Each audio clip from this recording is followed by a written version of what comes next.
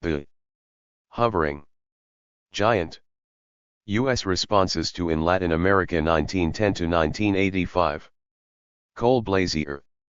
Dedicated to Martha Hiet Blasier. Contents. List of illustrations. List of tables. Preface. Preface to the first edition. 1. The issues posed 7 analytical perspectives 8 continuity and change 9. Part I Prelude to Revolutionary Change.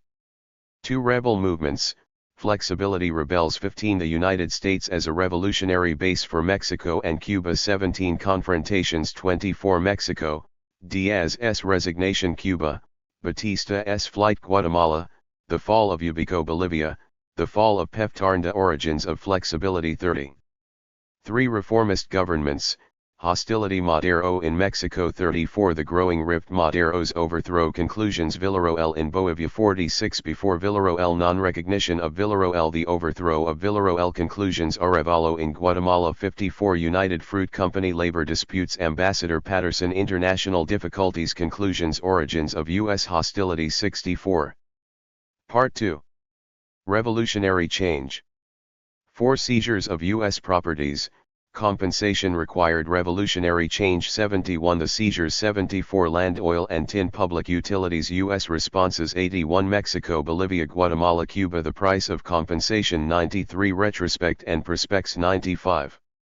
5 Mexico and Bolivia, reconciliation Mexico 101 Rival Mexican factions Wilson, Germany and Mexico Mexico and Germany claims and oil, credits and arms The oil expropriations Mexico and Germany Global settlement Bolivia 128 Delayed recognition Communism and expropriations Emergency assistance Monetary stabilization Economic development The U.S. impact Reconciliation, how and why 145 Mexican and Bolivian perspectives U.S. perspectives Germany and the USSR extra and intragovernmental bargaining.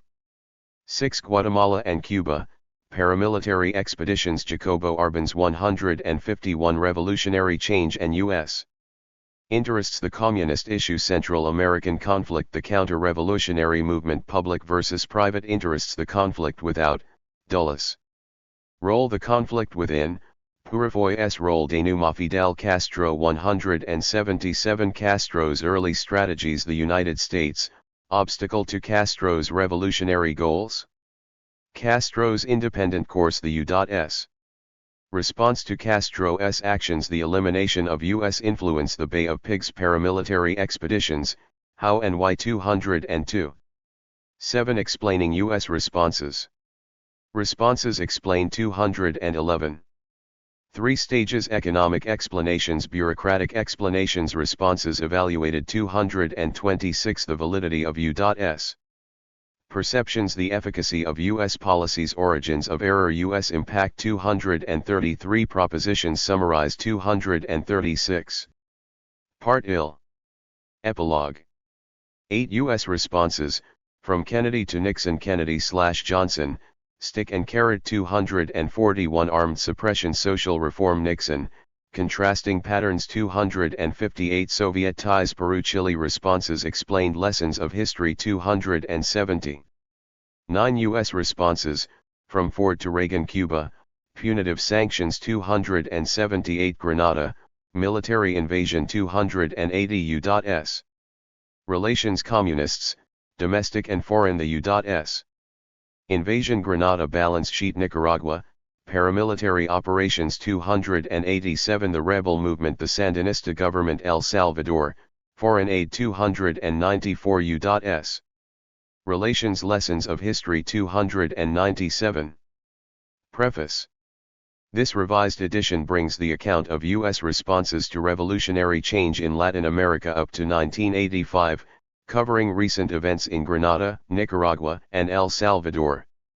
I also survey U.S. policy toward Cuba since the missiles crisis, as well as the Panama Canal Treaty and armed conflict in Guatemala. My explanations of U.S. responses are fundamentally the same as in the first edition.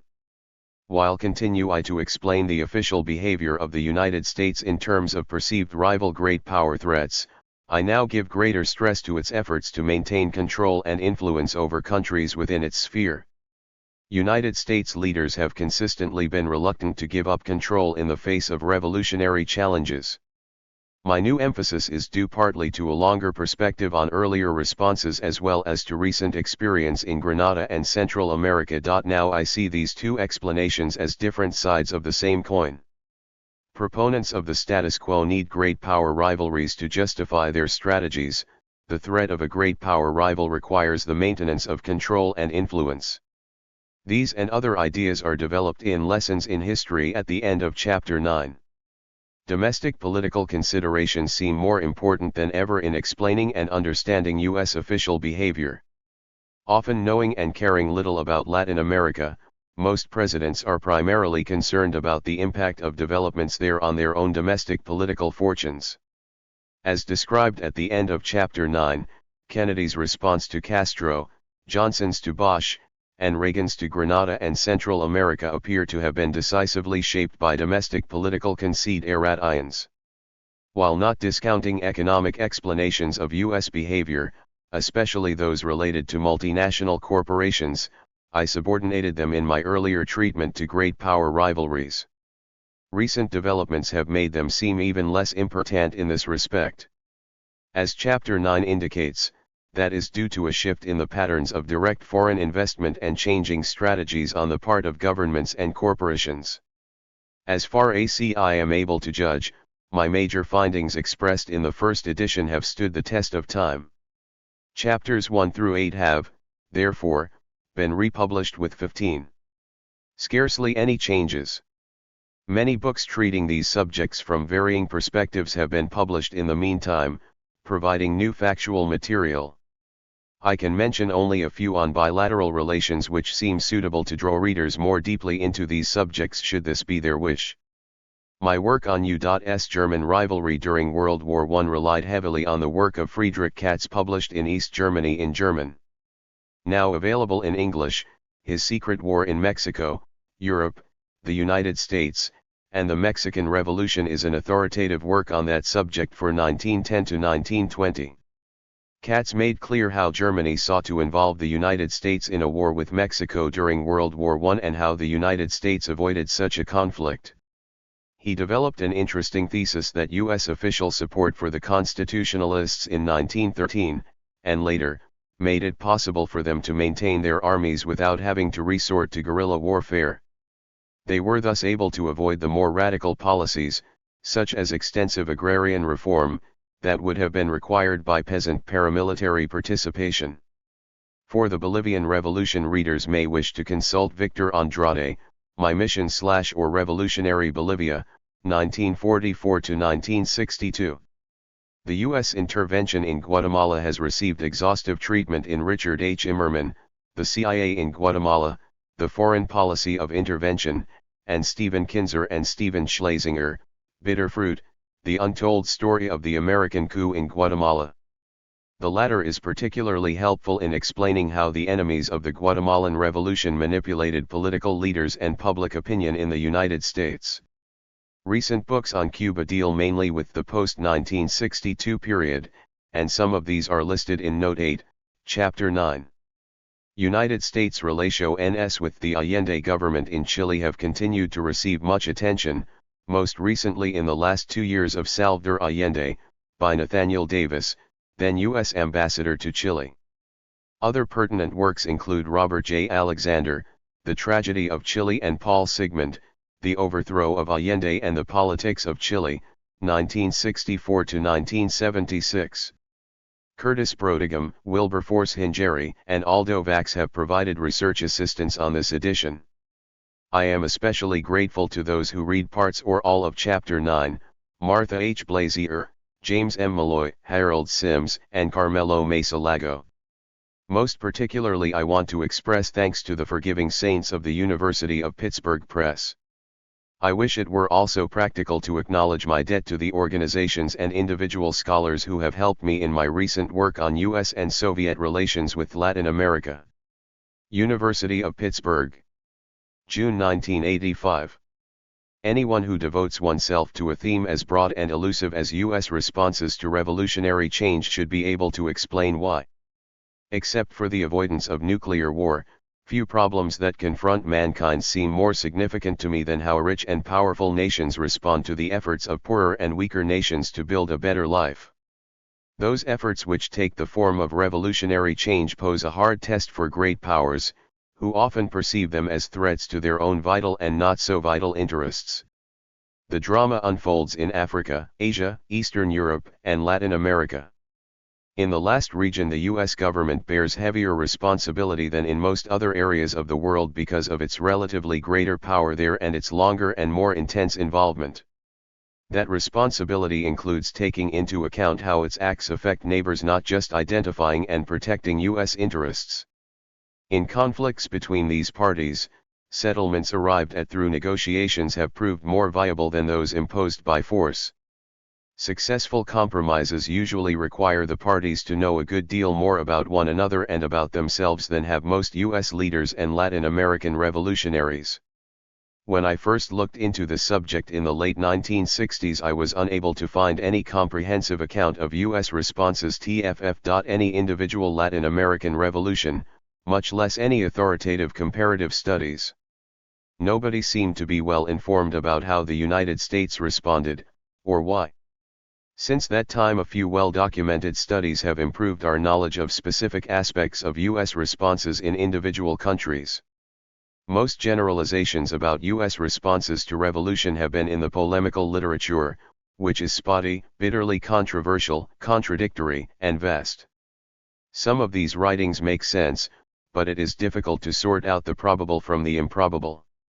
The most satisfactory interpretations have been offhand or incidental speculations of a handful of scholars and diplomats.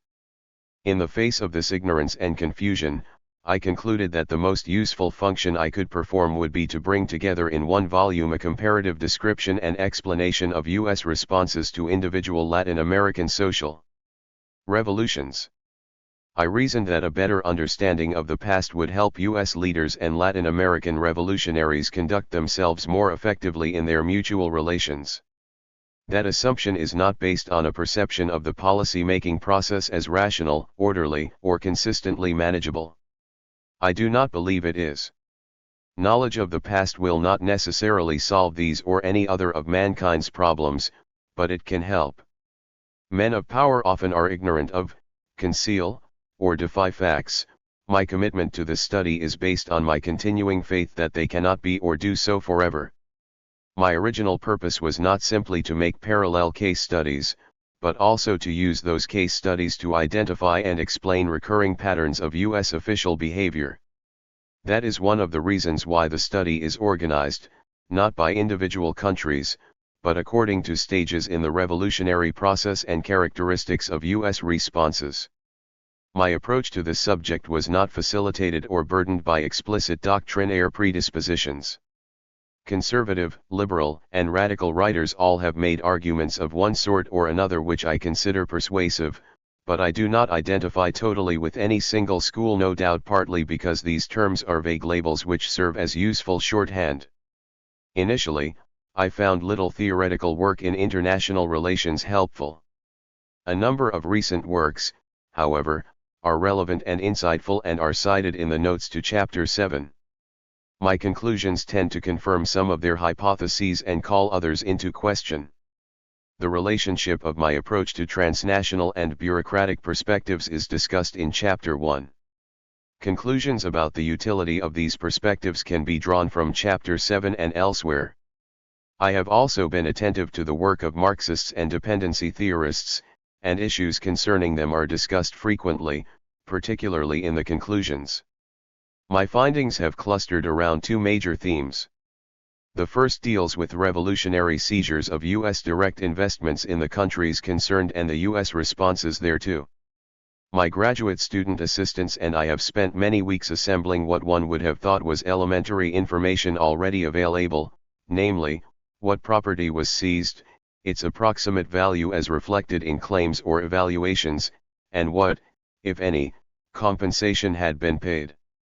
Books by Eric Baclanoff and George Ingram, cited in Chapter 4, Notes 30 and 59, from Praeger Publishers, which were published just as the study was going to press, will provide future researchers with information that I lacked.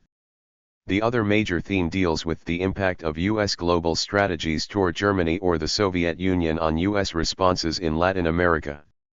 My research has brought to light for the first time new information about the four countries whose relations with the United States constitute the core of this volume: Mexico, Bolivia, Guatemala, and Cuba. With respect to Mexico, my most important contribution is to clarify the record of German-Mexican relations as they relate to U.S. responses during World War I and on the eve of World War II. Similarly, the German archives have cleared up charges of Nazi involvement with the MNR in Bolivia, and I have been able to assemble other evidence explaining U.S. involvement in the Villarroel and MNR governments. The section on U.S. relations with Arevalo in Guatemala may be the first study of its kind, and there is much new evidence showing the hows and why of U.S. involvement in Guatemalan affairs under Arbenz. Although my account of U.S. Cuban relations contained new information and interpretations at the time it was written, it is now primarily useful for its analysis of these events in the light of my specific theme. On the whole, this book's most important contributions to the historical record probably are its disclosures about Bolivia and Guatemala, because the relations of these countries with the United States have received far less scholarly attention than those of Mexico and Cuba. My work began before the Peruvian military overthrew Belaúnde in late 1968 and was largely finished before the fall of Allende in Chile in September 1973. It was not until that latter event and the U.S.-Peruvian settlement of February 1974 that the U.S. responses to these two social revolutions could be characterized as having taken clearly recognizable shape.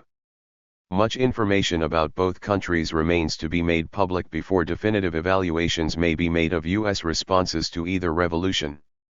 The continuing revelations in 1974 and 1975 about U.S. policy toward the Allende government in Chile suggest that so far we may have seen only the tip of the iceberg.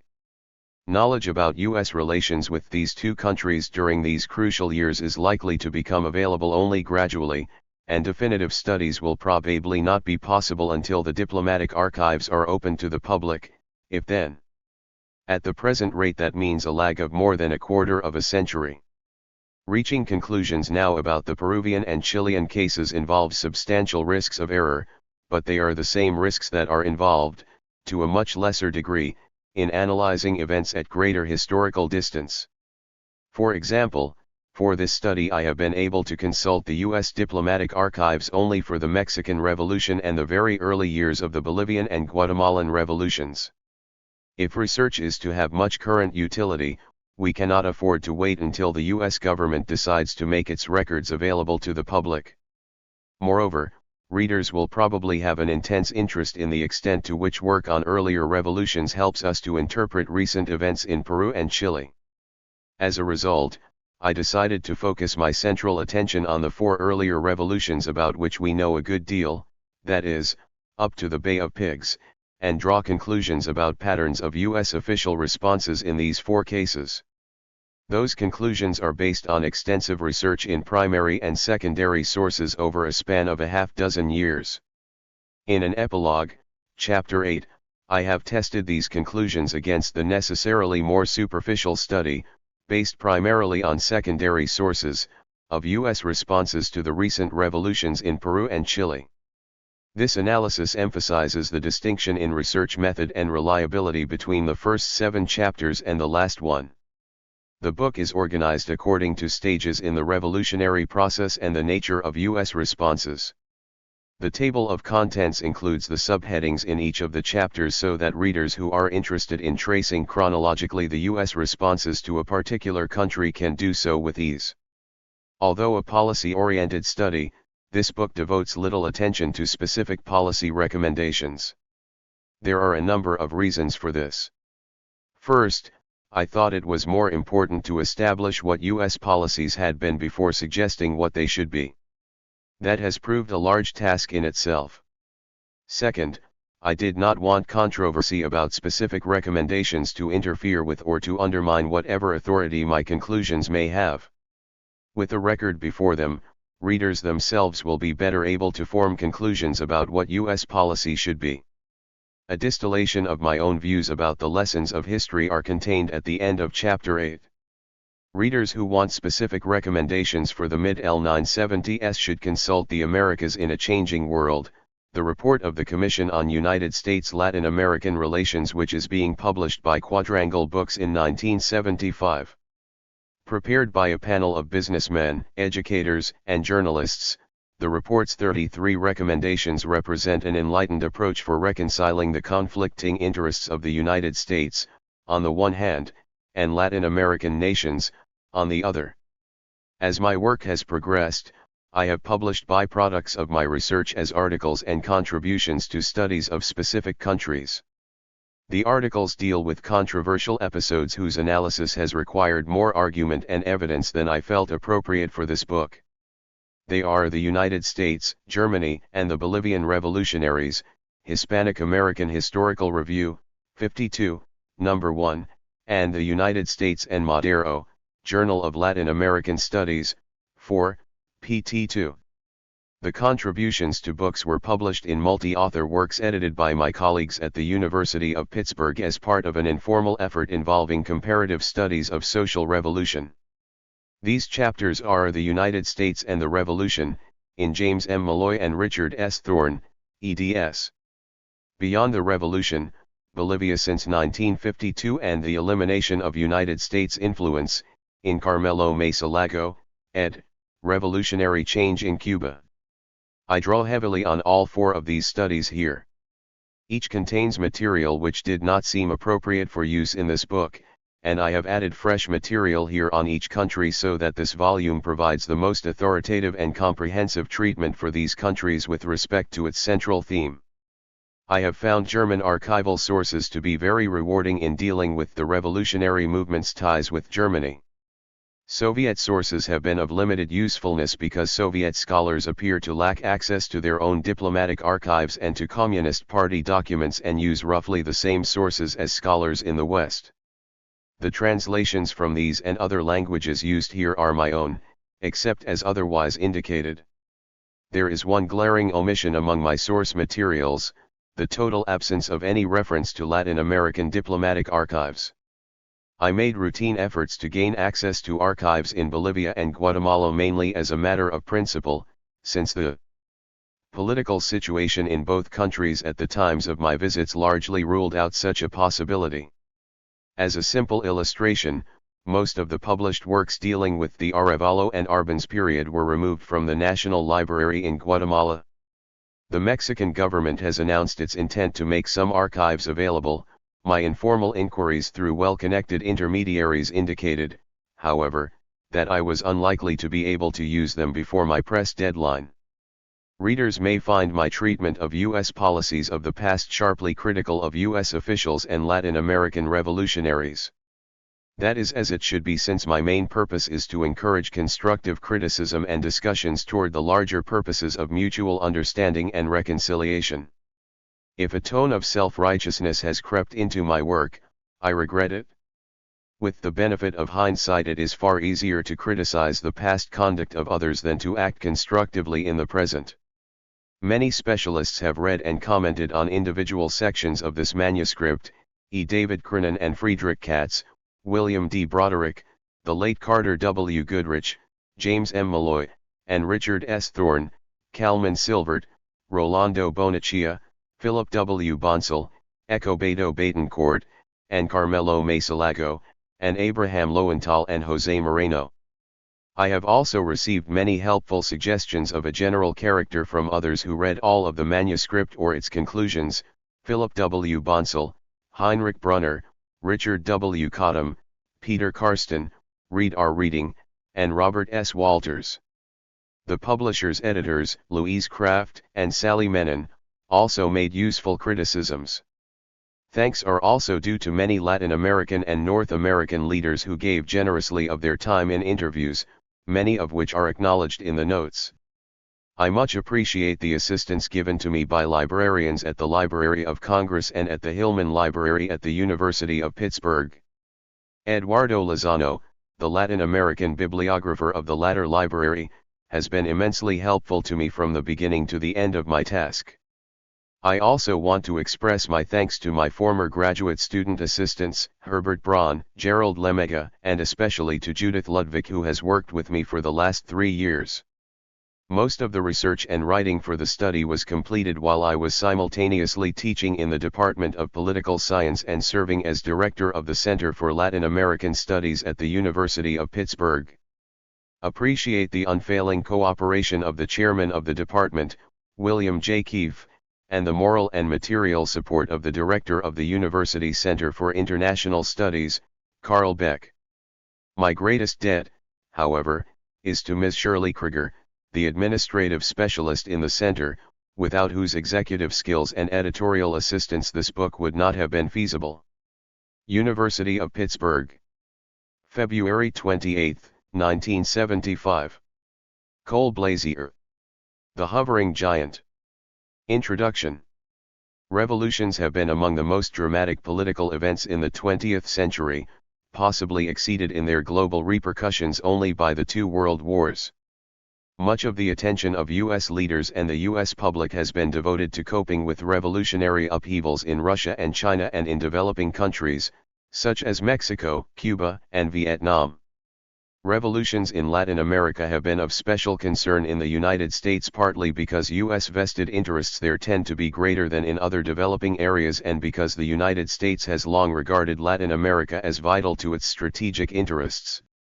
The old regimes in Latin America have been vulnerable to revolutionary ferment because many have been characterized by poverty and dictatorship.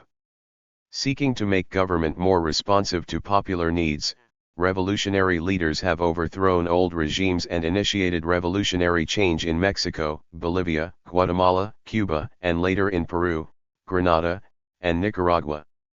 These societies have often been perceived as separate national entities when in fact they are an integral part of the international system. For this reason, revolutionary change in these countries has had far-reaching international repercussions, particularly in the United States, which has interlocking relationships with virtually all its Latin American neighbors. Such revolutionary upheavals have affected U.S. economic interests, military arrangements, and political relations. Conflict with the old regimes has often been transformed into conflict with the United States. The consequences of revolutionary change have been among the most demanding and frequently recurring problems the United States has been forced to face in Latin America since the early part of this century. In sum, U.S. responses to these revolutionary upheavals have had a deep and lasting impact on the societies concerned. Revolutionary change burst to the surface in Mexico on the eve of World War I, in Bolivia and Guatemala during World War II, and in Cuba in the late 1950s. Revolutionary ferment appeared to be brewing in the Dominican Republic in the 1960s and actually began in Peru, Chile, Grenada, and Nicaragua thereafter. The U.S. government and the public at large have focused more attention on social 3. revolutions in Latin America than on those anywhere else in the Third World, except in Indochina. In the following chapters I describe, compare, and explain U.S. responses to revolutionary change in Latin America. The main cases discussed are Mexico, Bolivia, Guatemala, and Cuba. These 4 cases are discussed in chapters 2 to 6 and the findings summarized in chapter 7. U.S. responses to the process of revolutionary change since the Cuban Revolution are discussed in the epilogue, chapters 8 and 9. Chapter 8 deals with U.S. responses from Kennedy to Nixon, and Chapter 9, from Ford to Reagan. The term revolutionary change means an exceptionally rapid, comprehensive, and profound form of social change, one usually accompanied by violence and resulting in an abrupt and explosive break with the past. This social process redefines man's relationship to land, machines, and other men, thereby reordering the composition of social groups and their relationships to one another. Land is seized and redistributed, mineral and industrial properties are taken over by the state, and revolutionary political movements seize control of government. Previously authoritative groups are suddenly excluded from access to power. 2. The social structure and values of the old regime are swept aside, new structures are established and revolutionary values proclaimed.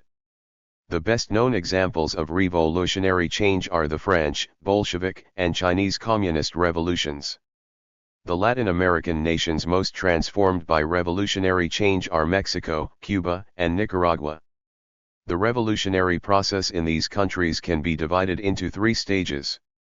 In the first stage, rebel movements organized and overthrew the old regime, usually dominated by military dictators.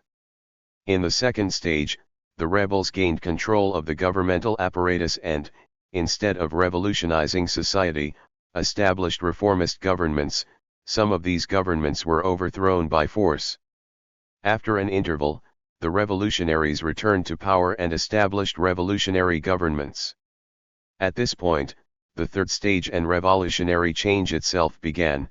The revolutionaries gained control of and revolutionized the political and governmental systems, seized land and other properties, and introduced changes in foreign relations. Sometimes the expressions revolutionaries or revolutionary movements are used to emphasize the continuity of the process without special reference to any particular stage. The three-stage revolutionary process can also be applied to revolutions outside Latin America. In China, for example, there were the rebel movements against the Manchus, the reformist governments of Sun Yat-sen and Chiang Kai-shek, and revolutionary change under the Chinese Communists. Similarly, the overthrow of the Tsar marked the end of the first stage in Russia. The brief provisional government had a reformist character, and the Bolsheviks introduced revolutionary change. In Peru and Chile, the administrations of Belaunde and Free can be viewed as reformist governments superseded by revolutionary change under Velasco and Allende. Revolutionary change in Latin America has had serious repercussions in the United States because the United States has dominated the Caribbean economically and politically since the end of the 19th century, and its ties with all the Latin American countries have been especially great since World War II. With the defeat of Nazi Germany and the retreat of Great Britain after 1945, U.S. influence spread deeper into South America. In fact, it penetrated most sectors of Latin American societies, reaching its apogee during the early years of the Alliance for Progress. United States investment, which rapidly expanded beyond the extractive industries and public services into manufacturing, became the most dynamic force in the economies of many countries. United States direct private investment in Latin America has been and is greater than in any of the other developing regions of the world. 3. In fact, U.S. investment in Mexico in 1913 and in Cuba in 1959 was far greater than U.S. investments in Russia or China on the eve of revolution, or for that matter, greater than in almost any contemporary developing country outside the hemisphere today. United States trade with Latin America has long been greater than with other developing regions of the world. 5. Most of the exports of the countries of the North and a large share of those in the South are bought by the United States. In return, it supplies the bulk of imports to many countries. Through private branch banking, U.S. economic assistance agencies, and international agencies under U.S. influence or control, the United States has been the major external source of Latin American finance capital. Much economic aid has been administered with the assistance and 6. Supervision of U.S. officials who served as advisors in industry, agriculture, finance, public administration, education, and health. The United States also has provided much military equipment, munitions, and military training for Latin American armed forces through outright grants, sales of surplus equipment, and long-term credits on favorable terms. United States military assistance missions have been located in most countries in addition to the military attachés from the 3 services in U.S. embassies.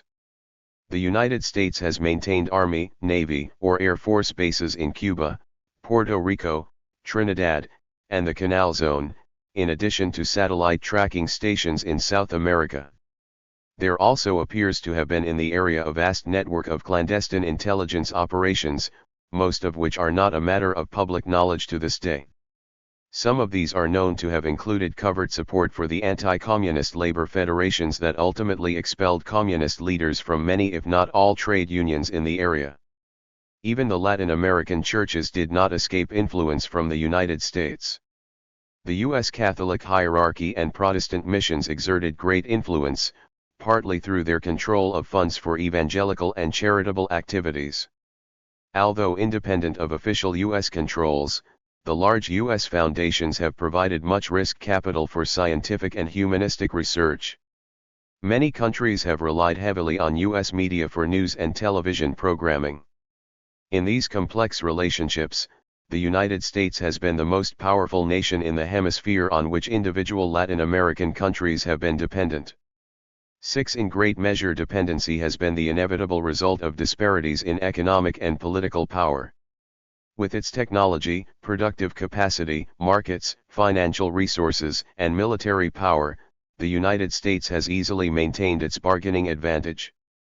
United States leaders have been able to influence the domestic and foreign policies of individual Latin American countries, whereas the latter have had virtually no chance of influencing domestic U.S. developments or U.S. policies toward nations other than themselves. Sometimes only dimly perceived, often deeply felt, dependence on the United States became a major concern of revolutionary movements in Latin America. In fact, revolutionary activities have been directed not only at incumbent governments and the system that sustained them, but also at the United States and the international arrangements integral to the national reality.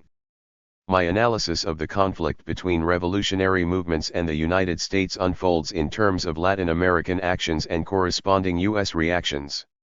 The focus will first be on the actions of revolutionary leaders and the reactions of the presidents of the United States and their senior associates. Finally, the impact of U.S. reactions on the countries concerned will be discussed briefly. The issues posed. The single most important question is why a nation as large and powerful as the United States sponsored paramilitary forces to suppress or attempt to suppress revolutionary change. 7 revolutionary movements in countries as small and weak as Guatemala and Cuba. Why, with its overwhelming economic, political, and military power, was the United States unable to achieve a negotiated settlement of outstanding disputes with these countries? The United States has not suppressed all revolutionary movements in Latin America. It became the principal supporter and ally of revolutionary governments in Mexico and Bolivia. Why was reconciliation achieved with these two countries and suppression not attempted as in Guatemala and Cuba? 2 well-known explanations of U.S. interventionist policies need testing. One explanation frequently offered has been the alleged threat of international communism or Soviet imperialism. What was the nature of U.S. official perceptions with regard to communist or Soviet influence in the countries concerned, and were these perceptions correct? What did the United States really mean by the communist threat? Do the Mexican and Bolivian revolutionaries' experiences with Germany and the resultant implications for U.S. policy throw any light on U.S. responses to the orientations of revolutionary governments vis-a-vis the Soviet Union? The second explanation has been that U.S. intervention has been motivated by private business interests who have used the U.S. government as a weapon to help them exploit Latin American countries economically. Do the alleged rapacious appetites of U.S. imperialists explain the U.S. intervention in Guatemala in 1954 and in Cuba in 1961? In answering these questions, it will be important to describe and explain not only U.S. conduct but also that of the Revolution Arise.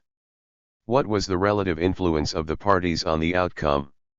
Closely related to this is an examination of who was primarily responsible for framing the U.S. responses.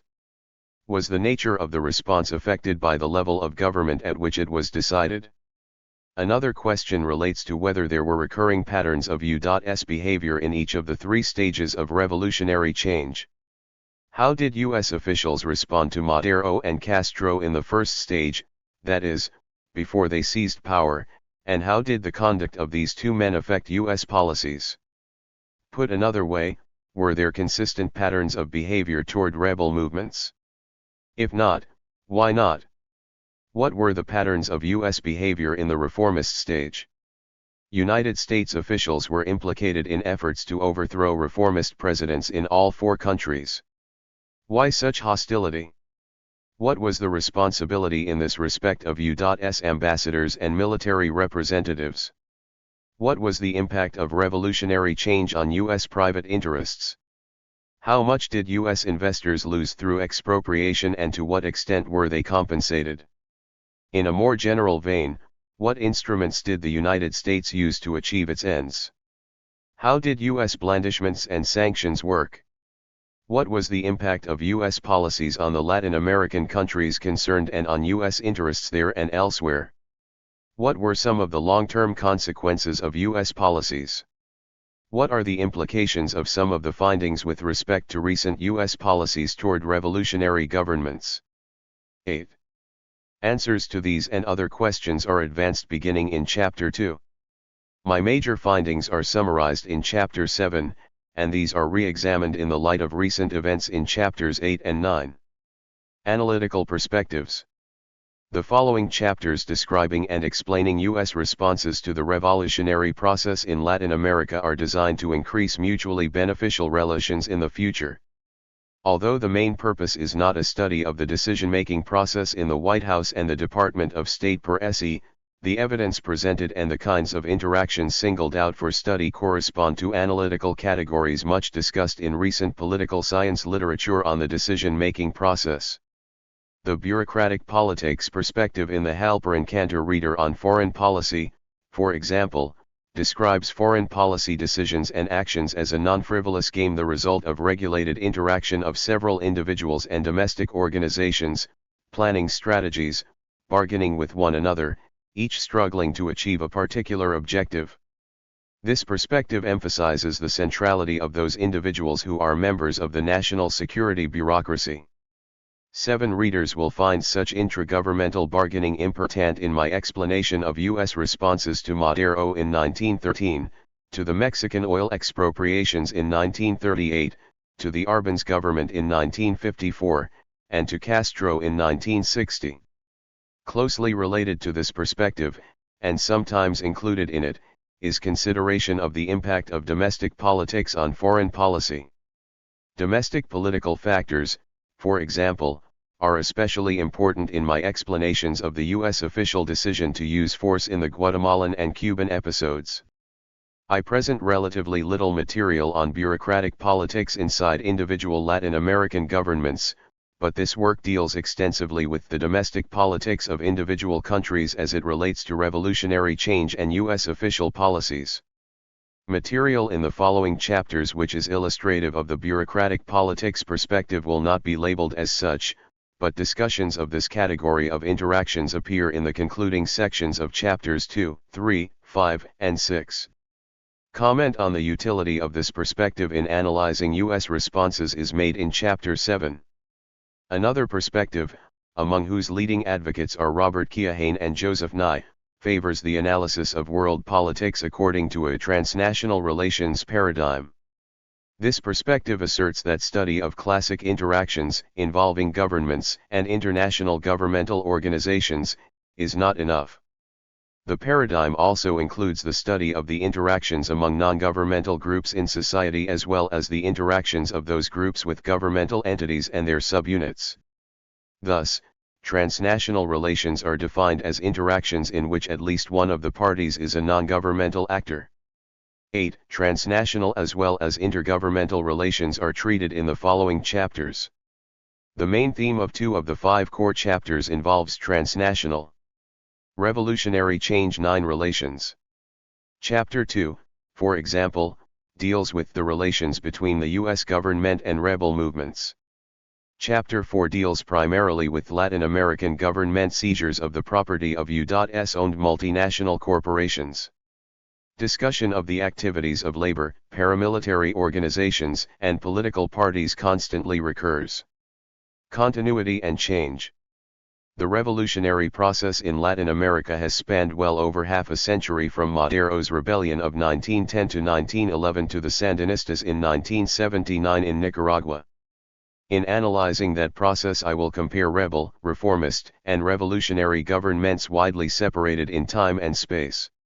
An effort will be made to take into account the different geographic and temporal settings. What is most striking, however, are the similarities in that process wherever and whenever it has taken place, both with respect to Latin American actions and U.S. reactions. The revolutionary movements have invariably sought greater public control over the economy, over political life, and over foreign relations with broader representation of the interests of industrial and rural labor. The United States has consistently emphasized the protection of U.S. private investment and shown concern over the relations of the governments with the great power rivals of the United States. United States foreign policy instruments have been similar, the granting or withholding of recognition, commodity purchases, credits, arms sales, grants, and, in extreme cases, the sponsorship of armed intervention. The same or similar problems have continued to recur throughout the years. The great divide in the international scene was the year 1947, the beginning of the Cold War. Even the fear of communism that developed thereafter was by no means the first international ideological conflict that had touched the Americas. Roosevelt and Hull feared Nazi influence in Mexico before and during World War II and in Bolivia during the war. There had been a touch of U.S. hysteria about Nazism in Latin America at that time, just as there was about communism later. What most distinguished the Cold War from earlier periods was the intensity of U.S. fears that communism is contagious. 9. This went beyond the fear of Soviet nuclear and military might per se. The Soviet-American tensions during the Cold War were based partly on genuine conflicts of interests and values. The two strongest players in almost any arena are apt to be at odds. Each regards the other as threatening. Beginning in 1945, the United States was virtually the only government that could seriously threaten the Soviet Union and vice versa. Both actually did take steps that the other correctly considered threatening. The U.S. interest in a free and independent Eastern Europe was a threat to Soviet defensive strategy vis-a-vis Germany. Soviet sponsorship of the expansion of international communism affected U.S. interests around the world. Soviet and American interests and beliefs clashed on many issues. Fostered initially by the Truman administration to mobilize U.S. resources for 10. The reconstruction of Western Europe, anti-communism gained a vice-like grip on the public at large. The hysterical proportions which it reached were first and foremost due to ignorance. Stalin shut off the Soviet Union from the West. What Americans did not know and did not understand they feared. Soviet capabilities were exaggerated to inhuman proportions. Soviet policies and ideologies also posed a direct challenge or offended most vested interests in the United States, property owners, union leaders, the free press, the churches, Jews, and Eastern European immigrants. Anti-communism became a rallying point for diverse interests. It united liberals, conservatives, and reactionaries. The consensus was so broad, the majority so great, that the pressures for conformity approached a kind of social tyranny. The effect on U.S. policy toward Latin America was to distort the judgment of U.S. leaders, officials, and the public. Fears of communism prevented them from evaluating the political developments in Latin American countries objectively. So much emphasis was placed on following communist activities that diplomats and journalists underestimated and overlooked other groups. United States observers lost their perspective. Vigorous critiques of communism and recommendations for strong anti-communist measures were interpreted as evidence of group loyalty. Advocacy of moderation and restraint with respect to the communist issue was suspect. Groups with vested interests in the status quo used anti-communism for self-serving purposes. Proponents of social change were placed on the defensive. The extent of U.S. fear of communism was demonstrated in the extreme hostility of the U.S. responses to the Guatemalan and Cuban revolutions and the Dominican Revolt. U.S. policymakers were afraid that the communism allegedly infecting these countries would spread elsewhere in Latin America. In some quarters there appear to have been fears, perhaps unconscious, that communism in Latin America might even be catching in the United States. Another development was a shift in the purposes of U.S. military assistance from defense from external enemies to defense of the internal order from subversion.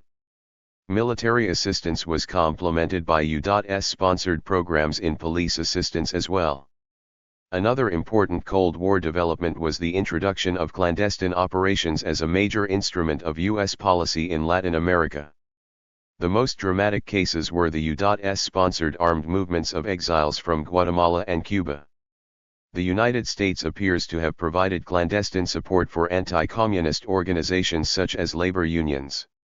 A peak of U.S. anti-communism in Latin America was reached in the Dominican intervention of 1965. Critical reactions to the intervention in the United States and Latin America led to a sober view of international realities. The crushing of Che Guevara in Bolivia in 1967 was the symbol of the end of a phase of communist activity in the hemisphere. Meanwhile, détente with the Soviet Union and the chastening effects of the Vietnam War led ultimately to a lower U.S. profile in Latin America, the phrase that characterized President Nixon's policies in the region. As the 1970s opened, revolutionary ferment continued, especially in Peru and Revolutionary Change 11.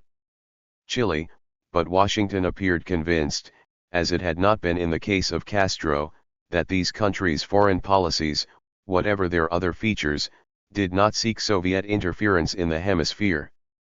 Active domestic opposition with U.S. covert support, when also joined with that of the Chilean armed forces, proved too much for Allende, and he was overthrown by a military coup in September 1973, a development which appears to have evoked a sigh of relief in the Nixon administration. In February 1974 the United States and Peru reached a settlement of a broad range of issues, the most vexing of which had been Peru's expropriations of U.S. owned properties. In the 1980s the United States under President Ronald Reagan began a new wave of direct military intervention, covert paramilitary intervention, and heavy political military involvement, bolstered by supportive economic measures, reminiscent of earlier U.S. interventions. Knowledge of U.S. responses to revolution in Mexico, Bolivia, Guatemala, and Cuba as presented in the next 6 chapters is essential to understand the recent U.S. responses described in chapters 8 and 9. Rebel movements. Flexibility. All the rebels treated in this study were winners, at least for a time.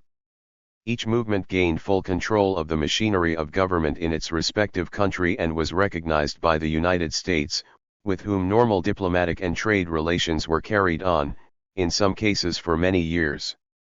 Later chapters will describe how the United States responded to the rebels in power. This chapter deals with the rebels before they gained control of their respective governments. Rebels.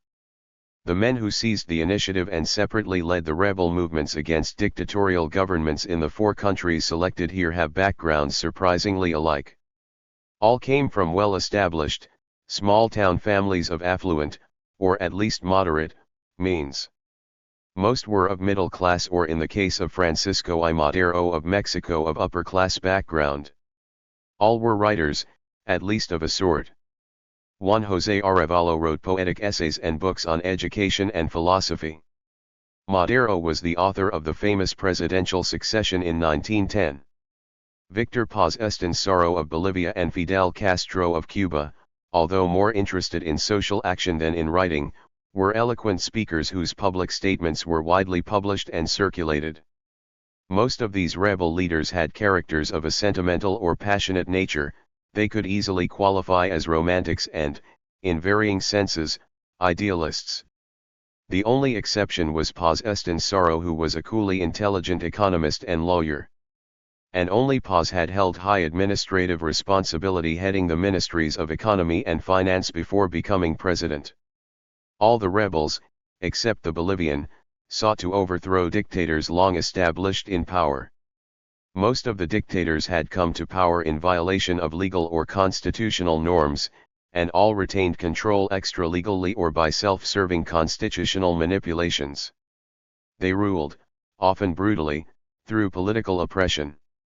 The rebels shared a deeply entrenched, passionate, and relentless hostility toward the dictatorial regimes, sparing themselves no personal sacrifice to combat them. None established fortunes of their own, although Madero managed his family's properties for many years. Madero and Castro suffered imprisonment. All lived in exile, most for long periods. Arevalo and Paz, for example, lived for many years in Argentina. The rebels' passionate opposition to dictatorship distinguished them more than their political or social views. They stood mainly for political democracy, with free elections and civil rights, and for social gains that had long been taken for granted in the United States. Castro was explicit about these matters, particularly in regard to a return to the Constitution of 1940. All of the rebel leaders, except Castro, were eventually elected president of their respective countries in free elections. Those who came to espouse radical views, namely Castro and, to a lesser extent, Arevalo, did so sometime after they had seized power, not before. Most were educated in a milieu typical of that of other Latin American intellectuals of their time, oriented toward Europe rather than the United States.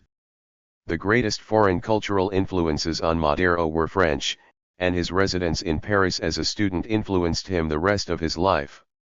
Arevalo and Paz spent many years in Argentina, where foreign cultural influences were predominantly European. Both had traveled far more in Europe than in the United States. Castro was the only one of the four leaders whose development was not profoundly shaped by European influences. Madero was the only one of the four revolutionary leaders who had more than a superficial knowledge of the United States. He attended St. Mary's College in Baltimore, Maryland, in his early teens, studied agriculture at the University of California, Berkeley, and lived in exile in the United States. Madero manifested respect for political practices in the United States in discussing democracy in his book on the presidential succession. Arevalo and Paz Estenssoro knew a good deal about U.S. relations with Latin America, and they looked critically at U.S. behavior, just as many Latin American intellectuals have before and since. Discussion of U.S. policy, if any, in their early works was temperate and reasonably detached.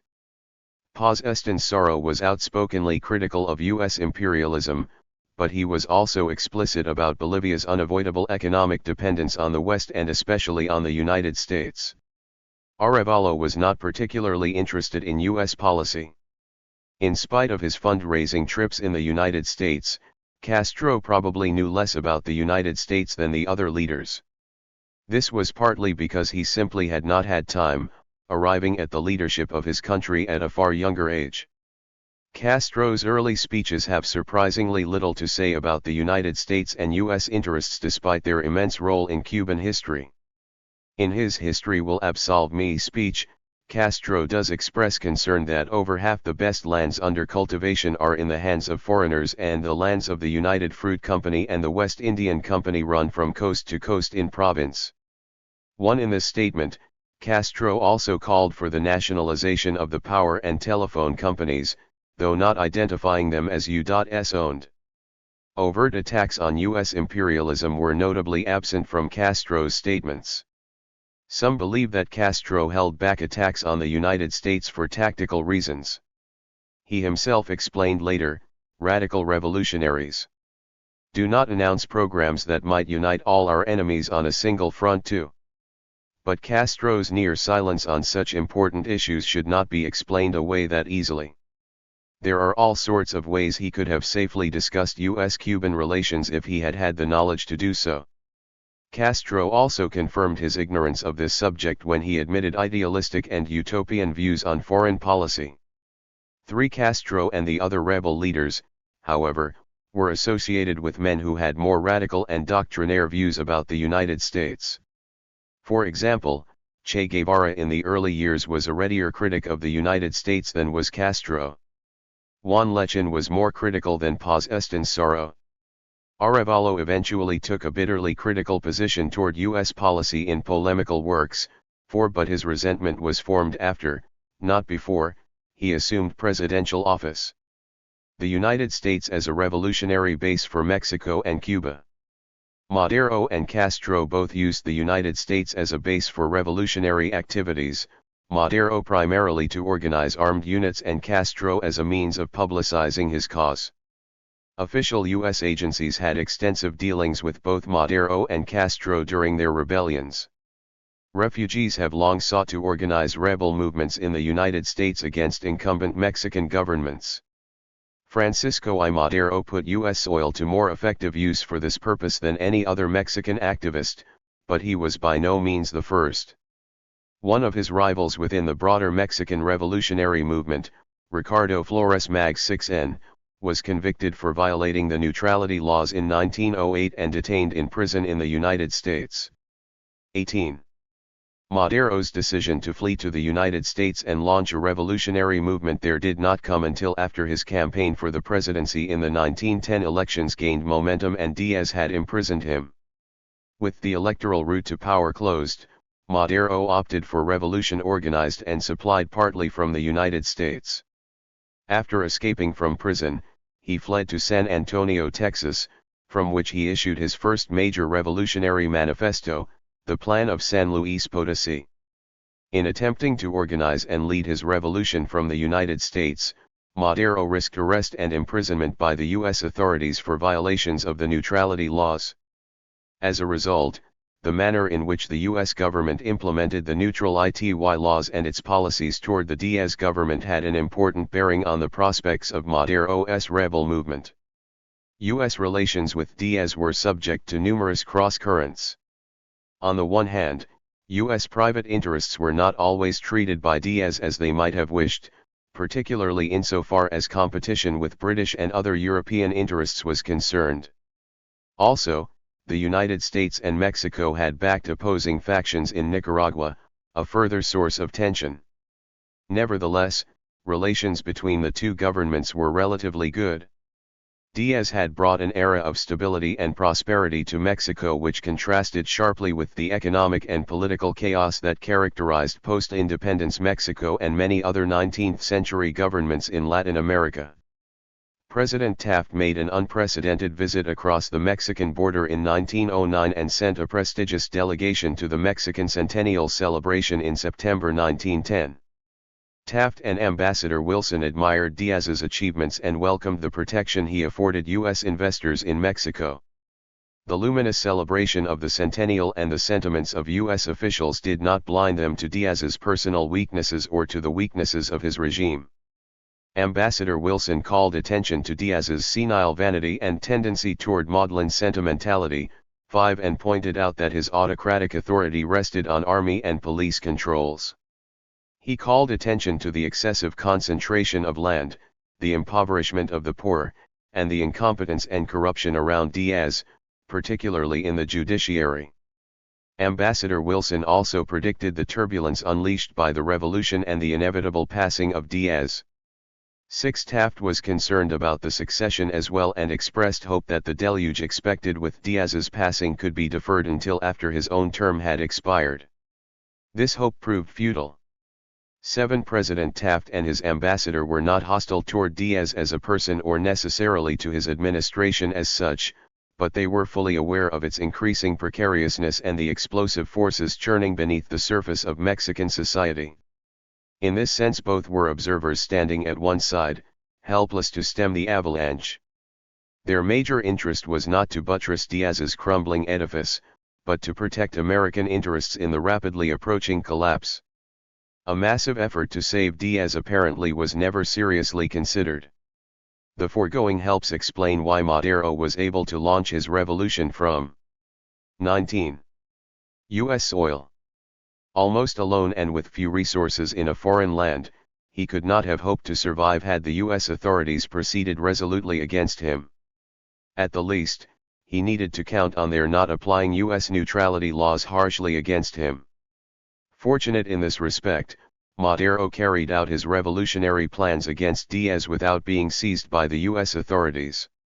He maintained a large correspondence by mail to Mexico, issued proclamations, statements, and circulars, purchased arms and other military supplies, and recruited men for the revolutionary forces, but all the while he was wary of arrest and frequently changed his address.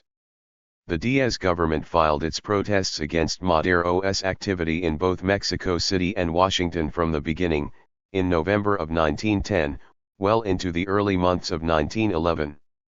Mexican diplomats in both capitals kept the United States well informed of Madero's movements and repeatedly called for his detention and prosecution under U.S. laws.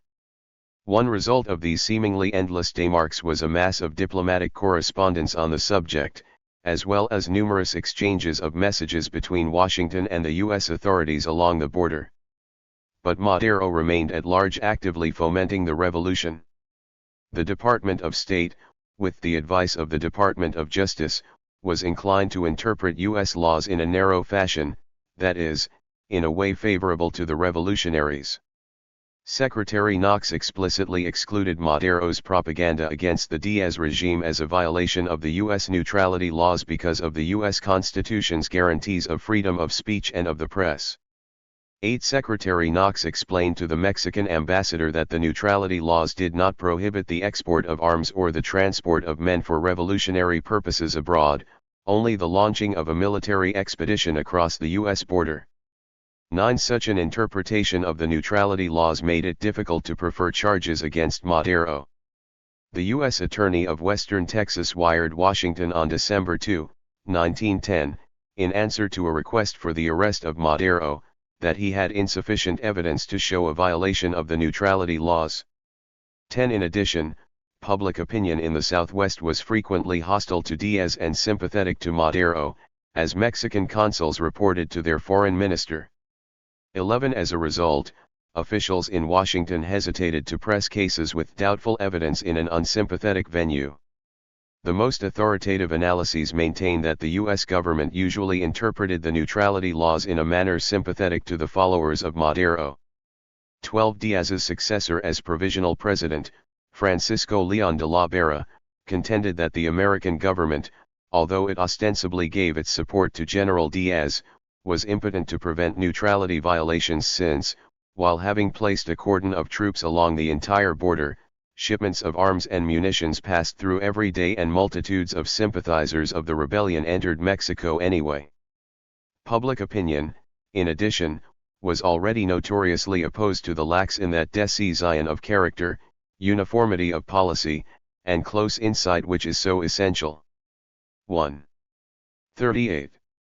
One of the ambassador's major responsibilities was the protection of American life and property, and the propriety of his informing himself of the conditions of the American community and the representation of their interests, under certain circumstances, was not questioned by the Mexican government nor by Madero personally.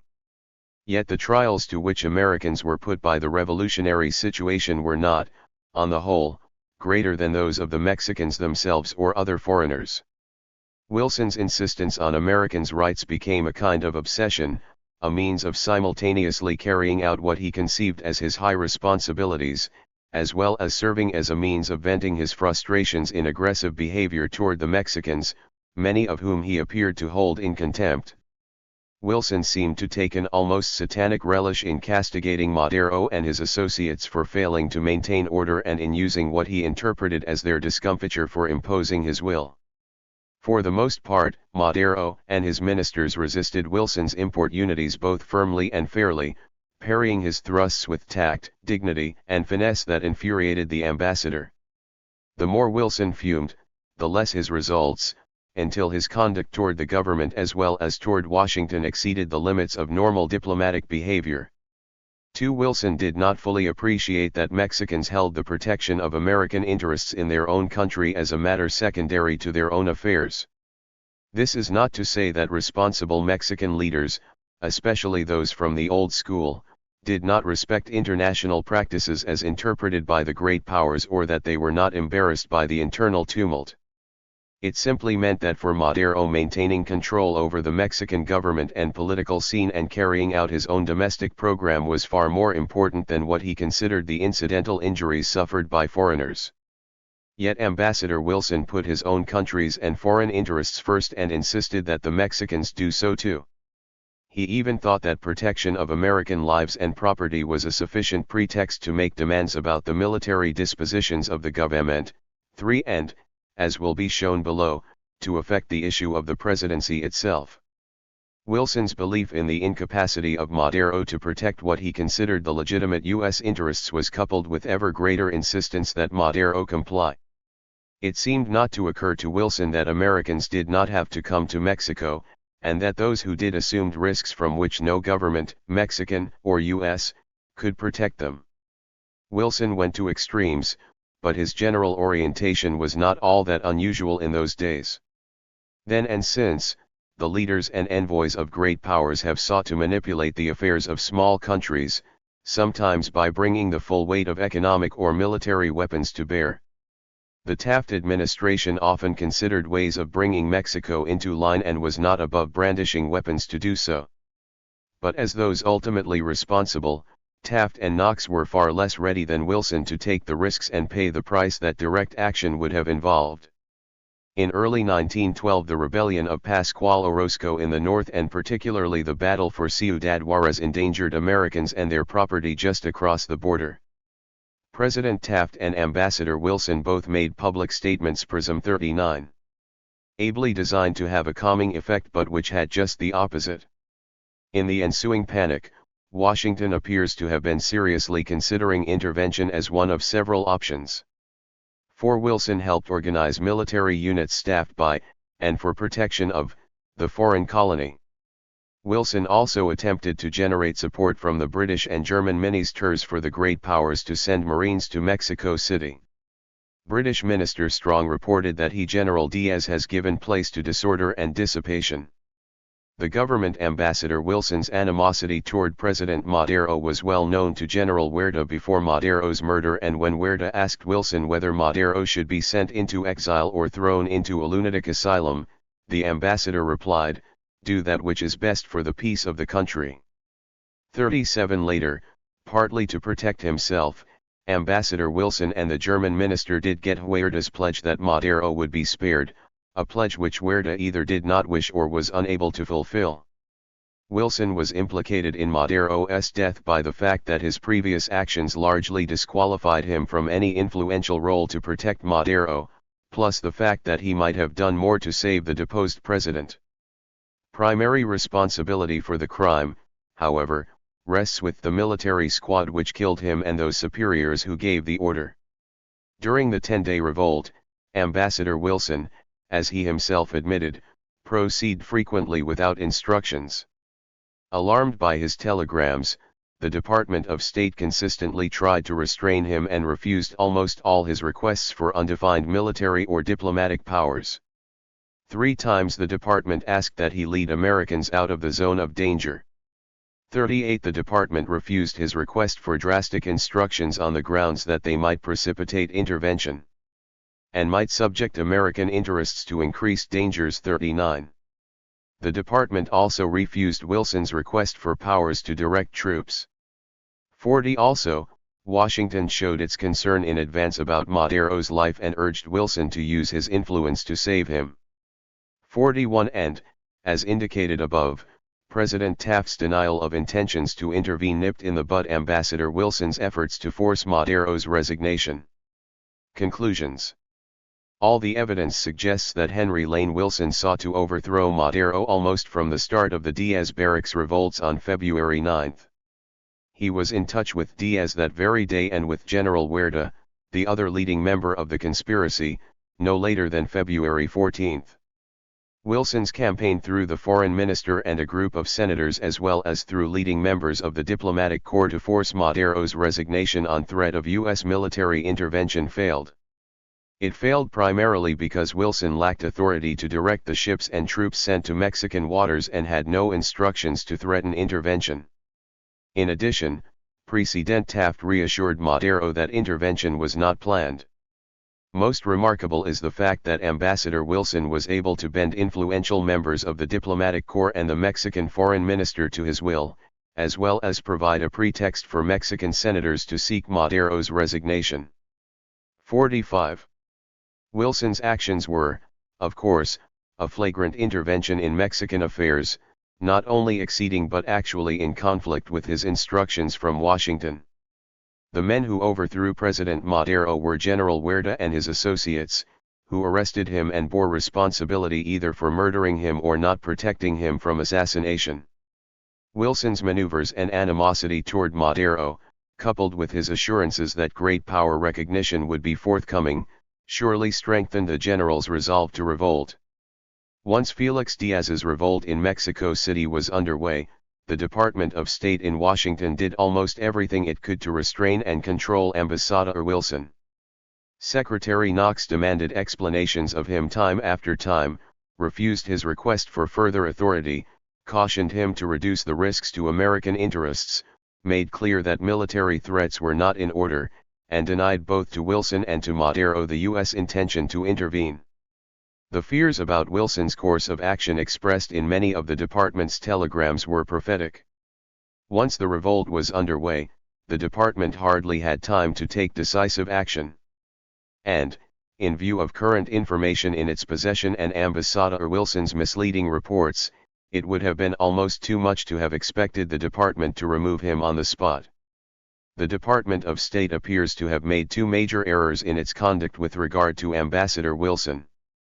First, its promptness in sending warships to Mexican waters at the ambassador's request made his threats of intervention credible. Actually, in those days the dispatch of troops toward the Mexican border or warships to Mexican or other waters was almost routine. The episode of Madero's overthrow shows to what serious misunderstandings this practice could lead. More important, Washington erred not so much in failing to remove Ambassador Wilson in the final days as having appointed him in the first place or not having removed him far earlier. The department had had ample time during his career of some 14 years to become acquainted with the man's instability and unreliability. His reporting during the first year of the Madero government, his recommendations to Washington from the embassy, and the meetings with him in December 1912, should have convinced Taft and Knox that his prompt removal was essential. How dangerous Knox considered him was revealed in the confidential letter to the President at the end of January 1913. The administration waited too long and both countries paid the price. Francisco Madero was one of the best friends of the United States in Latin America and, in some ways, a better friend than Porfirio Diaz, though less likely to collaborate with large foreign economic interests. Moreover, Madero's political ideals and economic programs represented a far more moderate and gradual readjustment of Mexican society than that of his revolutionary successors. Later, the United States was forced to come to terms with more radical governments requiring greater adjustments from the United States than had Madero. Moreover, Henry Lane Wilson's erratic meddling in Mexican domestic matters and his association with the fall of Madero left indelible stains on the relations between the two countries. 46. Villarroel in Bolivia. The Bolivian government corresponding most closely to the other reformist governments was that of Guilberto Villarroel. The Villarroel government continued the trends in social and economic policies introduced by the military socialists of the L930s 42 and temporarily broke the dominance of the tin-owning elite. Villarroel led the greatest sustained effort up to that time of reforming Bolivian society. The Villarroel government had more military participation than the civilian regimes of Madero and Arevalo, and Villarroel himself was an army man. Although elections were held, the Villarroel government respected civil liberties and political pluralism less than the other two reformist governments, as the political executions of 1944 indicated. The impetus for Villarroel's reforms came from the Movimiento Nacionalista Revolucionario, a group of young civilian reformers who intermittently held important posts in Villarroel's government. The leaders of the MNR had complex relations with the U.S. government before Villarroel came to power, discussion of which is essential to understanding the U.S. response to his government. Before Villarroel, early U.S. relations with the Bolivian revolutionaries were shaped by the repercussions of the MNR's opposition to the settlement of a dispute with the Standard Oil Company and its leadership in Bolivian labor unions. After the outbreak of war in Europe, the United States wanted to strengthen its relations with Latin American countries for reasons of national security, especially to organize them in defense of the Western Hemisphere. To encourage political and military cooperation, as well as to ensure the provision of strategic materials, the United States was prepared to offer Latin American countries economic assistance.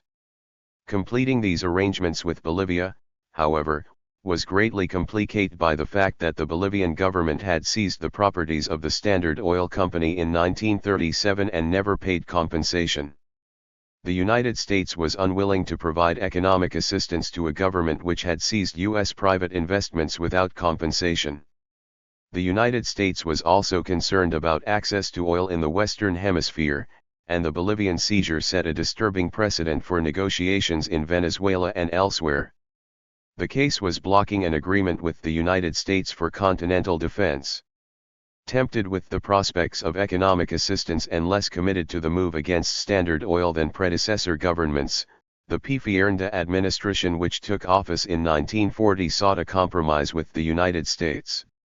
Political opposition to a settlement in the Bolivian Congress was led by the MNR, which made strong nationalistic appeals against giving in to Standard Oil. The US and Bolivian governments sought a pretext for overcoming Bolivian opposition to the Standard Oil settlement, thereby clearing the way for Bolivian participation in hemispheric defense and economic assistance. 47. The British government, which was then desperately seeking US and Latin American support against Germany, provided that pretext by fabricating a German plot for a Nazi putsch in Bolivia. British intelligence officers devised a letter from the Bolivian military attaché in Berlin to the German minister in La Paz containing plans for a coup. 43. The British arranged for the US minister in La Paz to give a photocopy of the fabricated document to the THIRD government. United States officials refused to confirm the authenticity of the letter, but it is not certain that they knew it was a fraud. On the basis of this document and other considerations, the THIRD government declared the German minister persona non grata and expelled him from the country. Also, the government declared a state of siege and imprisoned some of its leading critics, including leaders of the MNR, thereby temporarily silencing its most vocal opposition.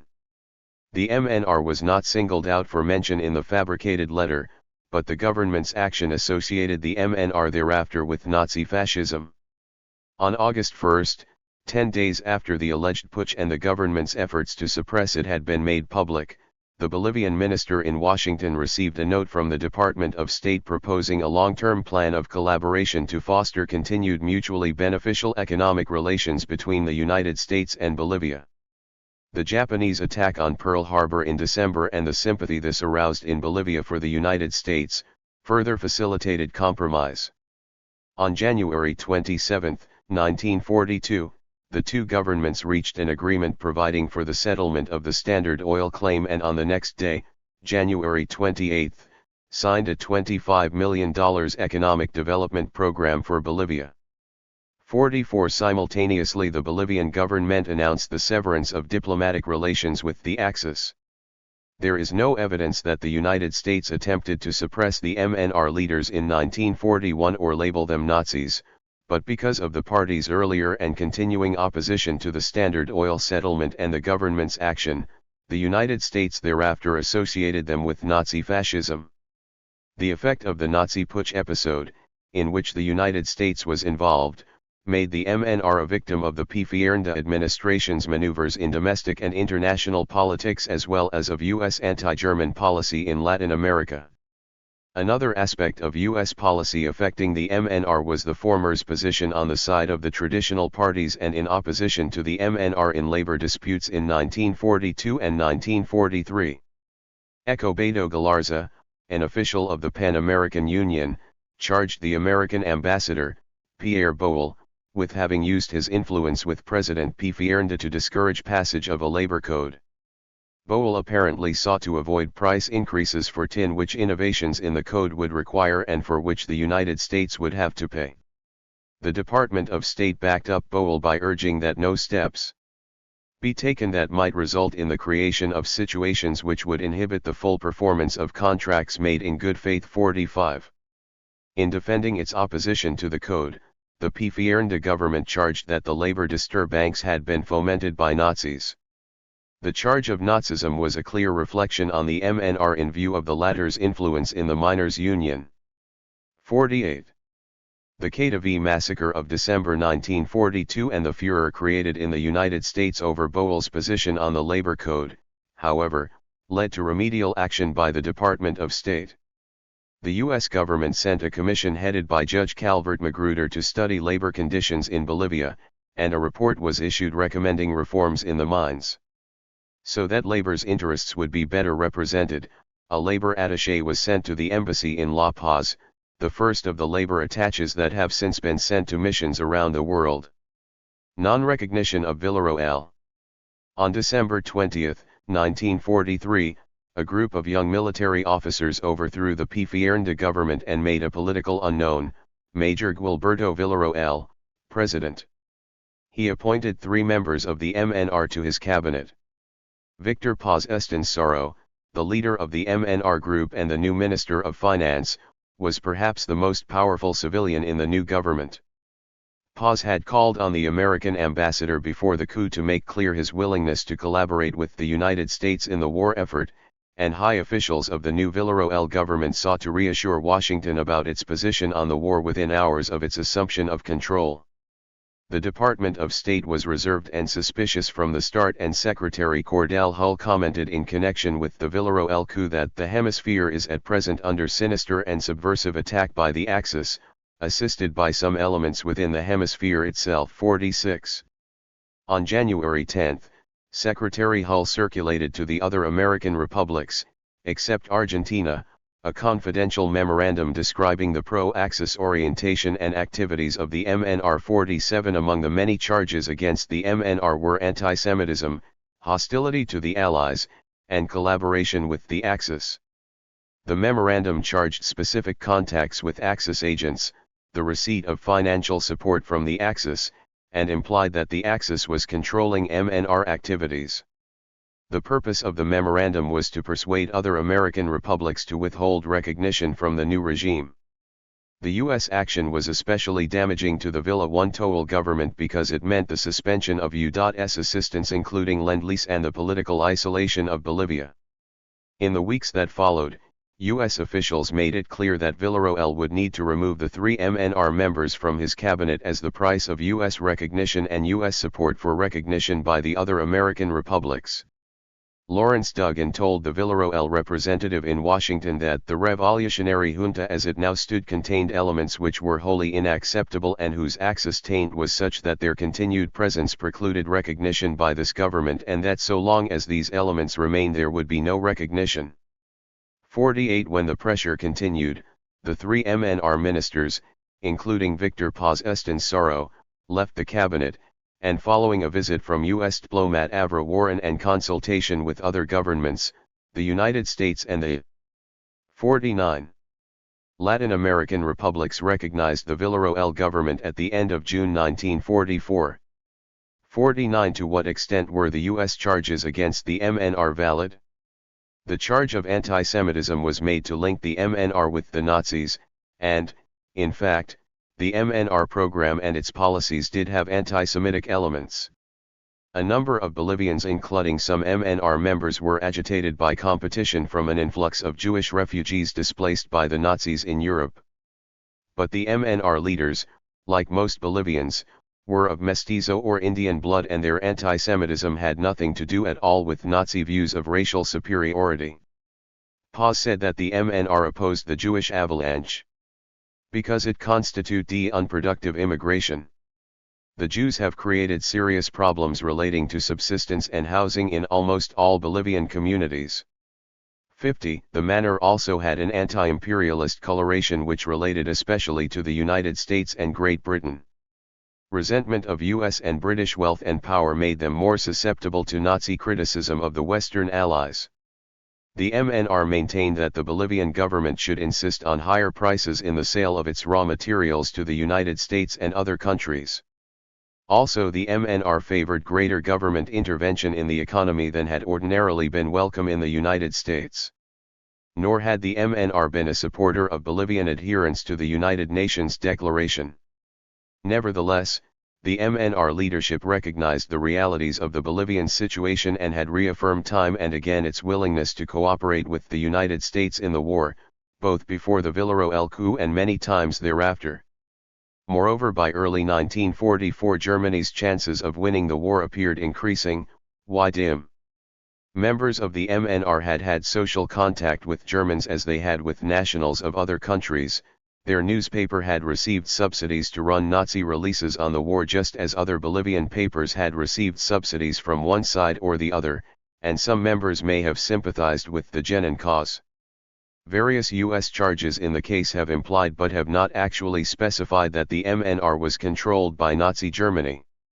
In fact, there is no evidence that it was, and evidence available suggests the contrary. A confidential dispatch from the American Embassy in April 1944, only recently available for public examination, offers an authoritative judgment.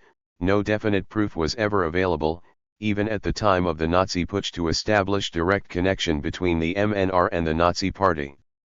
At the present time it seems doubtful that the party was anything but a completely national one. Good material for Nazi influence, if there is any such party. 51. The manor represented the strongest civilian pillar of the Villarroel government and the force within the cabinet for reform and moderation. Its political influence was demonstrated at the 1944 elections and Villarroel's calling the MNR back to the cabinet at the end of the year. Yet the U.S. non-recognition policy threw the Villarroel government off balance from the start, and it never really established its equilibrium. 50. The overthrow of Villarroel. Like the Toro and Bush military socialist governments in the 1930s, the Villarroel administration was adamantly opposed by the tin mining interests which had dominated Bolivian politics in the 20th century. Denied formal MNR participation in the government by the U.S. non-recognition policy initially, Villarroel never succeeded in developing a coherent social and economic program of his own and the accompanying mass following which it might have produced. U.S. opposition to the MNR had the effect of strengthening the government's military elements. Moreover, the political opposition continued to label the MNR Nazi-fascist at a period, the middle 1940s, when such an association was particularly damaging. The United States contributed to the discomfiture of the Villarroel government and its MNR participants by the publication in February 1946 of the Blue Book leveled at the Perón regime in Argentina. 52. Although the purpose of publishing the charges was not, apparently, to discredit Villarroel, the Blue Book contained a section which repeated publicly many of the charges which had been made earlier on a confidential basis against Victor Paz Estensoro and the MNR.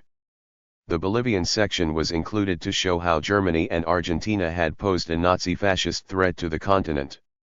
The effect of the State Department's action was to stir up again the animosities of the wartime period and to complicate further relations between the two governments.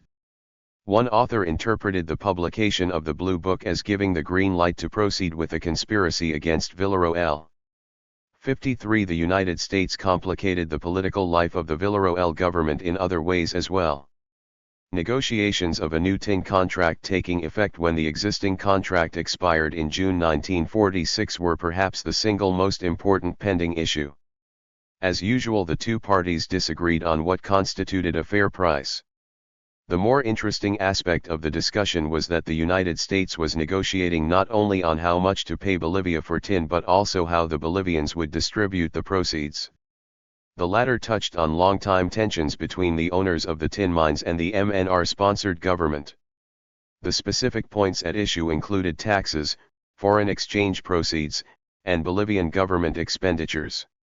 The mine owners, such as Mauricio Hochschild, who was also meeting separately with State Department officials, favored taxes on profits rather than on production units.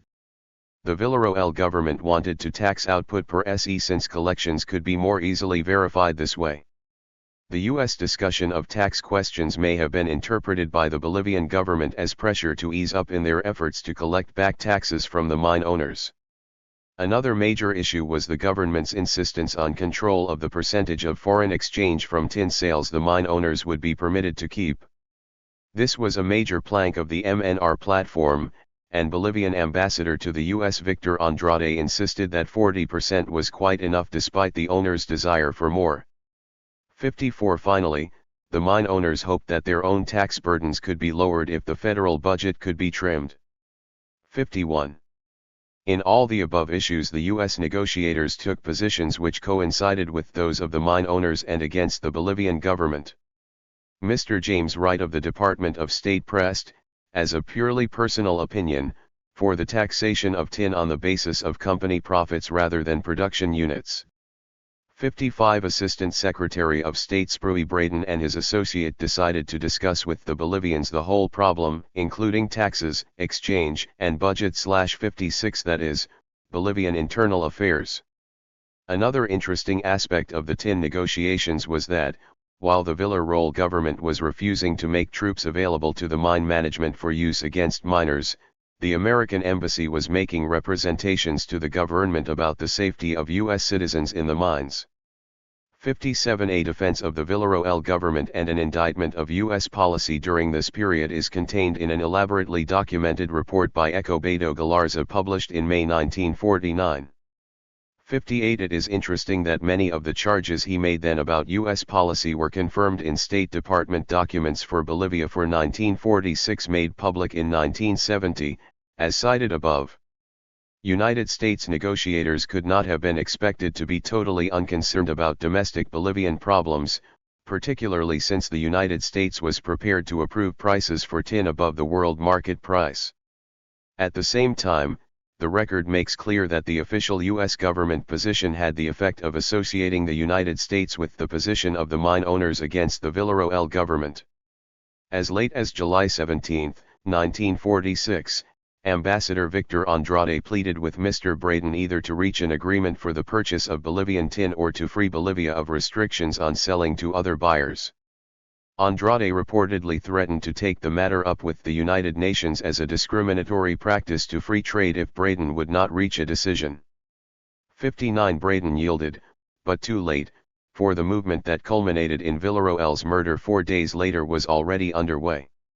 Almost as if to escape responsibility for what had transpired, the State Department wired Ambassador Flack on July 24 that department and RFC replying to inquiries re-tin negotiations. That agreement in principle reached few days ago between RFC and Bolivian producers covering deliveries through balance calendar year 60. The final agreement was concluded August 14. Another arena of controversy in the concluding months of Villarroel's administration was in La Paz, where the U.S. charge d'affaires was in frequent dispute with the Villarroel government. One of the issues was the conduct of the Bolivians who managed the Panagra and Grace interests. The Bolivian government charged them with involvement in the anti-government disturbances in June, and the U.S. Embassy recommended that they be replaced by U.S. citizens. Assistant Secretary Braden and other U.S. officials were much concerned about the developing climate of violence in the country, including a violation of the U.S. Embassy premises. On its side, the Bolivian government called the U.S. charge unfriendly for allegedly having called 52. Together the diplomatic corps to consider collective representations about the June events. 61. By mid-July, Joseph Flack, who shared the charge's critical views of the Villarroel government, assumed his duties as the U.S. ambassador. On July 18, when the revolt was already underway, Ambassador Flack accompanied the Dean of the Diplomatic Corps and the Papal Charge on a visit to Foreign Minister Pinto. We saw Pinto at once, and the Dean, acting as chief spokesman, said that our visit was not in any sense an intervention in Bolivian internal affairs, nor did we come as diplomats or ambassadors, but as friends of Bolivia with humanitarian motives to urge clemency in dealing with the students, a number of whom had been killed during the day and a larger number gravely wounded. The Dean added that he felt that the students were animated by enthusiasm in defending their institution and did not merit being treated as an alien army or as a subversive political element. 62. In fact, the university was a focus of anti-MNR activity. The revolt of the students against Villarroel was the spearhead of the successful rebellion that led to his overthrow and murder on July 21. When the shooting was over and Villarroel's elimination complete, Ambassador Flack did not conceal his jubilation in his telegram reporting the event to Washington. For Braden, a popular revolution in every sense of the word has just occurred in Bolivia. This may prove first democratic government in Bolivian history. Immediate prospects are greatly improved relations with the United States. Because of lengths Argentines went to uphold cruel and fascist Villarroel dictatorship, reprisals in form failure not expressly limited to foreign enterprises, it would be difficult to deny that the number of enterprises falling within the provision obviously restricted and that the special treatment a source of friction with the foreign companies. 98. What is surprising, however, is that there was virtually no expression of the Guatemalan side of the story in the Congress or in the New York editorials. For example, Guatemalan national resentment about how the United Fruit Company allegedly had gained its hold was not mentioned, nor was the fact that the company had almost exclusive control of Guatemala's major railroads, port, and of many of the ships which carried its foreign trade. The newspapers also did not suggest, as did a World Bank mission to Guatemala a year later, that foreign companies should refrain from any direct or indirect political activity against the government. 99. No serious effort appears to have been made to examine the Guatemalans' complaints against Ambassador Patterson or to assert the long-established right of any government to request the recall of a foreign diplomatic representative. Perhaps the most notable omission was any reference to the many social and economic reforms which had been introduced in Guatemala since Ubico's fall and the sharp contrast in the 63. Democratic practices of the Arevalo administration as compared with the dictatorial methods of many of his predecessors. During the administration of Juan José Arevalo, Guatemala developed further in the direction of liberal democracy than many other Latin American countries. Guatemala, too, was the largest Central American neighbor of the United States both in terms of population and area. Yet there is virtually no indication that President Truman or Secretary of State Acason had any serious idea of what was happening in Guatemala or cared.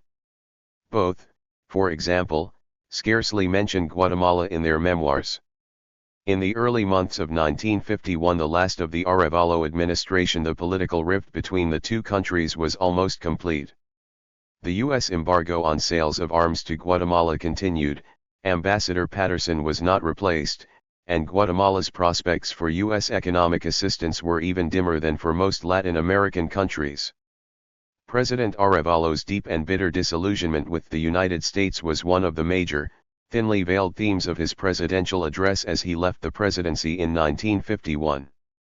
I took over the presidency possessed with romantic fire, believing as always in the intrinsic nobility of man. I believed that Guatemala could govern herself without submission to foreigners. Roosevelt's speeches told us that the horror of the killing would return our liberties to nations and to men. In order to achieve the dignity attitude towards American interests.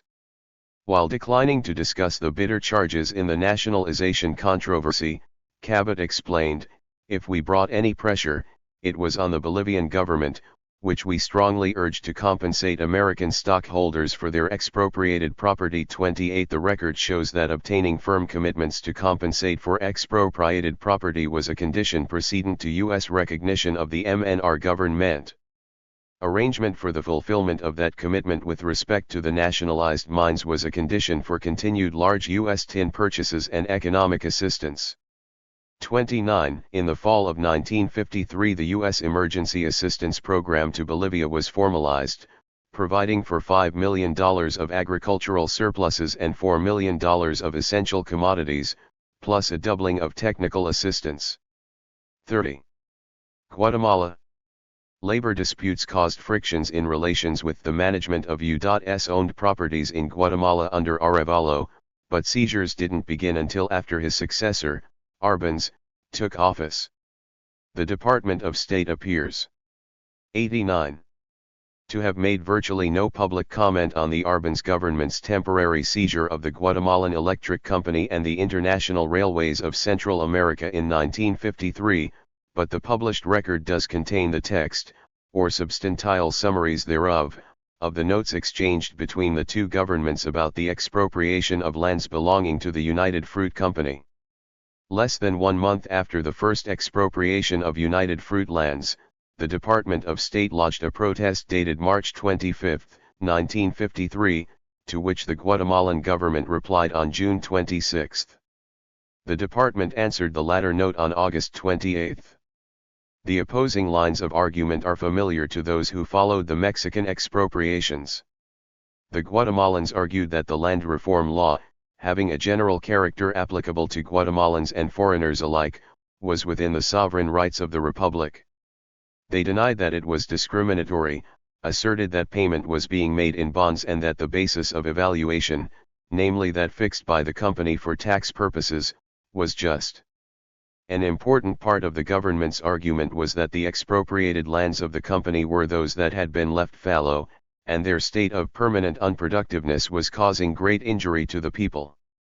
31. The most significant aspect of the Department of State's note of August 28 is that it entered directly into the controversy as a spokesman for the company, representing the company's position to the government of Guatemala on virtually all major aspects of the dispute.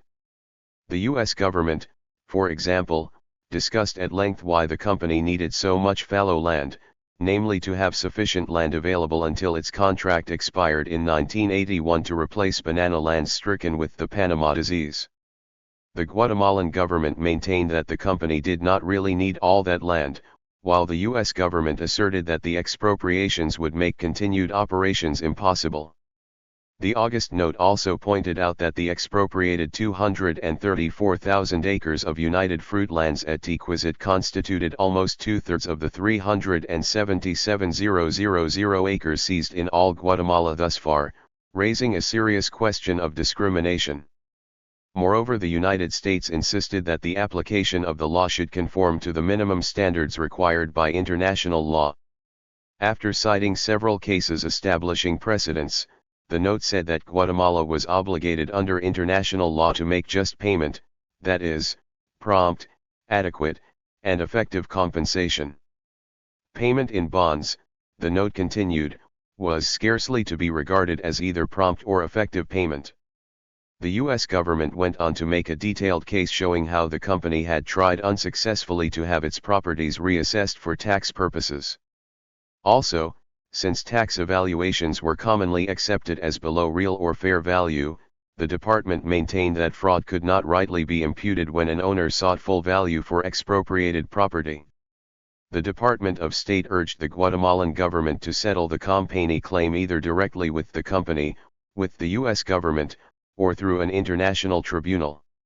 When none of these suggestions were adopted, the department made a formal claim of $15,845,849 against the Guatemalan government.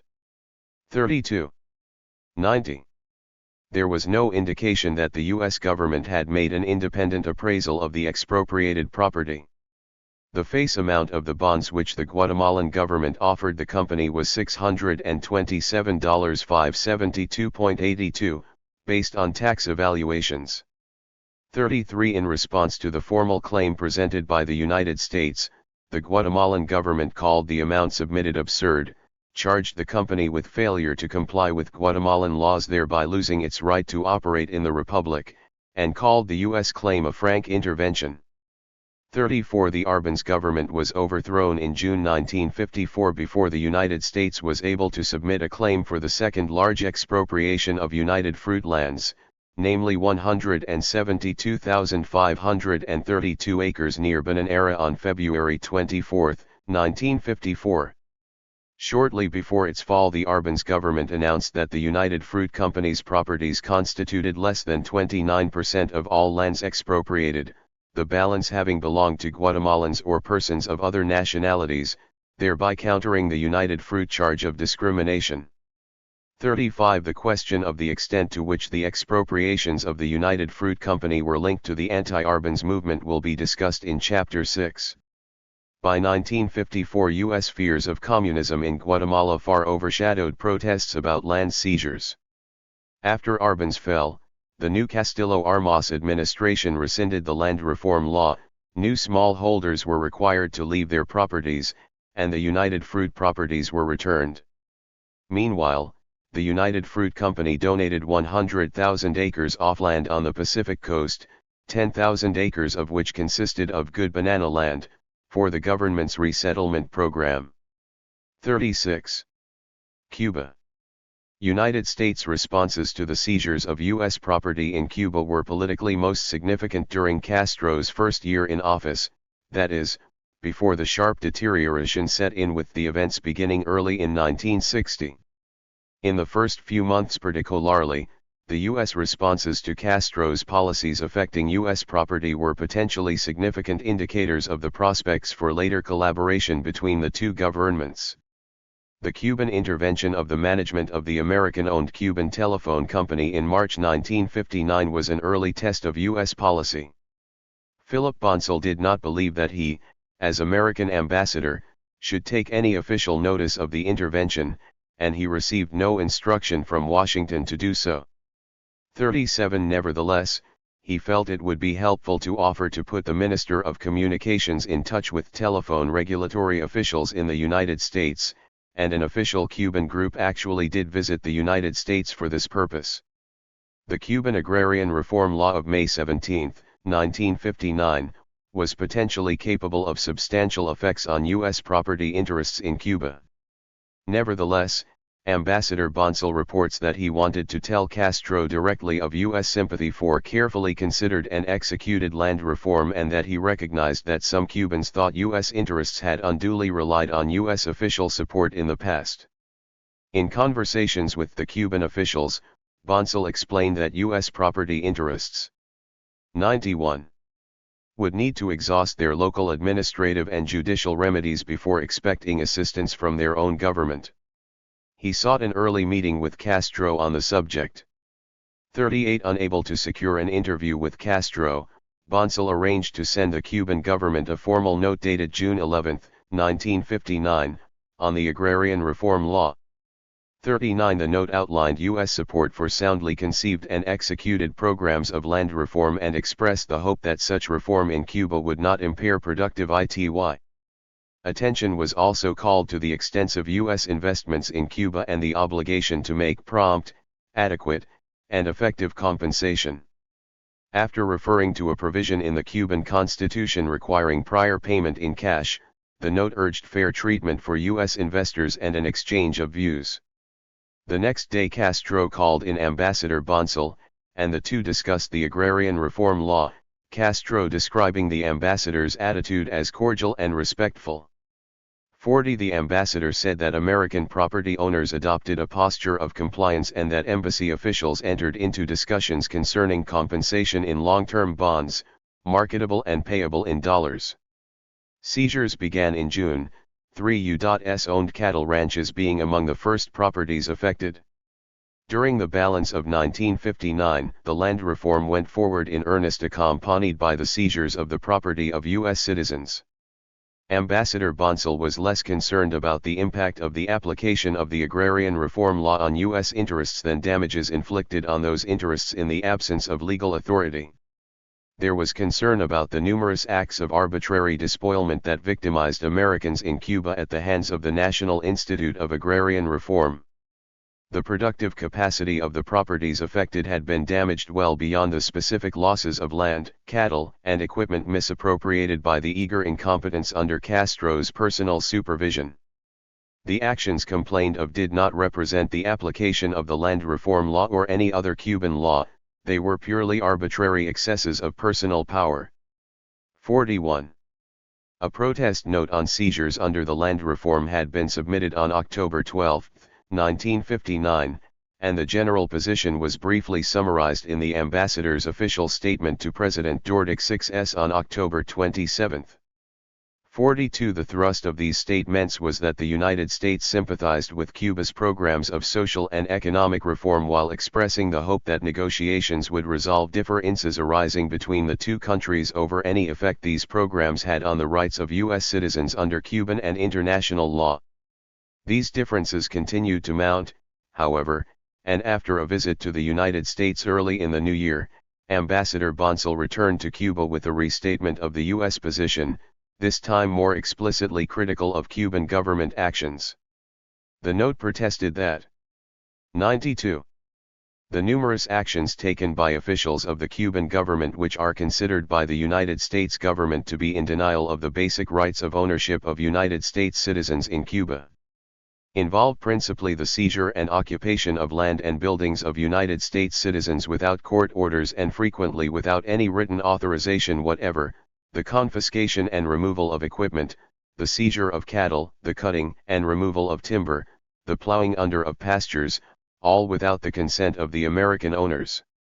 In many cases no inventories were taken, nor were any receipts proffered, nor any indication afforded that payment was intended to be made. These acts have been carried out in the name of the National Agrarian Reform Institute. 43.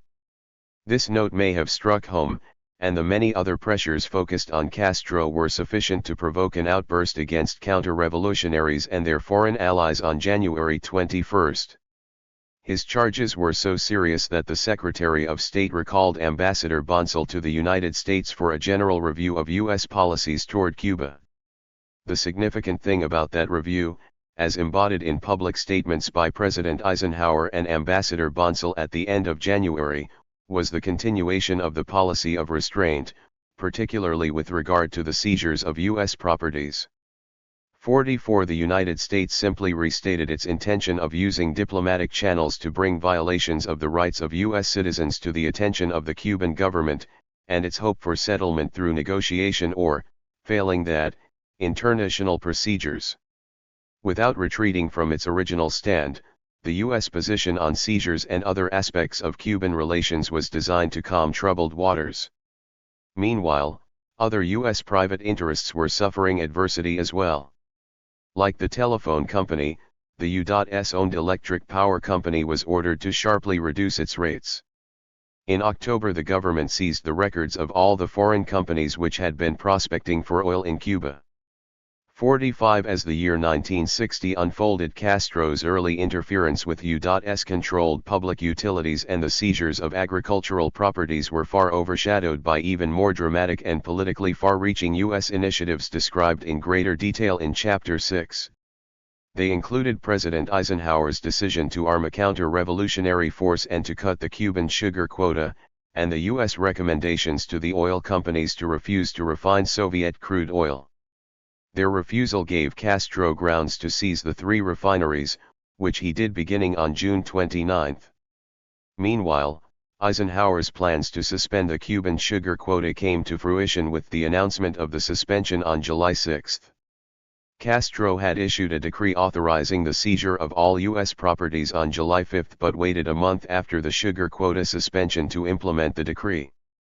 The law explicitly discriminated against U.S. owners, and compensation was provided for but only out of a fund to be composed of receipts from sales of sugar to the United 93 States in unlikely volume and at well above prevailing prices. This, like other seizures, was formally protested by the United States. Now, however, property seizures were only part of the mounting conflict that led to a break in diplomatic relations early in 1961, to the Bay of Pigs several months later, and the missile crisis of October 1962.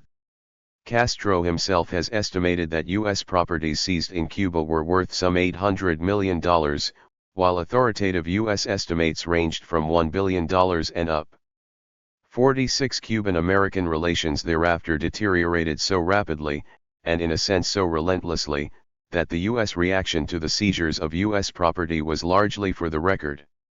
In a note dated July 16, Ambassador Bonsall protested the nationalization law of July 6, 1960, as a violation of international law and in essence discriminatory, arbitrary, and confiscatory.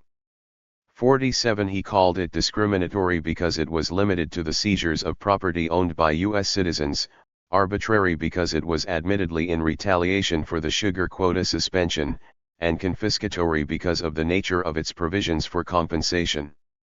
Notes delivered on August 8 and September 29, 1960, respectively, protested the seizure of 26 companies and 3 U.S.-owned banks under the provision of the nationalization law.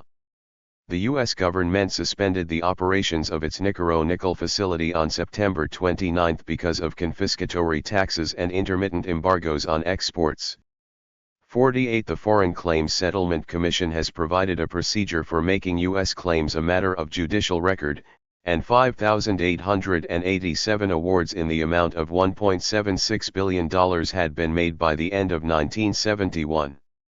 49 Since funds are not available to provide compensation for the claims, the procedure provides claimants an opportunity to establish their claims in the event that compensation can eventually be arranged.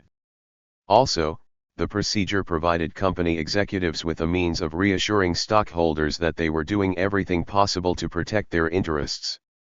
As the years go by, and more than a decade has passed now, the companies have less and less reason to hope for the return of their properties or for substantial compensation.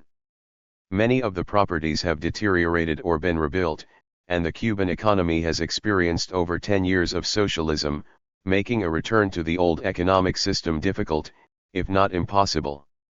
Moreover, the companies have already benefited from tax write-offs on these losses, and any recovery would require substantial cash outlays as rebates for tax savings. The price of compensation. What is the balance sheet with regard to the seizures of U.S. properties by these revolutionary governments? The cases of expropriation fall into three categories. In Guatemala, the expropriating government was overthrown, the expropriation measures rescinded, and the former owners authorized to resume possession of their properties. In Mexico and Bolivia, expropriation measures were carried out, have since remained in effect, and negotiated settlements were reached. In Cuba, the expropriation measures have remained in effect and compensation arrangements 94 worked out with former French and Swiss owners, but not with former U.S. owners. In Mexico and Bolivia, U.S. interests received far less compensation than they had claimed, and after delays of many years, but the compensation received was substantial. In Mexico, the payment of $40 million appears to have come close to the awards of independent government appraisers without interest. Similarly, the $24 million paid U.S. oil companies was reached with the participation of the U.S. Commissioner. In Bolivia, the $1.5 million award was less than the oil companies had invested, but the explorations had been largely a failure. In the 1950s, the Bolivian tin companies and the U.S. stockholders, whose participation in the compensation may have come to $2 or $3 million, did not press hard for further compensation in light of the exhaustion of tin yields and the broken-down condition of mining facilities. Big profits in tin had long since been reaped. The Mexican and Bolivian settlements can be understood only in light of the extensive economic inducements offered by the U.S. government, which made the settlements possible. In exchange for the $40 million settlement on land and miscellaneous claims, and for $24 million plus interest on former U.S. oil properties for Mexico, the United States agreed to purchase about $25 million worth of Mexican silver a year, spend up to $40 million to stabilize the Mexican peso, and lend Mexico $30 million to help build the Pan-American Highway. The Bolivian government paid Standard Oil $1.5 million plus interest and received a $25 million loan for economic development. The immediate financial advantages to the Mexican and Bolivian governments appear to have far offset the amounts that they committed for compensation, though the settlements should not be considered simply in dollar and cents terms, since both parties were also involved in matters having commercial, strategic, and other implications. United States losses in Cuba were far greater than in the other countries and probably exceed $1 billion. A substantial portion of that loss was eventually borne by the U.S. government in lowered corporate income tax receipts, due to the ability of many large multinational companies to write off their Cuban losses, an advantage not enjoyed by various small holders. The Cuban losses are roughly comparable to the economic and military grants and loans to Latin America in each of several years under the Alliance for Progress. United States losses in Cuba were still uncompensated in mid-1974, while substantial compensation 50 or restoration had been paid for the seizures of U.S. property in Mexico, Bolivia, and Guatemala. United States national interests appear to have been best served when a conciliatory approach was taken, as in Mexico and Bolivia. One reason the United States extended so much credit in connection with the compensation agreements was that the Mexican and Bolivian governments did not have uncommitted surplus resources available to compensate. Moreover, without such inducements, the political obstacles to raising huge funds within the country would have been immense. The charge. 95.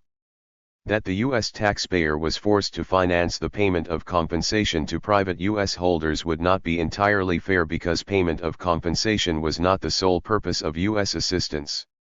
United States assistance was also extended for the purpose of securing Mexican and Bolivian economic and military cooperation on the eve of and during World War II. Retrospect and prospects.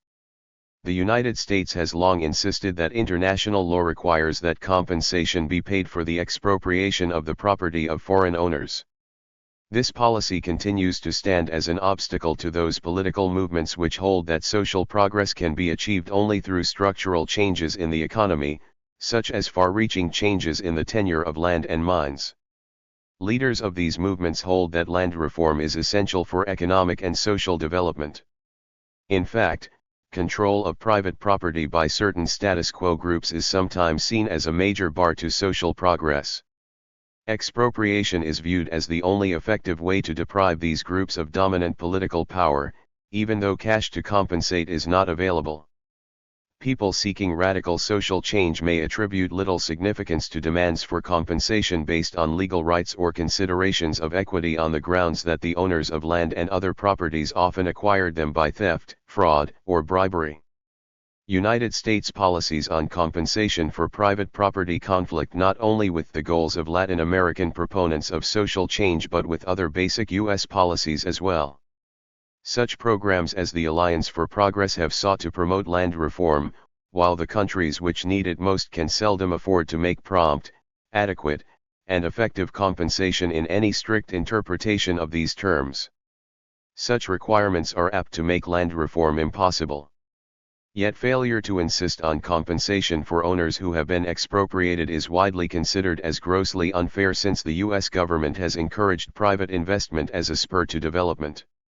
In coping with this dilemma, the United States has long continued to insist firmly on the principle of compensation while accepting its watering down in practice.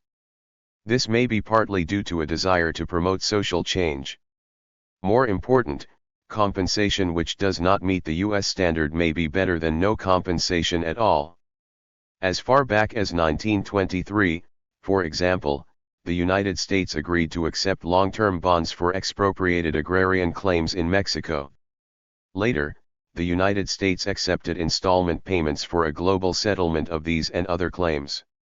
In Bolivia, the United States accepted an agreement providing for compensation to mine owners out of tin sales receipts.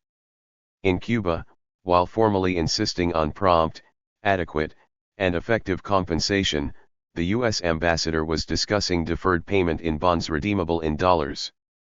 The United States has left no doubt that it would prefer cash, but seldom, if ever, since 1933 has it stated openly that only cash payments were acceptable. 96 In adopting the Good Neighbor policy and its core principle, non-intervention, the United States renounced the use of armed force to secure payment for expropriated properties in Latin America and has continued ever since to proclaim adherence to that policy in principle. United States-sponsored paramilitary operations against the Arbenz government in Guatemala and the Castro government in Cuba, where extensive U.S. properties had been expropriated without the payment of effective compensation, raised questions about the good faith of the United States. Some critics of U.S. policies have charged that these operations were thinly veiled efforts to protect U.S. investors, and the return of properties to the United Fruit Company after Arbenz fell gave color to this argument. My own view is that these operations were not primarily designed for such a purpose, and one offer an explanation of U.S. responses in Guatemala and Cuba in chapters 6 and 7. In the 1930s, the U.S. government also developed new procedures for dealing with expropriation disputes. In Bolivia in the 1930s, the United States refrained from being drawn into the substance of the dispute, insisting simply that compensation should be paid and urging the two parties to reach a settlement.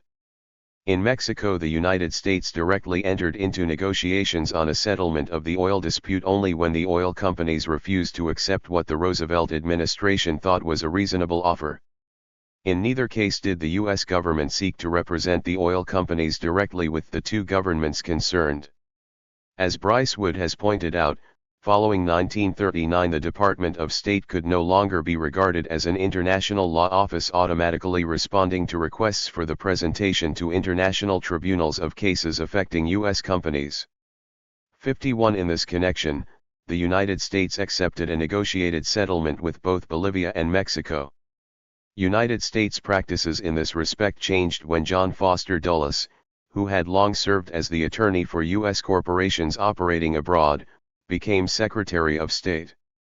In the expropriation controversy in Guatemala, the Department of State appeared to act again as counsel to the United Fruit Company, presenting peremptory demands for compensation in amounts specified by the company itself.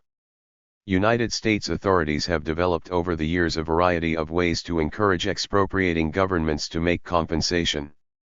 Withholding recognition was successful in securing assurances about the treatment of U.S. investment from the Mexicans in 1923 and the Bolivians in 1952. The revolutionary governments were less interested in the formalities of recognition than in the private loans, government credits, or government purchases for which recognition was a prerequisite. The U.S. government purchase of Mexican silver and Bolivian tin was an important element in negotiations with those two countries. Credits for economic development enticed the Mexicans and Bolivians but were less effective with the Cubans. Castro clearly feared U.S. power with regard to the sugar quota purchases, but the president's almost total initial suspension appears to have left Castro with little or no inducement to compromise. Sanctions may have hurt Castro but appear to have achieved little for the United States. It is not surprising that the prospects for escalation or conciliation of disputes. 97. Over-expropriations have been determined largely by the willingness of the two parties to negotiate compromise settlements. When both sides demonstrated such willingness, as in the Mexican and Bolivian cases, reconciliation was achieved. The outcome was escalation in Guatemala and Cuba. With respect to Guatemala, Secretary Dulles was not disposed to be flexible and preferred laying down the international law, no doubt partly because he looked toward escalation and overthrow. The Arbenz government, for its part, was not very successful in communicating whatever willingness it may have had to reach agreement with the United States.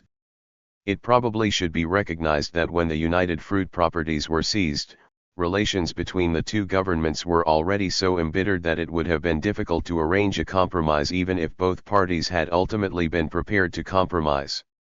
Similarly, the United States originally appeared willing to make concessions to Castro with respect to the mode of compensation for expropriated properties, and Castro might have been prepared to provide some form of compensation if that had been the principal issue between the two parties.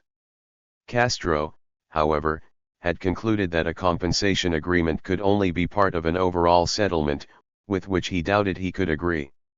Moreover, when President Eisenhower authorized the formation of an anti-Castro paramilitary force in March 1960, the necessary climate for negotiating a compromise no longer existed.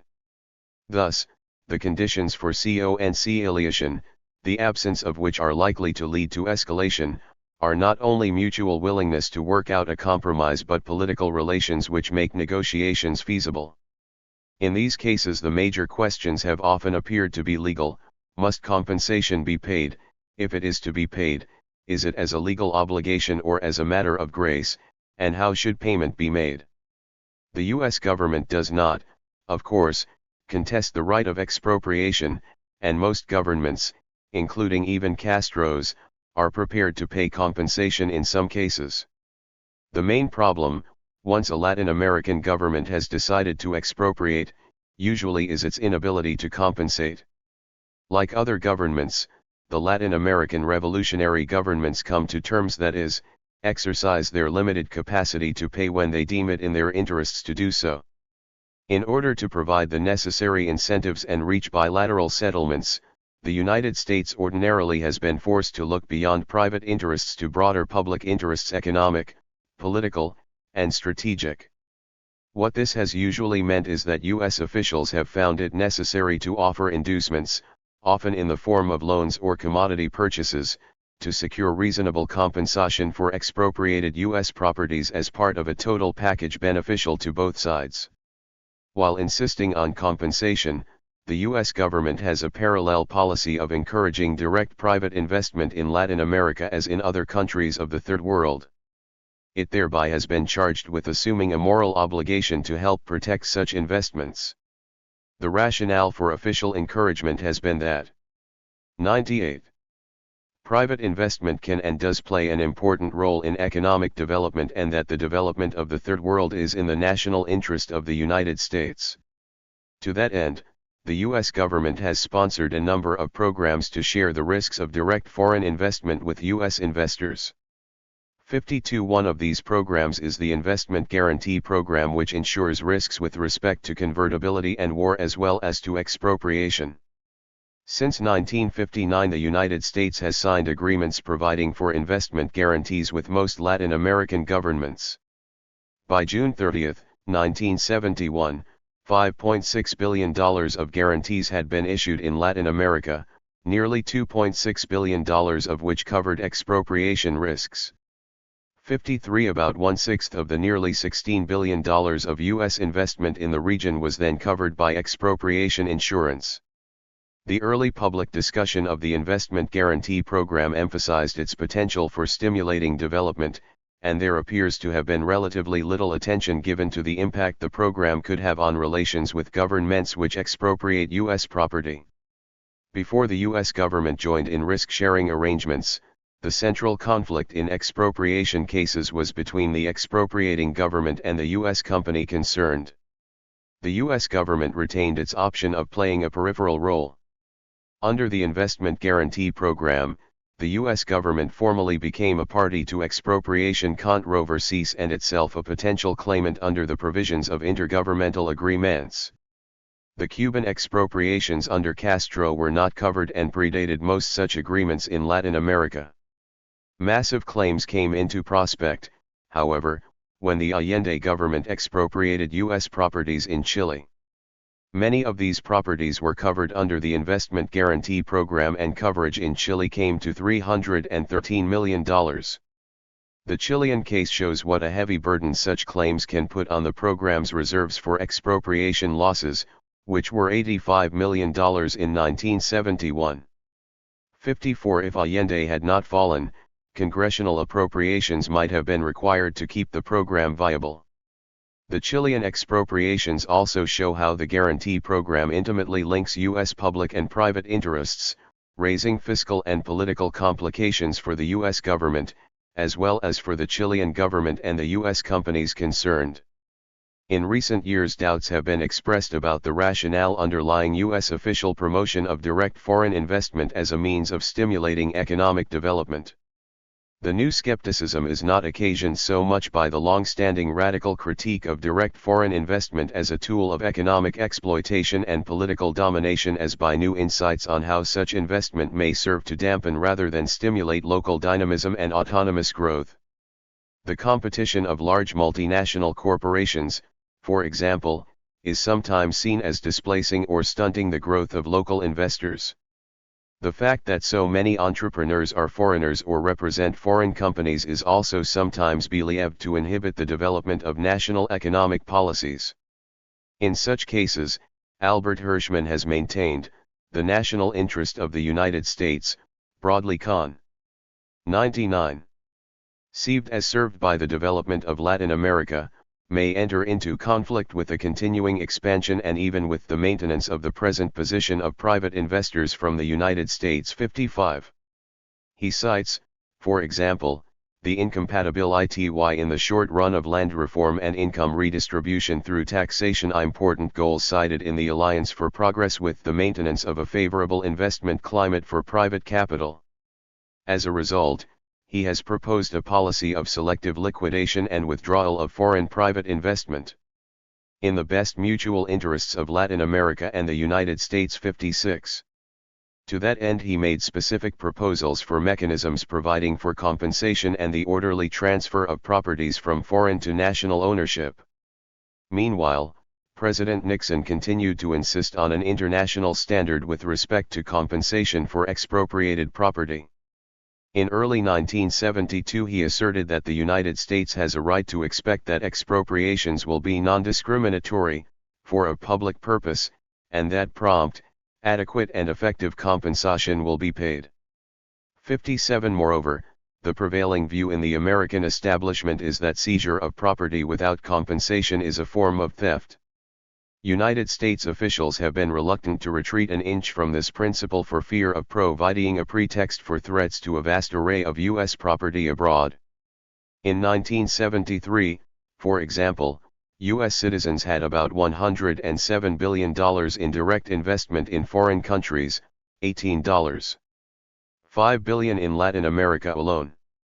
58 The record of the seizures of U.S. owned properties in Latin America and the continuing public discussion suggest that there are a number of unresolved issues with respect to U.S. policies, whether the U.S. government as a matter of foreign economic policy should encourage private investors to risk capital in developing areas when it is known that revolutionary seizures in some are possible if not likely and that the means to pay compensation are not available locally, whether the United States should promote as a matter of public policy the adoption of free enterprise in developing countries while it simultaneously shares the burden of foreign investment risks there, whether private foreign investment does in fact promote economic development and, if not, the type of situations when it does not do so, how. From the perspective of the interests of the nation as a whole, U.S. policies on compensation and development promotion can be harmonized with the professed U.S. policies in favor of social change and friendly relations with societies where such changes are taking place. 59 With respect to the future, revolutionary governments in Latin America will tend to give higher priority to the exercise of the right of expropriation than to the intricate questions of when and how compensation is to be paid. They are unlikely to be able to make compensation that investors will consider adequate. Such tendencies are likely to be facts of life in an increasing number of Latin American countries in spite of the outcries of the foreign investors affected. In the United States the facts of life are quite different. The prospects of any change of the U.S. position on the principle of compensation for expropriated property are remote. The principle is an ideological and ethical tenet held by most Americans in public life, as well as being integral to the U.S. legal and social system. Political considerations make retreat from the principle even less likely. United States interests which are expropriated in foreign countries can be counted on to be vocal and influential in Washington and are likely to find many allies among U.S. investors in the United States and abroad who believe that uncompensated seizures pose a potential threat to their own interests as well. As a result, the best prospects for compromise lie less in the realm of debates over principle and more in efforts toward mutually beneficial adjustments of material interests. As the Mexican and Bolivian cases show, the United States for its part has fared better when it has been prepared to adopt flexible positions regarding the mode of compensation. The United States has not usually found that self-righteous insistence on the fulfillment of disputed legal norms has been sufficient to secure settlements in the absence of other inducements. And on the part of the revolutionary leaders, they are likely to find isolation from capitalist markets costly and dangerous in the long run. As long as capitalist governments and economies remain powerful, revolutionary governments will have to learn to live with them and make concessions with respect to property issues. Mexico and Bolivia. Reconciliation. The United States has had closer relations with revolutionary Mexico and Bolivia than with most other Latin American governments, except possibly the former Caribbean protectorates and Brazil.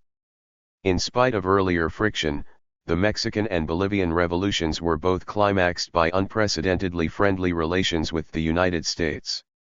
In Mexico, the global settlement of 1941 was one of the most comprehensive bilateral settlements in inter-American history and set the stage for collaboration during World War II. In Bolivia, the MNR governments of the 1950s were viewed by President Kennedy as foreshadowing development patterns sought in the 1960s by the Alliance for Progress. The United States has had great difficulty coming to terms with most other revolutionary governments in Latin America.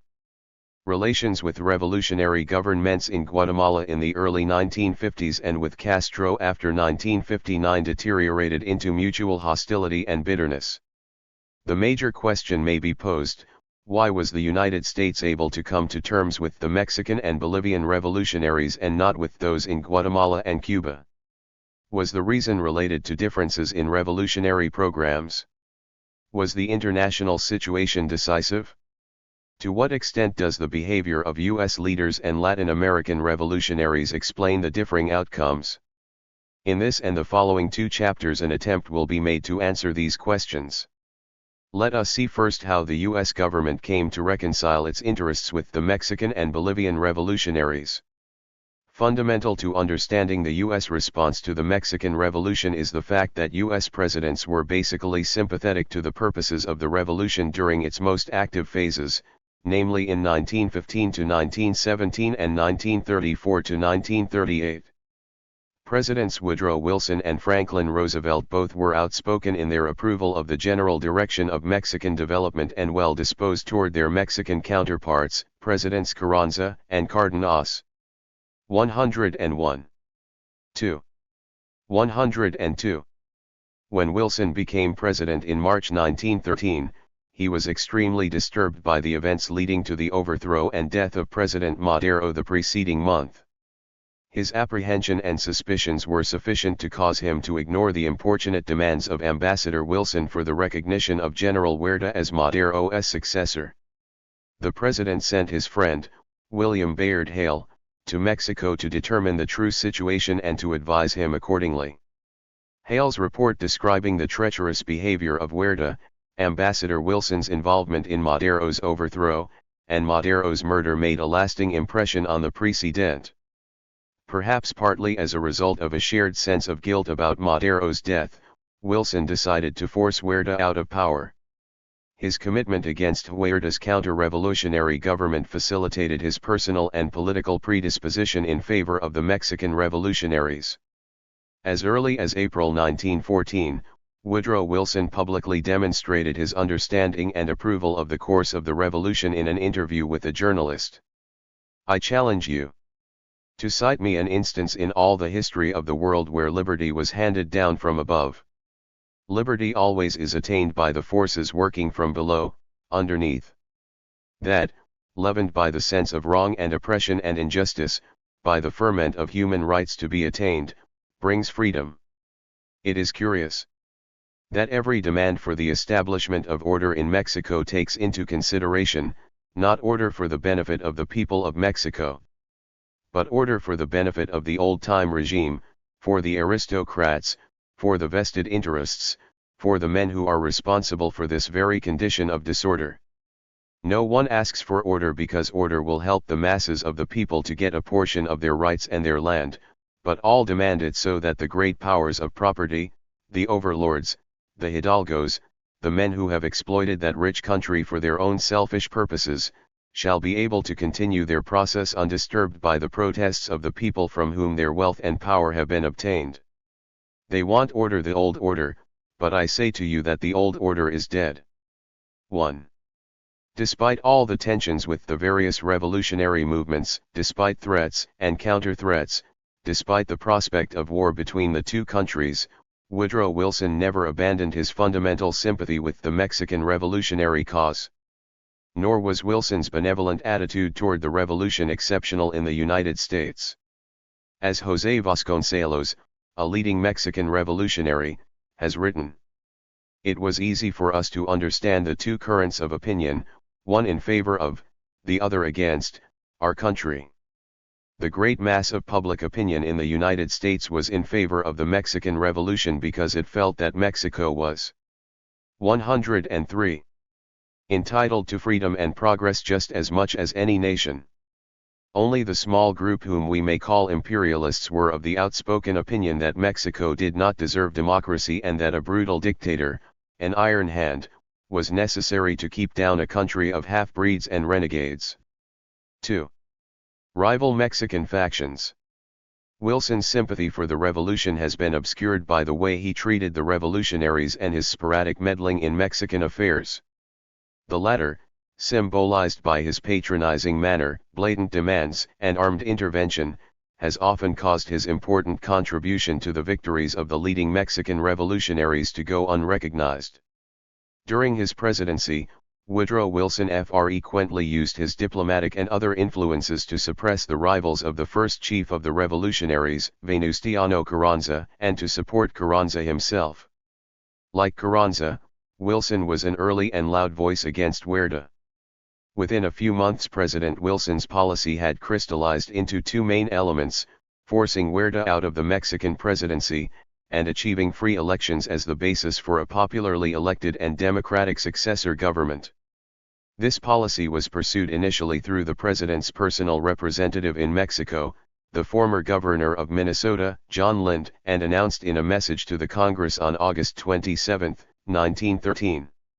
In a later and even more authoritative statement of U.S. purposes in Mexico, Wilson sent a circular note to various foreign powers on November 13, 1913, stating, "If General Huerta does not retire by force of circumstances, it will become the duty of the United States to use less peaceful means to put him out." 3. When Wilson's efforts to eliminate Huerta through persuasion failed, an incident involving what was interpreted as an insult to U.S. naval forces visiting Tampico provided a pretext for more forceful measures. Wilson ordered American troops ashore in April 1914 to occupy the port of Veracruz as a means of taking armed action against Huerta. Hard pressed by domestic forces and the U.S. occupation, Huerta resigned as president in July 1914 and sailed from Mexico. Meanwhile, Wilson had been keeping in close touch with the constitutionalist forces under the leadership of Venustiano Carranza. Carranza received U.S. representatives at his headquarters and maintained representation of his own in Washington. Also, he showed his sensitivity to the needs and interests of foreigners by formally guaranteeing, in a decree dated February 2, 1914, to entertain claims for damages suffered during the revolutions against Diaz and now Huerta. 5. Partly as a result of these assurances, Wilson moved toward a policy of support for the Constitutionalists on February 3, 1914, by revoking the arms embargo, thereby allowing the latter to acquire arms legally in the United States. Carranza was, however, intransigent toward certain aspects of Wilson's policy from the beginning. With regard to the U.S. occupation of Veracruz, Carranza wrote Wilson that the Veracruz invasion was highly offensive to the independence and dignity of Mexico. "And I invite you to order your forces to evacuate 6. He 104. Consistently opposed armed intervention of all sorts in Mexico and Wilson's efforts to interfere in Mexico's internal affairs. To Wilson's call for free elections and representative government, Carranza sharply rejoined that he would not admit outside interference and that he would support free elections only after Huerta had been defeated and eliminated politically. 7. Carranza's adamant posture was one of the factors causing Wilson to set aside his plans for further armed action against Huerta, but was not sufficient to persuade Wilson to withdraw immediately from Veracruz.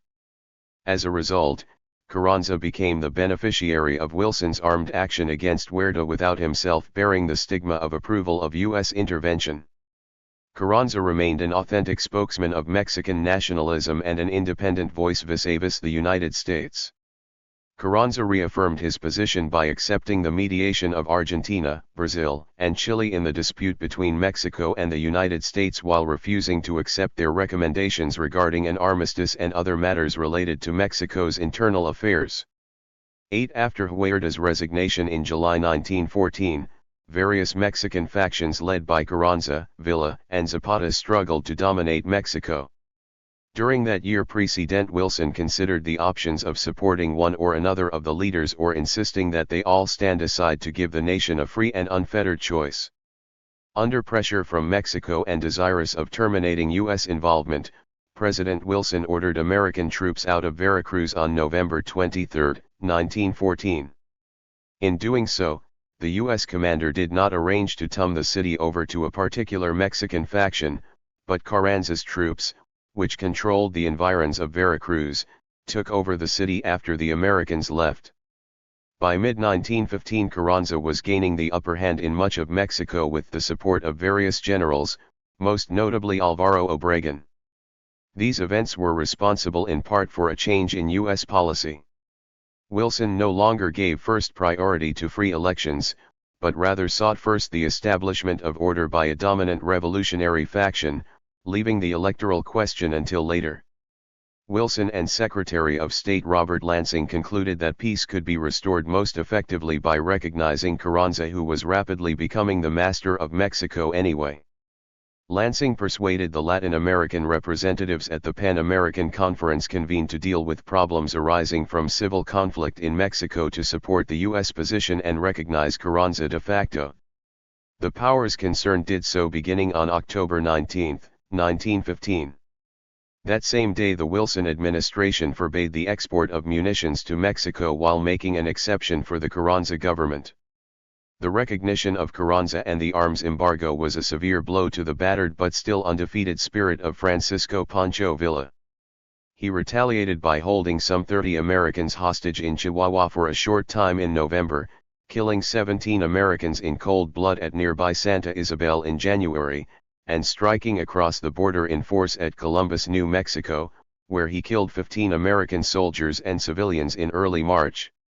Under presidential orders and with 105 congressional approval, General John J. Pershing with 4,000 men under his command crossed into Mexico on March 15, 1916, in pursuit of Pancho Villa. The U.S. forces remained on Mexican soil for nearly a year, during which time the punitive expedition became a major issue in the presidential elections of 1916 and almost led to war with Mexico. In the negotiations regarding the withdrawal of U.S. troops, President Wilson insisted that the United States and Mexico agree on a program which would facilitate Mexico's fulfillment of her obligations to protect the lives and property of foreigners and alleviate the conditions which had caused disorders along the border. Refusing to comply, Carranza skillfully waved aside these proposals. As negotiations dragged on, Carranza determined that he could not afford to permit Pershing to remain in Mexico indefinitely until Villa was apprehended. In order to force the U.S. troops out, Carranza decided on a military showdown that would risk war with the United States and told Pershing that American forces would no longer be permitted to move south, east, or westwardly north. Military incidents ensued, but both sides used restraint and escalation was avoided. Meanwhile, in the face of Carranza's intransigent opposition to foreign interference, Wilson gave up his demand for an agreement to protect foreign interests in Mexico, and Pershing was ordered to withdraw. The evacuation was completed on February 5, 1917. Tensions between Wilson and Carranza over the Pershing expedition sometimes obscured the fact that Pershing's troops were directed against Carranza's major remaining rival. Wilson's preference for and support of Carranza was also reflected in the U.S. government's meager relations with Emiliano Zapata, the leader and symbol of the agrarian revolution. Special agents of the United States met with Zapata from time to time, primarily to encourage him to reach peaceful agreement with rival revolutionary factions. In April through August 1914, for example, the United States attempted to mediate between Zapata and Carranza, hoping for a settlement under Carranza's leadership. By May 1915 President Wilson expressed satisfaction with a report from his representative in Mexico, Duval West, who characterized Zapata as wielding enormous power over the peons of Morelos, but predicted that his influence would eventually be narrowed to his own region. During Carranza's most difficult struggle and in spite of his intransigence toward U.S. meddling, the Wilson administration actively opposed Carranza's most dangerous opponents, Huerta and Villa, gave no comfort to another rival, Emiliano Zapata, and permitted Carranza access to arms in the United States. Wilson, Germany, and Mexico. Woodrow Wilson's response to the Mexican Revolution, described above almost solely in terms of U.S. Mexican relations, does not include one of the most important elements that helps to explain his actions, namely Imperial Germany and World War I. In fact, Woodrow Wilson's calculations about U.S. interests with regard to the war and relations with the Central Powers appear to have been the decisive elements in many of his decisions regarding Mexico. 106. Wilson's activist policy against Huerta and his approval of the Veracruz landing occurred before war broke out in Europe in August 1914. Once it became clear to Wilson that deeper military involvements in Mexico would carry a bloody price and be a military liability in the face of conflict in Europe, he sought to terminate the Veracruz occupation. Note that the Veracruz landing took place several months before Britain and France were at war and was terminated in November 1914 after the major conflict was joined. Similarly, Fear of Germany played an important part in U.S. de facto recognition of Carranza on October 19, 1915. The activities of German agents in Mexico, attempting to cause strife between the neighboring countries, had been called to Wilson's and Lansing's attention. On October 10, 1915, for example, Lansing's diary entry suggested that the European war was having a decisive influence on Mexican policy. Obregon and the other military leaders of Carranza's factions are strongly anti-American and very friendly with the Germans. There is no doubt, however, in my own mind as to the policy which the relations of Carranza's revolutionary government with the United States can be understood fully only if its relations with Germany are also taken into account. Germany's orientation to the Mexican Revolution was almost the antithesis of Woodrow Wilson's.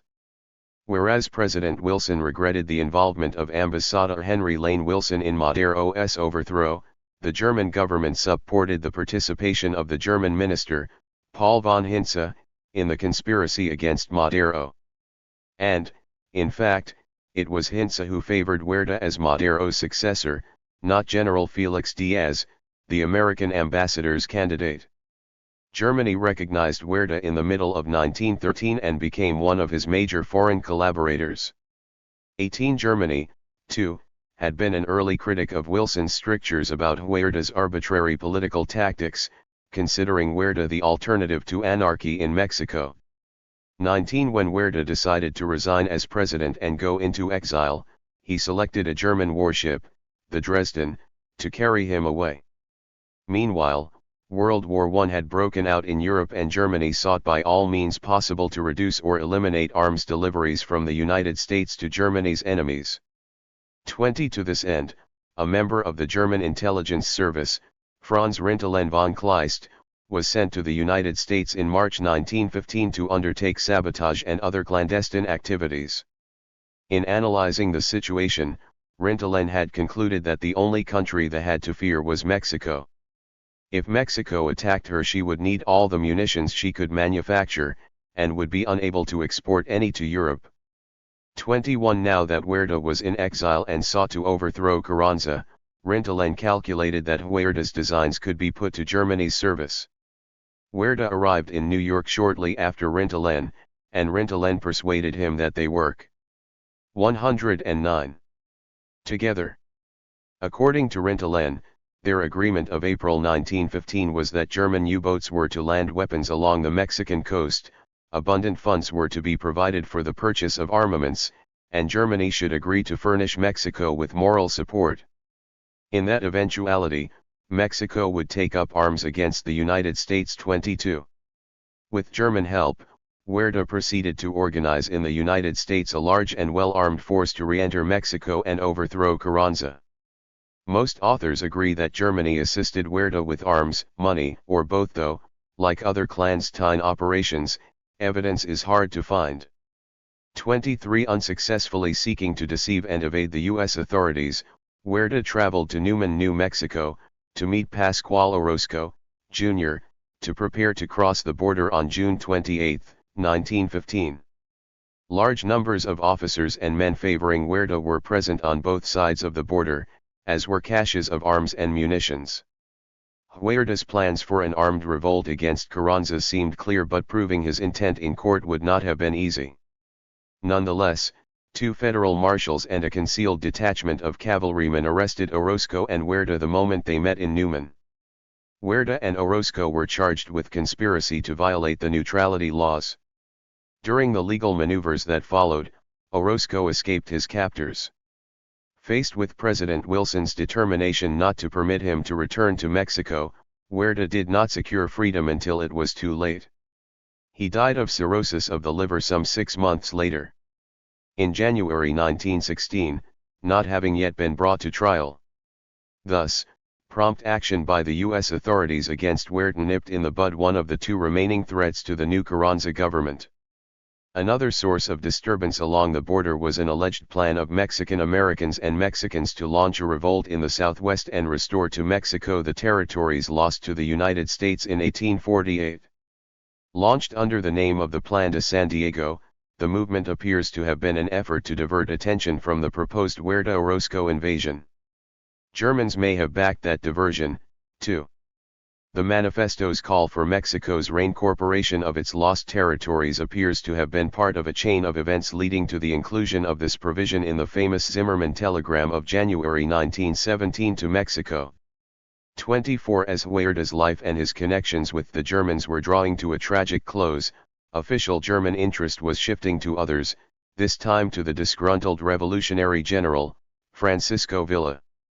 Here again the German rationale was that U.S. intervention or conflict with Mexico would hamper arms deliveries to the Western Allies and hence have greater utility for Germany than sabotage. Felix A. Sommerfeld, a Villa representative in the United States, proposed to the German propaganda agent in the United States, Bernhard Dernberg, that it would be easy to cause a U.S. intervention in Mexico. Dernberg asked for instructions and was informed by the Foreign Office that it favored such action as being in Germany's best interests. 25 Friedrich Katz, who has made an exhaustive search, did not find proof in the German archives that Germany supplied arms or money to Villa before the Columbus raid. Nonetheless, he considers it probable that the German government 110 men participated in some way in support of Villa's attack on Columbus, New Mexico, on March 9, 1916. An American historian believes Sommerfeld may have instigated the Columbus raid through Dr. Lyman B. Rochebaum, a pro-German immigrant and Villa's personal physician and advisor. 26 The German imperial government welcomed the punitive expedition against Villa in Mexico, and Ambassador Bernstorff reported from Washington that, as long as the United States was tied down there, Germany was rather secure from the aggressive action of the American government. 27 Wilson and Lansing, for their part, interpreted German interests in the same way, namely that Germany sought conflict between the United States and Mexico. As President and Secretary of State, they decided to do all in their power to prevent or eliminate such involvements. 28 Until 1916 German diplomatic and intelligence services had devoted their energies to the support of Carranza's opponents, first Huerta and then Villa, for the purpose of fanning a conflict between Mexico and the United States. Huerta's failure to return to Mexico and Villa's political and military defeats no longer made either leader a suitable pawn for German intrigue. The German minister in Mexico did not think highly of Carranza, who, in spite of his declaration of neutrality, was favorably disposed toward the Allies during the early years of World War I. Aware of German support of Huerta, his enemy of the old regime, and Villa, his revolutionary rival, Carranza viewed Germany coolly until 1916. Pershing's march into Mexico radically changed Carranza's relations with both the United States and Germany. Pershing's expedition against Pancho Villa was interpreted by Carranza as a violation of Mexican sovereignty and caused him to repraise relations with Gr. Many, the latter now the most effective counterweight to U.S. domination. In October 1916, for example, Mexico inquired whether Germany would inform the United States that it would not look favorably on a U.S. attack on Mexico, a naive request since Germany hoped the United States would become thus involved. In exchange for German pressure on the United States, Mexico offered to provide help to German submarines. Germany pursued this possibility through its agents there, but Katz has found no evidence that submarine bases ever became operable.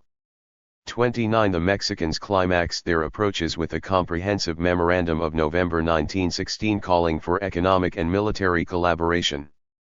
The latter suggested German provision of arms, munitions, submarines, and military instructors to the Mexican forces. Germany received the proposals cautiously, fearing that public knowledge of the German-Mexican rapprochement might lead to an increase of German-American tensions without increasing prospects of war between Mexico and the United States. 30 Early in 1917, after Germany had decided to resume unrestricted submarine warfare and run the risk of U.S. entry into the war, the German Foreign Office took a fresh look at Mexican overtures of the previous fall. The Mexican feelers for economic and military collaboration and hints of possible submarine bases emboldened the Foreign Minister, Arthur Zimmermann, to propose an alliance to Mexico. The notorious Zimmermann telegram of January 15, 1917, ordered the German minister in Mexico, if the United States did not remain neutral, to propose to Mexico 111. An alliance upon the following terms: joint conduct of war, joint conclusion of peace, ample financial support, and an agreement on our part that Mexico shall gain back by conquest the territory lost by her at a prior period in Texas, New Mexico, and Arizona.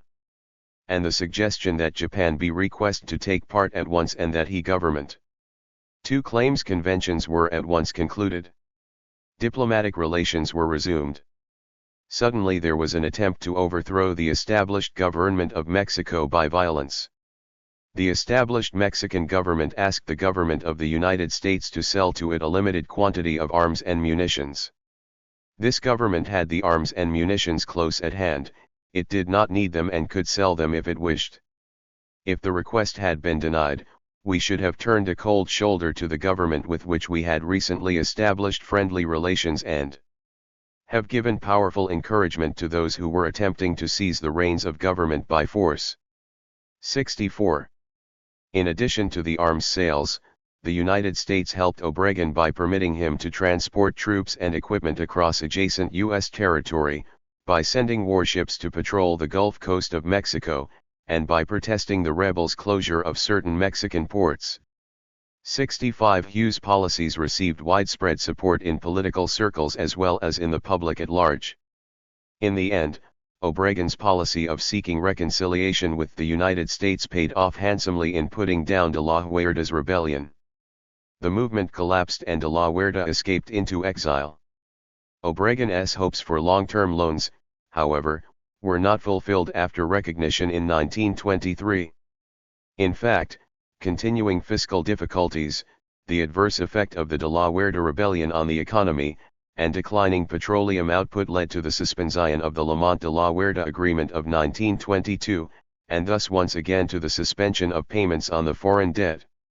In those years the much hoped for foreign loans did not materialize. 66. The cordiality that marked U.S. Mexican relations at the end of Hughes' term as Secretary of State was rapidly lost soon after Obregon's successor, Plutarco Elias Calles, became president. The security of the titles of foreign-owned oil properties was challenged once again, and Calles' anti-clerical policies evoked hostility in the United States, particularly among Roman Catholics. The astute diplomacy of U.S. 121. Ambassador Dwight W. Morrow led to a resolution of most of these differences, and relations between these two countries returned to normal channels. 67. In the early 1930s both countries focused their attention inward to cope with the devastating impact of the worldwide depression. 68. The oil expropriations. The climactic moment in the response of the United States to revolutionary change in Mexico did not come until the presidency of Lázaro Cárdenas more than a quarter century after the revolution had broken out. By that time the two countries had accumulated experience in resolving thorny issues between them. In 1934, for example, before Cárdenas became president, the two countries settled one of the most vexatious and emotion-laden issues in their mutual relations. The Special Claims Commission to settle claims arising out of damages suffered during the revolutionary violence in Mexico from 1910 to 1920 made virtually no progress for years after its establishment in 1923, and the expensive litigation dragged on and on. Meanwhile, Mexico had reached settlements with the European powers providing for payments averaging 2.65% of the total amounts claimed. Adopting that standard, Mexico and the United States agreed in 1934 that Mexico would pay the United States in annual installments a total of about $5.5 million in full settlement of the claims. 69. Josephus Daniels, ambassador of the new Roosevelt administration who strongly favored compromise, signed the special protocol in April 1934, more than 7 months before Cárdenas took office. The ideological and personal affinities of Presidents Cárdenas and Roosevelt also provided a felicitous background for relations between the two new governments. Both leaders stood at the head of strong national movements for social reform which rejected authoritarianism of either the left or the right. Ambassador Daniels reported the following conversation with Cardenas after the latter had only been in office a few months. On Friday I spent an hour with President Cardenas, who sent messages to President Roosevelt. He admires our president very much and says he wishes he could give the New Deal of America to Mexico. He dispelled any idea that he is sympathetic to communism. He is chiefly concerned to give education to all children and land to the landless 7 degree. For his part, President Roosevelt time and again expressed his favorable personal disposition toward Cardenas through friendly messages and policy decisions reflecting sympathy for the revolutionaries' objectives. The product of his views was a quiet and consistent determination to prevent U.S. intervention in Mexican affairs. Cardenas and Roosevelt also shared distaste for the Axis powers coupled with a friendly disposition toward France and Great Britain. Commonly held views on foreign as well as domestic policy often helped swing the balance in the disputes between their two governments. Among the smoldering issues that continued to cloud relationships was a mountain of claims which had accumulated since 1868. These were in addition to the claims for revolutionary damages between 1910 and 1920 settled in 1934. Claims for 122. Land seizures under the Constitution of 1917 remained unsettled. Stepped-up expropriations under Cardenas' land reform policy caused this category to mount rapidly. The ailing Mexican national railways, in which there were large U.S. investments, were expropriated in June 1937. Negative reactions to this move were limited because holders of railroad securities already considered them of little value. President Cardenas' dramatic seizure of the foreign-owned oil properties in March 1938 came thus not as the first but after a long series of fresh blows against private U.S. interests in Mexico. Curiously, the oil expropriation did not arise simply as the result of an energetic application of the provisions of the Constitution of 1917 with respect to subsoil rights. Instead, the seizures arose out of the refusal of the foreign oil companies to carry out an arbitral award in a labor dispute. The expropriation sought to overcome the companies' defiance of the Mexican Supreme Court and prevent damages to the economy caused by a strike-bound industry. Cardenas' action surprised and shocked not only the foreign oil companies but their governments as well. Ambassador Daniels told the Mexican foreign minister that the expropriation would prove disastrous to Mexico and extremely embarrassing to the United States. 71. He pleaded for a less drastic approach. In Washington, Under-Secretary Sumner Welles tried to persuade the Mexicans to rescind the decree. And within a week Secretary Hull transmitted through Daniels a stiff note of protest which Daniels interpreted as an ultimatum. Daniels was much upset by the vehemence of Hull's reply and unsuccessfully tried to have it watered down. Next he pleaded for delay and then, without authority, agreed with the Mexicans that the note would be withdrawn, especially in view of Cardenas' assurances that compensation would be paid. In the meantime, Daniels avoided reporting the withdrawal to Hull and urged a moderate course on the president. Daniels' actions served to keep communications open between the two countries while stiff British protests led eventually to a break in Anglo-Mexican diplomatic relations. 72. Hull's protest was backed by economic pressure. Under a recommendation from the Department of State, seconded by Senator Key Pittman of the Foreign Relations Committee, Secretary of the Treasury Henry Morgenthau, Jr., agreed to suspend temporarily U.S. purchases of Mexican silver, a major source of Mexico's foreign exchange. The U.S. government gave every indication of being prepared to fight hard to make the Mexicans back down. The decisive underlying factor in the dispute was its possible repercussions with regard to Nazi Germany, which along with its Axis partners was Mexico's only large alternative market for oil. Other markets were controlled by the expropriated companies or firms who would make common cause on the expropriation issue. Concerned by Mexico's possible reorientation toward Germany, Secretary Hull warned Ambassador Daniels within hours of the expropriation announcement, "In following developments please consider the possibility of German, Italian, or Japanese activities, such as negotiations for the purchase of oil." 73. When this subject came up 2 days later in an interview with Daniels, the Mexican foreign minister replied that Mexico wished to sell to democratic nations, the United States and Great 123. Britain preferred. It has no relations or sympathy with fascist countries and would not willingly sell to them. The United States' persistence in reaching a negotiated settlement of outstanding issues with Mexico was due primarily to U.S. desires to keep its southern neighbor friendly as war clouds gathered in Europe. Morgenthau, Ickes, and other U.S. leaders opposed harsh economic sanctions in the oil controversy as likely to force Mexico into the arms of Nazi Germany. Were these fears of Mexican-German rapprochement justified? Relations between Mexico and Germany in the late 1930s provide the answer. Cardenas and Hitler came from diametrically opposed ideological camps. The struggle between Axis and anti-Axis forces in world affairs was reflected in domestic Mexican politics. The Cardenas government depended partly for its support on labor, Marxist-oriented, and other leftist groups, including such leaders as Vicente Lombardo Toledano. Strongly influenced by Soviet policies, these groups were the bitterest opponents of Mexican political parties on the right, such as the Sinarquistas and their ally, the small Nazi Party of Mexico. 81 The political philosophies and domestic policies of the Mexican and Nazi governments were antithetical.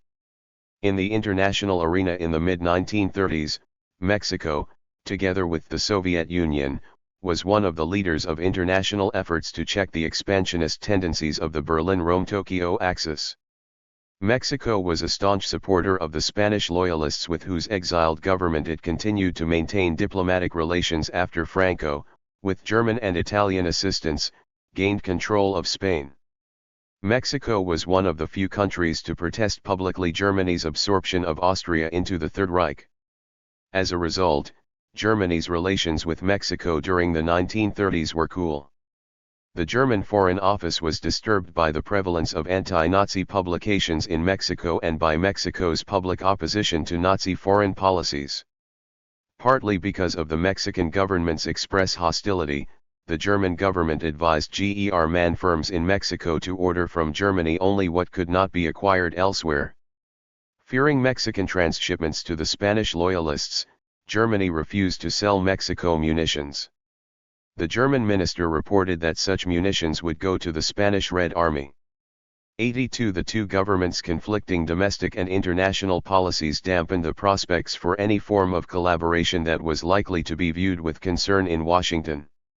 Not sanguine himself about such prospects, the German minister in Mexico reported to the Berlin Foreign Office in early 1938 that Mexico was so definitely oriented against the authoritarian, or fascist countries, that in all probability even without pressure from the northern neighbor, the government would hardly be able to maintain a neutral attitude in case of armed conflict. 83. The tension that arose between the United States and Mexico in the months following the Mexican seizure of the foreign oil properties in March 1938, however, created a new situation. Most of Mexico's former customers in Britain, France, and 125. The United States, the main markets, did not buy Mexican oil. Mexican efforts to continue sales to customers in Britain and France were largely unsuccessful. The U.S. government refused to buy oil from Mexico, and the U.S. Navy boycotted Mexican oil as late as the fall of 1940. 84 Mexican exports of oil dropped 40% during the first year after the expropriation. 85 The refusal of British, French, and U.S. customers to buy oil forced Mexico to come to the Axis. The Director General of the New Mexico Oil Export Agency invited the German commercial attaché to his office on April 4, 1938, to inform him that Cardenas had agreed to oil sales to Germany as long, for domestic political reasons, as the negotiations could be conducted through Mexican or non-German firms. 86. Foreign policy considerations, namely U.S. concern about Germany, may explain why Cardenas was unwilling to negotiate directly with the Germans.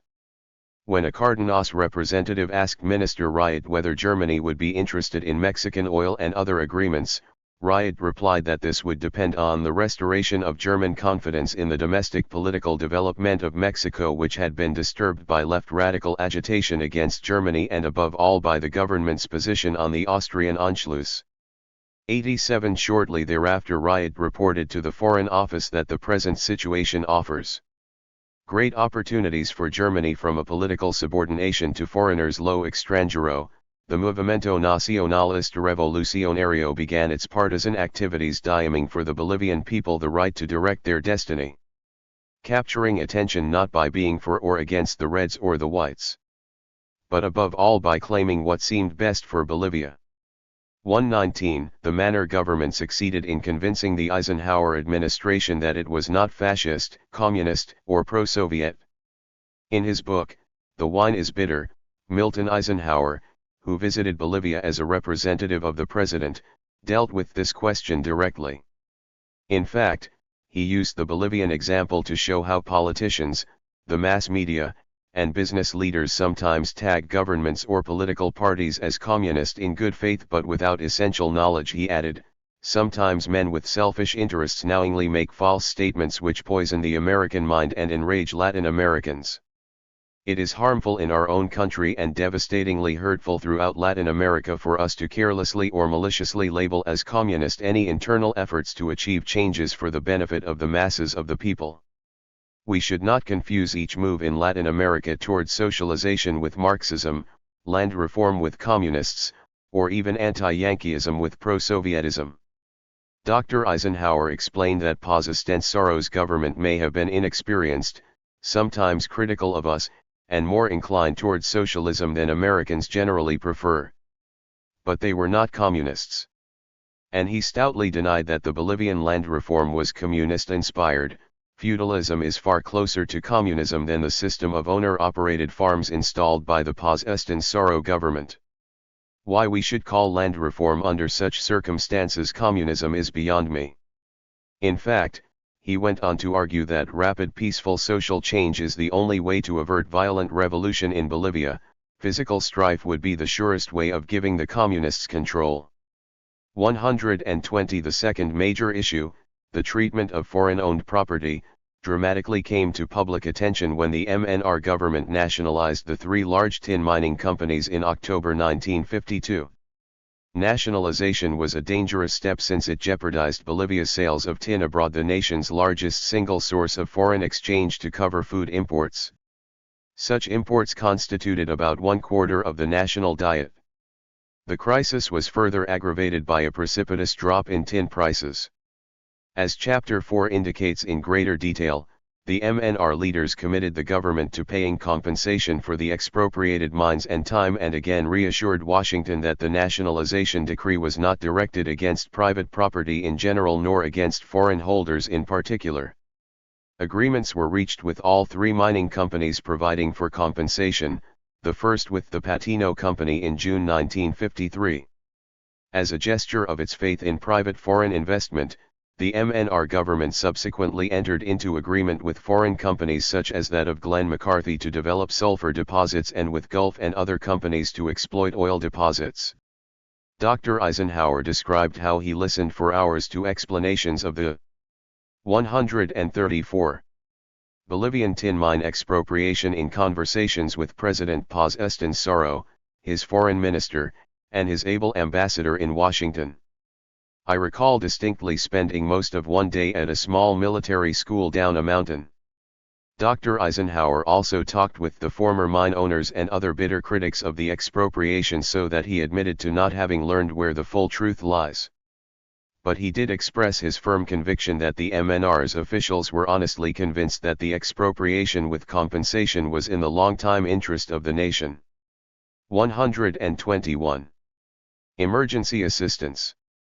The MNR government's convincing reassurance on the communist issue and nationalization laid a good foundation for collaboration but placed the U.S. government in a dilemma.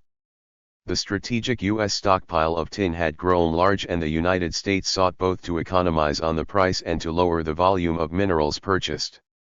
United States officials were also disinclined to keep open indefinitely the government-owned tin smelter built in Texas during World War II, which was especially equipped to refine Bolivia's low-grade ores. Yet Bolivia had cooperated with the United States during World War II when tin was in such short supply, and it continued to be the only reliable, although costly, source of tin in the Western Hemisphere. Bolivia was desperately dependent on the United States to buy a large part of its product, particularly those low-grade ores which could not be easily processed in European smelters.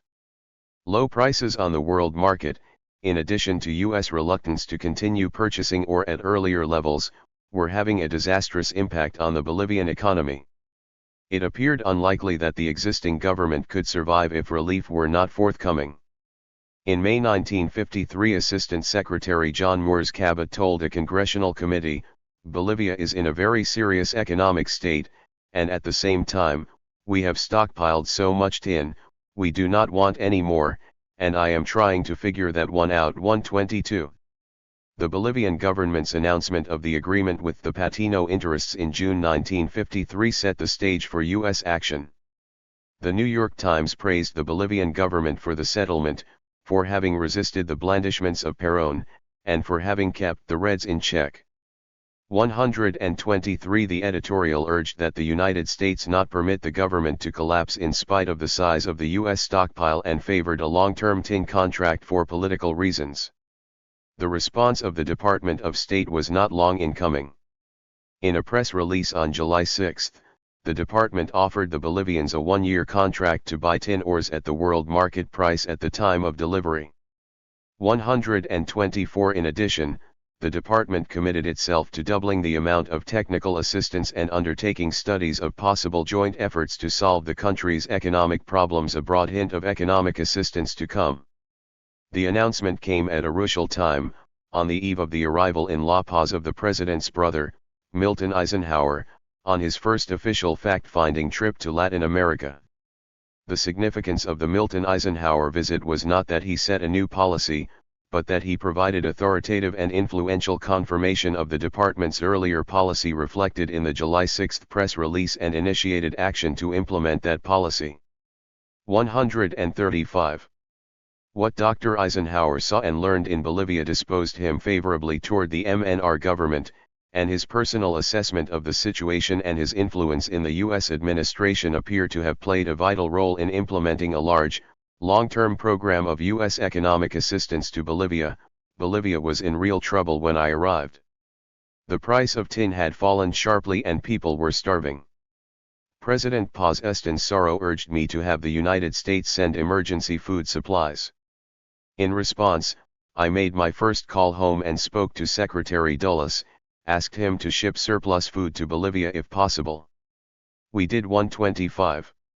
One of the top leaders of the MNR who dealt personally with Dr. Eisenhower has said that the United States came to the aid of Bolivia at this time because Milton Eisenhower, an agriculturist by training, fell in love with the agrarian reform.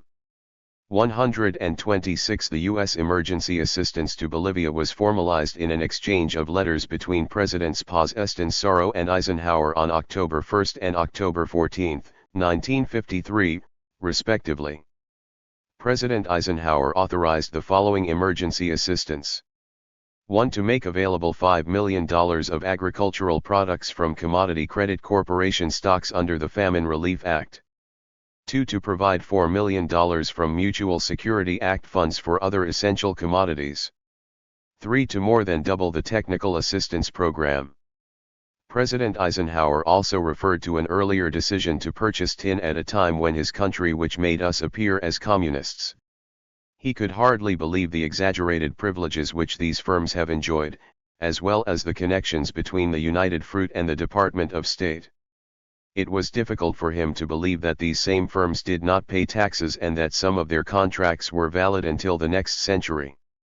With frightening ingenuousness he suggested to me that on my return to Guatemala I discuss possible solutions with Ambassador Purifoy.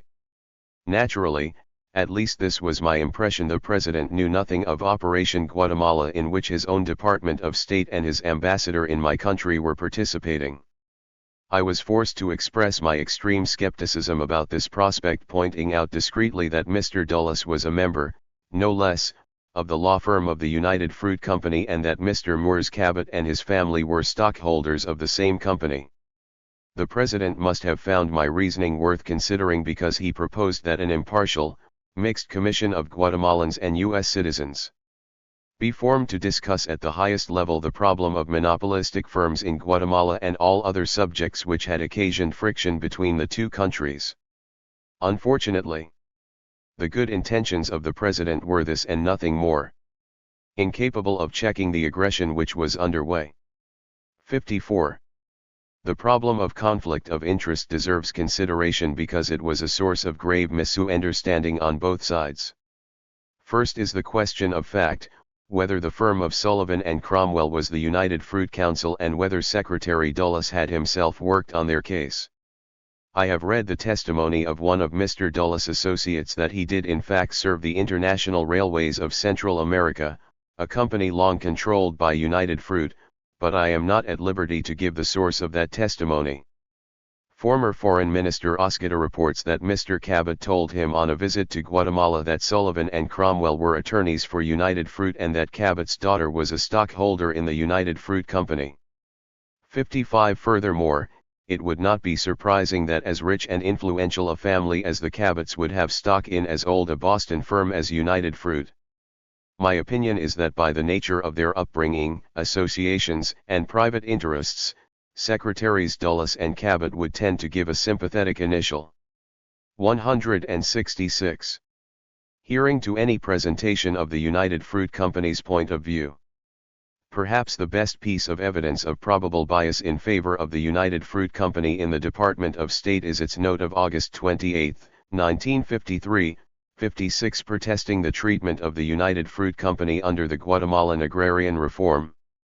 The note reads more like a legal brief for the United Fruit Company than an intergovernmental note and is in sharp contrast, in this respect, to other such protests since the announcement of the Good Neighbor policy in 1933. In spite of the foregoing, I believe that the Arbenz government greatly misunderstood Dulles and Cabot and the U.S. government in this respect. The Guatemalan properties of the United Fruit Company represented only a fractional part of the company's total interests, and the Arbenz measures were likely to have an adverse impact on profits in Guatemala, but it was not clear to what extent, since only fallow land was directly affected.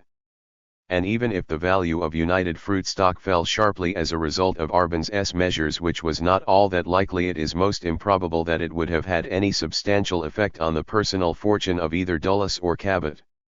Moreover, whatever may have been their shortcomings with regard to policy decisions, I have discovered nothing on the public record or in their reputations reflecting adversely on their financial integrity. No doubt, too, they were wiser than to risk their reputations and the verdict of history on behalf of United Fruit profits. One curious aspect of the Eisenhower administration's policy was the Department of Justice's antitrust suit against the United Fruit Company filed on July 2, 1954. 57. Apparently, federal attorneys had rushed to make this legal action public less than a week after Arbenz's political demise. Their haste suggests that the Department of State thereby sought to give the lie to Latin American critics' allegations about U.S. motives in the Guatemalan affair. No doubt partly for reasons unrelated to U.S. Guatemalan relations per se, the U.S. government continued to press its suit against United Fruit until 1958, when the company agreed to reform its structure and operations. 58. Although not unreasonable under the circumstances, the Arbenz government's suspicions about U.S. collusion with United Fruit led to exaggerations of the importance of the protection of the United Fruit Company as a motive for U.S. policymakers and to an underestimation of U.S. fears and concern for the communist threat. Convinced of the probity of Dulles and Cabot, U.S. policymakers were offended by the Guatemalan charges, which seemed to them preposterous, thereby making it hard to take the Guatemalans seriously on other issues. Torriello's report of his conversations with Bedell Smith and the President offer further confirmation of the abysmal ignorance of Guatemala of the top officials in the Eisenhower administration. That ignorance comes as no great surprise but is tragic nonetheless.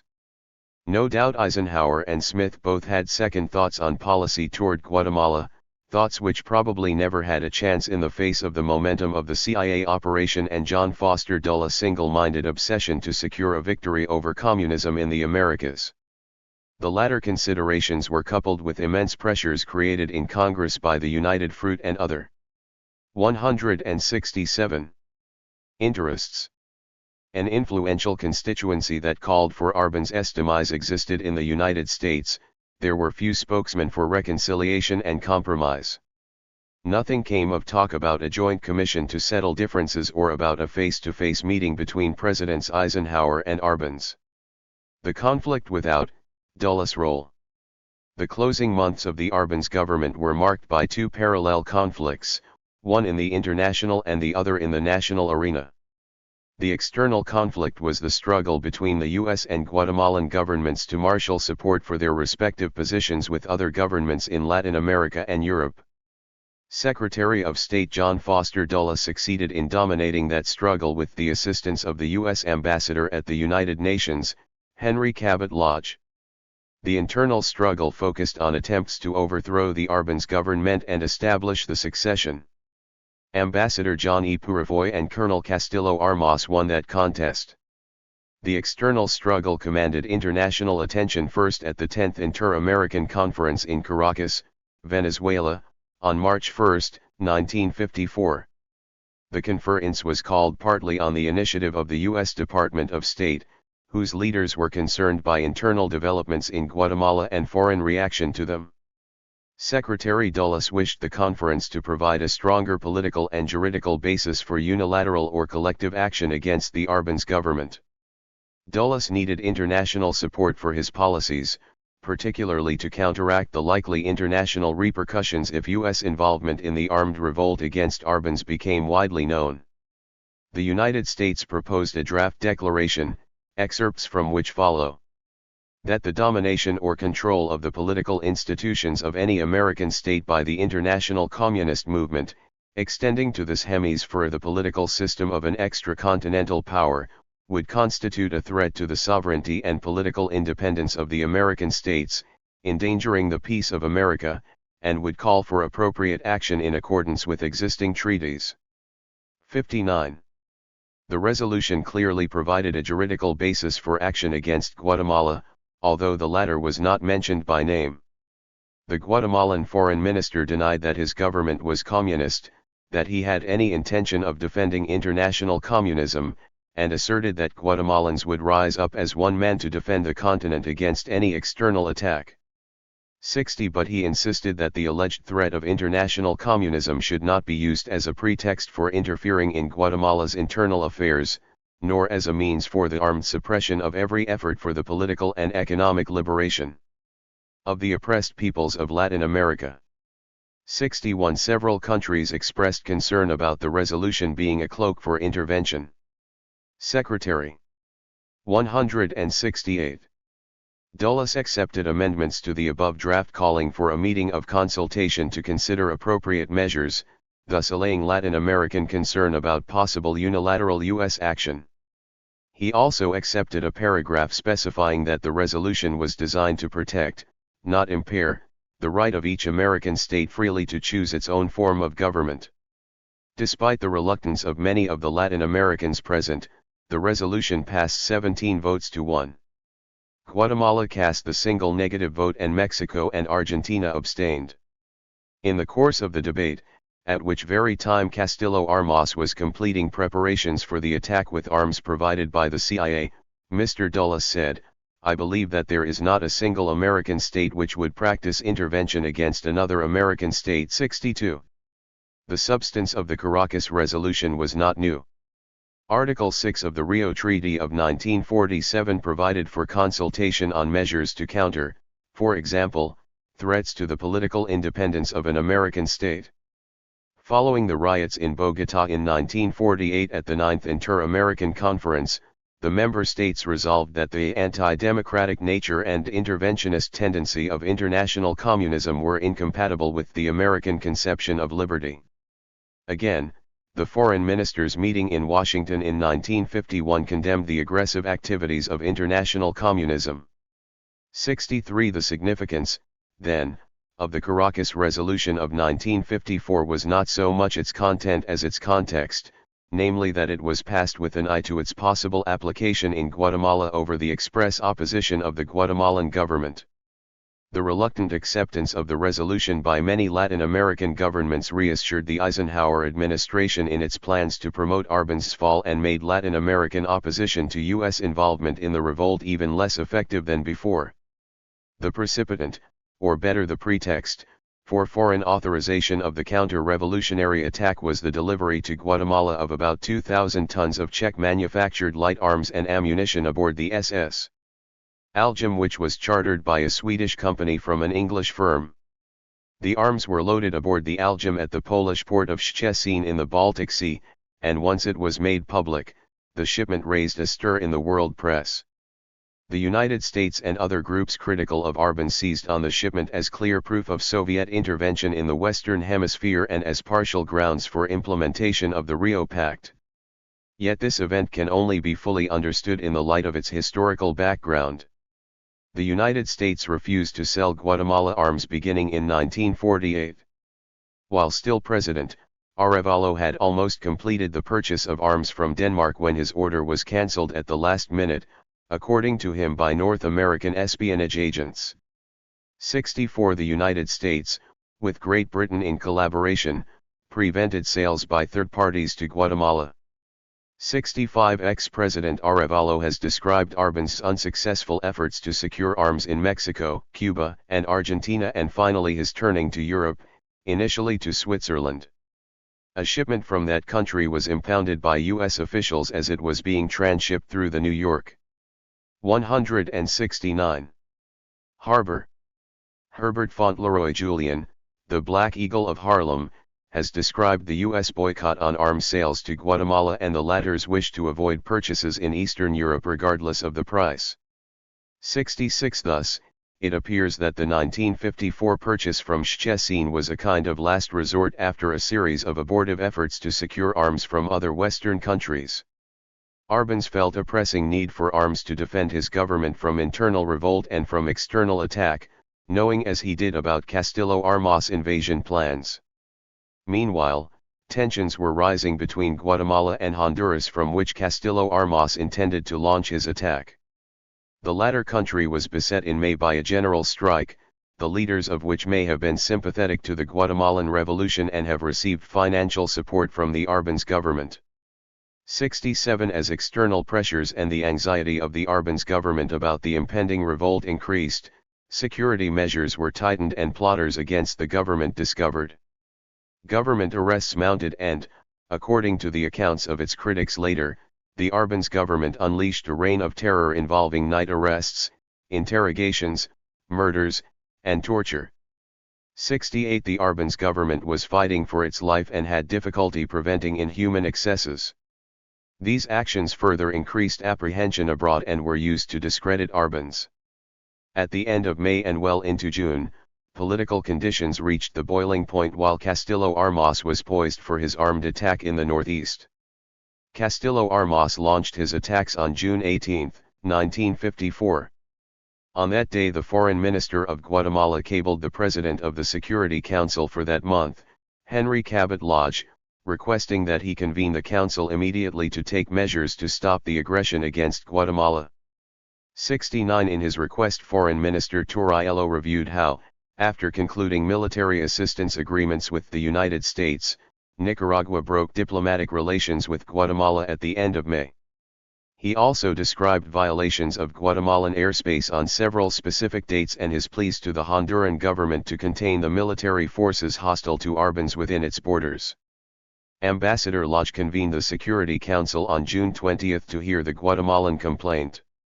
The Guatemalan ambassador charged that his country had been invaded by expeditionary forces forming part of an unlawful international aggression, and that it was the victim of a campaign to prepare the way for open intervention in the domestic affairs of our country. Set on foot by the United Fruit Company, and encouraged by the United States State Department. As a result, Castro's concern during this early period was based not so much on what the United States had done, as on what he feared it was doing or could do. Castro surely knew better than Washington how far he wanted to change Cuba, and he estimated, correctly as it turned out, that his policies would encounter stubborn resistance. In a way, he was already responding to what the United States would do, not to what it had done in 1959, thereby helping to fulfill his own dire prophecies. Castro's opposition at home also anticipated strong U.S. opposition to Castro's revolutionary innovations. Like Castro, his opponents overestimated U.S. effectiveness in opposing the revolutionary drive. Both sides expected more of the United States than the bankrupt policies that ended in the Bay of Pigs fiasco. As Ambassador Bonsall has put it, a conviction that the United States would take care of the situation sapped the activism of much of the opposition. 125 Mr. Bonsall believes that this fact helps explain why Castro was able to revolutionize Cuban society with so little domestic resistance. Castro's independent course. Castro inherited the complex and intimately related web of interests and practices that constituted the U.S. Cuban relationship. United States interests stood in the way, so to speak, of changes Castro wanted to make in Cuba. Castro did not. 187. Hesitate to oppose these interests to achieve his domestic objectives. Besides, he found the nature of the U.S.-Cuban relationship unacceptable. It was Castro, not the United States, who first sought to change it. He had several ways to achieve his domestic objectives which simultaneously served as attacks on what he believed was unwarranted U.S. domination. The first was his capacity to regulate and seize U.S. private investments in Cuba. According to his count, these were worth some $800 million, and according to U.S. figures about $1 billion. 126 United States investments in Cuba were at Castro's mercy, hostages so to speak. The second major weapon was his potential for getting extra-hemispheric support, that is, for bringing Soviet economic, political, and military power into play against the United States. The following pages deal with Castro's implementation of these two means of opposition to the United States. There are some observers who believe that fomenting social revolution and guerrilla wars in other Latin American countries was another means Castro had of resisting the United States. Be that as it may, Castro has actually had little success fomenting revolutions elsewhere in Latin America. 127 Seizing U.S. investments. The seizures of property in 1959 and early 1960 were not directed primarily against U.S. interests. The first agrarian reform law of May 17, 1959, was aimed at improving the lot of tenant farmers and agricultural wage laborers and attracting their political support as part of a broad program of social reform. North American property owners suffered, but Cuban owners did too. Seizures of land under the agrarian reform law constituted some of the first serious damages to U.S. private interests. Many large American-owned properties were seized by the Cuban authorities and no compensation was paid. The burden of the U.S. case was not to deny the Cuban government the right of expropriation, but to insist on prompt, adequate, and effective compensation. Actions against U.S. owned property were not confined to agriculture. The Cuban government took over the management of the Cuban Telephone Company on March 3, 1959, and revoked a rate increase authorized toward the end of Batista's government. The Cuban government later lowered the rates for electric power charged to rural consumers by the U.S.-owned Cuban Electric Company. The lowering of the rates was aimed at supplying cheaper services to the less affluent in the cities and the countryside. The fact that Castro may have taken a nationalist satisfaction in depriving U.S. interests of control of the rates of these public services does not mean that anti-American action was his fundamental purpose at that time. 1 year later, March 9, 1960, Castro took over the management of the Moa Bay Mining Company, a subsidiary of the Freeport Sulphur Company. On June 10, 4 hotels in Havana in which U.S. citizens or corporations had interests were nationalized also. The takeovers of the mining company and the hotels were designed primarily to keep these businesses running, since all were having serious operating or financial problems in the chaotic economic situation that developed after Castro's takeover. 188. Seeking extra-hemispheric support. In view of Cuba's political, strategic, and economic vulnerability, and Castro's ambitious social and national objectives, it is no wonder that he sought an extra-hemispheric counterweight to U.S. influence. What is surprising is that he did not cultivate relations with the USSR, or the latter with him, earlier. Although the USSR announced recognition of the revolutionary government on January 10, 1959, the first official Soviet representative in residence, a TASS correspondent, did not come to Cuba until that December. Diplomatic relations broken by Batista in early 1952 were not formally restored until May 1960, nearly a year and a half after Castro's march into Havana. Castro needed arms to realize his larger purposes, one of which was to protect himself against domestic opposition and possible foreign intervention as the revolution deepened. Castro also wanted arms to support revolutionary forces in the Caribbean against traditional military dictatorships, and to mount expeditionary forces against neighboring governments. Early expeditions, such as that against the Dominican Republic in mid-1959, became a heightening source of friction with the United States. Castro opened negotiations for arms in Europe in the early spring of 1959 and with the United States shortly thereafter. 128 In fact, he wished to spend some $9 million to purchase U.S. destroyers and other military equipment. The United States, however, insisted on keeping the arms embargo in full effect. In a press statement on October 27, 1959, the Department of State explained why it had introduced and continued to maintain in force the embargo of March 1958 against the shipment of arms to Cuba. Armed expeditions were organized and launched against various countries, an armament race appeared imminent, and armed civil strife and terrorism continued. This policy was made known to Allied and friendly governments. 129 Although accepting an embargo on U.S. arms, Castro complained bitterly about U.S. efforts to prevent Cuba from buying arms in Western Europe in a speech on March 5, 1960, the day after the French merchant ship, La Cabra, carrying a cargo of munitions, blew up at a Havana dock. While admitting the absence of conclusive evidence, Castro charged U.S. sabotage. Castro said that the British, referring to U.S. statements on the subject, had refused to sell him arms, and that a U.S. consul and military attaché had tried unsuccessfully to persuade an arms dealer in Belgium not to sell to Cuba. Then he warned that Cuba would buy arms where it thought best, an only slightly veiled allusion to later purchases of Soviet arms.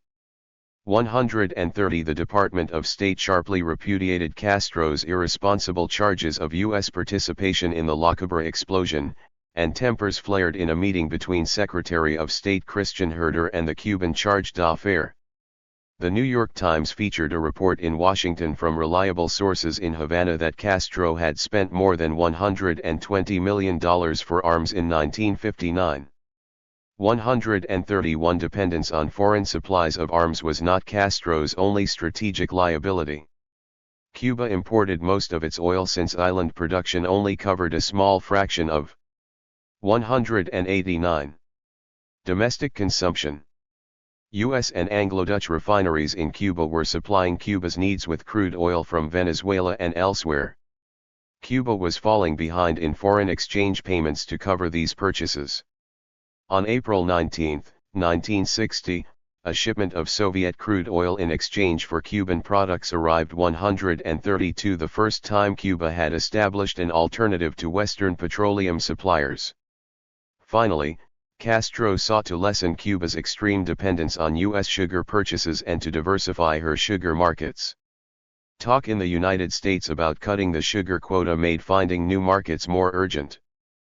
President Eisenhower indicates in his memoirs that cutting the quota came under consideration late in 1959. 133 In a news conference on December 10, Secretary Herter declined to discuss punitive action against Cuba but left no doubt that this was a possibility.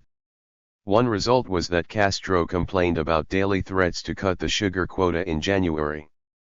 134 During December and January arrangements were made for the Soviet trade exhibitions in Havana. The arrival of Soviet First Deputy Chairman Mikoyan on February 4, 1960, set the stage for Castro's negotiations with the USSR. On February 13, the two countries announced the conclusion of a trade agreement including a 5-year contract by which Cuba would sell to the Soviet Union 425,000 tons of sugar in 1960 and 1 million tons a year from 1961 to 1964. The Soviets also granted a credit of $100 million to Cuba for the purchase of plants, machinery, materials, and technical assistance. Agreements followed with East Germany in February and Poland in March.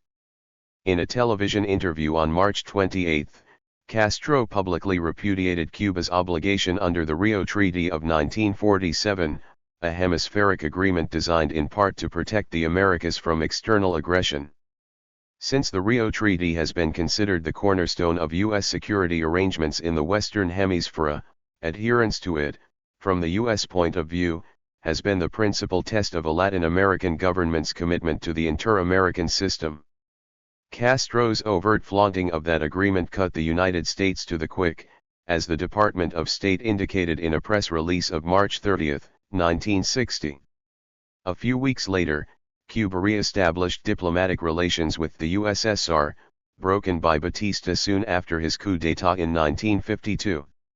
From a purely Cuban and nationalistic point of view, Castro had grounds for seeking to strengthen his hand vis-a-vis the United States with extracontinental support.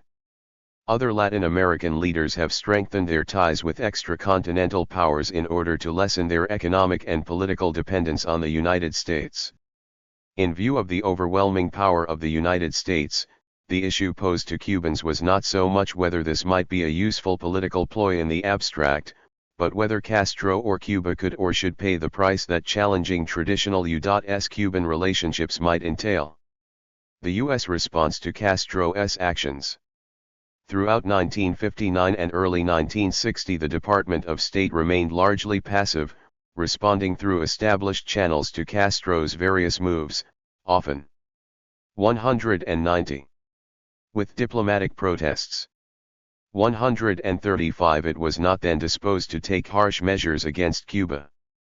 This was demonstrated at a regional meeting of U.S. ambassadors in San Salvador in April 1959 when U.S. Cuban policy became the subject of heated discussion. Those who favored a moderate response at that meeting defeated a proposal of Robert C. Hill, then U.S. ambassador to Mexico, to make a strong public statement critical of Castro. 136 In spite of opposition inside and outside the government, forbearance continued to characterize official policy into 1960 when on January 26, President Eisenhower issued a public statement, which Ambassador Philip W. Bonsall has described as one of continued moderation and restraint on our part, denying Castro the chance to make political capital out of alleged American economic aggression. 137 The statement expressed U.S. determination to do its best to enforce the laws against anti-Castro exiles and to show its sympathy with the aspirations of the Cuban people for social reform, its continuing interest in the rights of its citizens under international law, and its willingness to resolve any conflicts in this respect through negotiations.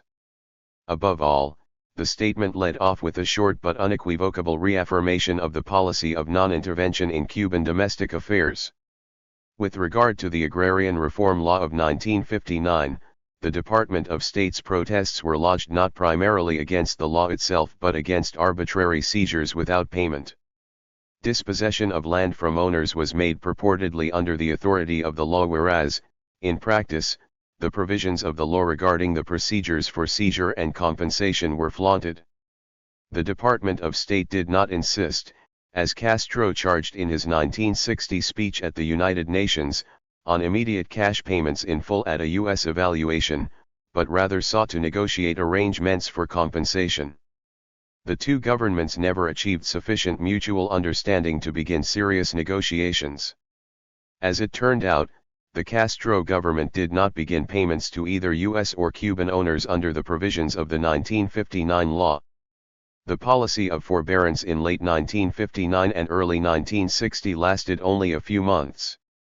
In February and March 1960, the following significant events had already taken place: the conclusion of trade agreements between Cuba and the USSR and other Eastern European countries, Castro's warning that he would buy weapons from any country, implying communist sources, the expropriation or intervention of some U.S.-owned businesses, and greater domestic alignment of Castro with the Cuban communists.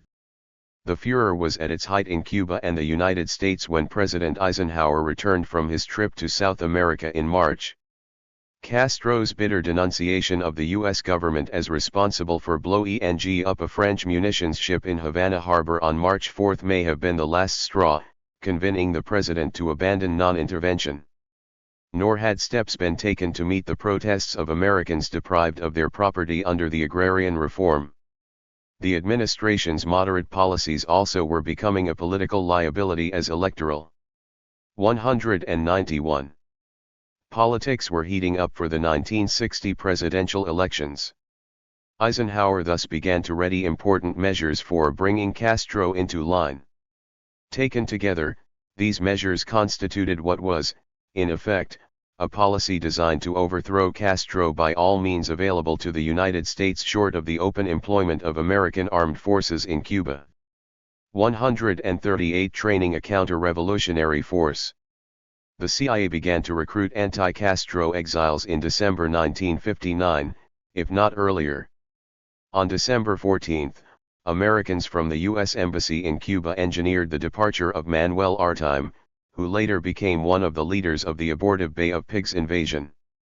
139. The actual decision, however, to organize a counter-revolutionary force under the auspices of the CIA was not taken until March 17, 1960. At this time, President Eisenhower gave orders to begin to organize the training of Cuban exiles, mainly in Guatemala, against a possible future day when they might return to their homeland. 140. How President Eisenhower came to make this sharp reversal in his policy toward Cuba has not been revealed to the public as yet, and his memoirs are not very illuminating. Ambassador Bonsall, a strong advocate of the earlier policy and critic of the latter, was not consulted in advance of the change.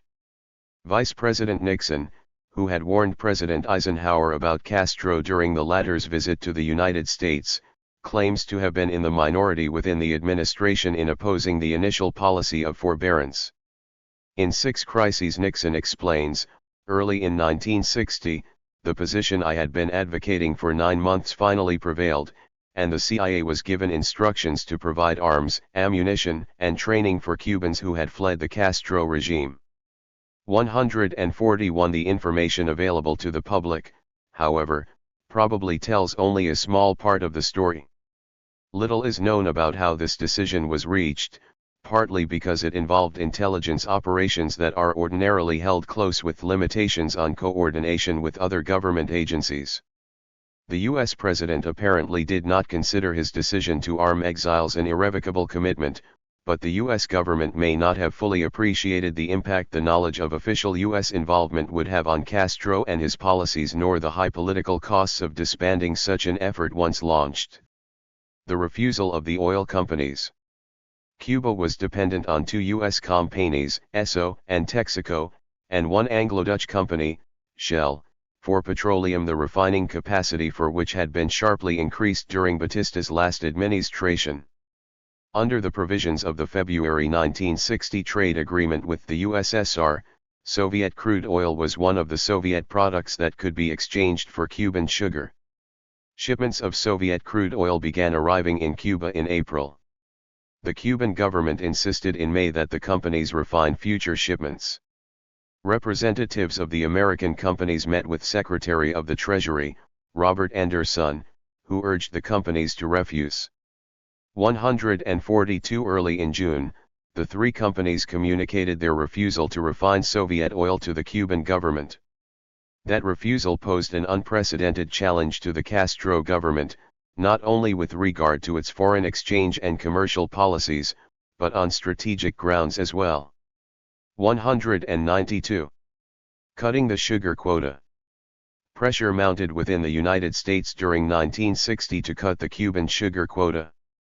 The argument ran that Cuba should no longer enjoy preferential treatment in the purchase of sugar and, particularly, the benefit of the quota premium, which amounted to $150 million in 1959, while the Cuban government was seizing or intervening U.S. owned property and otherwise damaging U.S. private business interests.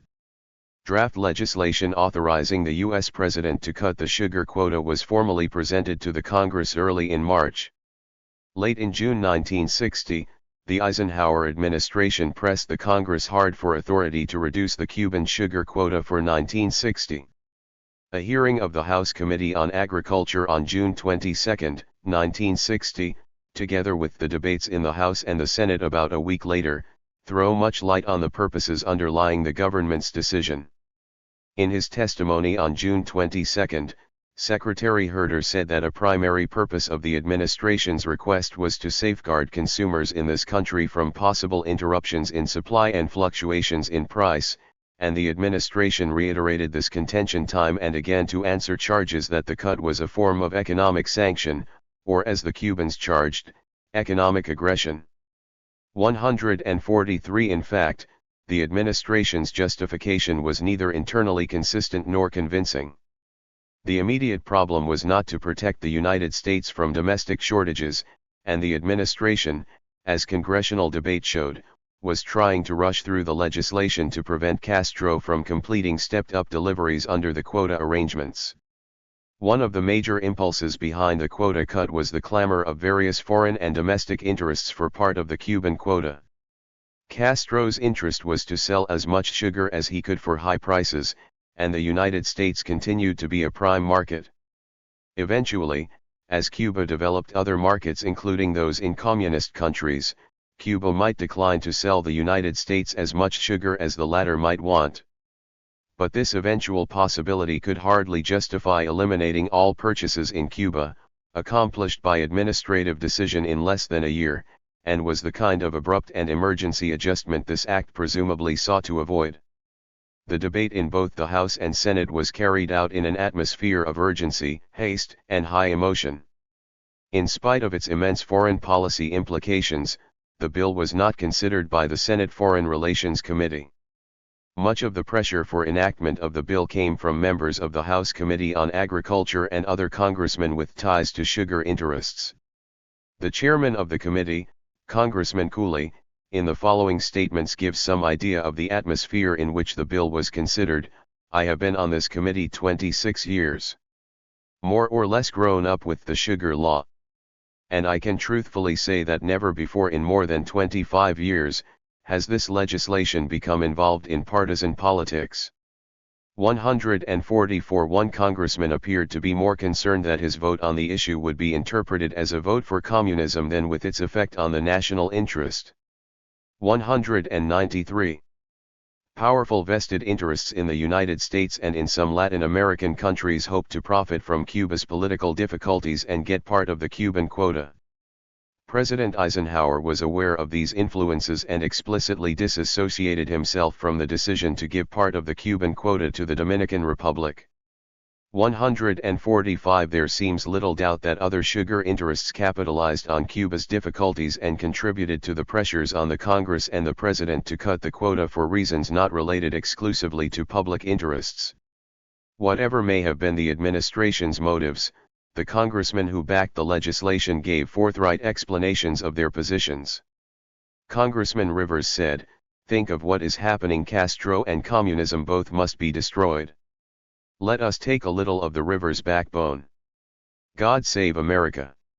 146 Congressman Haley said, "The time has come to deal with Castro where it hurts, in the pocketbook." 147 Congressman McDowell said, "It is high time that the bluff of the Cuban Prime Minister and his colleagues was called." 148 Congressman Conti said, "I am a patient man, but I am also an American. I cannot allow my country to continue to suffer the constant humiliations and opprobrium heaped upon her in an irresponsible manner. We are, in fact, supporting the rapid growth of international communism at our very doorstep." 149. The bill was passed overwhelmingly in the House, 396 yeas, no nays, and 36 not voting. The bill had more difficulty in the Senate, but the conference report passed easily, 32 to 24, with 44 not voting. Congressman Cooley and Senator Morse frequently expressed their concern about the implications of the bill, the latter primarily on the grounds that it would immensely complicate our relations with many friendly Latin American countries. One member of the House expressed concern that the bill might make a martyr out of Castro. The administration could have ended the favored treatment which Cuban sugar enjoyed by eliminating the quota premium while continuing to purchase Cuban sugar at world market prices.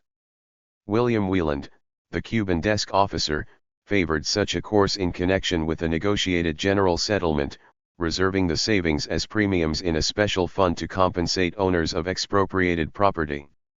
150 Instead, the president proceeded to terminate all U.S. purchases, constituting half the Cuban sugar crop, the bulk of its exports, and the main contributor to its gross domestic product. Armed with authority from Congress, President Eisenhower cut the Cuban sugar quota by 700,000 tons on July 6 for the balance of 1960, permitting new authorization of only 39,752 short tons. On December 16, 1960, the president fixed the Cuban quota at zero for the first quarter of 1961, thus establishing the policy of eliminating the Cuban quota entirely, a policy that was confirmed by the Kennedy administration. Some observers have mistakenly attributed the sugar quota cut to the large-scale nationalizations that took place thereafter, partly because authority for the two actions was given and announced almost simultaneously in early July. Actually, most of the nationalizations, which were not effected until August, were a response to, not a 194 cause of, the sugar quota cut.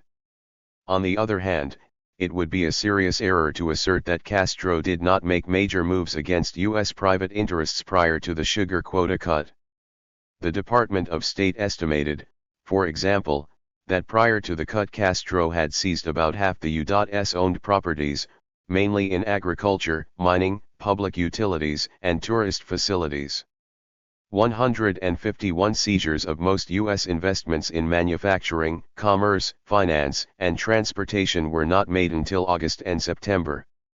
I have been able to find no instance in the hearings or in the debate where a congressman anticipated that cutting the Cuban sugar quota might have an effect diametrically opposite to the intended effect, that rather than combating communism in Cuba, the cut would help strengthen Soviet influence there. If such a concern existed, it did not seem to receive attention. Several congressmen appeared to believe that Castro would have difficulty surviving the quota cut. Congressman McDowell said, "If Cuba's splendid people understand that they must sell their sugar or their economy will be destroyed, they will themselves find a way to deal with the present misleaders and fomenters of hatred." He was then prepared to let the Cubans sell their sugar elsewhere, but expressed the belief that the Russians would not find Cuban sugar sufficiently important to them or their economy to take the place of the United States as the largest consumer of Cuban sugar in the world. 152 Why did President Eisenhower take such severe measures against Cuba with all the risks these entailed? As suggested above, there were a number of pressures at work in the Congress not directly related to U.S. Cuban bilateral relations per se. As for the administration, Castro's seizures of U.S. property were an important element, as well as the growing totalitarian and socialist nature of the new Cuban regime. But perhaps what convinced Eisenhower was not primarily that Castro threatened U.S. private interests and the traditional Cuban political structure, but that Castro was becoming a channel for the introduction of Soviet political and military influence into the Western Hemisphere.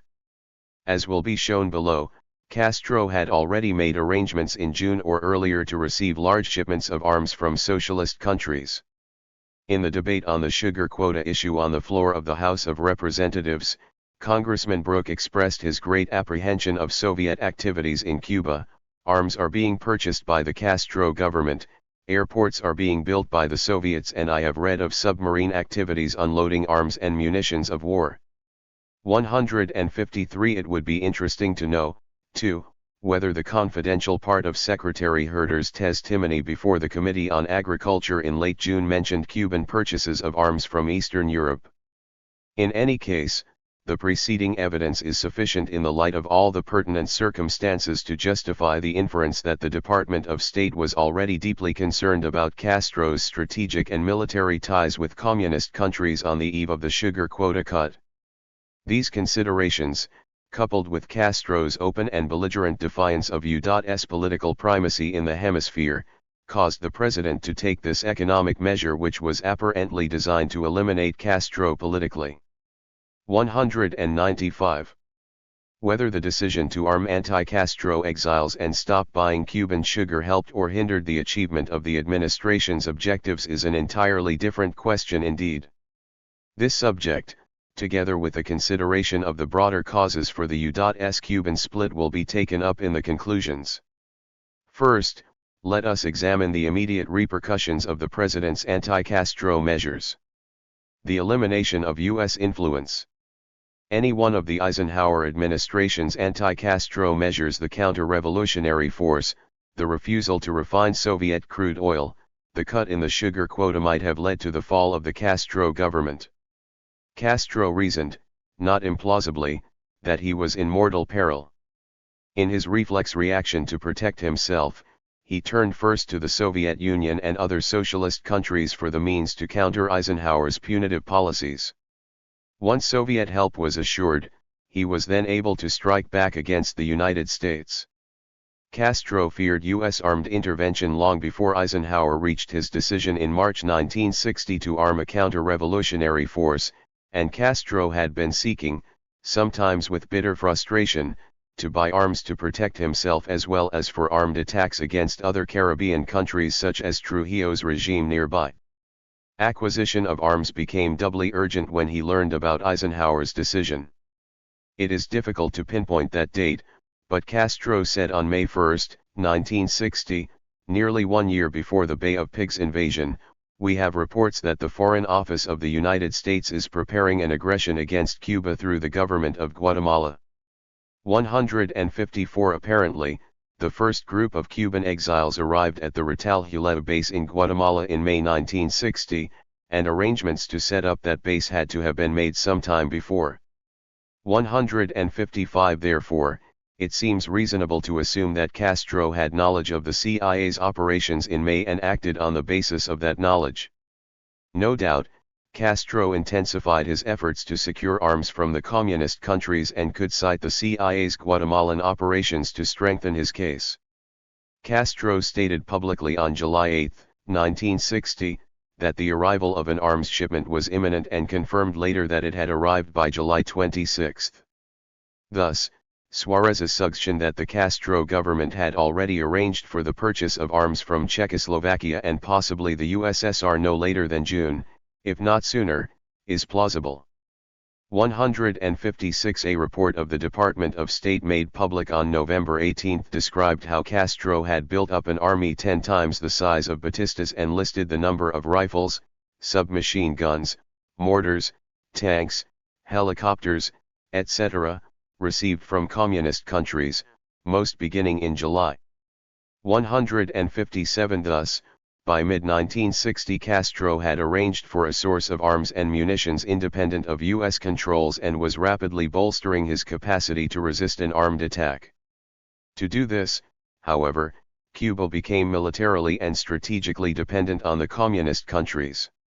Castro followed a similar strategy with regard to the oil company's refusal in early June, under official U.S. encouragement, to refine Soviet crude oil. No doubt after assuring himself that he could count on the communist countries as a regular. 196. Source of supply. Castro took over the American and Anglo-Dutch refineries beginning on June 29. As a result, the companies lost not only their properties but also some $50 million in back payments from the Cuban government. It would be ironic if foreign exchange held back from payments due the oil companies had been used to pay for Cuban arms purchased from Eastern Europe. The Cubans were worried about a possible cut in the sugar quota long before it actually happened, and certainly as early as December 1959 when it was made a matter of public discussion at Secretary Herter's press conference. In March, when the administration formally asked Congress for discretionary authority over the Cuban quota, Beto Guevara made a statement which attracted much public attention at the time. Why are we not a developed country? The North Americans take many pains so that the country does not progress in other branches of industry so that we have to buy the majority of manufactured products abroad. The North Americans control of the greater share of the Cuban import market. They afford us good prices for our sugar and even concede us preferential tariffs in exchange for which we reciprocate with preferential tariffs for the products the country needs for its consumption and which the North produces. This influx of North American capital is translated into political dependence even after the abolition of the Platt Amendment. When we struggle with all our strength to get out of the situation of economic vassalage and sign an agreement with the USSR, the representatives of the colony try to sow confusion. They try to show that by selling to another country we enslave ourselves, and they don't stop to consider how much slavery for our country the 3 million tons which we sell at supposedly preferential prices represents. 158. Guevara found the United States a handy scapegoat to explain Cuban underdevelopment, although even he would have surely admitted that there were many other reasons why Cuba had not made greater economic and social progress. Tariff protection for U.S. products in Cuba was part of the story, especially in earlier years, but Cuban dependence was also due to the much larger and sometimes more efficient productive capacity of the United States. Much of Cuban development had theretofore taken place under the impulse of trade with and investment by the United States. United States resources, including premiums on sugar sales, offered one source for capital accumulation. The Cubans were caught on the horns of a dilemma. They wanted to rid themselves of U.S. leverage from the sugar quota, but the loss of the U.S. market would have deprived the nation of her lifeblood. Castro certainly could not have expected to survive long without help from some third party. Even if Castro was ready to break ties with the United States, it is doubtful at that date that he had. 197. Commitments from the USSR to take up the slack. One would not be surprised if even Castro feared the immense risks involved. And, in view of those risks, it was much better to leave responsibility for cutting the quota to the United States rather than assuming it himself. In June, as the United States moved closer to a decision on the sugar quota, Castro said, "We will exchange the quota for investments," and estimated U.S. investments as being worth $800 million. 159. Most of the property seizures up until the sugar quota cut early in July were agricultural properties. Some of the non-agricultural seizures included the Moa Bay Mining Company in March and hotels in June. Up to the time of the sugar quota cut, the seizures were either explained as temporary interventions or expropriations and, theoretically at least, were subject to negotiation and eventual compensation. The U.S. action in cutting the Cuban sugar quota on July 6 brought the USSR dramatically and prominently into the picture. Soviet Chairman Nikita Khrushchev declared on July 9, 1960, figuratively speaking, in case of need, Soviet artillerymen can support the Cuban people with their rocket fire if the aggressive forces in the Pentagon dare to launch an intervention against Cuba. This, if you will, is a warning to those who would like to settle international issues by force and not by reason. 16 degrees Castro was inclined to interpret Khrushchev literally rather than figuratively, and Soviet complete support in maintaining Cuban independence against unprovoked aggression was reaffirmed in a Soviet-Cuban communique on December 19, 1960. According to Suarez, Castro pressed a suitor's case, in the face of Soviet reluctance, for Soviet military and economic support after the quota cut. The USSR hedged on the question of military guarantees, but was prepared to say enough to give the United States pause. In 1961, after a delay of more than 5 months, the USSR, prodded by the Chinese example, finally agreed to buy 2.7 million tons of sugar. This figure, plus agreements to buy 1 million tons by the Chinese and 300,000 tons by other socialist countries, meant that Cuba was guaranteed the sale of 4 million tons in socialist markets. 161. In this fashion, the communist countries came to buy the sugar the United States had spurned. To counter congressional authorization to Eisenhower to cut the sugar quota, the Cuban Council of Ministers authorized the nationalization of U.S. properties on July 6, the same day Eisenhower suspended the Cuban sugar quota. Castro did not retaliate by new seizures until August 5, taking a month to strengthen his ties with the USSR first. On that day he announced the takeover of 26 companies wholly or partially owned by U.S. citizens. On September 17, he seized U.S.-owned banks, and on October 24, he seized 166 additional U.S.-owned properties, which largely fulfilled Castro's earlier pledge to seize U.S. investments to compensate for Cuba's loss of the sugar quota. Unlike his early seizures, Castro's expropriation measures of August 1960 were openly directed against U.S. properties, discriminating explicitly on the basis of nationality and with compensation linked to sugar sales in the United 198 States. Castro's post-sugar quota cut expropriations made the prospect of compensation so remote as to render eventual reconciliation on this issue virtually impossible. At this time, perhaps, the process had become irreversible. The elimination of the sugar quota cast the die in U.S.-Cuban relations. As Eisenhower himself said, this action amounts to economic sanctions against Cuba.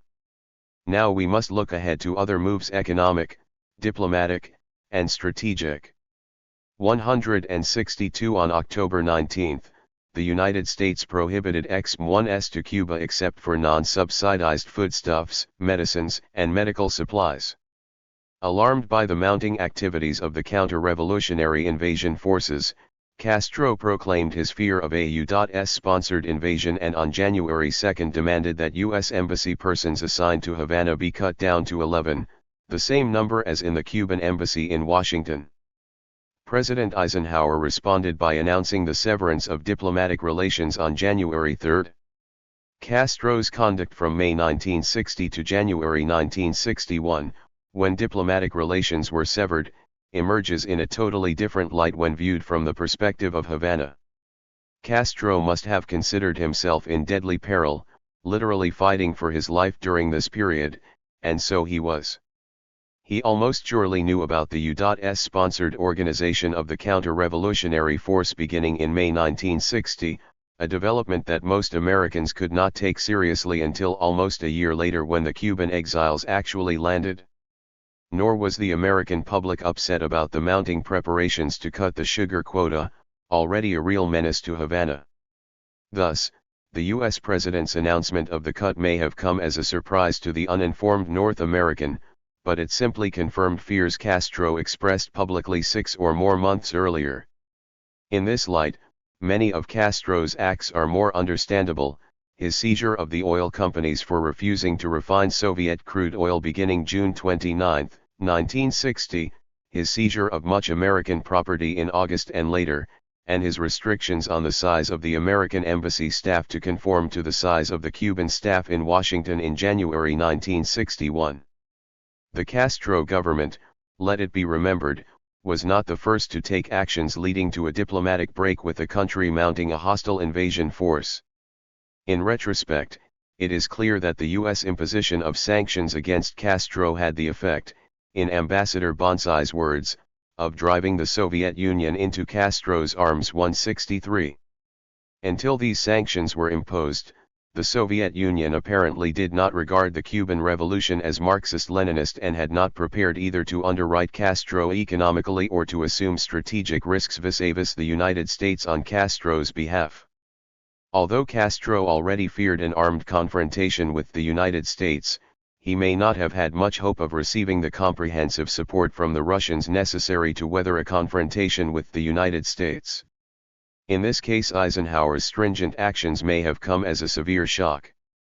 Figure 2 shows how U.S. sanctions led to the Soviet countermoves that facilitated Castro's retaliatory acts and completed the severance of U.S. Cuban ties.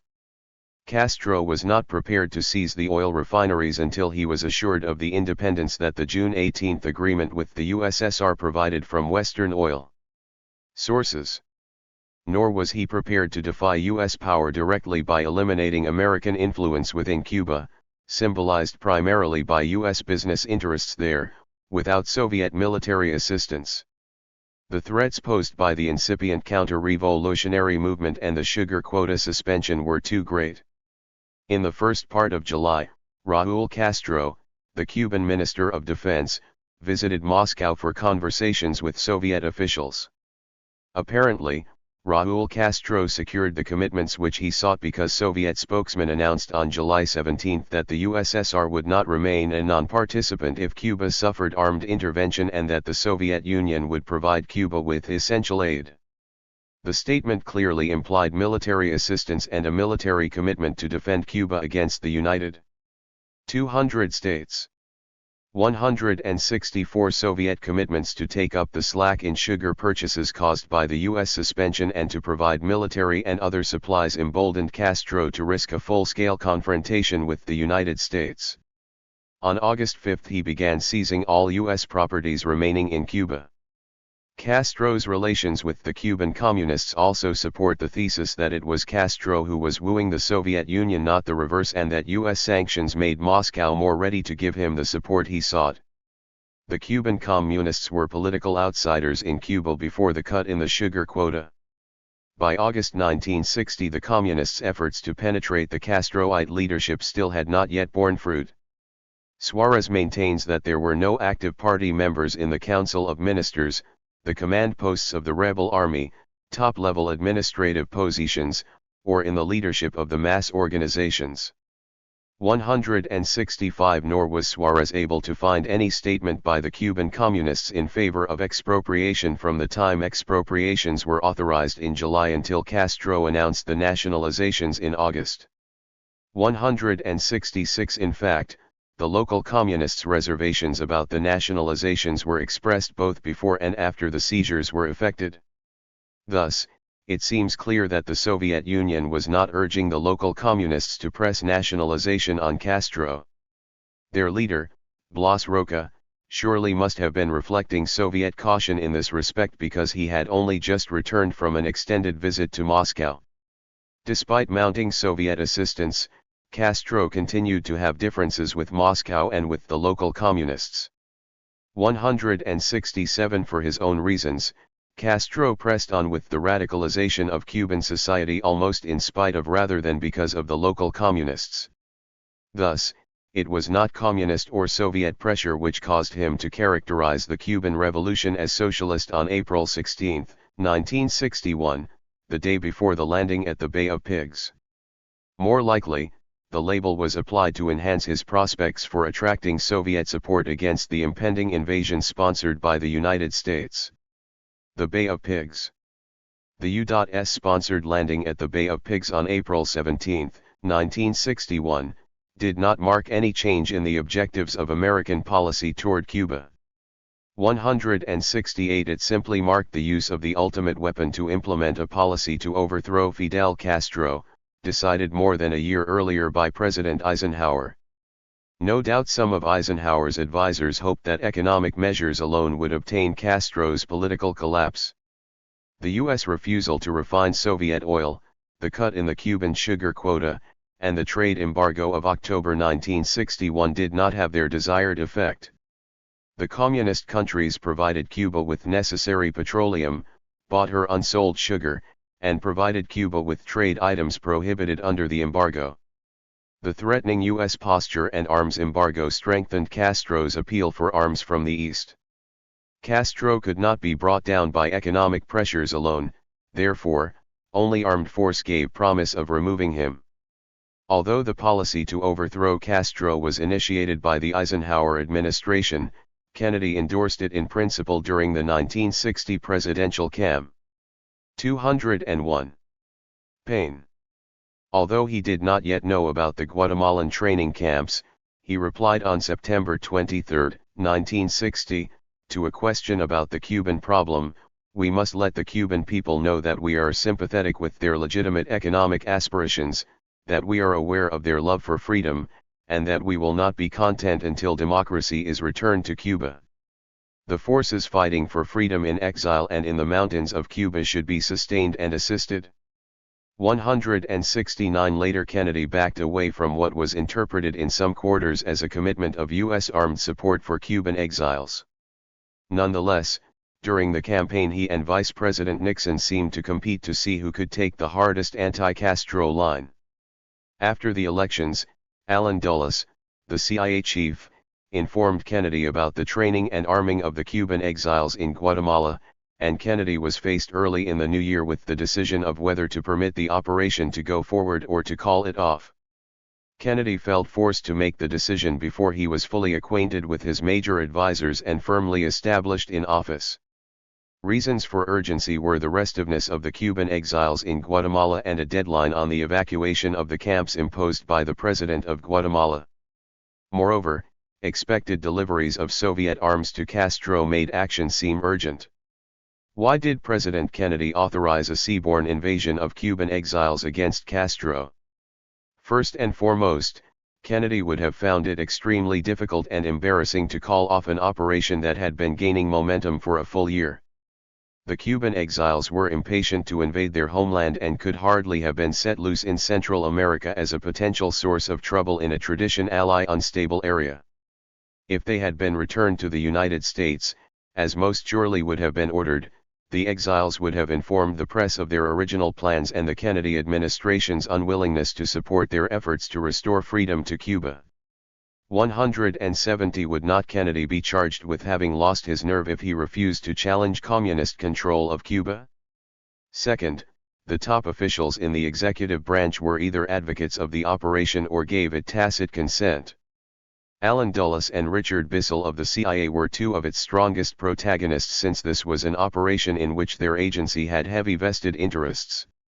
Secretary McNamara had assumed that his senior military officers had approved the plan and that it had received careful review in the Department of State. Secretary Rusk appeared to be in accord, with suggestions only about its implementation. Security was so tight that most Latin American specialists in his department were uninformed. The Joint Chiefs of Staff, without approving the plan as a whole, never openly opposed it and appeared to be collaborating with the CIA in its execution. Only Senator J. William Fulbright made an impassioned plea against the plan. President Kennedy's assistant, Arthur Schlesinger, Jr., opposed the plan in a critical memorandum but later regretted his failure to do more. 171 Third, from the early discussions to the bitter end, President Kennedy was adamant that conventional U.S. military forces would not be permitted to engage Castro's army directly. Kennedy permitted the covert use of U.S. citizens on special missions and naval support for logistic and rescue purposes, but he never wavered in 202 his decision that the full military might of the United States would not be directed against Castro. Thus, although this decision made it impossible to turn the tide once the Cuban exiles were defeated on the beaches, it made it easier for Kennedy initially to authorize the operation with the understanding that the Cubans themselves would do the major fighting. Why should he stop them if the United States did not become openly involved? Kennedy hoped that the Cuban Brigade could establish a foothold, rally other Cubans to their cause, and proclaim a new government without overt U.S. support. If they failed, he reasoned, the United States was not committed to intervention and the remaining brigade members could fade away into the hills and form a guerrilla movement there. Despite Kennedy's reiteration of his prohibition against massive U.S. armed intervention, the Cuban members of the brigade had been led to expect it. The political leaders in Miami and New York did not believe then that the president would let the brigade perish. 172 The Bay of Pigs invasion failed due to faulty military planning and implementation. The 1,400 well-armed and well-trained Cuban exiles were no match for Castro's 200,000-man well-equipped and ably led army. The invaders did not gain supremacy in the air, partly due to planning errors, partly due to reluctance to expose the extent of U.S. support. Castro's plane sunk the ships carrying the invaders' main stores of ammunition and other essential supplies. And the survivors never had a chance to flee into the mountains nearly 80 miles away through impenetrable jungles and swamp. Without control of the air, such a force may never have had a chance against Castro's large armies anyway. Only an insurrection in Cuba would have overcome Castro's military advantages. Moreover, when the landing occurred, Castro's police rounded up thousands of persons suspected of hostility toward the regime. The prompt crushing of the invasion eliminated the possibility of any anti-Castro bandwagon developing within the country. The Bay of Pigs left the Cuban policies of President Eisenhower and Kennedy in ruins. Castro emerged stronger than ever within his own country, his prestige at a high point around the world.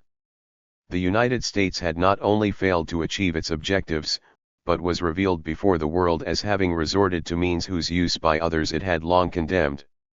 Castro drew closer to the communist countries.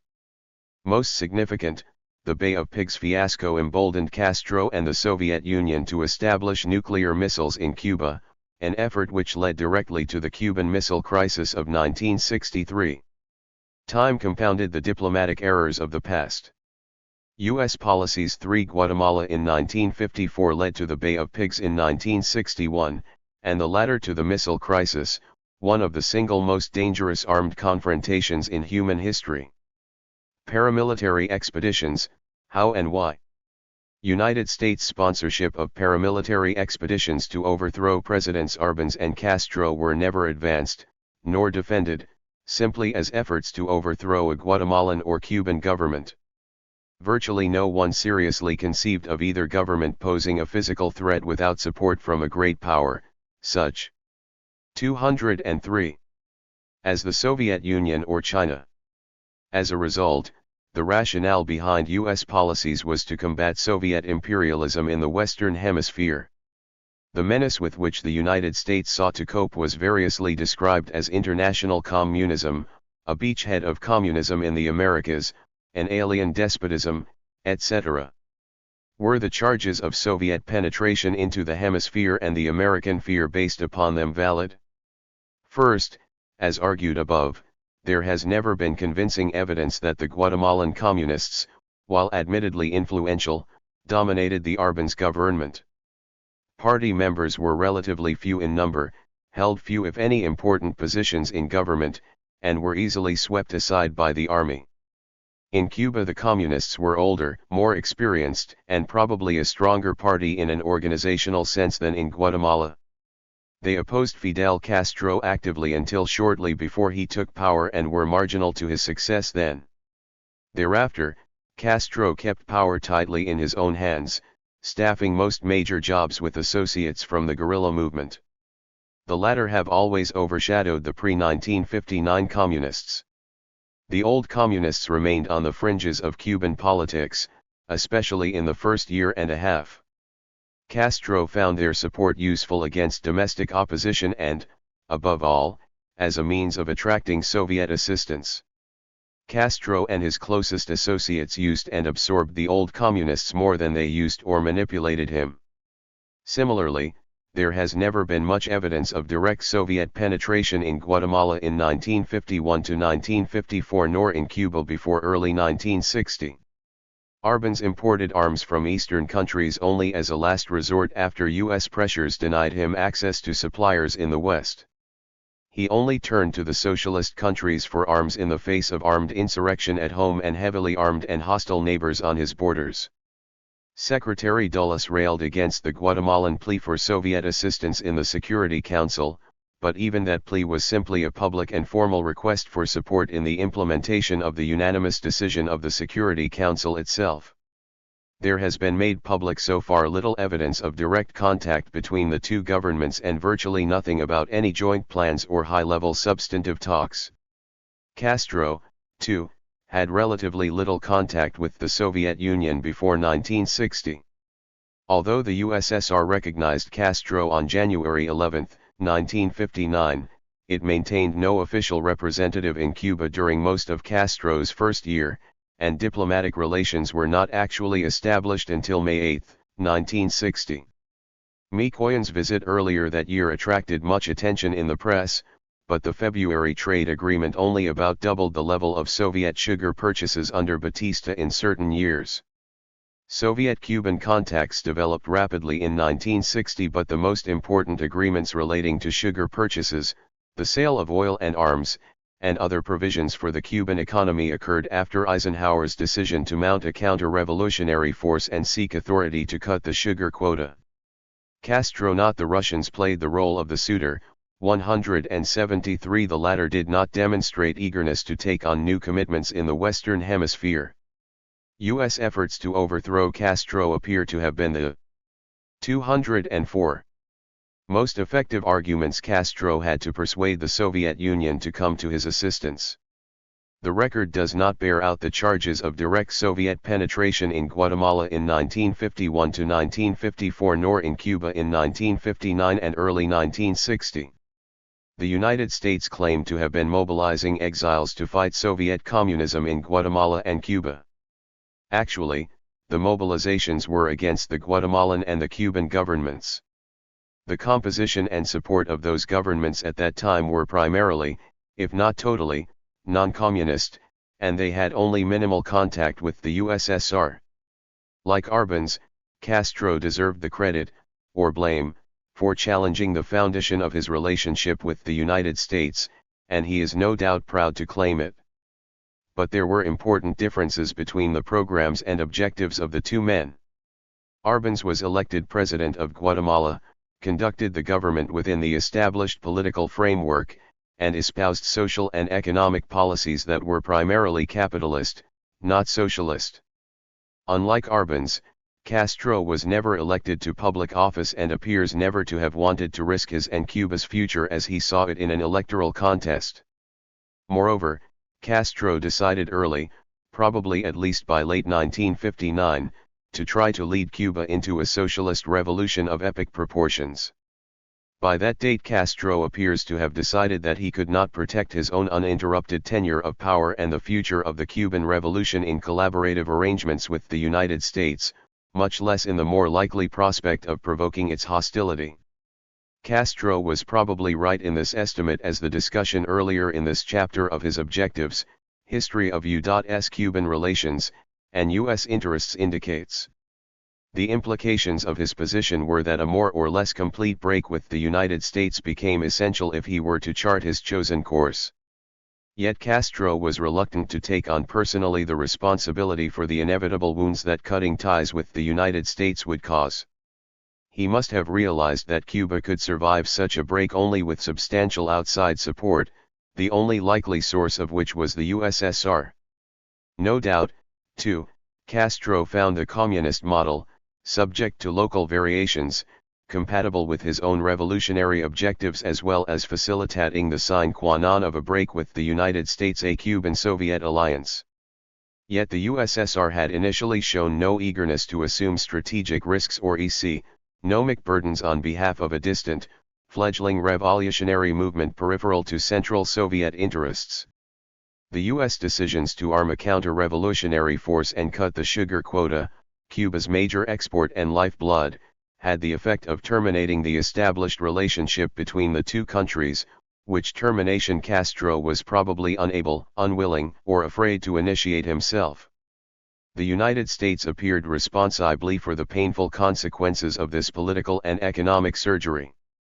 More important, the United States provided Castro with just the arguments he needed to persuade the Russians to come to his assistance. The Cuban exile force made his need for arms indisputable. The U.S. embargo on arms sales to Cuba, backed by U.S.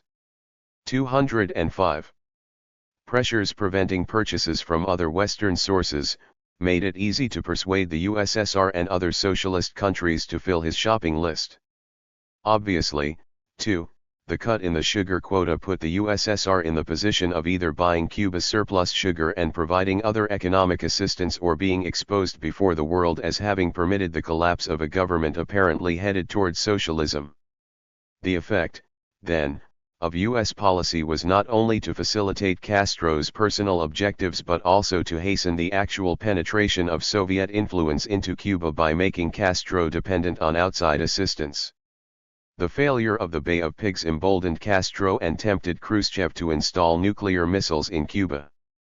Thus, the result of the Bay of Pigs, conceived and implemented by the United States, led to Soviet military intervention in the hemisphere.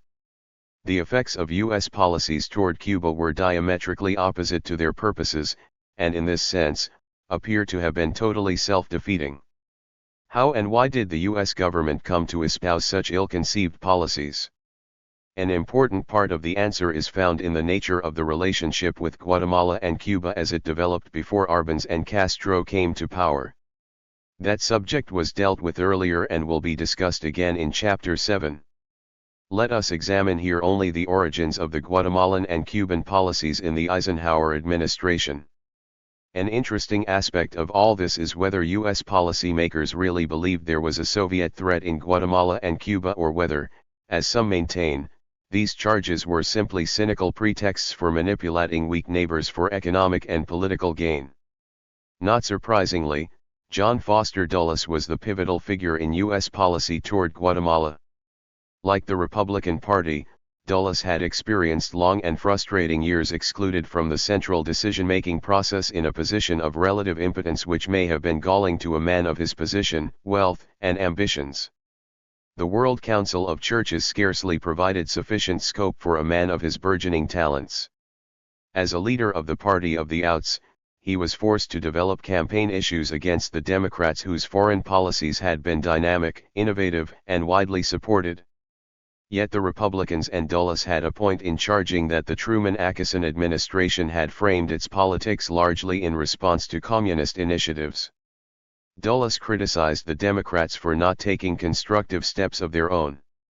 It was not enough simply to contain communism, a negative and feudal policy, democracy itself must be advanced and 74. Liberation treated as a practical goal. 1. These views led to his advocacy of the liberation of captive peoples in Eastern Europe. Yet when Mr. Dulles became Secretary of State, he was cautious about risking war with the USSR on this issue, too. In this sense, the Arbenz government in Guatemala, a far less risky place to defeat communism and advance democracy, provided a convenient opportunity. Communists had been active and were gaining strength in Guatemala, and the Arbenz government had the annoying habit of not falling into line with all U.S. Cold War requirements. In his dealings with the world, Secretary Dulles often claimed that governments which were not for him were against him.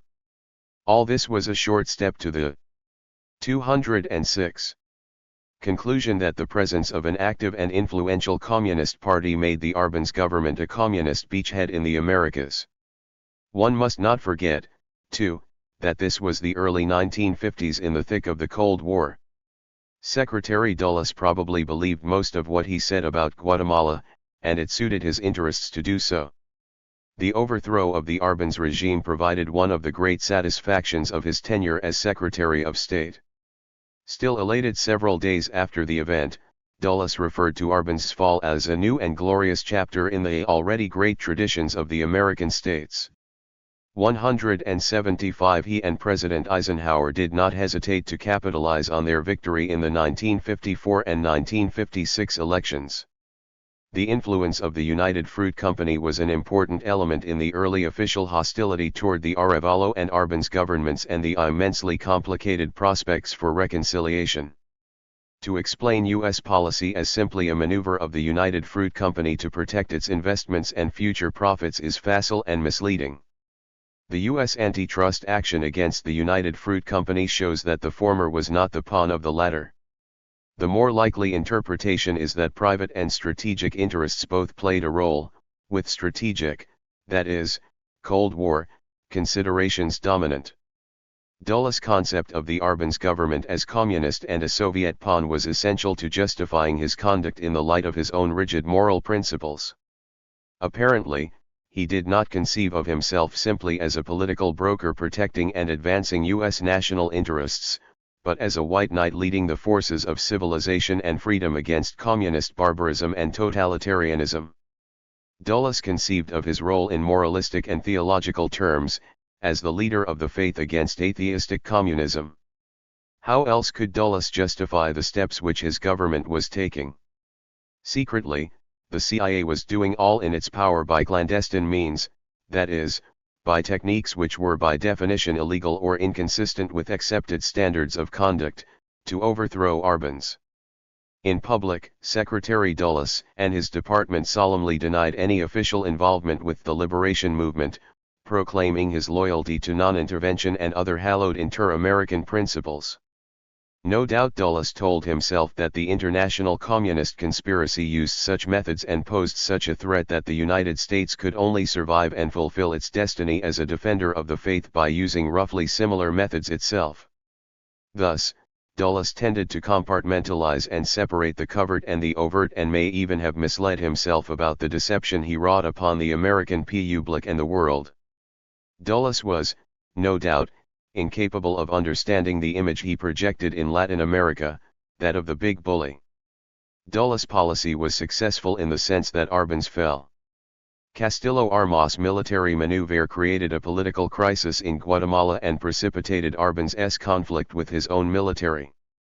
Arbenz, however, was forced to resign by the Guatemalan armed forces in a classic barracks coup, not by the Castillo Armas invasion. When communism was perceived as a threat in Cuba, U.S. officials resorted to similar techniques, hoping to repeat the success of Guatemala. 176. The 207 situation, however, was different. Having learned from Arbenz's failures, and with still better reasons of his own, Castro had destroyed the old Cuban army and built a new one submissive to his commands. He thereby eliminated the vulnerability which led to Arbenz's fall. 177 Eisenhower's initial policies toward Arbenz must be sharply distinguished from his early policies toward Castro. In the latter case, the Eisenhower administration appears to have sincerely sought to adjust flexibly to Castro's unprecedented challenge during most of 1959. The moderation of official policies was not shared by all private groups or officials in the United States. Witness the activities of anti-Castro Cuban émigrés, U.S. press criticism of the public trials of Batista's followers, and the probably hostile reception Vice President Nixon gave Castro during his visit to Washington. The official line of the Department of State and the Embassy was, however, conciliatory, as evidenced by the U.S. reaction to intervention in U.S. owned public utilities, the official U.S. response to the land reform, and Ambassador Bonsal's posture generally. Despite this forbearance, some critics charge that the United States did not try hard enough to accommodate Castro during 1959 and thereby lost an opportunity to influence his behavior. Such comment assumes a commonality of interests between Castro and the United States that was, and is, hard to find, plus an expectation of greater adaptability of U.S. political processes than heretofore attainable. In any case, the U.S. government maintained a relatively accommodating posture through January 1960. The sharp reversal in policy was marked initially in March 1960 by the decision to arm anti-Castro exiles and culminated in the cut in the Cuban sugar quota in July. Castro's overreaction to the United States in 1959 was followed by U.S. overreaction to Castro in 1960. The causes of Eisenhower's decision are elusive and complex. United States private interests played, in my view, only a secondary role. Castro's treatment of U.S. interests in 1959 was shameful by U.S. standards, but the damage was limited mainly to seizures in agriculture and to interference in public utilities and mining. The prospects for U.S. business in Cuba, which looked poor by late 1959, helped establish a climate of gloom in U.S. business circles. Also, the role of sugar interests in other countries seeking a slice of the Cuban quota should not be discounted. Until the archives are open, discussion of these points will necessarily be subject to revision. Two factors, however, seem especially important. The first is U.S. resentment of Castro's, Guevara's, and other Cuban leaders' hostile statements which U.S. officials deemed insulting and provocative. There was a steady stream of such statements from the beginning of 1959, mounting in a crescendo in March 1960. This is not to say that Castro's charges were always without foundation or that his resentment of the United States was not understandable, but simply that U.S. behavior, as American officials perceived it, did not warrant Castro's abuse. The conclusion Eisenhower appears to have drawn was that the United States probably could never reach a viable compromise with Castro. A second and more important factor was Castro's early overtures to the Soviet 208 Union. Although his initial ties, as pointed out above, were minimal, the United States was less concerned with them as they stood in February 1960 than with Castro's potential for mischief. In any case, Castro's initial talks with the USSR touched a sore point over which the United States was traditionally jittery. These two factors come out strongly in President Eisenhower's description of the events and in the public statements of congressmen concerned. To sum up, the U.S. decision to overthrow Castro appears to have been a kind of emotional reaction arising out of Castro's defiant statements and U.S. fear of communism. Characterization of Castro's statements as provocative causes one to wonder whether, in the light of Castro's strategies described above, Castro deliberately baited the Eisenhower administration into breaking off a relationship he was afraid, or unwilling, to break off himself. My own view is that the history of U.S. Cuban relations and Castro's own personality are sufficient explanations for his defiance, but I do not rule out a Machiavellian calculation to lure the United States into a break. President Eisenhower never seemed to realize that his decision to sponsor a counter-revolutionary invasionary force, a fact which could not be kept from Castro long, caused Castro to take extraordinary measures to defend himself. Similarly, the cut in the sugar quota literally put Castro at the communists' mercy and logically led to the radicalization of the Cuban Revolution and close political and military ties with the communist countries. In reference to these and other U.S. decisions, Ambassador Bonsall maintains, "We did not force Castro into the arms of the communists, but we were, in my judgment, unwisely cooperative in removing the obstacles to his chosen path." 178 Mr. Bonsall apparently believed that Castro wanted to break off with the United States anyway and desired closer economic relations with the USSR. With domestic opposition crystallizing and the exiled community growing, Eisenhower placed Castro in grave jeopardy, and Castro interpreted it thus. Therefore, it is difficult to see what more menacing move could have been made to ensure Castro's turning elsewhere for help, and where else could he go but to the Russians and Chinese? What is puzzling and disturbing is that there is little or no evidence that leaders in the Department of State or in the Congress seem to have been aware that their own actions would lead precisely to the circumstances they claimed they were trying to avoid. One of the few dissenting voices in the United States was that of former Ambassador Bonsall, who testifies to his own strong opposition to the reversal of the January 1960 non-intervention policies.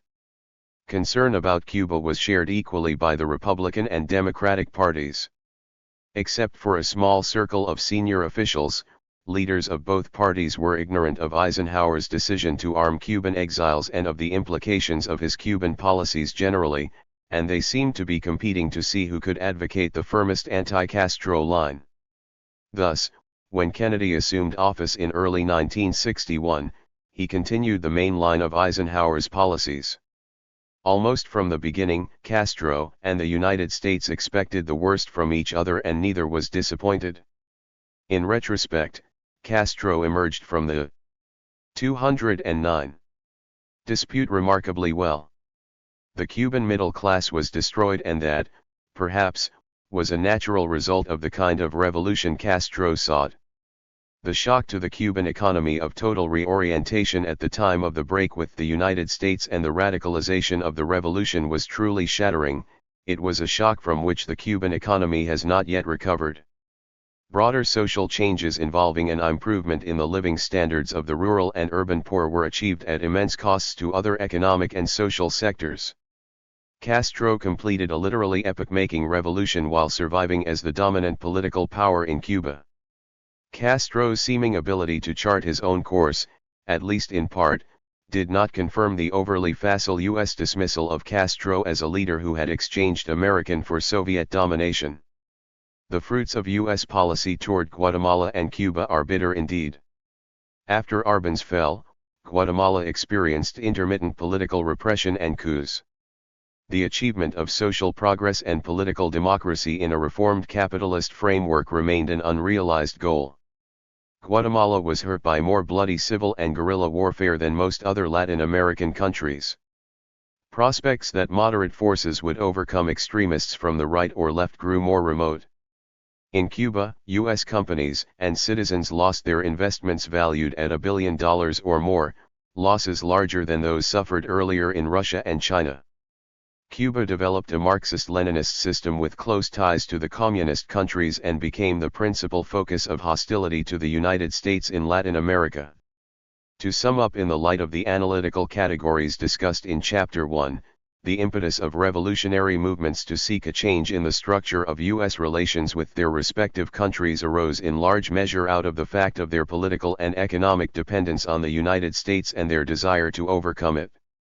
United States private interests controlled Guatemala's central transportation, communication, and power facilities, not to mention its largest agricultural complex.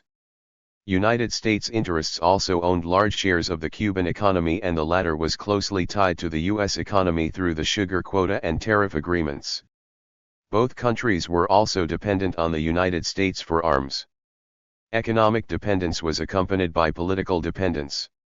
Thus, the revolutionary leaders' desire to overcome dependence was one of the leading motivating forces of revolutionary change.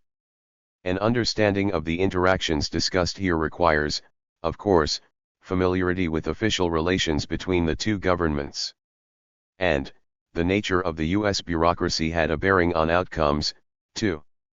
The fact that there were few influential U.S. officials who understood or sympathized with the Guatemalan revolutionary movement, combined with the not surprising ignorance of top U.S. officials about Guatemala, made it relatively easy for the United States to adopt an antagonistic official line. It will be interesting when the archives are open to learn whether there were ever strong efforts made within the U.S. government to moderate U.S. policy toward Arbenz. We know, for example, that the Career Foreign Service 210 officer, Rudolf Schoenfeld, was replaced as ambassador to Guatemala early in the Eisenhower administration by the more aggressive John Purifoy, who had been lauded for his record as a cold warrior in Greece. The latter's presence in Guatemala during the civil conflict, his initiatives in harmonizing Department of State efforts with those of the CIA, and the CIA's own interest in launching a successful anti-communist operation in Central America all contributed to forming the U.S. response. Politics within the U.S. bureaucracy, and notably conflicts between various elements, make it easier to understand why the U.S. response to Castro was initially moderate, but was then abruptly reversed when President Eisenhower took different advice. Career men in Washington and in Havana who favored moderation did not have the political influence of the party leaders and congressmen who favored a different line. Again, too, the CIA saw an opportunity in Cuba to repeat its Guatemalan victory. United States responses thus took place partly as outcomes of events within the U.S. government. Understanding them fully requires knowledge of far more than intragovernmental or intergovernmental developments. The hostile climate that ultimately led to U.S. support for movements to overthrow Arbenz and Castro developed initially because the two revolutionary governments took measures which U.S. private interests considered damaging. Moreover, Arbenz and Castro's lack of responsiveness to other private groups, such as labor, contributed to official distrust. It is doubtful, however, that the perceived antagonism with U.S. private interests was what ultimately persuaded U.S. leaders to resort to paramilitary forces. Rather, it was the perception that the international communist movement or the Soviet government might gain a foothold in the two countries and thereby pose a threat to U.S. security interests. Clearly, the latter consideration could not be understood exclusively in terms of official relations between the United States and the Latin American governments concerned, nor in terms of bureaucratic politics inside the U.S. government. In Congress and in society at large, as well as within the bureaucracy, fears of Soviet and communist activities were ultimately decisive. After Guatemala and Cuba, New revolutionary challenges which had reverberations in the United States were posed to the status quo in several Latin American countries. United States responses to revolutionary change between the consolidation of Castro's power in Cuba in 1961 and the fall of Allende in 1973 will be discussed in Chapter 8. First, however, an effort will be made to synthesize and compare U.S. responses to revolutionary change between 1910 and 1961. Explaining U.S. responses. United States responses to revolutionary change in Mexico, Bolivia, Guatemala, and Cuba conform to certain established patterns, which I will describe in the following pages. Most particularly I will discuss why U.S. leaders came to terms with the Mexican and Bolivian revolutionaries and suppressed, or attempted to suppress, the Guatemalan and Cuban revolutionaries. Some general propositions about these patterns are summarized at the end of this chapter. Explanations of political behavior cannot be proved like mathematical equations. Moreover, U.S. policies in these cases continue to be subject to conflicting and controversial interpretations. That is why I have presented much evidence in earlier chapters to support my interpretation here. Table 8 lists and characterizes U.S. responses in each of the three stages of the revolutionary process identified in Chapter 1. Notes to that table describe the decisive episodes and refer readers to the chapters in which these episodes are discussed. The conclusions in this chapter deal with U.S. responses up to 1961. United States reactions to the revolutionary process in Latin America since that time are discussed in Chapters 8 and 9. The U.S. government has framed different responses to rebel movements and to reformist governments in other countries, such as Colombia and Venezuela, but these cases fall outside the scope of this study. Responses explained. Revolutionary change in these four countries posed a threat to U.S. interests in at least two major respects. First, it had an adverse impact on U.S. private interests. United States investors usually had the most at stake, but others, such as traders, the U.S. Roman Catholic hierarchy, and U.S. labor organizations, were also affected. Second, the revolutionary process threatened to diminish U.S. political influence, in that new governments tended to adopt more independent domestic and foreign policies and were less likely to conform to U.S. policies. United States responses to revolutionary change in these four countries were not as consistently malevolent or benevolent as the bitterest critics or the most ardent. 211. Apologists of U.S. policies might lead one to believe. The United States tended to respond flexibly to rebel movements but then hostilely to changes instituted by reformist governments. In the last stage of the revolutionary process, when revolutionary change began, U.S. responses followed opposite patterns of either reconciliation or suppression. 3 stages. In the first stage of the revolutionary process, the U.S. government responded flexibly to 3 of the 4 rebel movements. Except for the Bolivian MNR, rebel leaders were viewed as spokesmen for downtrodden peoples oppressed by brutal dictatorships. For example, the United States permitted Madero to organize the revolt against Diaz in Mexico from U.S. soil, moving belatedly to try to arrest him. United States envoys refused to aid Ubico against the Guatemalan revolutionaries in 1944 and presided over the meeting in which the latter's takeover of the government was arranged. The Eisenhower administration placed an embargo on arms deliveries to Batista in Cuba. The United States had good reasons for opposing military dictators and adopting policies whose consequences favored the rebels. First, support of dictatorships was not considered politically expedient. The U.S. government, having decided that the dictators would soon be deposed, considered close association with a losing cause unwise. Second, the U.S. public and many officials opposed the dictatorships on ideological or political grounds, and some of the rebel leaders were popular in the United States. Finally, the rebel movements were not widely perceived initially as a threat to U.S. private or public interests. The exception to flexible U.S. responses to rebel movements was to the Bolivian MNR. As indicated in Chapter 3, British and U.S. actions led to the imprisonment of MNR leaders, stigmatized them with the Nazi label, and later forced them out of Villarroel's cabinet. The official U.S. perception of the MNR's link with the rival great power, Nazi Germany, was the principal reason for the hostile U.S. response. Note, too, that official U.S. hostility to the MNR was shared by oil and tin interests, which felt threatened by MNR policies.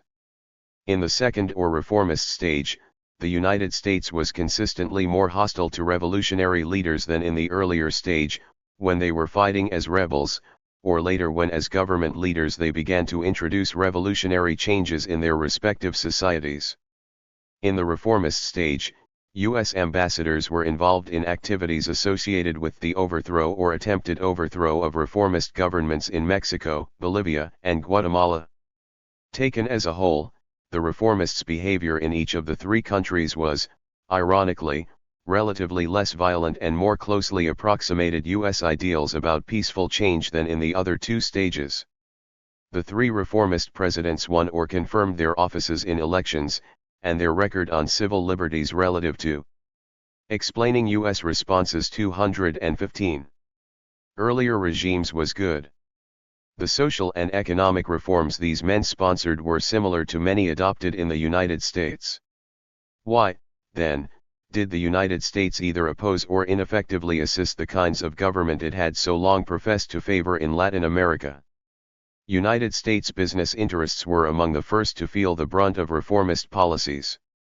Although the three reformist presidents respected property rights and the capitalist framework, they were nationalistic in the sense of reordering the nation's priorities in favor of their own rather than foreign interests. Injured or threatened U.S. interests took a hostile tone at an early stage. These were the moments when the contrast between the old and new regime seemed especially sharp. United States ambassadors often displayed animosity toward these governments, resented not being consulted more, and appear to have been frustrated in their aggressive efforts to shape the local situation to their liking. In several cases they acted as rivals to the reformist presidents. Ambassadors Wilson in Mexico and Patterson in Guatemala associated closely with American businessmen and were frustrated sponsors of U.S. business interests. The American embassy in La Paz sided with Bolivian and U.S. interests which opposed the Villarroel government, and high officials in Washington used their influence to support the tin interests against the government. Especially important was the fact that no influential constituency in the United States favored compromise. There appears to have been little appreciation, either in Washington or in the American embassies, of the immensity of the obstacles to social change which the reformist presidents sought. Nor were U.S. officials sympathetic to the concrete ways the reformist governments tried to place relations with the United States on what they believed was a more equitable basis.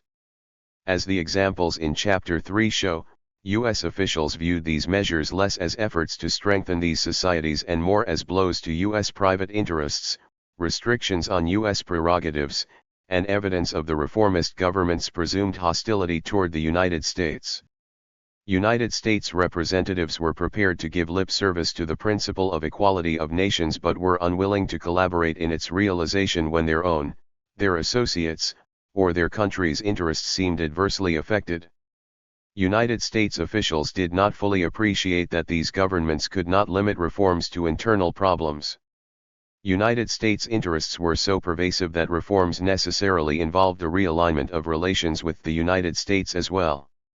Reformists sometimes desired revisions of relations with the United States that were deemed essential to their country's development.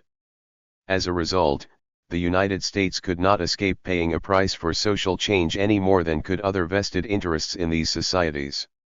What proved most difficult for U.S. officials was placing the transition to reformist regimes in the perspective of long-term U.S. national interests.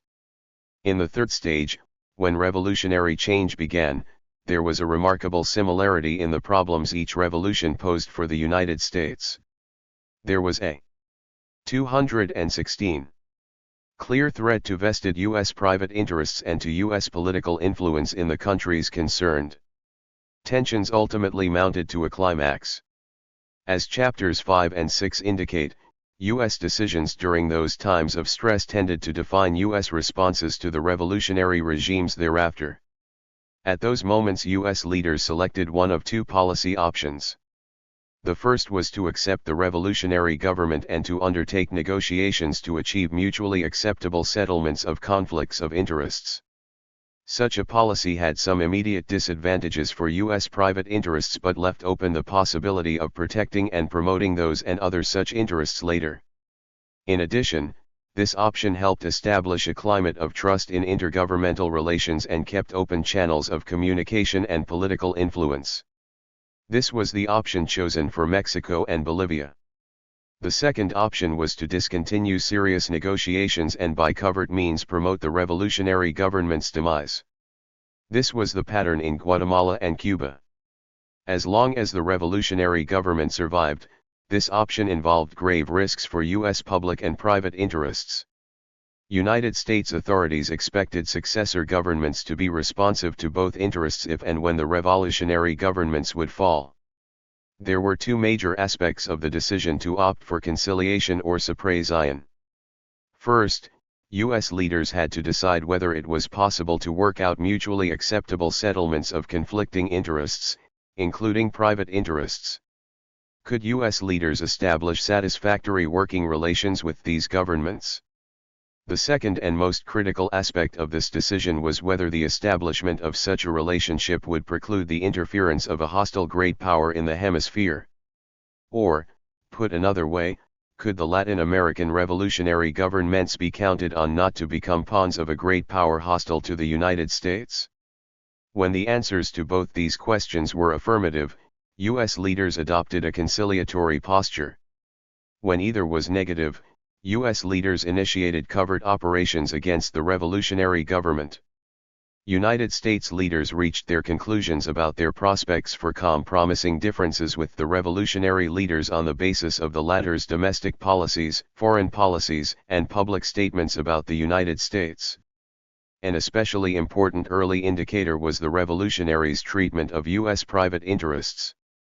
Expropriation or other threats to these interests were a source of friction from the beginning. The problem was not over the Latin Americans' right to expropriate. U.S. leaders explicitly recognized that right. Nor did the Latin Americans refuse to make formal provisions for compensation, even the Cuban law provided for that. The chief difficulty with respect to property issues was that the Latin Americans were unable to make effective compensation. The expropriated investments were so large and the local government resources so small that payments on terms that would ordinarily be considered satisfactory according to the standards of commercial transactions were not possible. Without outside assistance, expropriation and effective compensation were mutually exclusive. What made the confronta? Explaining U.S. responses 217 so dangerous was that although the four governments did not have funds for compensation, they staked their political life on the implementation of the expropriation decrees. The Mexicans and Bolivians persuaded U.S. leaders that they preferred a collaborative rather than an antagonistic relationship and that there were reasonable prospects of a negotiated settlement. Carranza agreed as early as 1914 to entertain foreign claims against Mexico, maintained representatives in Washington, and established a record of being able to give and take in negotiations thereafter. In the 1930s, Cardenas gave many indications of his preference for negotiations over confrontation, and in the aftermath of the oil expropriations, he announced Mexico's intention to pay compensation, and actually undertook arrangements for compensation for expropriations in agriculture. In Bolivia, the new MNR government went to great lengths to reassure the United States about its willingness to pay compensation for the expropriated tin mines, about its respect for private property in general, and about its non-communist character. The Mexican and Bolivian revolutionaries not only preferred compromise but were also effective in making their conciliatory posture known. They were fortunate, too, because Presidents Wilson and Roosevelt were sympathetic to the Mexican Revolution and Milton Eisenhower was able to pass his favorable opinion of the Bolivian Revolution on to his brother, the president. Like the Mexicans and Bolivians, the Guatemalans probably also would have preferred compromise as their best hope in the long run. Relations between the two governments under Arevalo had been so hostile, however, that the bitterness was carried over under Arbenz. Because of the domestic and international situation, Arbenz was forced to turn increasingly to the left for support, dimming U.S. hopes for compromise. Also, even before the U.S. decision to back a counter-revolutionary force, Guatemalan leaders were outspokenly critical of the United States. In spite of his meetings with Undersecretary of State Walter Bedell Smith and President Eisenhower, Guatemalan Ambassador Torriello never succeeded in making known whatever willingness Arbenz may have had to compromise. As Chapter 6 explains, Secretary Dulles needed a communist beachhead in Guatemala to implement his policy of liberation of captive peoples, and thus he remained deaf to Guatemala's pleas. It seems doubtful that Secretary Dulles ever seriously considered offering Arbenz loans or other inducements for some mutually acceptable compromise, or if he did, that the terms would have been generous. Dulles' hopes of securing a victory against international communism rested on the perception of the Guatemalan revolutionaries as intransigent communists. Unlike the Guatemalans, Castro did not really want compromise with the United States because he came to believe, probably correctly, that he could not retain power in Cuba and achieve his revolutionary objectives there within the framework of a collaborative relationship with the United States. Although U.S. officials offered to discuss economic assistance with Castro's representatives during his visit to Washington in April 1959, the discussions never got started, so that it is impossible to 218. Determine whether the United States might have actually extended such assistance or whether Castro would have accepted it. It seems likely that the conditions on which the United States would have insisted, while not necessarily more onerous than those for Mexico or Bolivia, would have been unacceptable to Castro. To conduct the kind of social revolution he wanted and to achieve genuine independence of the United States, Castro appears to have believed that a complete break was essential. Subsequent events would tend to bear this out. Thus, U.S. leaders decided on conciliation with the Mexicans and Bolivians partly because U.S. officials thought they could work with them. They tried to suppress the Guatemalan and Cuban revolutions partly because they considered these governments intransigent. Closely related to and even more important than U.S. determinations of the Latin Americans' desire for a negotiated settlement in explaining the differing sets of responses were the U.S. leaders' perceptions of U.S. strategic interests in these four countries. As Chapter 5 indicates, U.S. responses to Carranza's revolutionary movement in Mexico were shaped in large measure by U.S. strategic interests in the midst of World War I. President Wilson's and Secretary Lansing's antagonistic relationships with Imperial Germany and the prospects of eventual U.S. involvement in the European War made them particularly anxious to resolve conflicts with Mexico peacefully. United States recognized Carranza initially, withdrew General Pershing's troops without receiving the commitments previously demanded, and recognized Carranza de jure after the promulgation of the controversial Constitution of 1917, all in order to secure the nation's southern flank during the war with Germany. 2 decades later, after tensions with Mexico peaked following the expropriations of U.S. oil companies in 1938, the strongest argument for compromise again was fear that hostile U.S. actions would force Mexico into the arms of Germany.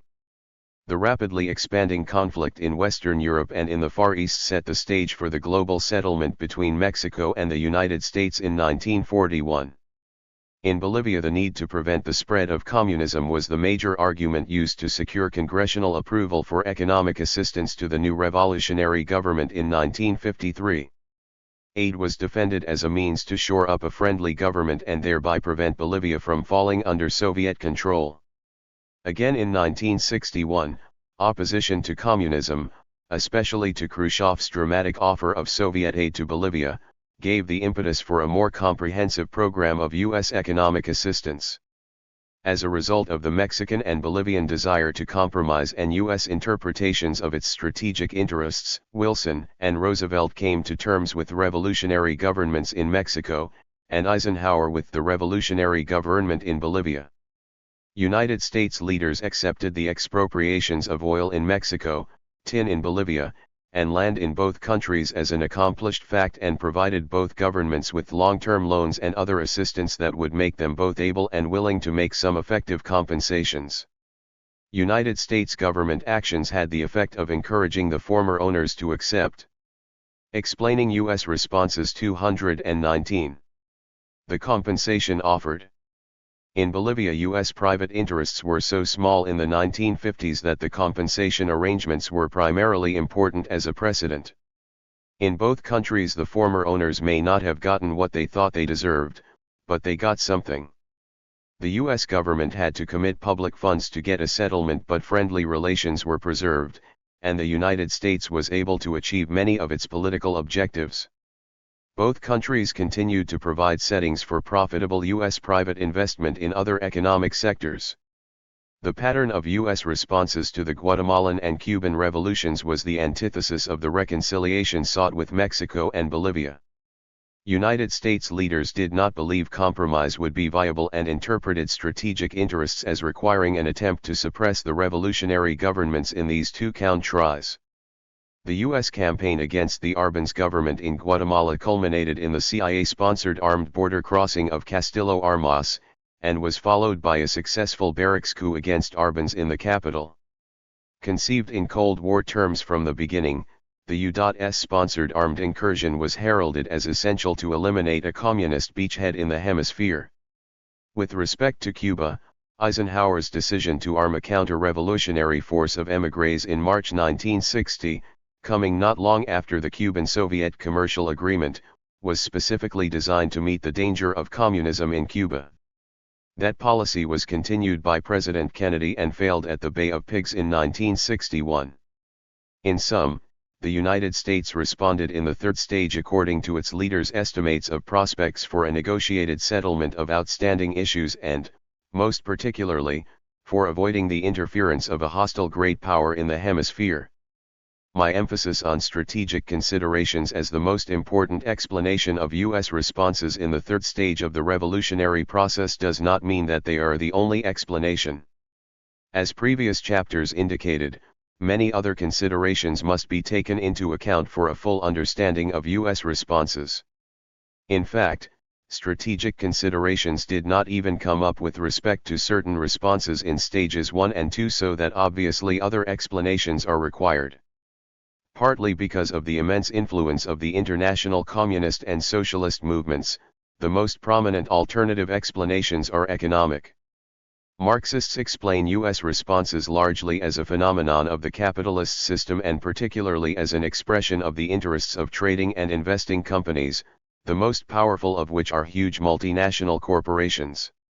Other explanations are emphasized by the bureaucratic politics perspective, developed mainly by academic social scientists, who encourage the study of governmental bureaucracies for explanations of foreign policy behaviors. Let us look at how economic and bureaucratic considerations help explain U.S. responses. Economic explanations. Marxist scholars and most contemporary radicals, who usually share similar views in this respect, explain U.S. responses toward revolutionary movements as 220. Public manifestations of U.S. business efforts to exploit Latin America economically. 1. The anti-communist posture and explicit references to strategic considerations by U.S. leaders have been interpreted mainly as pretexts for protecting and advancing business interests. Business interests play an important role in the formulation of U.S. policies, too, and Marxists dramatically call attention to this fact. Probably the single most important material interest affected by revolutionary change in the countries concerned initially has been U.S. direct private investment. United States investors have sometimes been well organized, financed, and politically influential. A major theme in all stages of the revolutionary process has been the impact of that process on U.S. investors, their reaction thereto, and the related U.S. official responses. In the first stage of the revolutionary process, Marxist scholars tend to assume that the U.S. government helps suppress rebel movements around the world. They make this assertion because the U.S. helped suppress some rebel movements, notably in Latin America, in the 1960s, and because they view the interests of rebels and foreign investors as contradictory. In fact, U.S. investors did not feel seriously threatened by rebel movements during the first stage of the revolutionary process in Mexico, Guatemala, or Cuba. Corporate interests were not aggressively hostile initially in these cases, nor was the U.S. government.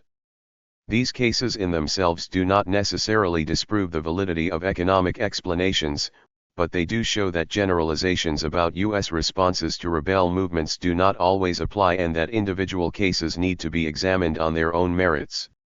My explanations of U.S. hostility to the reformist governments of Madero in Mexico and Arevalo in Guatemala in the second stage rely primarily on economic considerations, especially private business interests. Strategic considerations are offered as the main explanation of U.S. hostility to Villarroel in Bolivia, but business interests, U.S. and Bolivian, reinforce that hostility. Economic explanations are insufficient, however, in the third stage. In Mexico, for example, U.S. private interests were extremely incensed by provisions in the new constitution which asserted national ownership of the subsoil as well as other revolutionary innovations in that document. Those interests failed to persuade President Wilson to make recognition of the Carranza government conditional on Mexican commitments with respect to foreign investments. Wilson feared that such pressures would force Mexico to turn toward Imperial Germany, the introduction of whose influence in the Caribbean and Mexico would endanger the United States during World War I. Similarly, President Roosevelt accepted Cardenas' expropriation of U.S. oil properties in Mexico. His administration reached a global settlement of outstanding issues with Mexico in 1941 over the oil company's express objections in order to discourage Mexico from turning to Nazi Germany. Roosevelt also refused to support private interests who toyed with the idea of helping a Mexican general overthrow Cardenas by force. Economic explanations are not sufficient to explain U.S. responses to the Explaining U.S. responses 221. Bolivian Revolution either.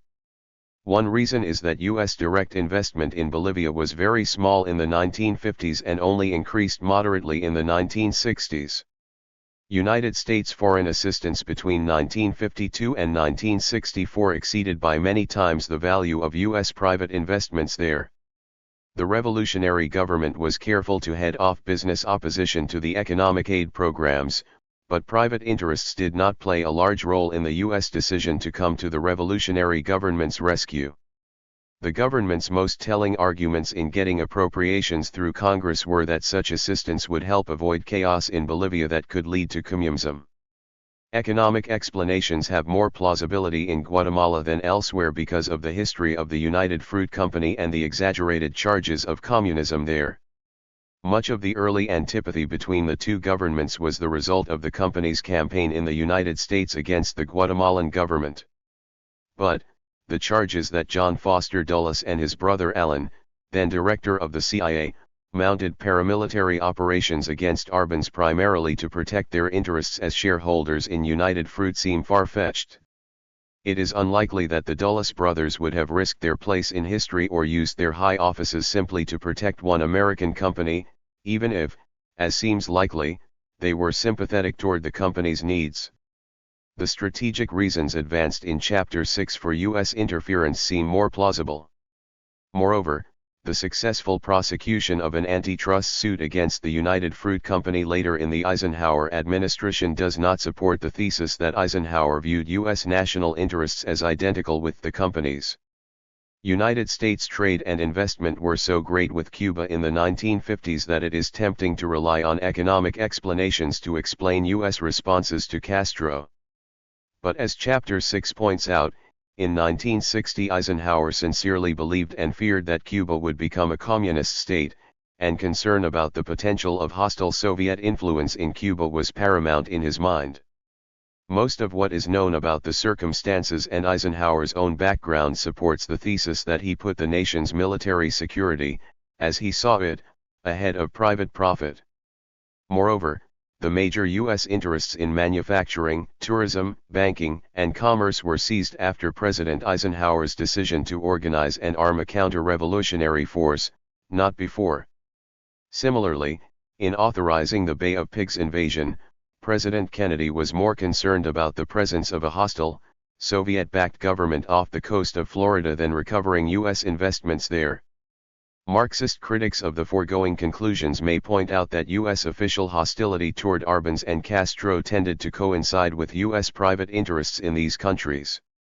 It is correct, for example, that the United Fruit Company recovered much of its property after Arbenz fell, and U.S. investors who suffered from Cuba's seizures of their property have been vocal supporters of anti-Castro policies in the United States. But these facts do not prove that U.S. private interests were decisive in the decisions to attempt to overthrow Arbenz and Castro. My point is not that private interest played no role at all, only that strategic considerations were more important. 222. Critics who minimize the importance of strategic considerations often explain U.S. reconciliation with the Mexican and Bolivian revolutionary movements as essentially a tactical compromise or temporary concession designed to suppress revolutionary change in the long term. This argument does call attention to an important fact, namely, that U.S. influence appears to have been successful in making both revolutions more moderate. To admit such influence, however, does not explain why the United States came to terms with the Mexican Revolution time and again over a period of 25 years and with the Bolivian Revolution for over 12 years. While collaborating with U.S. leaders, these two revolutionary governments achieved significant social changes, some of which are still in effect. Economic considerations must be taken into account in understanding most U.S. responses, and often U.S. economic and political objectives were not only compatible but mutually reinforcing. When they were not, however, strategic considerations took precedence. 3. Bureaucratic explanations. The bureaucratic perspective views U.S. policy as the product of a series of overlapping and interlocking bargaining processes within the North American system involving both intragovernmental and extragovernmental actors. 4. Advocates of this perspective urge greater attention to a particular research arena, encouraging the study of what goes on inside government as a means of understanding foreign policy discussions. They seek explanations with special reference to such factors as the interests, values, and organizational arrangements of bureaucratic actors. Does this approach contribute fresh insights about U.S. responses to revolutionary change? My studies show that fairly sharp distinctions may be drawn between the authority and policy outputs of top-level officials, the President and the Secretary of State on the one hand, and low-level officials, those in the Department of State and ambassadors on the other. The two groups tended to deal with decisions in different categories and framed responses which were substantively different. The President or Secretary of State actively participated in all decisions perceived as strategic, that is, involving a threat by a rival great power. Such decisions were usually made in climactic phases of the social revolutions. Woodrow Wilson and Franklin Roosevelt made such decisions on the eve of U.S. entry into World Wars I and II. John Foster Dulles was the architect of the policy against the Arbenz government in 1954 and personally approved Milton Eisenhower's recommendations of emergency assistance for Bolivia. Dwight D. Eisenhower decided in March 1960 to initiate actions designed to overthrow Castro. Most of the non-strategic decisions were made at lower levels and were reached during the early stages of revolutionary change in the countries concerned. Strategic challenges by a rival great power were not posed in either the rebel or reformist stages in Mexico, Guatemala, or Cuba, was discussed in Chapter 3. As 1. Explaining U.S. responses 223 might expect, most of the decisions in these three cases were made by lower-ranking officials, since the President and Secretary of State usually were forced to confine their personal attention to only the most pressing questions of state. United States official responses decided at lower levels tended to be in accord with U.S. private interests or at least not blatantly opposed to them. This fact is understandable partly because it is one of the duties of officials in the Department of State and of U.S. diplomats abroad to protect and advance U.S. private interests. Moreover, such interests are often influential in Washington and in foreign capitals, as has been demonstrated time and again. Ambassadors, such as Henry Lane Wilson in Mexico and Richard Patterson in Guatemala, had close corporate ties. All such officials are not necessarily subject to direct corporate influence, but some tend to favor business as a matter of principle. In any case, U.S. officials were understandably reluctant to expose themselves to criticism from powerful private interests or the Congress without having received approval from higher authority. None of this should be surprising since bureaucracies have a status quo bias and human institutions tend to resist change. Concern for private interests on the part of the foreign affairs bureaucracy has meant that ordinarily the authority of the President or the Secretary of State is required for decisions strongly opposed by powerful private interests. Woodrow Wilson personally decided to recognize the Carranza government de jure in spite of provisions in the Constitution of 1917 which adversely affected U.S. oil companies' claims to subsoil rights. Franklin Roosevelt personally refused to sponsor or collaborate with U.S. interests seeking support for the Mexican opposition to Cardenas. Eisenhower was personally associated through his brother Milton with U.S. emergency assistance for the MNR government which had expropriated the tin mines in Bolivia. In these cases, strategic considerations were used to justify U.S. responses opposed by private interests. Clearly, the White House and the Department of State were not the only government agencies involved in the decision-making process. Other agencies which played important roles were the Department of Defense, including the Armed Forces, the Treasury Department, and after World War II the CIA. These agencies were especially influential when they were able to take action independent of the Department of State which had an extensive impact on U.S. foreign relations. Intragovernmental bargaining among these agencies about responses to revolutionary change constituted the essence of the decision-making process inside the government, and familiarity with the internal workings of the government is needed to understand that process as it unfolded. Instances of intragovernmental bargaining over policy decisions include Ambassador Wilson's running dispute with his superiors in Washington about Madero, President Wilson's efforts to restrain General Pershing in Mexico, disagreements between the Departments of State, Treasury, and Interior over the Mexican oil expropriations, President Eisenhower's reversal of U.S. policy toward Castro in March 1960, contrary to Ambassador Bonsai's recommenda. 224. But in accord with those of the CIA, Vice President Nixon, and others, and conflicting orientations of U.S. civilian and military elements in Cuba in 1958 and 1961. Bureaucratic considerations are particularly important in understanding U.S. responses to the Bolivian Revolution.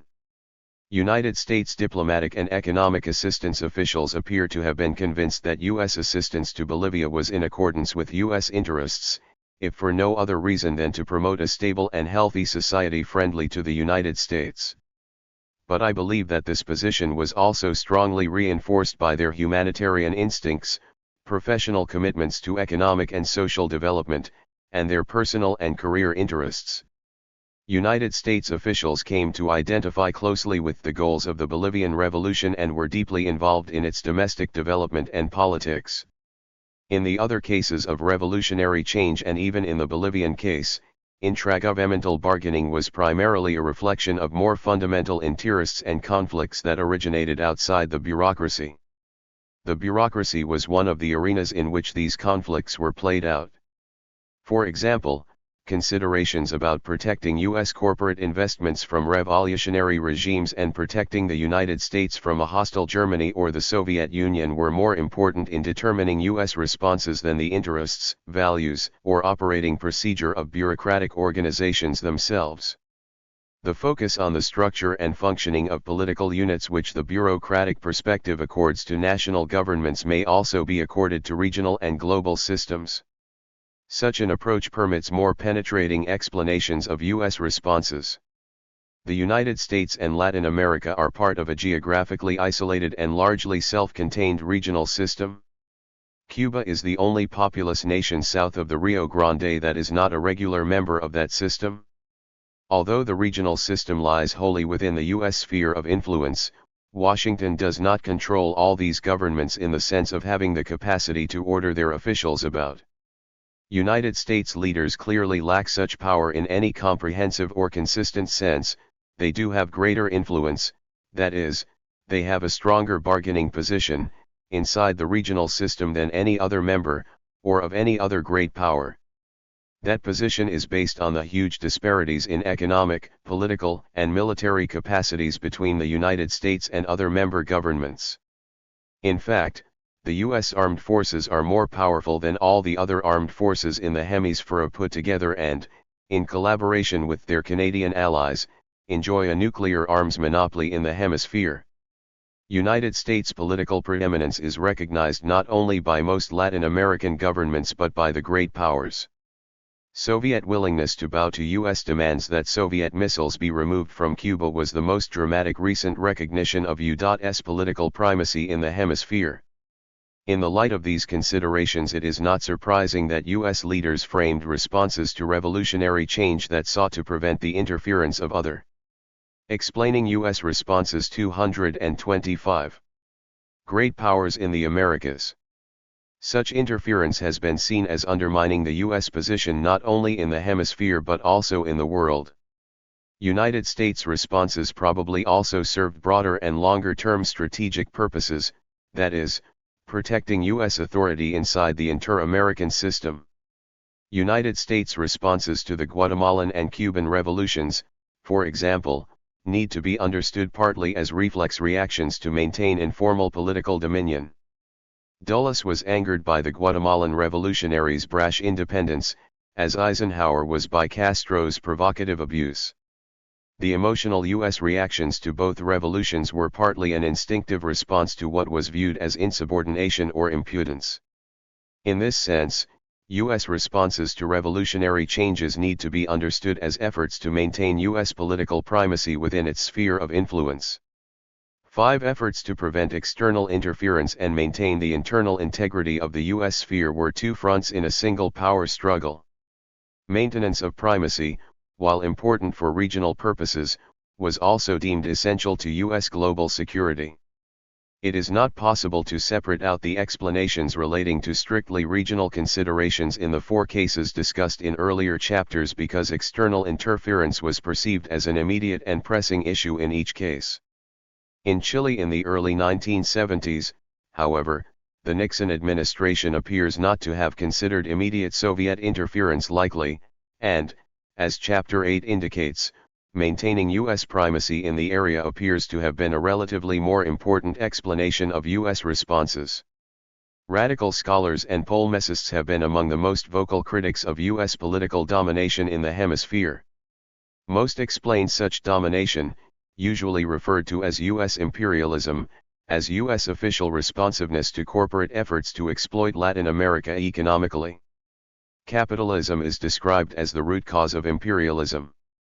The more sophisticated Marxist critics do not try to explain every twist and turn in U.S. policy in terms of corporate pressures, but maintain that U.S. responses should be understood fundamentally as a means of maintaining the regional status quo for continued capitalist exploitation.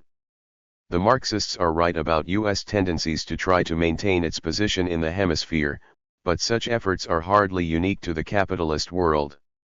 The Western Hemisphere is not the first place where large and powerful nations have sought to dominate small and weaker ones. Such tendencies, a fact of life long before the rise of modern capitalism, are powerfully demonstrated in the political primacy of the USSR in Eastern Europe, a Soviet sphere of influence. Power politics has continued to characterize relations between socialist as well as capitalist governments.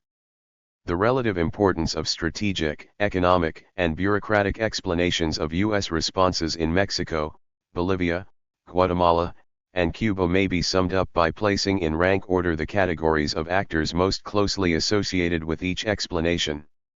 My analysis suggests the following 3 categories of actors in descending order of influence: the President acting with or through cabinet-level officers. 226. Such as the Secretary of State, leaders of large corporations working with members of Congress and the executive, and middle-level bureaucrats. In these cases, the President has ordinarily been able to override competing actors when he has perceived the security of the nation to be at stake. When security matters have not been an issue, business leaders have often been able to have their way, partly because of their economic and political power and partly because the U.S. political system and U.S. foreign policies are designed to protect and advance business interests.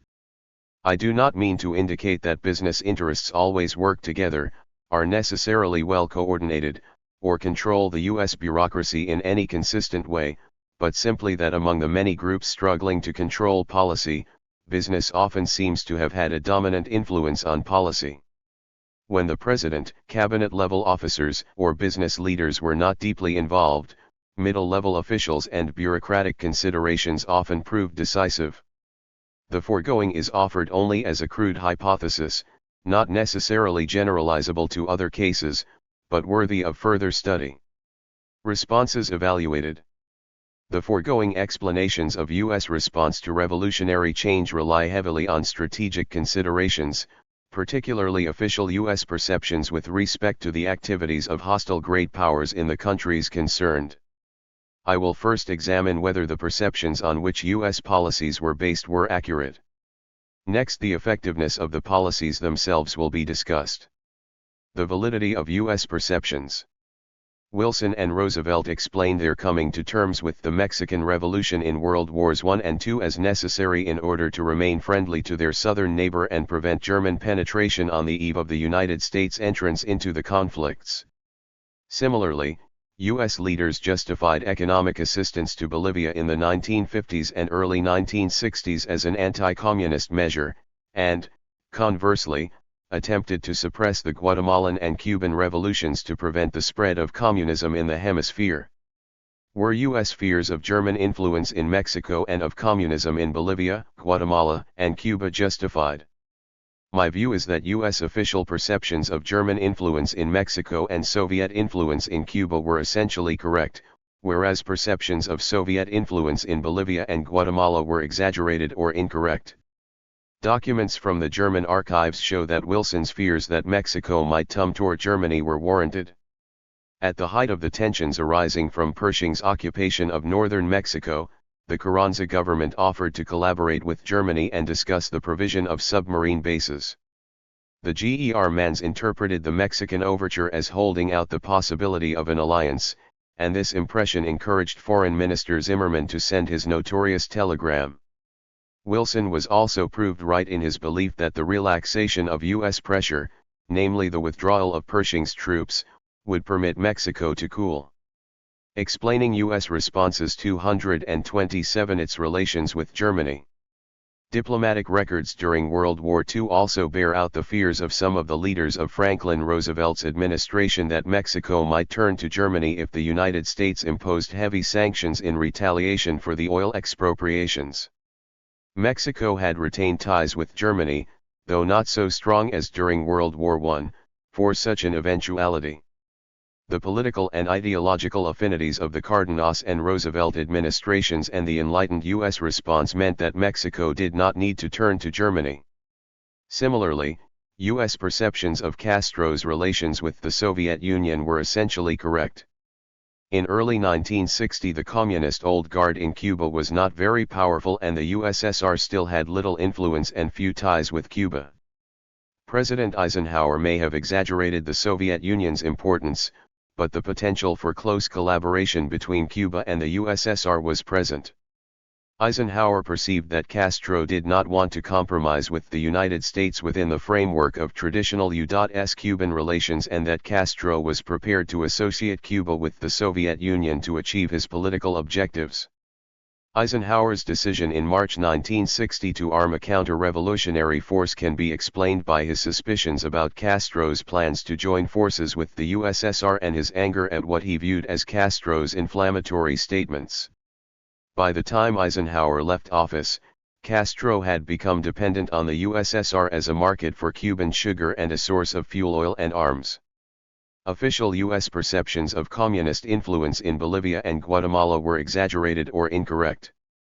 United States leaders probably overestimated communist and Soviet influence in Bolivia during the 1950s, partly because such exaggerations were a dominant tendency in the Foreign Service at that stage of the Cold War, and also because the alleged communist threat helped justify the large economic assistance program which U.S. officials favored for a variety of other reasons.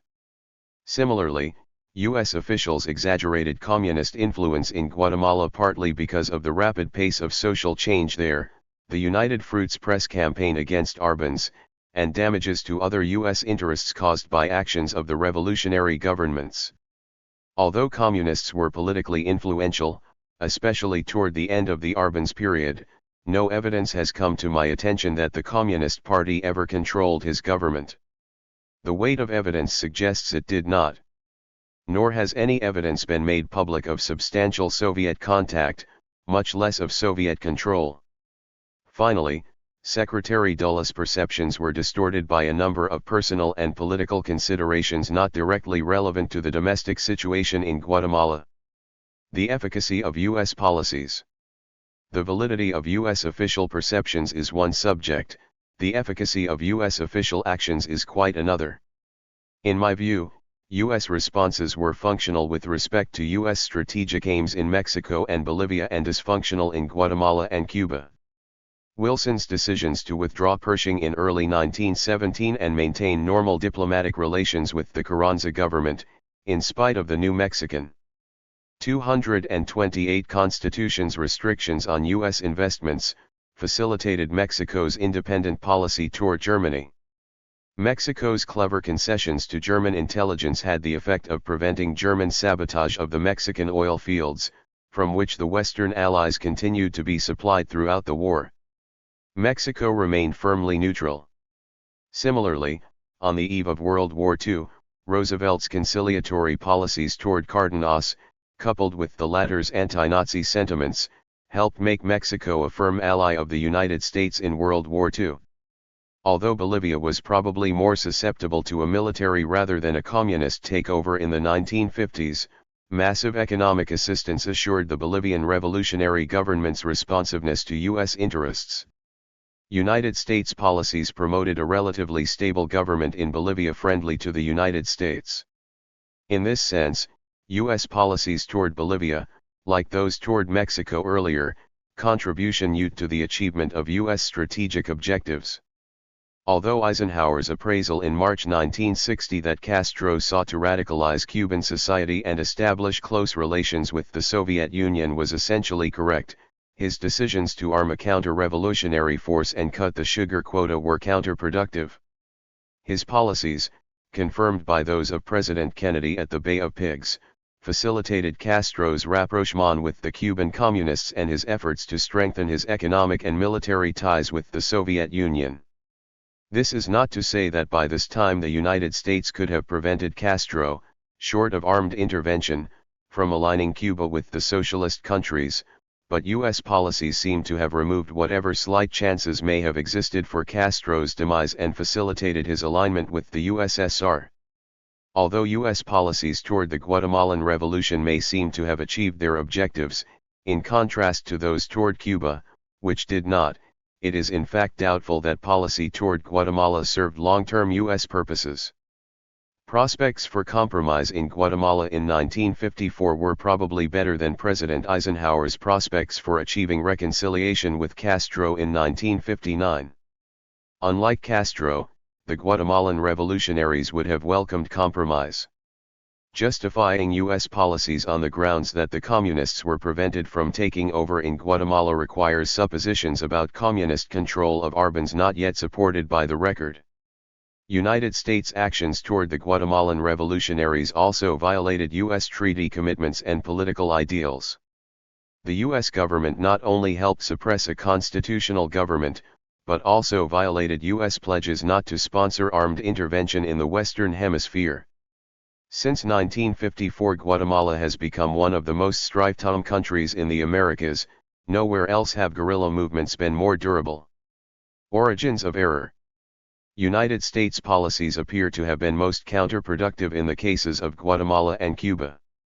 United States officials' errors sometimes resulted from explaining U.S. responses 229 hopes or fears about the impact that success or failure of a revolutionary government would have on their political positions in the United States. When hopes or fears were especially great, U.S. leaders sponsored armed action against a particular revolutionary government. Familiarity with John Foster Dulles' personal and political objectives are essential to understanding the Guatemalan intervention of 1954. Dulles' policies toward Guatemala were in part a religious crusade against atheistic communism, in part an ideological struggle on behalf of free enterprise, and in part a political battle with Soviet expansionism. In the 1952 presidential campaign, Dulles had criticized the reactive nature of the Truman/Acheson policies, on the one hand, and favored liberating countries under communism on the other. Dulles viewed the overthrow of Arbenz as fulfilling that pledge. He regarded this victory as one of the major constructive achievements of the Eisenhower administration and used it as a rallying cry in the 1954 and 1956 elections. This background helps explain why he was deaf to arguments that the Arbenz government was not, in fact, a communist beachhead in the Americas. Eisenhower's punitive policies toward Cuba, begun in March 1960, appear to have been designed in part to strengthen the Republican Party's hand in the 1960 election. Cuba became a major subject in the debates between candidates Nixon and Kennedy. Similarly, after Kennedy became president, the pressures on him to carry forward the Bay of Pigs invasion were enormous. In spite of his own reservations about the operation, his concern that calling off the invasion would have been interpreted as weakness, and thus be politically costly at home, appears to have been a major factor in his decision to go ahead. Parenthetically, President Johnson had a similar dilemma with respect to the Dominican Revolt in 1965. His strong instincts told him that the political risks of armed intervention in the Dominican Republic were less than the risks of a communist takeover there, particularly with respect to the upcoming presidential elections in 1968. An interesting aspect of the U.S. use of armed force in response to the revolutionary process is that each instance of armed force was related to, or defended by, reference to strategic or security considerations. Fear of a rival great power was an important consideration in the Guatemalan, Cuban, and Dominican interventions. Even if one does not accept at face value U.S. official explanations for these interventions, it seems clear that the U.S. officials tended to require security justifications for the use of force. My view is that U.S. officials were inclined to believe in these justifications, however misled or misinformed they might have been. The extent to which these armed actions were related to the defense or promotion of U.S. private interests is discussed elsewhere, but such considerations were not very prominent in the events which led up to each particular action. It is interesting that most of the decisions described here as dysfunctional, and thus as errors, involved the use of armed force, and that all such decisions were made within the executive branch. They did not require specific authorization, appropriations, ratification, or other congressional approval. For example, Presidents Eisenhower and Kennedy personally authorized paramilitary operations in Guatemala and Cuba respectively, as President Nixon may have authorized covert support to Allende's opposition. Both operations involved the CIA, which was then subject to only nominal congressional oversight, mainly in the form of long-term loans, resulted in a huge foreign indebtedness, some $3 billion by late 1971. About $864 million was owed to U.S. government agencies and $493 million to U.S. private creditors. 64 The Allende government had to generate several $100 million a year in foreign exchange to meet payments on that debt, a large portion of which fell due in the early 1970s. The United States took several steps which were damaging to the Chilean economy. First, when Allende became president, the United States discontinued most new economic assistance to Chile, sharply cutting back a major source of foreign exchange.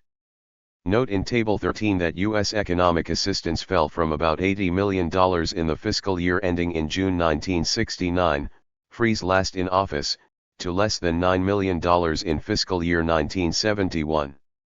The freeze also applied to credits from the Export-Import Bank to finance Chilean purchases in the United States, deferred on the explicit grounds that satisfactory arrangements to compensate the U.S. copper companies had not been made. 65 Allende did not insist that the United States had an obligation to provide him with economic assistance, but its sharp reduction faced his government with cruel alternatives. Even under Free, U.S. economic assistance had largely provided the margin to make debt service possible. Second, the United States also used its influence to reduce economic assistance to Chile from international agencies. Such assistance dropped from $49 million in fiscal year 1969 to $9.4 million in fiscal year 1973, 66 attributed in part to plausible questions about Chile's creditworthiness. Chilean representatives at the Inter-American Development Bank, supported by Peru, were especially incensed that U.S. influence, including its veto power, deprived the government of loans from a bank in which it had invested capital. 67 Third, the United States was slow to respond when the Allende government, unable to make payments, declared a moratorium on the foreign debt in November 1971. Although Chile negotiated the new repayment arrangements with its creditors, including the United States, in the Paris Club, and the agreement was implemented with several European creditors, it was not implemented with the United States. 68 The Chilean economy suffered also as a result of measures taken by private foreign corporations. Short-term credit provided by U.S. banks dried up. Chile did succeed in securing substitute short-term credits from several European countries, but total availability of such credits as well as the amounts actually drawn down declined sharply. 69 In addition, the Kennecott Corporation took its case with respect to compensation into French and other European courts and managed to tie up Chilean copper receipts and discourage Western European purchasers. Chilean sales were thus a problem, but maintaining copper production for export was even more difficult. These various factors affected Chile's capacity to import needed items such as spare parts, raw materials, and medicine. Political and social conflict in Chile grew increasingly intense during the opening months of 1973 as class antagonisms intensified throughout Chilean society. The breakdown of the economy was painfully apparent. Nationalization of industry and agrarian seizures seriously shook the economy. Some of the symptoms included the fall of output with concomitant shortages and price distortions, runaway inflation which eventually exceeded 300% for the year, and the collapse of Chile's economic relations with other countries. The domestic struggle over the control of property and the distribution of income surged toward a climax. And the financial measures taken by U.S. officials and U.S. companies described above helped intensify the economic crisis, thereby feeding the massive social unrest which preceded Allende's fall. Covert activities of the United States in Chile, as well as the policy of economic denial, hurt Allende. William E. Colby, the director of the Central Intelligence Agency, was reported to have told the House Armed Services Subcommittee on Intelligence in April 1974 that the CIA provided $8 million to opposition groups in Chile. 70 On September 16, 1974, President Gerald Ford admitted at a press conference.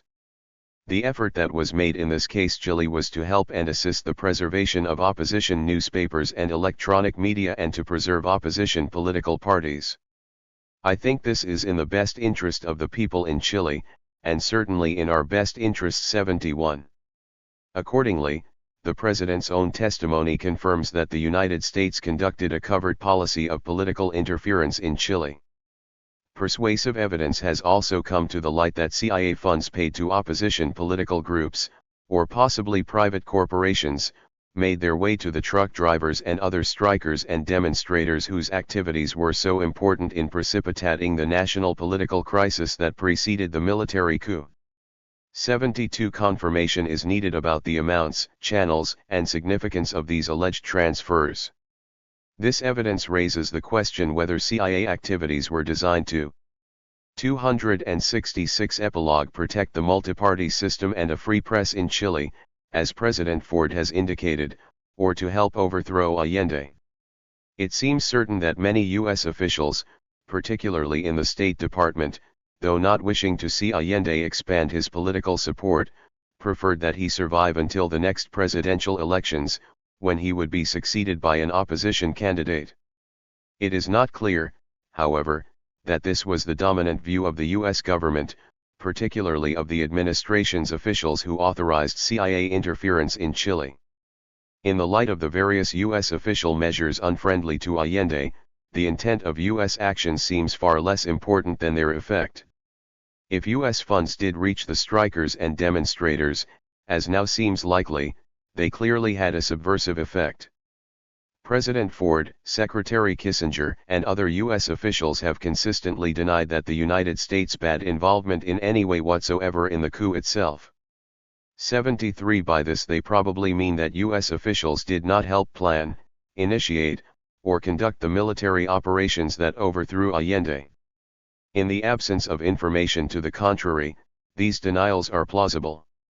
In the first place, the Chilean armed forces did not need external assistance to overthrow Allende, as events proved, nor did they lack reasons of their own for overthrowing him.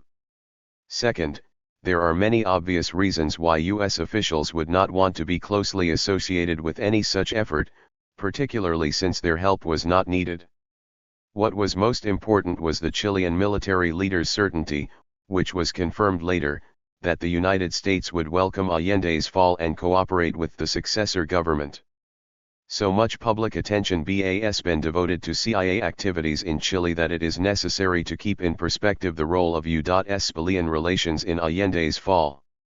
Chilean society became sharply polarized toward the end of the Allende administration, and there was widespread opposition to his continuing in office in many sectors of the population. And of course, it was the Chilean armed forces which actually overthrew him. The extent to which U.S. policies contributed to his fall is difficult, probably impossible, to measure. My view is that domestic factors were primarily responsible for the coup, but that U.S. policies, even if playing only a minor role, might have made the difference between Allende's demise or survival until the next election. We will never know for sure. Responses explained. Much remains to be made public about the Nixon administration's relations with the revolutionary governments in Peru and Chile, so explanations of what happened must remain tentative. Since it may take a long time to learn the full story, it seems worthwhile to attempt preliminary explanations about why the Nixon administration opposed Allende and compromised with Velasco. 74 Expropriations of U.S. direct private investment was the most prominent public issue in U.S. relations with the two governments. Both expropriated and refused to pay compensation for the largest U.S. investments in their respective countries, the IPC oil properties in Peru and most of the U.S. copper properties in Chile. Velasco and Allende also expropriated other U.S. properties and negotiated compensation settlements. Allende expropriated a larger number of U.S. firms than Velasco but also negotiated more compensation agreements. Even so, in 1973 there were a number of UN-settled claims in both countries, in addition to the more dramatic disputes over oil and copper. Would it be fair to say that the United States came to terms with Peru and not with Chile because Velasco demonstrated more willingness to negotiate than Allende? Without access to the records of the negotiations, it is hard to say. It appears that Allende would have welcomed a negotiated settlement because his domestic political position was weaker and he was extremely vulnerable to U.S. economic and political sanctions. This hypothesis is borne out by the relatively large number of compensation agreements he negotiated before his fall. Nevertheless, Allende's policies posed a greater threat to U.S. companies than Velasco's. First, Allende was moving toward full socialism and was expropriating more firms than Velasco. Velasco favored maintaining a dynamic private sector, and his government energetically sought foreign capital to develop certain branches of the economy under government regulations. Companies still had the opportunity to make large profits in Peru. Second, Allende's revolutionary reorganization of society and the downward trends in that economy, whatever their causes, made Chile far less attractive to U.S. investors. Thus, however much Allende might have wished to blunt U.S. hostility and to work out compensation arrangements in order to do so, he did not have anything like Velasco's capacity to make such compensation effective. Peru's policies on foreign investment tended to isolate the IPC. Whereas there were some U.S. investors who wished to work with Velasco, U.S. business sentiment was almost uniformly critical of Allende. As a result, Allende was viewed as posing a greater threat to U.S. private interests than Velasco. The influence those interests exercised on U.S. policies was indicated in an exchange between Congressman Dante Fascell and Deputy Assistant Secretary of State for American Republic Affairs, John Crimmins. Fascell, the issue is who is making foreign policy. If private enterprise is to continue to be the flag carrier of U.S. foreign policy, then it is inevitable that whenever there is a dispute the U.S. government will be subrogate to whatever the problem is. That has been the difficulty, has it not? Crimi NS, yes. 75. To what extent did strategic considerations account for tensions between Washington and Santiago? Did the Nixon administration fear a communist beachhead in Chile as much as the Eisenhower administration feared one in Guatemala? Probably not, partly because of Allende's efforts to lay those fears to rest and because of close ties with the Chilean armed forces. Perhaps more importantly, détente and the closer Soviet-American relations which made it possible gave U.S. leaders a greater sense of security with respect to Soviet designs on the hemisphere. 268 Epilogue. There was, however, another major difference. Castro had not yet come to power in Cuba at the time of the Guatemalan episode. But the Nixon administration had to put up with Chile as one more Marxist government independent of and hostile to the United States. Henry Kissinger appears to have been concerned about any increase in the numbers of such governments in the hemisphere. Cuba was enough. In the revolutionary restructuring of Chilean society and its explicit ties with Cuba, Allende appeared to be following in Castro's footsteps. Kissinger was also reported to have feared that Allende's policies might be contagious among Chile's neighbors in South America. 76 President Nixon's disclaimer that ideological differences in themselves were not a serious obstacle to friendly relations may have accurately reflected his intentions, but in fact such differences appear to have prejudiced the administration against Allende. Nixon and Kissinger were willing to come to terms with communists in the Soviet Union and China. The ideology of those two countries was really beyond their reach, nor was there any realistic prospect of UN seating either leadership. Chile was different. Nixon might have been willing in a theoretical sense to live with Allende's socialism, but not with Chile's resistance to U.S. policies. But what could Nixon do about it? United States military intervention in Chile may or may not have been given serious consideration. However, U.S. failures in Vietnam, the widespread popular disillusion with U.S. intervention abroad, and looming economic problems would have made military action in Chile extremely unwise politically. Nonetheless, Allende posed a challenge to U.S. political influence in the hemisphere and a threat to the integrity of the U.S. sphere of influence. The Nixon administration was far from helpless when it came to opposing this threat to what it apparently viewed as a vital U.S. interest. Allende became president with a slim electoral plurality. He was literally at the mercy of the Chilean military from the day of his inauguration, and the United States moved to strengthen its ties with the armed forces by increasing military assistance. The CIA apparently had maintained close ties with the Christian Democrats and other groups opposed to Allende, and had been committed, at least since the 1964 presidential elections, to preventing his assumption of the presidency. Thus, covert support for the opposition established earlier did not involve creating new networks but simply continuing or modifying old ones. By presumably long-established sponsorship of political operations against totalitarian Marxist movements elsewhere in the world, the CIA had developed momentum difficult to check when Marxists won in Chile. The agency appears not to have been able to make the crucial distinction between the earlier totalitarian Marxists and the unique Chilean case in which Allende was freely elected under the Constitution and initially, at least, respected representative institutions. In this sense, bureaucratic considerations with respect to the CIA played a role in Chile, as such considerations with respect to diplomatic and economic officials had in Bolivia. The situation in Peru was much different. While the revolutionary changes sought by the Peruvian military government were extensive, they were less than in Chile and allowed far greater opportunity for foreign investment. While cordial to Castro and the USSR, the Velasco government maintained greater distance than Allende. Most important, the impetus to Peru's revolution came from the military itself. Unlike Allende, Peru's rulers could count on the loyal support of the armed forces and allowed little or no organized political opposition. With far less political involvement in Peru under Belaúnde than in Chile under Free, the United States had far less capacity to interfere in Peru's domestic affairs than in Chile's. The Nixon administration appears to have decided to adopt relatively flexible policies toward Peru and more hostile policies toward Chile.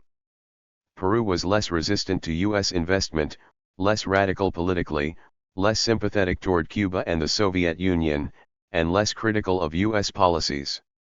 United States leaders may have reasoned that since U.S. interests would not be served by a sharp conflict with both countries, coming to terms with the government that represented the lesser evil would prevent a tight alignment of Peru and Chile against the United States. More important, the revolutionary government in Peru posed a challenge of less magnitude to U.S. political supremacy in the hemisphere than the revolutionary government in Chile. These explanations of U.S. responses to the Peruvian and Chilean revolutions conform rather closely to the conclusions reached in Chapter 7 about U.S. responses to the other four revolutionary governments. The conditioning factor which is different in the two sets of cases is the international setting. The climaxes of U.S. responses to the four earlier revolutionary governments all occurred at moments of military tensions with a rival great power, Germany, or the Soviet Union.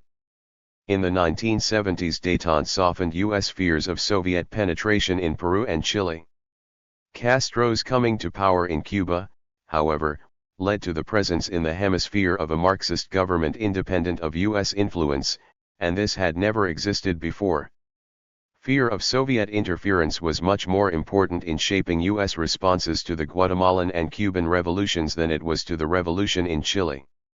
With respect to Chile, strategic considerations were relevant not so much in terms of a prospective threat of Soviet aggression or subversion but in terms of sphere of influence politics.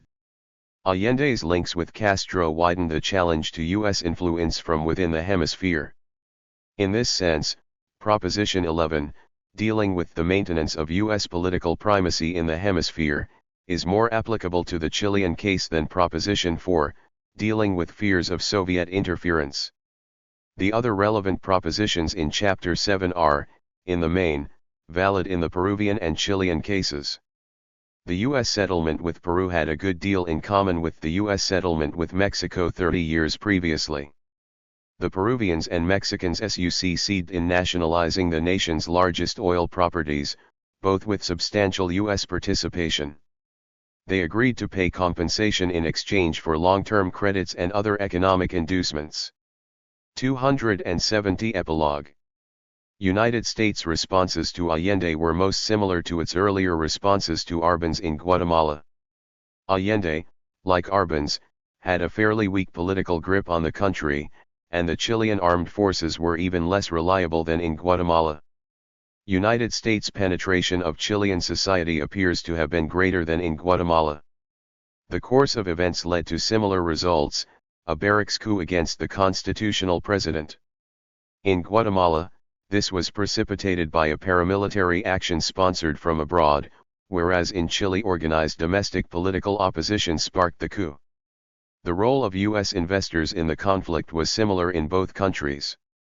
Both societies experienced political polarization during and after the conflict. The successor governments promptly suppressed the remnants of Arbenz or Allende's forces, moved promptly to reach agreements with U.S. investors whose property had been expropriated, and resumed relations with the U.S. and other foreign governments. Lessons of history. Analysis of U.S. responses to revolutionary change since 1910 yields useful lessons for both sides, Latin American revolutionaries and U.S. leaders alike. Neither side is likely to escape the repercussions of acts of the other. Men representing the often conflicting interests of these constituencies are likely to be facing each other in various countries for generations to come. The mix of programs and tactics on both sides is constantly shifting, but underlying problems and behavior patterns recur. For revolutionaries, the historical record suggests that control over the armed forces is essential to make and sustain a social revolution. The political leaders of all the revolutions that have endured have dominated the military, as in Mexico and Cuba, or were the military, as in Peru.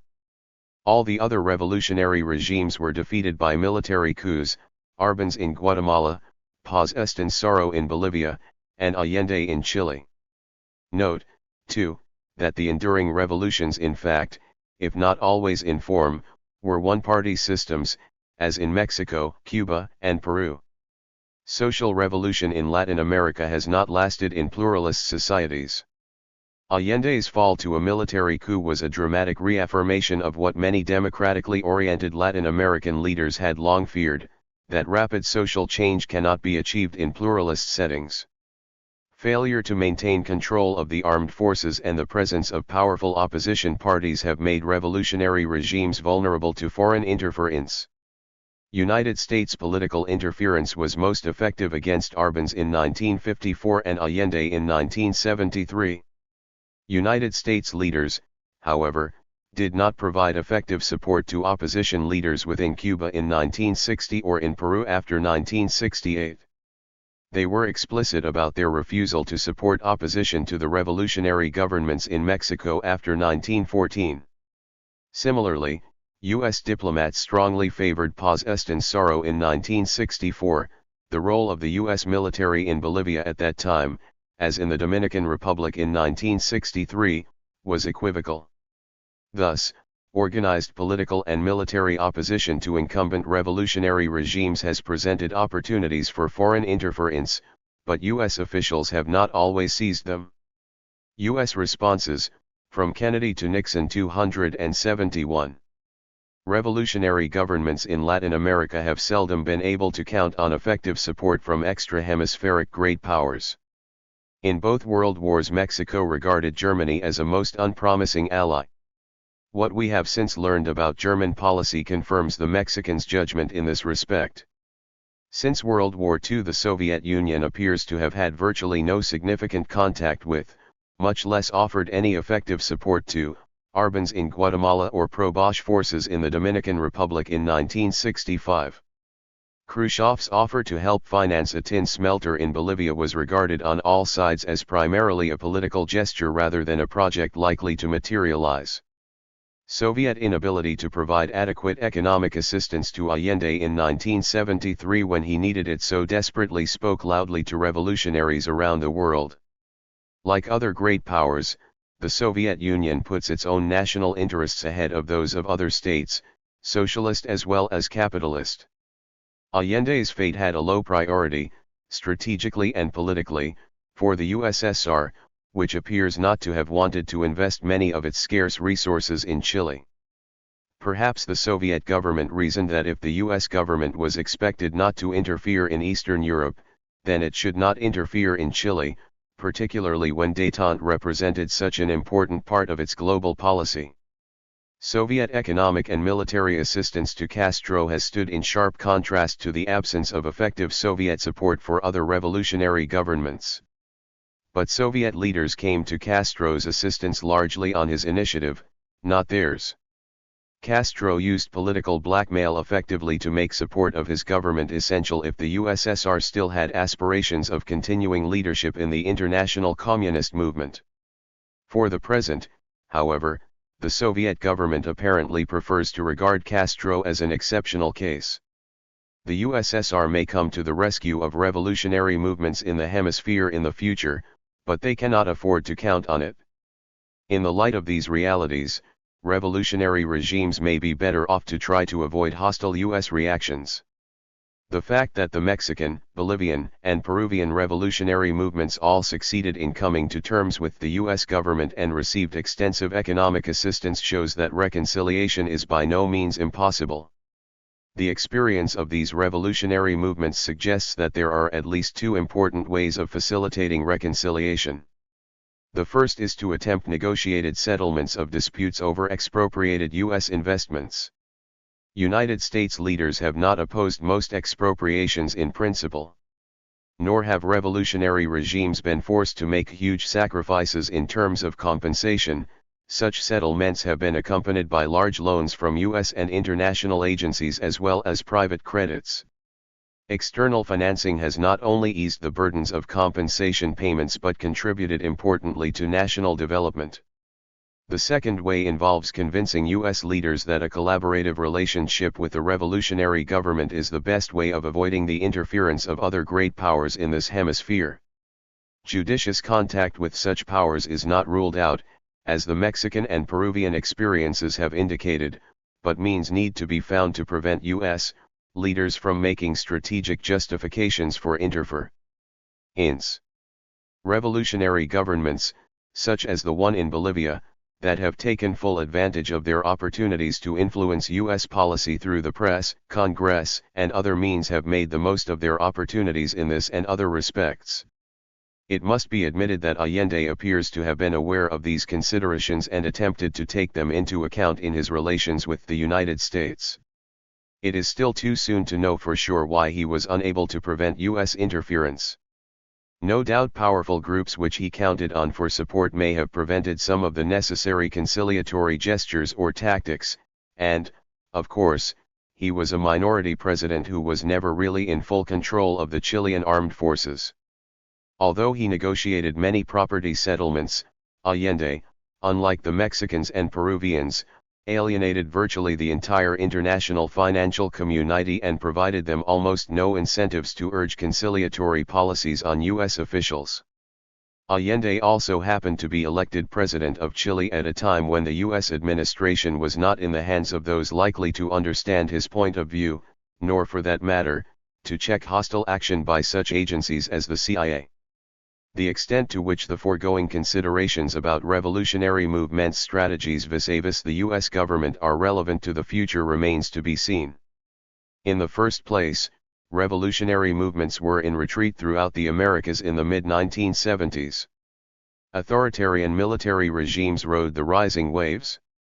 Second, the world's situation has been changing so rapidly that such great powers as the United States and the Soviet Union may no longer be able to act in neighboring countries as they have in the past.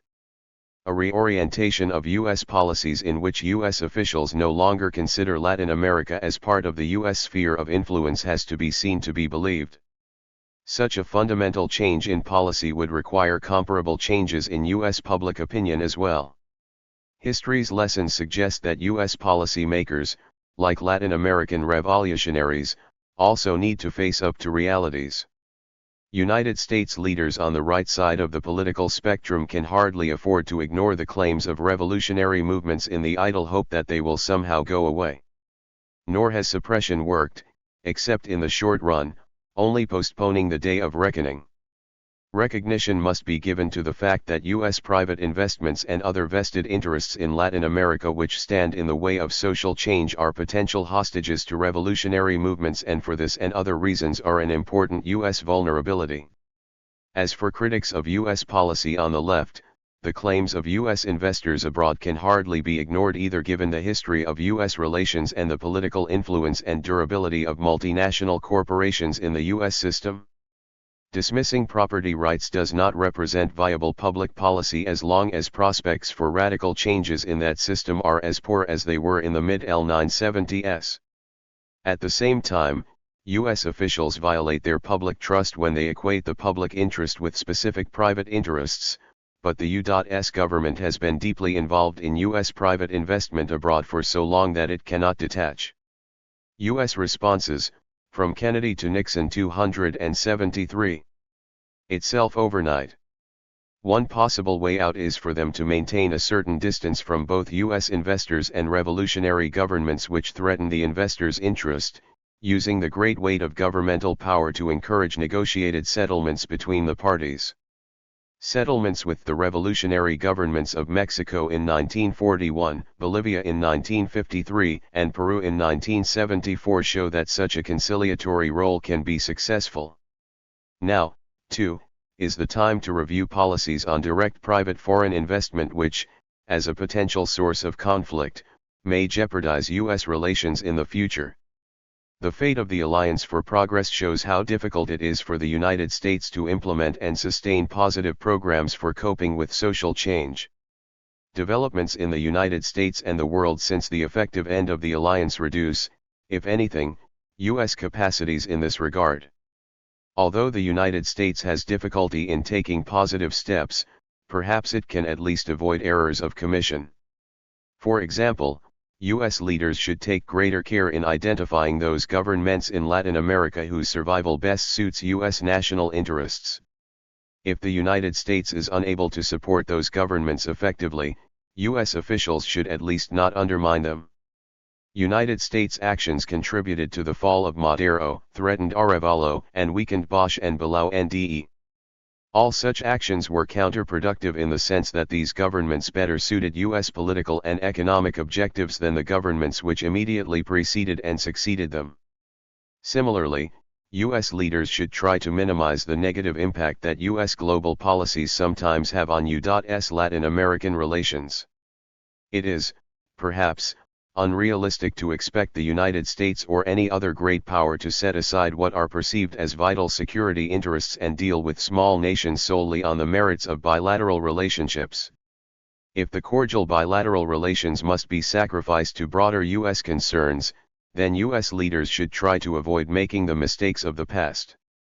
The pursuit of global strategies, for example, should not blind them to Latin American realities.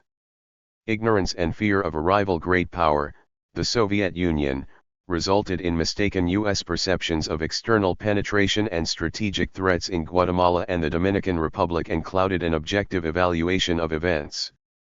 Moreover, if global strategies are given priority, as seems certain, then at least Latin American policies should be consistent with these larger strategies. I have argued, for example, that U.S. policies toward Guatemala in 1954 and Cuba in 1960 tended to defeat these goals.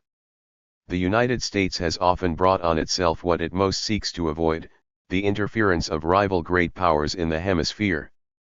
In this sense, the United States has long been its own worst enemy in Latin America. Latin American governments tend not to appeal to extra-hemispheric powers for assistance, especially military assistance, without good reason. Too often that reason has been an effort to maintain their independence in the face of U.S. pressures. The Carranza government in Mexico did not offer submarine bases to Imperial Germany in World War I until Pershing's forces reached deep into Mexico. When Pershing withdrew and U.S. pressures were relaxed, Mexico cooled toward Germany. Similarly, Cardenas kept open communications with the Nazis in the late 1930s until the Roosevelt administration assured him that the United States would not undertake punitive policies because of the oil expropriations. Mexico subsequently became a loyal U.S. ally in World War II. Secretary Dulles made a great fuss about the shipment of arms from Eastern Europe to Arbenz in 1954, but the Guatemalan government placed that order as a last resort because the United States had refused to sell arms to Guatemala for years and prevented it from securing them from Western Europe as well. Arbenz needed the arms to protect his government from U.S. supplied paramilitary forces. The Soviet Union came to Castro's assistance only after U.S. countermeasures guaranteed that only Soviet assistance could save him. Juan Bosch was a firm believer in representative political institutions and a friend of the United States until the Dominican intervention in 1965. It was later that he turned to more authoritarian solutions on the left. United States errors in its Guatemalan and Cuban policies contributed to the rise of guerrilla movements in the 1960s. Roving bands overtly hostile to the United States sprinkled the Americas from north to south for the first time in history. Ironically, they too recognized that the United States can be its own worst enemy. Their one hope for victory was that the United States would so expand its suppressive military activities in Latin America that the mass popular reaction might ignite liberation movements which would sweep them to power. Luckily for U.S. policies, the guerrillas had little success in attracting mass support or securing assistance from foreign powers.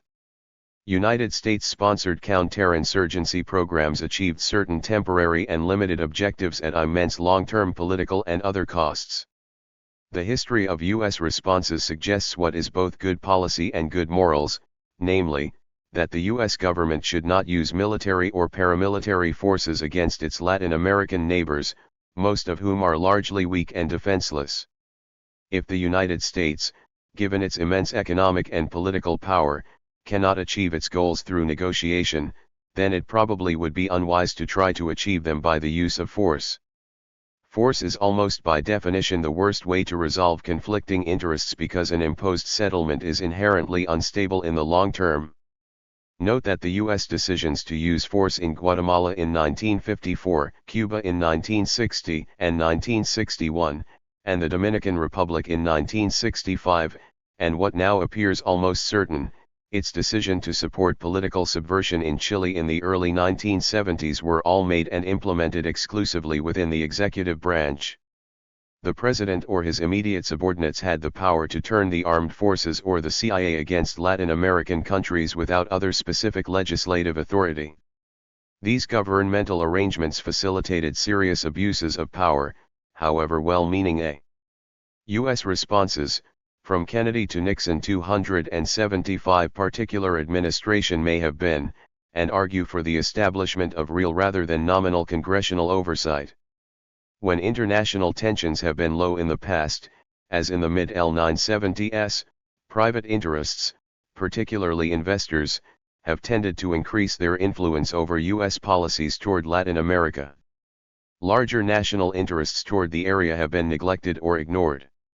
As a result, the mid-1970s have been a good time to reaffirm the stake in Latin America of U.S. citizens in general, that is, taxpayers, traders, creditors, organized labor, religious organizations, educational institutions, etc., as well as private investors. If the relaxation of international tensions persists, the presidency and the Congress will have one of their best opportunities in recent history to re-examine and reformulate U.S. policies so that the United States is better able than in the past to come to terms with revolutionary change in Latin America in accordance with broader conceptions of the national interest. U.S. responses. From Ford to Reagan. Since the fall of Allende, Latin America has experienced revolutionary upheavals in Grenada and Central America, all warmly sponsored by socialist Cuba. The objectives of the revolutionary elites have followed the familiar pattern, to overthrow the old elites and gain power themselves in order to remake society in a new image and to break the hold of the imperialists, particularly the United States, over their societies. The leading revolutionary movements have been more radical than their predecessors and more committed to socialism. Most were political competitors of the pro-Soviet communists whom they long tended to regard with disdain. They have tended to share earlier revolutionaries' bitterness, sometimes hatred, toward the United States, but have occasionally been harshly critical of the USSR as well. Since 1979, Washington has been intermittently alarmed, angered, and frustrated by these radical armed movements. Usually it has resorted to the weapons of earlier years, economic sanctions, covert political operations, paramilitary attacks, direct armed intervention. And Washington has offered many of the same justifications: protection of American citizens, the Soviet threat, restoration of law and order, promotion of democracy. Both sides have continued to play, with variations, the same themes described in earlier chapters. Since 1973, revolution has come to other countries, and now there are two socialist regimes in Latin America, Cuba and Nicaragua, instead of one. The most important upheavals have been in Grenada, El Salvador, and Nicaragua, with continuing violent conflict in Peru and Guatemala. Marxist-oriented leaders seized power in Grenada in 1979, and guerrilla forces, many organized and led by ex-communists, rose against the incumbent governments in El Salvador. The most successful new revolutionary movement in the decade, however, was the Marxist-oriented Sandinistas in Nicaragua, who overthrew the dictatorship of Anastasio Somoza Debayle and managed to maintain control in the face of divided internal and external opposition. These events, and developments in Cuba, are discussed more fully in this chapter. Revolutionary violence also erupted elsewhere in Latin America in the late 1970s and early 1980s. In Peru, Sendero Luminoso, the Shining Path, was a unique 276. U.S. responses, from Ford to Reagan. 277 rebel movement claiming Marxist and Maoist roots, but it was in fact antithetical to orthodox communist objectives, methods, and organization, and Soviet commentators criticized it sharply. In early 1985, Peruvian authorities were still having a difficult time coping with the Sandinistas' acts of violence. In Guatemala, armed civil conflict was the source of continuing personal and national tragedy in the mid-1980s, as it has been intermittently ever since the U.S.-backed coup against the Guatemalan Revolution in 1954. Many of the leaders of the left and center, and those of the right as well, were murdered in sporadic splurges of bloodletting. The short-lived democratic institutions of the late 1940s were in shambles, and the country was torn apart by such brutal violence that Congress suspended its military assistance beginning in 1978. Israel sold the Guatemalans the most needed military supplies while Washington looked the other way.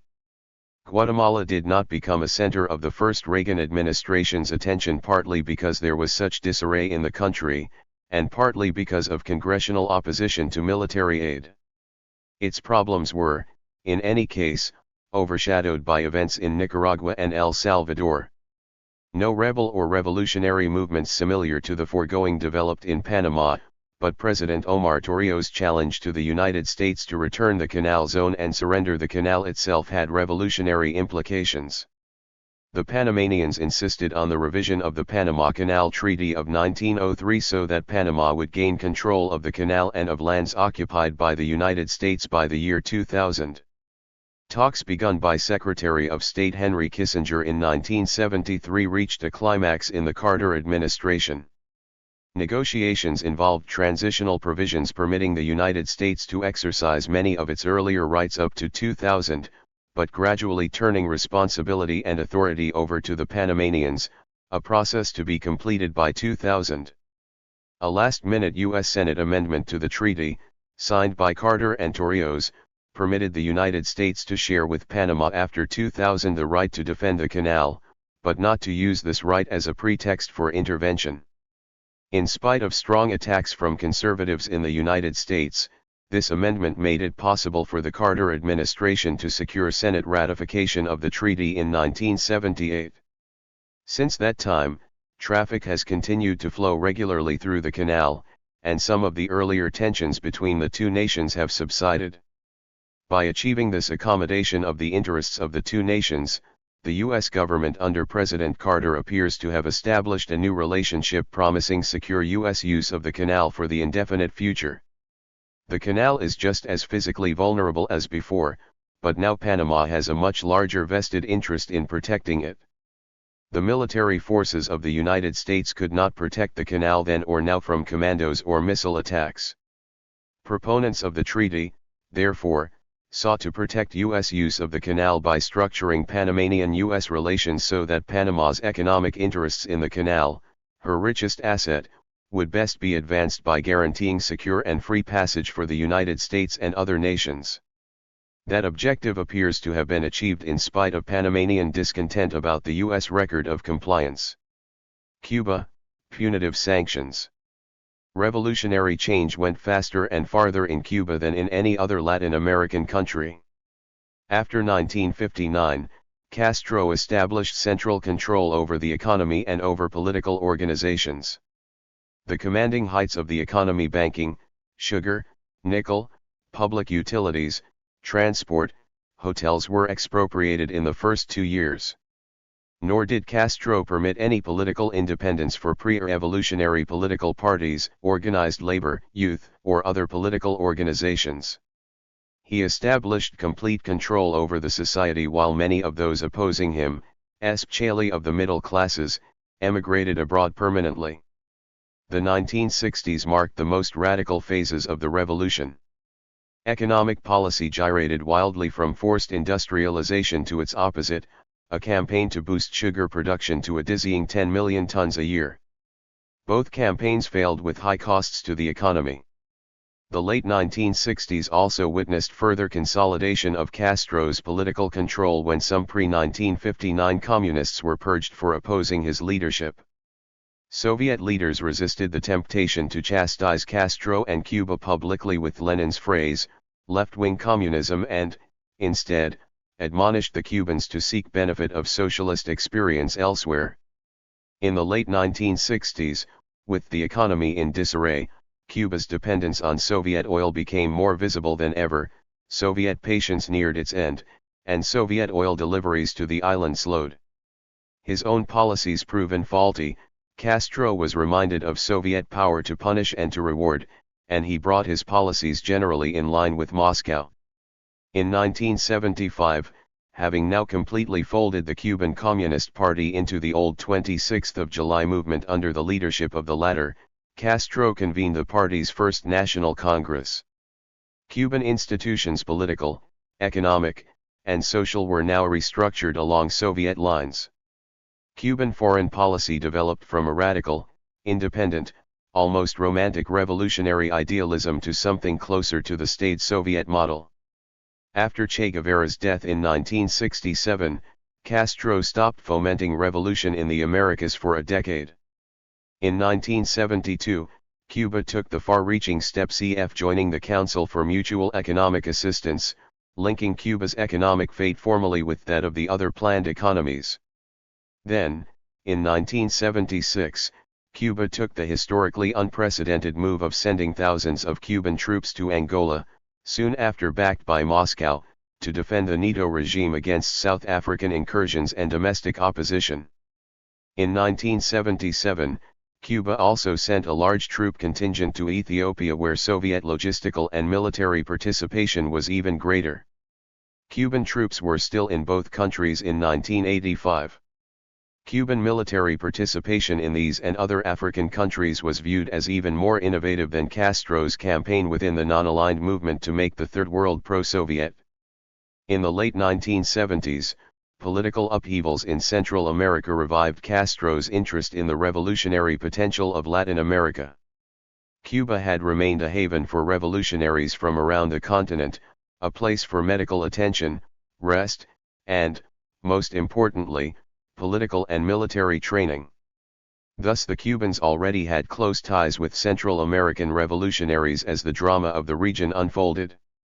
U.S. responses, from Ford to Reagan 279. Castro wanted to provide moral and political support, encouraging the revolutionaries to follow tactics and strategies likely to capitalize most effectively on their varied assets. He therefore used his influence and experience to encourage dissident revolutionary groups in Nicaragua and El Salvador to compose their differences in national revolutionary fronts. Training in Cuba continued. Castro also supplied arms in the well-founded belief that the USSR, his own main supplier, would replace his military aid to Central America, especially Nicaragua, in the interest of revolutionary solidarity. Soviet military deliveries to Cuba did in fact mount rapidly in the early 1980s as U.S. pressure on Nicaragua increased. Between 1960 and 1985, U.S. policies toward Cuba followed the same theme, with only slight variations, to eliminate Castro. When U.S. leaders decided after the Bay of Pigs that overthrowing Castro by armed assault was not worth the costs and risks involved, the CIA tried to assassinate him. When that failed too, U.S. policies appear to have been designed to promote conditions that would cause his government to collapse from within. None of these measures has come close to achieving this objective, so that Castro's fall has become more a distant hope than a likelihood. Nevertheless, the United States has continued essentially the same hostile and punitive policies, blocking any initiatives from which Castro might benefit irrespective of costs borne by, or opportunities lost to, the United States. Such policies were possible in the United States because of widespread public hostility to the Cuban Revolution and the political activities of anti-Castro Cuban refugees. Moreover, Cuba no longer holds much economic interest for the United States. Debate over U.S.-Cuban policy has continued throughout all these years. The official view, with the exceptions noted below, has tended to hold with President Eisenhower that the United States cannot do business with Castro. Therefore, most leaders have continued to seek his downfall, or failing that, to punish him for his anti-democratic, pro-Soviet, and subversive ways. Those who oppose this view in the U.S. have been less concerned with Castro and more with U.S. strategic and political interests in Latin America. They have believed that the more U.S. sanctions forced Castro to depend on Soviet economic and military support, the greater Soviet influence on the island was likely to be, and the greater the prospects of Cuban mischief in the Caribbean and elsewhere in the world. Bipartisan in character, the punitive policies continued in force through both the Johnson and Nixon administrations, only slightly relieved by an agreement on Cuban emigration beginning in 1965 and an anti-hijacking agreement in 1973. After his meeting with Castro in Washington in 1959, President Nixon became an unremitting anti-Castroite. He did, of course, have substantive reasons to oppose changes in policy, but the fact that his best friend, Bebe Rebozo, and his valet were anti-Castro Cuban émigrés was fatefully symbolic. After President Nixon left the White House, Secretary of State Kissinger initiated secret talks with Cuba in New York in 1974 and 1975, in which the United States was represented by Assistant Secretary William D. Rogers and Kissinger's 280 Epilogue Executive Assistant Lawrence Eagleburger. Both sides sought to identify issues requiring resolution, claims on both sides, the trade embargo, political prisoners, the Guantanamo base, divided families, and so forth. Meanwhile, Cuban military activity in Angola had sharply increased tensions between the two countries. In Rogers's last meeting with the Cuban representative in November 1975, he opposed the Cuban military involvement in Africa, but he did not slam the door on further talks. Instead, he proposed immediate steps to permit Cubans in the United States to visit their families in Cuba, and vice versa. No response was received from the Cubans, and President Gerald Ford terminated the talks, declaring that the Cuban-African adventure destroyed any opportunity for an improvement in relations. On becoming president in 1977, Jimmy Carter moved promptly to resume a dialogue with Cuba. Officials of the two countries met in March 1977 to discuss a fishing agreement, signed not long thereafter. During these discussions, negotiations also began on establishing interest sections in the two capitals. In September, Lyle Lane opened the U.S. interest section in Havana and Ramon Sanchez Paradis, the Cuban interest section in Washington. However, the major issues remained. Americans were concerned about Cuba's Soviet ties, its claims for American property, Cuban troops in Africa, and human rights in Cuba. The Cubans sought an end to the trade embargo and the return of the U.S. naval base at Guantanamo. Meanwhile, Cuba had released some political prisoners, and families were being reunited through emigration or visits. The Cubans also had announced their intention to withdraw some troops from Angola. U.S. Cuban rapprochement seemed to be underway when news that Cuban troops were intervening in the war between Ethiopia and Somalia was made public in November 1977. The rest of the Carter administration was punctuated by one alarming Cuban incident after another, making further rapprochement impossible. Most of these incidents attracted the world's attention, partly because the allegations were disturbing and partly because of the manner in which they were handled by a divided Carter administration.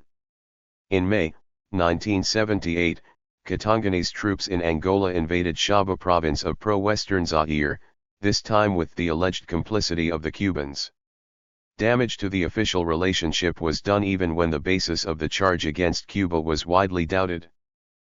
Also in 1978, Washington became alarmed by the delivery of Soviet MiG-23s to Cuba, which caused much uneasiness until the Soviet ambassador assured Secretary of State Cyrus Vance that they lacked nuclear weapons capability. In the summer of 1979, a Soviet brigade of some 2,000 to 3,000 men was discovered in Cuba. In the end, the administration decided it was militarily unimportant, but the episode further damaged prospects for ratification of the SALT II arms limitation agreement with the USSR. Tensions between the two countries mounted even further in a complicated episode in which thousands of Cubans fled Cuba, many with criminal or psychiatric records, and eventually poured into the United States. Carter failed in his efforts to make Cuba less of a political, human rights, and military liability to the United States. Contributing to that failure were Castro's U.S. responses, from Ford to Reagan. 281 political ambitions in Africa, which alarmed and angered Washington, and divided councils within the administration, some advisors seeking Cuban rapprochement as an opportunity, others as a liability. The fact that Carter gave the Panama Canal Treaty first priority also had a political cost in his dealings with the USSR and Cuba. The Reagan administration's global policies, and most particularly its policies towards Central America and Castro's support for revolutionary movements in the region, caused tensions to mount between Washington and Havana. Reagan identified Castro as the chief culprit in the revolutionary upheavals in Nicaragua, Grenada, and El Salvador, acting as a surrogate for Soviet and Communist penetration into the region. Castro regarded Reagan as an imperialist seeking to dominate these small countries and hold back the forces of social and political progress.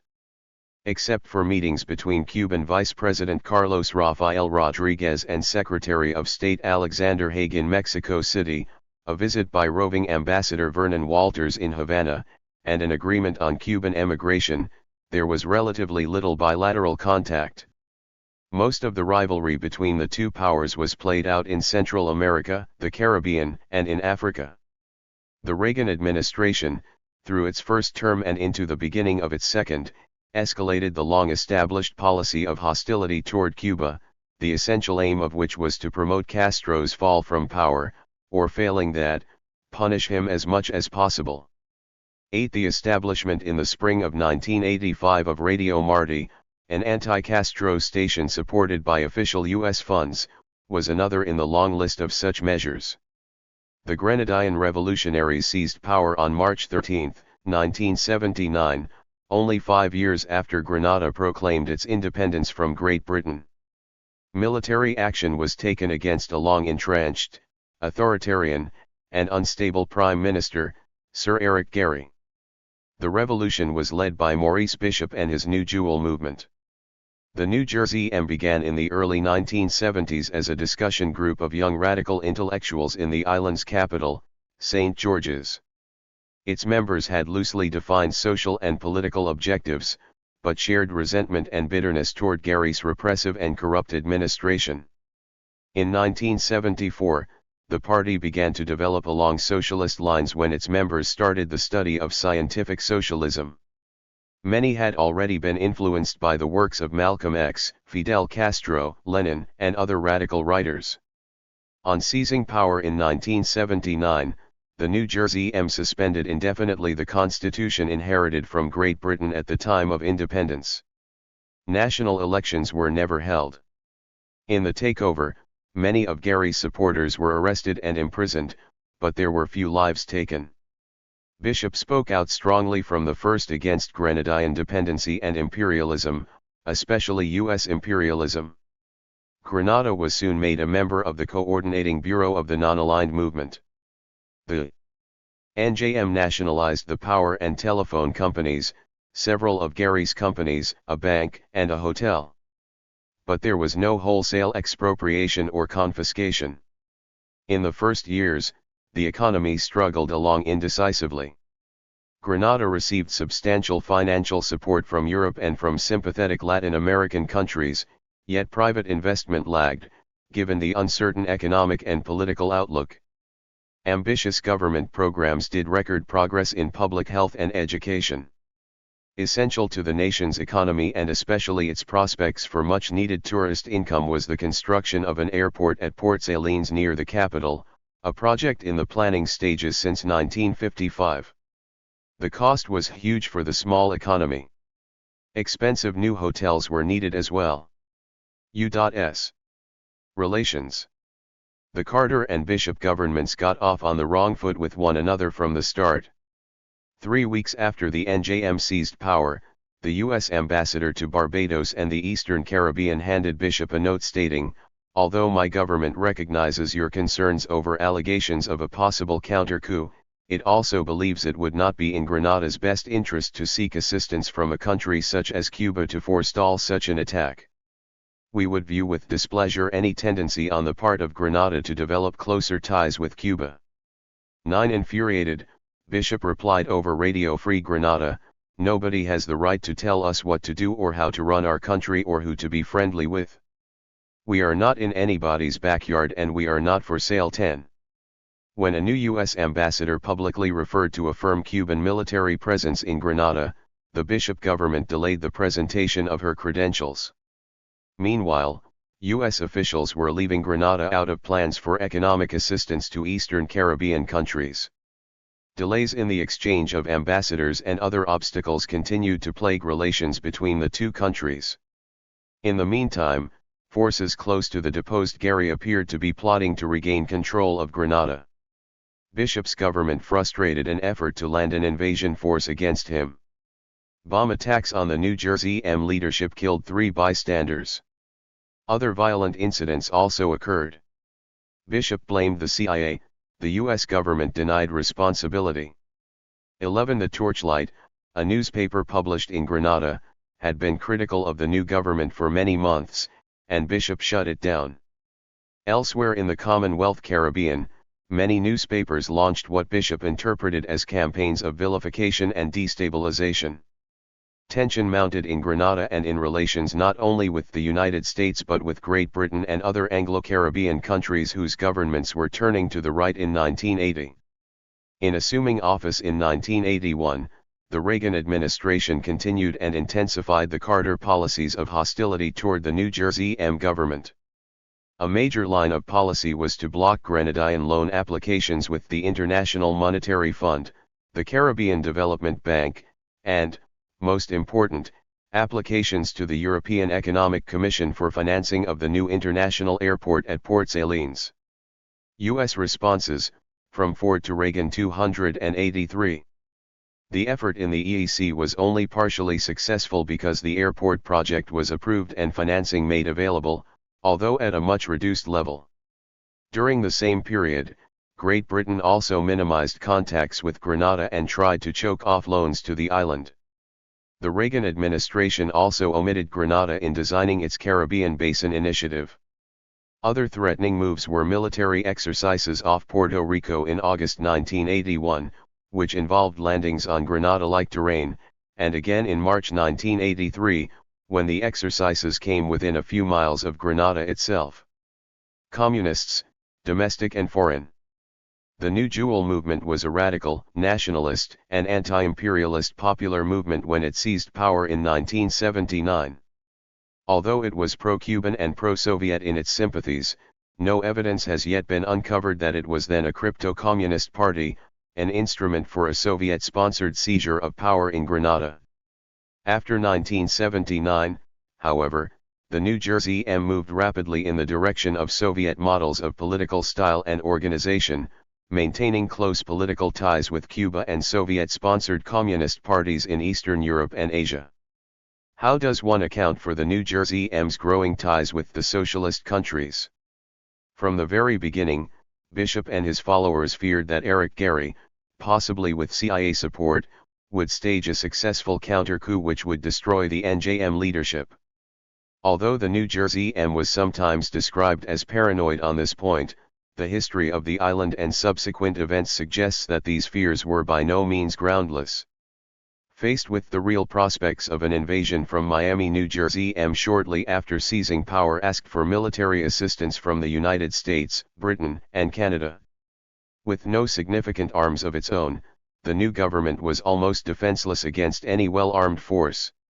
So the need for arms was great, but equally important, such assistance would have signified the absence of the donors' support for the counter-revolution. The 3 larger powers declined, Britain and Canada pledging non-intervention. From then on, Grenada faced various forms of overt hostility or indifference from both the United States and Britain.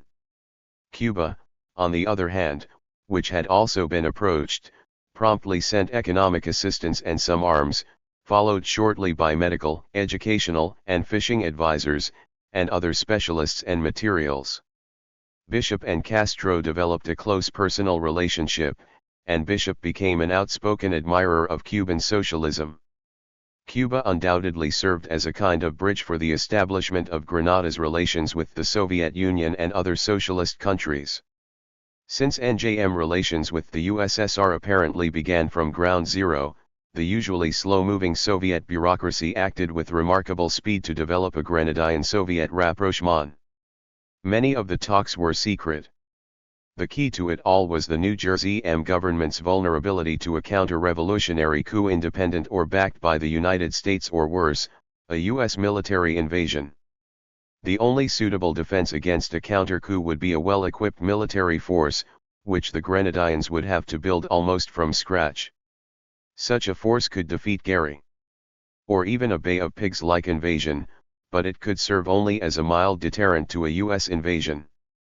The NJM lacked the resources to arm itself, and the Western governments turned down requests for such help from the start. The only possible sources were the USSR and other socialist or pro-Soviet governments. Perhaps the most revealing and important agreements between Grenada and the USSR were the three concerning military assistance of October 27, 1980, February 9, 1981, and July 27, 1982. 12. They had an approximate value, respectively, of 4.4, 5, and 10 million rubles. The proposed Soviet deliveries, some of which had arrived by 1983, would have equipped an army of perhaps 10,000 men. Most of the equipment appeared suitable to defend the government.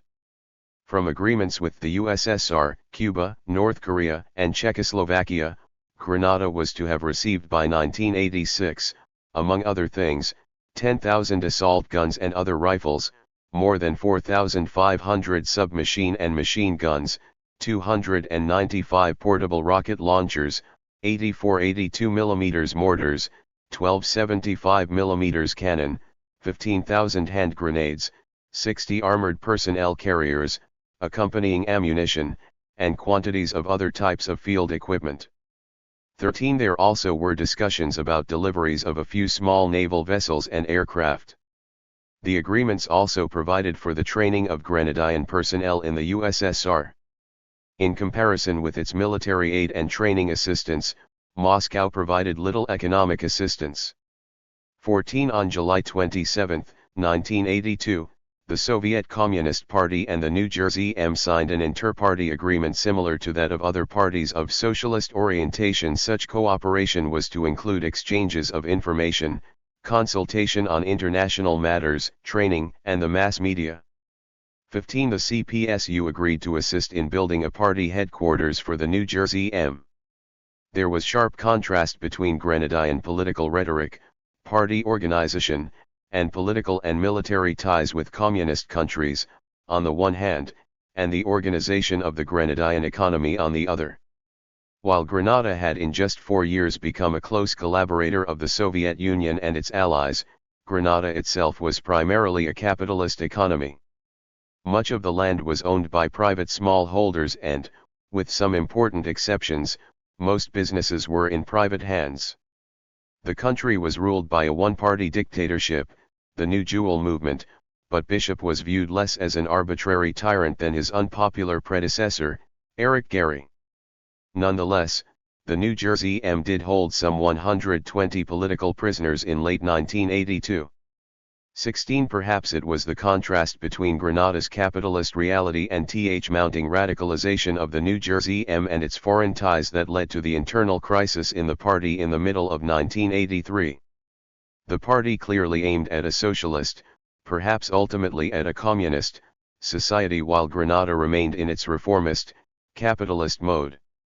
Similarly, the leadership's ambitions for Grenada, especially in the economic field, contrasted sharply with the nation's continuing poverty. Much-needed capital accumulation seemed dependent on a defense of existing capitalist institutions. At least in the near term, radicalization was a sure recipe for capital flight and a decline in output. Relations with the United States were unfriendly, yet U.S. tourism was Grenada's main hope for the future. The USSR and Cuba were providing for U.S. responses, from Ford to Reagan 285. Grenada's defense, yet Cuba lacked the means and the USSR the will to solve Grenada's economic problems. Technical, administrative, and leadership problems were also taking their toll. In the midst of this tense and disintegrating situation within the party, a group bent on radicalizing the party and the government, led by Bernard and Phyllis Cord, challenged Maurice Bishop's leadership. Backed by a majority of the political bureau and leaders of the armed forces, the opposition first forced Bishop into a joint leadership arrangement and finally placed him under house arrest.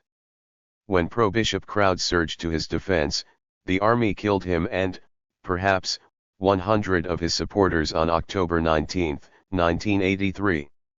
The Grenadian Army under General Hudson Austin was in charge until the U.S. invasion 6 days later. The U.S. invasion. Outraged and frightened by the bloody measures taken against Bishop and his supporters, the leaders of the member states of the Organization of Eastern Caribbean States, except Grenada, met in Barbados on October 21. Also present from non-member states were President Tom Adams of Barbados, President Edward Seaga of Jamaica, and the U.S. Ambassador to Barbados, Milan Bish. Long hostile to Grenada's left-wing regime and wishing to make an example of those responsible for Bishop's death, the OECS states decided to request U.S. participation in a joint invasion of Grenada. So far there is insufficient evidence to determine whether U.S. representatives may have stimulated the invitation. President Reagan's decision to intervene appears to have been closely linked to unraveling U.S. policies in the Middle East. Already on October 20, the National Security Council had diverted a naval task force headed for Lebanon to Grenada. Then, when the president was notified early Sunday morning, October 23, of still another suicide bombing of American and French troops in Beirut, he decided that if he could do nothing about Lebanon, at least he could act in Grenada. Operation Urgent Fury began early in the morning of October 25. Some 6,000 American troops were landed and most of the island was secured within 3 days. As the troops were landing, President Reagan gave 3 reasons for the invasion: to protect innocent lives, including up to 1,000 Americans, to forestall further chaos, and to assist in the restoration of law and order and governmental institutions. 17 In fact, it does not appear that any American lives were threatened, and none were lost prior to the invasion. General Austin and his government had gone out of their way to reassure Americans. His assurances were credible because he was prepared to avoid at all costs giving the United States any pretext for military action. This view has been confirmed by observers. 18 Nor did further chaos seem likely after Bishop and his followers had been eliminated. A shoot-on-sight curfew was in effect, and the island seemed pacified after the October 19 massacre. As to the political restructuring of Grenada, there was no legal authority for that, least of all under the OECS treaty. Later, when Reagan's rationale came under heavy criticism, Sir Paul Scoon, the Governor-General, was alleged to have invited the troops in. Yet reports of the invitation were not carried in the U.S. press at the time of the invasion, or mentioned by the president then. In a later justification of the invasion, President Reagan shifted emphasis to the need to eliminate a major Soviet-Cuban threat. While there never were serious allegations about a large Soviet presence in Grenada, much was made about the large number of Cubans on the island, presumably armed and in some sort of control. Castro has said that there were 785 Cubans in Grenada, 636 of whom were from the Ministry of Construction. About half of the construction workers, as evidenced in photos or by eyewitness, were over 50 years old. Most adult Cuban males have had military training, but at most a few dozen of those in Grenada appear to have been from the armed forces. The invasion force uncovered several buildings full of arms and the texts of secret military agreements with the USSR, Cuba, and North Korea. These and various political provisions provided for extensive training of Grenadians in socialist countries. The signatories clearly held many views in common, and much political collaboration was envisaged. The agreements specifically forbade transferring the arms to third parties. In addition, there was no evidence in the documents released so far of plans for a Soviet or Cuban military base. Grenada balance sheet. The U.S. military invasion and occupation of Grenada was approved by a vast majority of Americans, according to public opinion polls, billed, as it was, as a measure to protect American lives? After the massacre of Bishop and his supporters and the harsh rule of the short-lived military government, the U.S. action was welcomed by many Grenadines as well. What may be more important than its popularity in judging the U.S. invasion was its impact on U.S. interests. On the positive side, from official U.S. perspectives, the invasion removed a radical revolutionary regime with close ties to Soviet and other socialist governments and foreclosed the possibility of its return, at least in the medium term. Had the invasion taken place later, it appears that the United States would have faced a better organized and armed military force. The operation also achieved U.S. possession of an airstrip subject to possible future hostile control, and it removed Americans on the island from danger. The U.S. military forces also overturned a harsh military regime and launched a new centrist government, under de facto U.S. control. The invasion appears to have been popular among many Grenadines. The negative aspects of the Grenada invasion were greater than has been generally realized. First, the casualties were not inconsiderable. 19 dead wounded United States 18,116 Cuba 2459 Grenada 45 337 87 512 U.S. responses, from Ford to Reagan 287. Second, the costs of the operation mounted rapidly. There were the costs of the invasion, and initial costs of reconstruction and development in Grenada as well as supplementary assistance for other Eastern Caribbean states. 23rd, foreign criticism of the United States was overwhelming if not unanimous.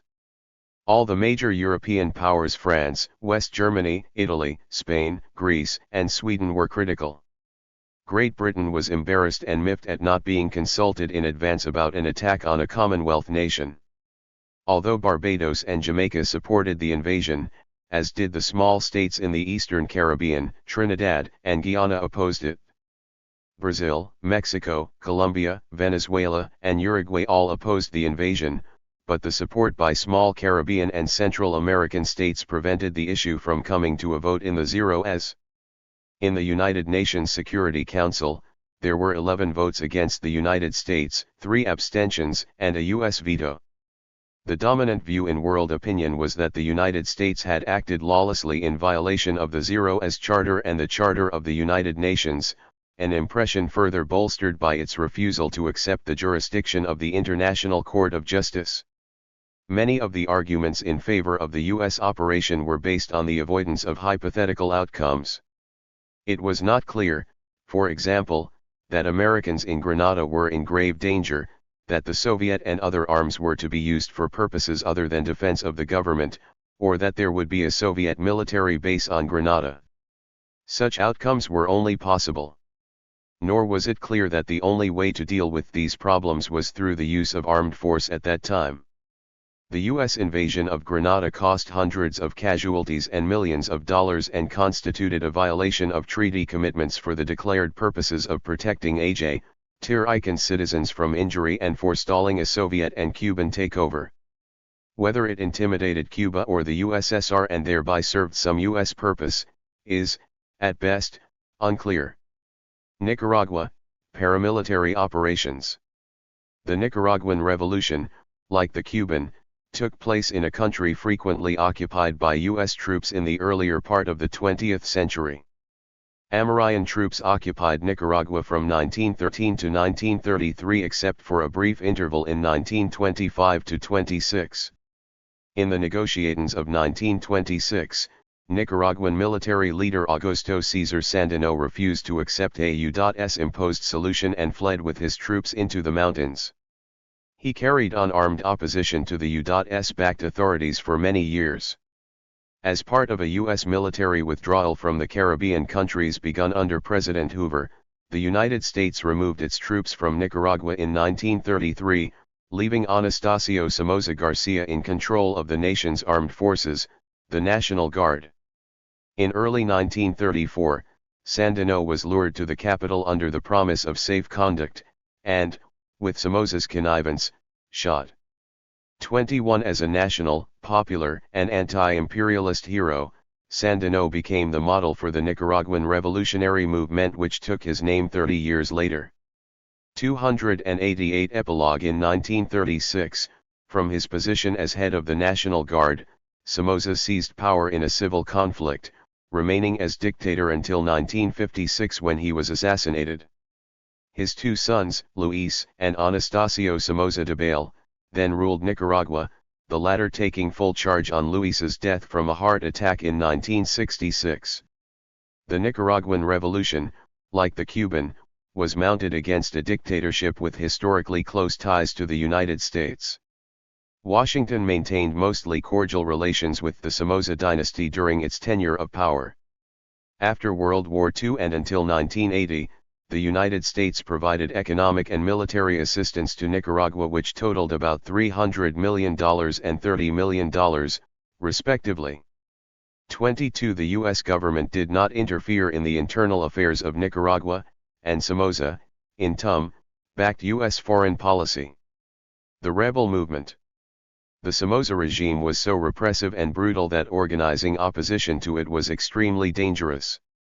One man who dared oppose the regime was Carlos Fonseca Amador, a law student who joined the Communist Party in 1955. 23 But he soon found the communist line too tame, insisting that the only way to overthrow the Somozas was by force. So he left the communists and in 1961 founded the Sandinista National Liberation Front. Moscow later described it as a democratic, anti-oligarchic, and anti-imperialist front with an orientation towards socialism. 24. Many of its members had Marxist and socialist views, but the FSLN did not accept Soviet discipline, and it opposed the pro-Soviet Communist Party which bore the name the Nicaraguan Socialist Party. The Sandinistas remained in political obscurity until 1974 when they successfully seized high-ranking government officials whose release was made contingent on political concessions and ransom from Somoza. As the latter's unpopularity grew, certain FSLN leaders broadened their support through ties with middle-class organizations. In early 1979, the three Marxist factions of the FSLN, who disagreed over strategies to seize power, were united with encouragement from Castro. 25 In the final months of Somoza's rule, the traditional opposition was largely discredited because of its long and ineffective political participation under the dictatorship. By playing down the radical elements of their program and by effective political recruitment, the Sandinistas broadened popular support in their effort to succeed Somoza. Meanwhile, various governments, such as the Panamanian, Costa Rican, Cuban, Mexican and Venezuelan, provided material or political support to the FSLN. 26 The Somoza regime in Nicaragua became one of the first tests of the new Carter administration's human rights policies. In mid-1977, the White House suspended economic and military assistance to Somoza for human rights violations. From then until this fall, the Carter administration swung indecisively back and forth between sanctions against Somoza and maneuvers against the Sandinistas. By temporizing, Washington proved unable to have a decisive effect on either.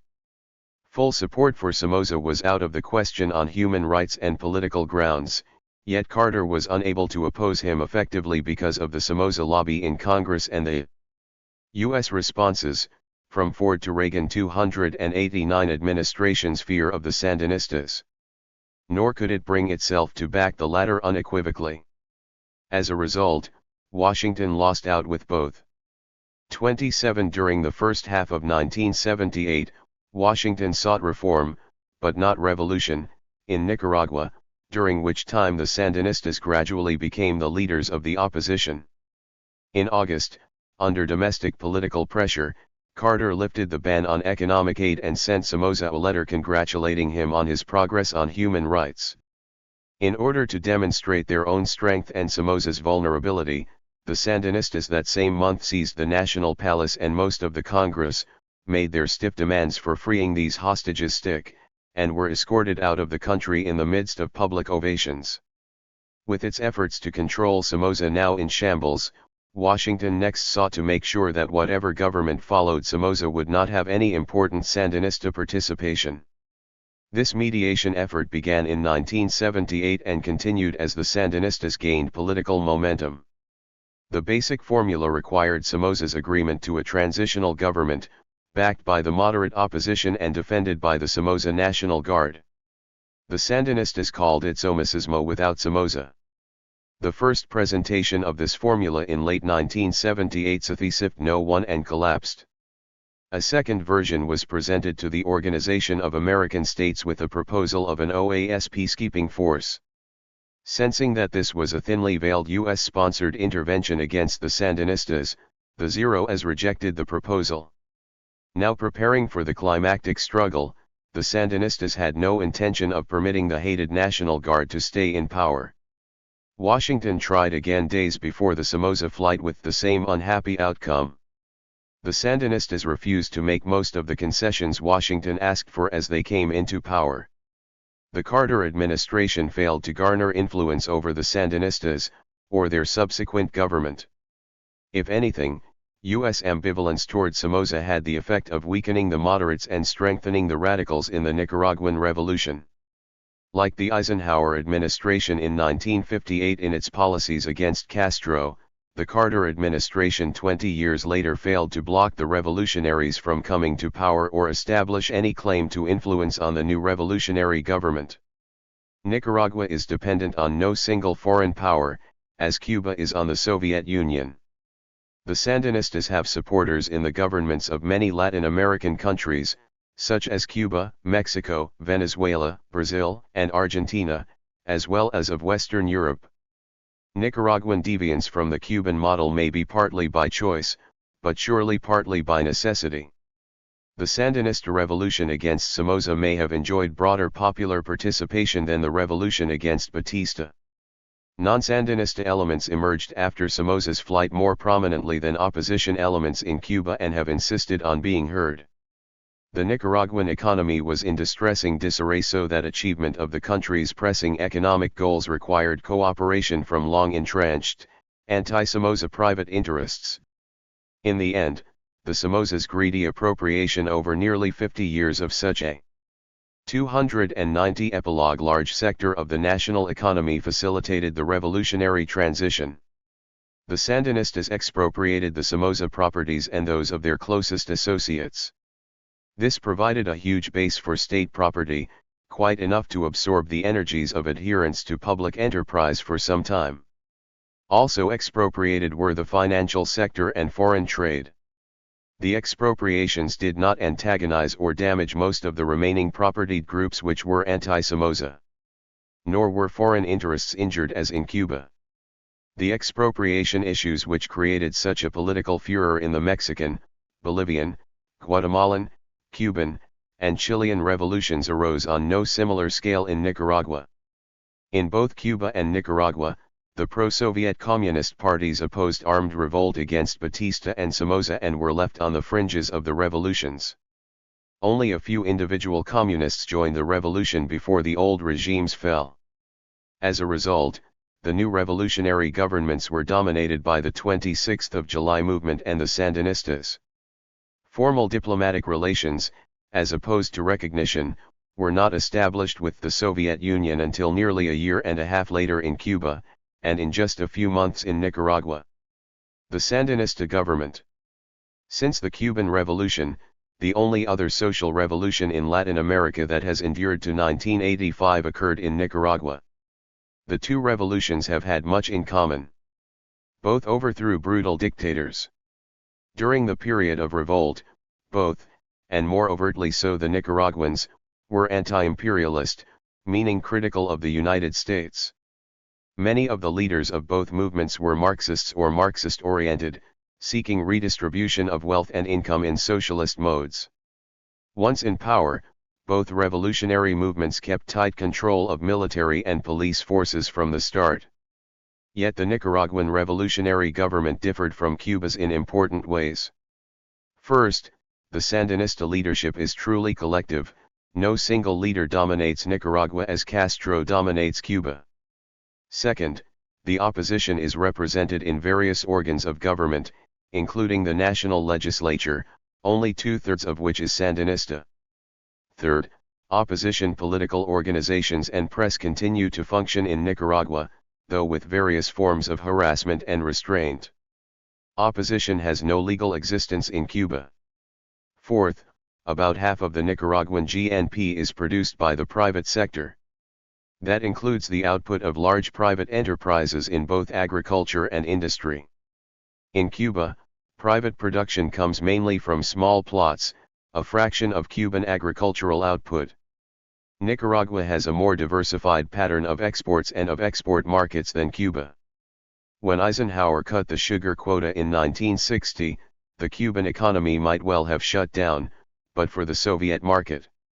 Nicaragua was less vulnerable, especially since certain European, Arab, and other Latin American governments were prepared to lend a hand. Important in this regard were Mexico's and Venezuela's willingness to provide oil at subsidized prices until Nicaragua could not keep up payment, and Moscow supplied oil instead. Other governments were prepared to sell arms. Soviet support against later U.S. economic and military sanctions, while welcome, was part of a broader pattern of support from Western and non-aligned governments. The Sandinistas' main policies of a mixed economy, political pluralism, and non-alignment provided a much better climate for reconciliation than Castro's policies in the early 1960s. By that time, Castro had rushed towards socialism, seizing all but the smallest properties, and had systematically purged political opposition on all sides. His claim on non-alignment was only true in a technical, military sense, that is, his absence from the Warsaw Pact. His interests led him by the 1970s into close political and economic alignment with the USSR. The United States' responses to the new revolutionary government in Nicaragua went through two main phases. The first lasted about a year and a half, that is from July 19, 1979, when the Somoza government fell, until the end of President Jimmy Carter's term in January 1981. Although the Carter administration had gone to great lengths to try to prevent the Sandinistas from coming to power, Carter sought to reach an agreement with and influence them once they were in office. Those efforts were concentrated in large measure in attempting to get congressional approval for economic aid for Nicaragua. The rationale for the policy of accommodation was that U.S. cooperation with the Sandinistas was the most effective way to prevent the radicalization of the new Nicaraguan regime and its close alignment with Cuba and the USSR. Several of the sponsors of these efforts in the Department of State had been directly involved in Washington's relations with Castro in 1959 and 1960. The fruits of that ill-begotten punitive policy, as described in Chapter 6, were exactly opposite to its purposes: the radicalization of Cuba, the loss of all American investment, and the establishment of close Soviet ties. U.S. and foreign bankers, who sought repayment of the huge debts piled up under Somoza, also backed U.S. economic assistance. 28 Getting such measures through the Carter administration, where the policy also had opponents, and through Congress proved a long and difficult task. Promptly after the Sandinista victory, the administration drew up a $75 million aid package, $70 million for balance of payments aid, and $5 million for technical assistance. The bill passed both houses in early 1980 but with political strings attached which required that the aid was to go mainly to the private sector, that none could be used for educational projects involving Cubans, that it could be cancelled if Cuban or Soviet combat troops were stationed in Nicaragua, and so on. There continued to be other technical and political hurdles so that the aid did not begin to flow until just before the 1980 election. The Carter aid package for Nicaragua was significant not because of its magnitude. $75 million is a relatively modest amount but as evidence of U.S. policy toward Nicaragua.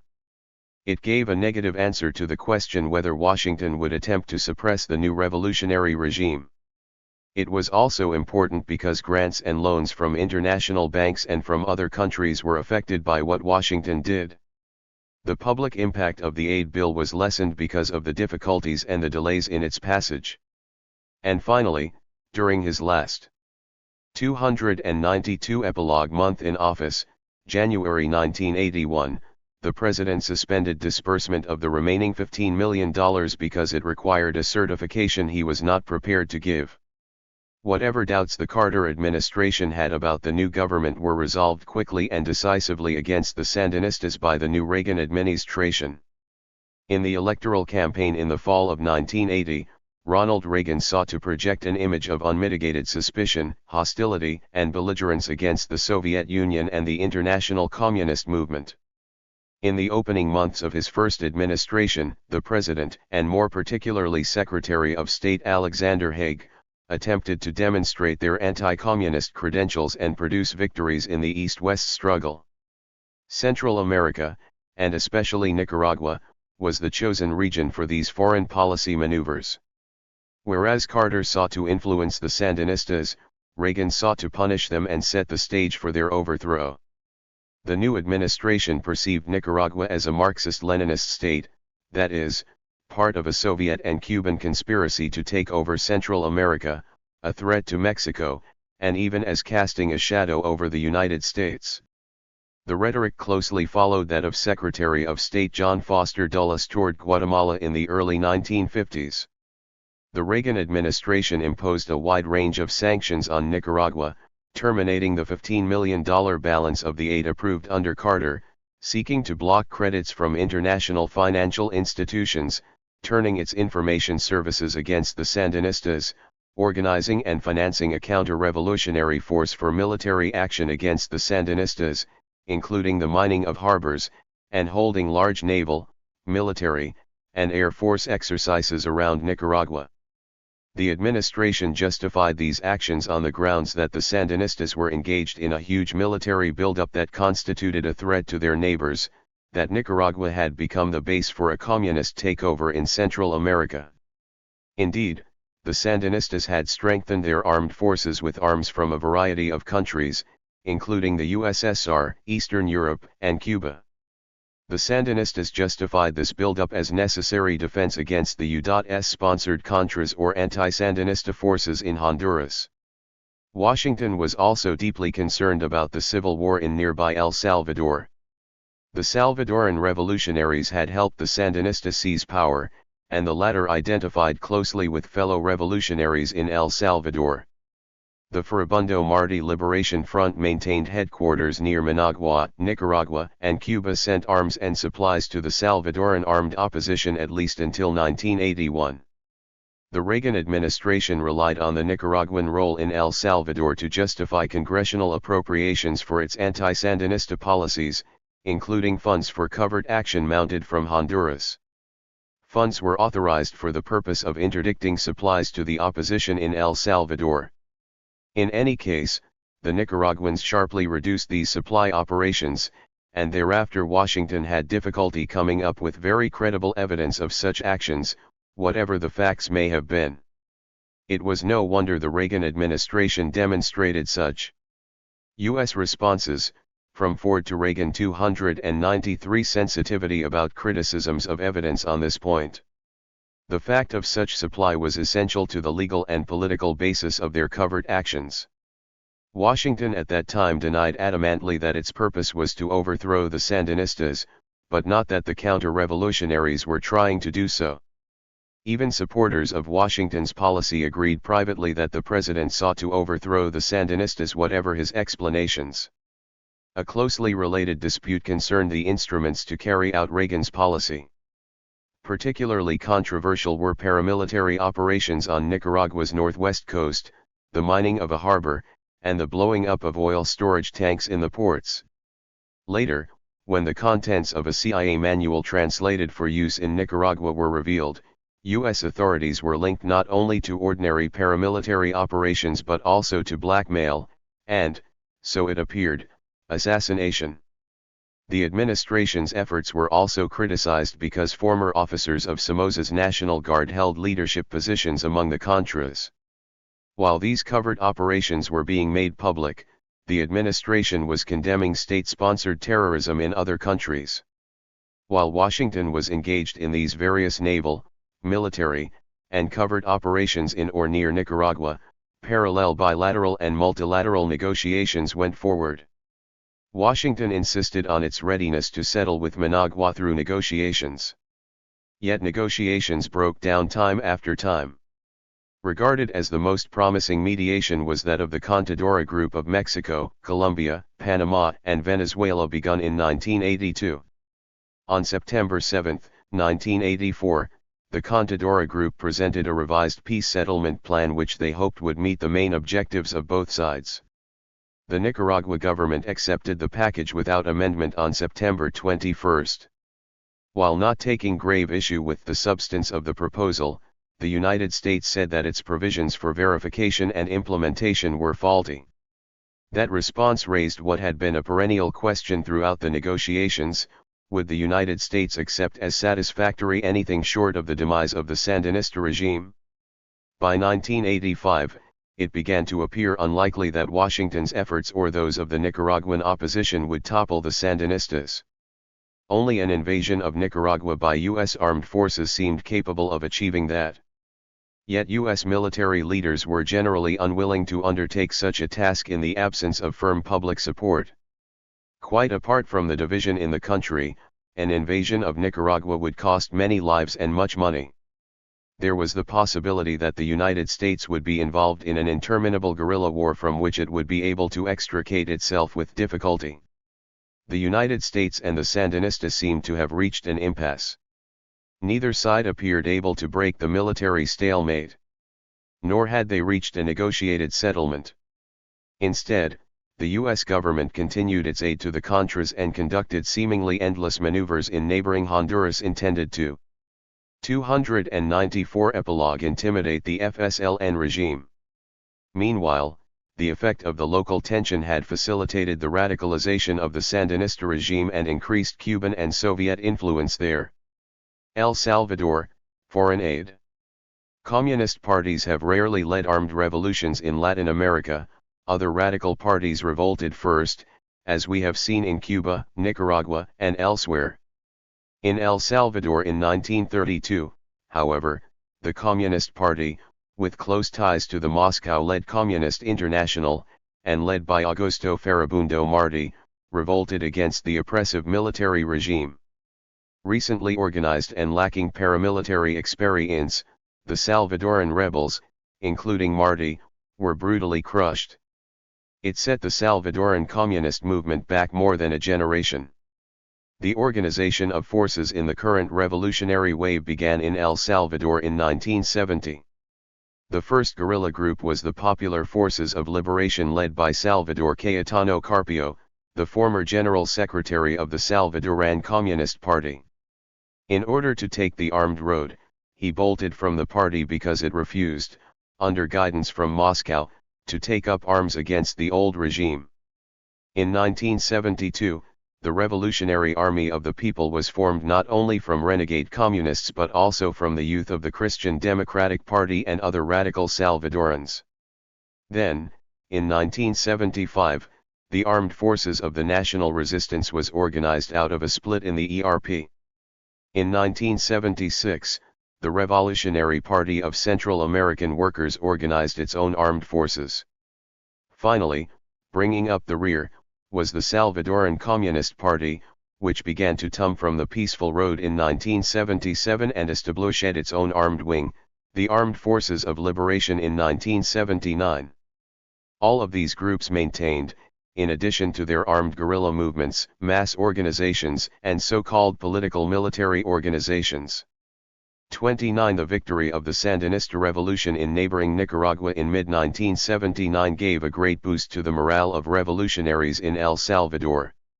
It was on May 22, 1980, that the various revolutionary organizations formed the Unified Revolutionary Directorate, a joint chiefs of staff for what was eventually to become a unified command. The old guard communists managed to squeeze in at the last moment. Led by Cayetano Carpio, the revolutionary organizations, now organized in the Farabundo Martí National Liberation Front, attempted to launch a final offensive in early 1981. The offensive failed to seize power. In the meantime, the Democratic Revolutionary Front was formed for coordinating and diplomatic purposes in April 1980. Unlike the leaders of the guerrilla groups, many of whom were socialists or ex-communists. The FDR was composed of a broad political spectrum: Social Democrats, dissident Christian Democrats, labor union members, students, and various kinds of professionals. Guillermo Ungo, a social democrat and former running mate in José Napoleon. U.S. responses, from Ford to Reagan 295. Duarte's campaign for the presidency in 1972, was chosen president. The FMLN provided the military and ultimate political leadership for the revolutionary opposition, while the FDR sought to broaden political support in El Salvador and abroad for the Marxist-Leninist guerrilla forces. Since the failure of the final offensive in early 1981, the struggle between the guerrillas and the government forces has gone on indecisively. Neither side appears to have the strength to overcome the other. The focus of attention has shifted from the rebels to the government, where José Napoleon Duarte, a Christian Democrat and centrist, and Roberto D'Aubuisson, on the far right, have competed for control. In the elections of May 6, 1984, Duarte won with 54% of the ballots to D'Aubuisson's 46%. In dramatic victories of March 1985, Duarte won strong working majorities in the legislature and in local government. At that time, he strengthened his hand against recalcitrant military offers but had not yet come to terms with the revolutionary opposition. U.S. Relations. The United States faced in El Salvador a revolution not against a particular tyrant, as it had in most other revolutions described in these pages. Instead, the revolutionaries fought against what they believed to be a brutal and exploitive regime dominated by a ruthless military and oligarchic leadership. Whereas centrist parties were wiped out or quickly swept aside in Cuba, Nicaragua, and Grenada, some symbols of a moderate center, most particularly, José Napoleon Duarte, with whom Washington hoped to deal, continued on the political scene. What was often overlooked, however, was that Duarte, elected president in March 1984, did not really control El Salvador, or even its government. He did not control the guerrilla-held villages, nor could he prevent the rebels from sallying forth elsewhere. Right-wing military officers controlled the armed forces and thereby much of the government apparatus. When violence was at its peak, much of it stemming from right-wing death squads, killings took place at the rate of 300 to 500 in some weeks, but had dropped to about 10 a week by 1985. The Salvadoran Revolution was similar to the others in several respects. The population was becoming increasingly unwilling to tolerate officially sponsored beatings, tortures, murders and corruption. Politicians from the center were going over to guerrillas on the left as the only viable opposition to a tyrannical regime. Meanwhile, President Reagan viewed the Salvadoran guerrillas, like the Sandinistas in Nicaragua, as pawns in a Soviet and Cuban effort to install communism by force throughout the hemisphere. 30. He characterized the civil war in El Salvador as Cuban-supported aggression. He maintained that what we see in El Salvador is an attempt to destabilize the entire region and eventually move chaos and anarchy toward the American border. He treated the revolution and civil war there as communist subversion. 31. Washington's response to the perceived threat was a steady escalation of 296 epilogue economic and military assistance to the Salvadoran government. Here is the record so far during the Reagan administration, in millions of dollars: 32. 1981, 1982, 1983, 1984 economic aid $114, $182, $246, $216 military aid 36, 82, 81, 197, 150, 264, 327, 413. The alleged purpose of this aid was to build up the democratic forces in El Salvador, strengthening their hand against communism. Critics of the aid said that, in fact, since democratic forces did not really control the government even after the election of Duarte as president, much of the money actually was diverted to the military who were behind the death squads and who enriched themselves. The latter activities were often described as what caused so many Salvadorans to lose faith in their government and support the guerrillas. Under this interpretation, the U.S. aid program was, in fact, fueling the Civil War.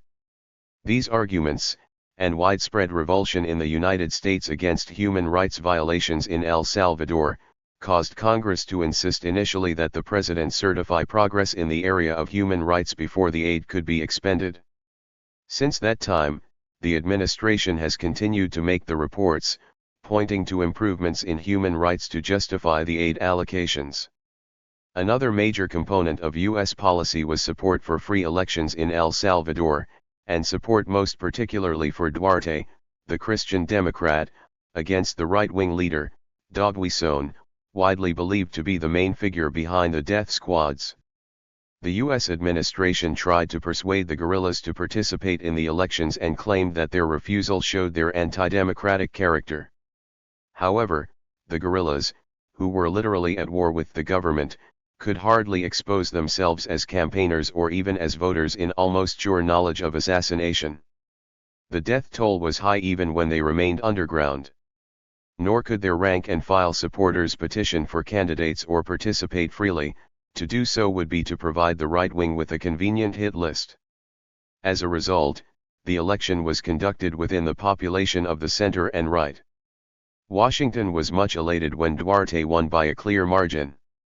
One of the curious aspects of the 1984 elections, widely trumpeted as free and democratic, was that the CIA reportedly spent $2 million in support of its favored candidates, most particularly backing Duarte himself. 33 The growing electoral strength of the center in El Salvador, bolstered especially by Duarte's victories in March 1985, came as a partial, at least temporary, vindication of Washington's policies. If Duarte succeeds in bringing the guerrillas and the radical right into a peaceful modus vivendi in El Salvador, the administration will have achieved its objectives in the face of grave odds. If, however, current trends are reversed and the guerrillas eventually take power, U.S. involvement will have been a failure.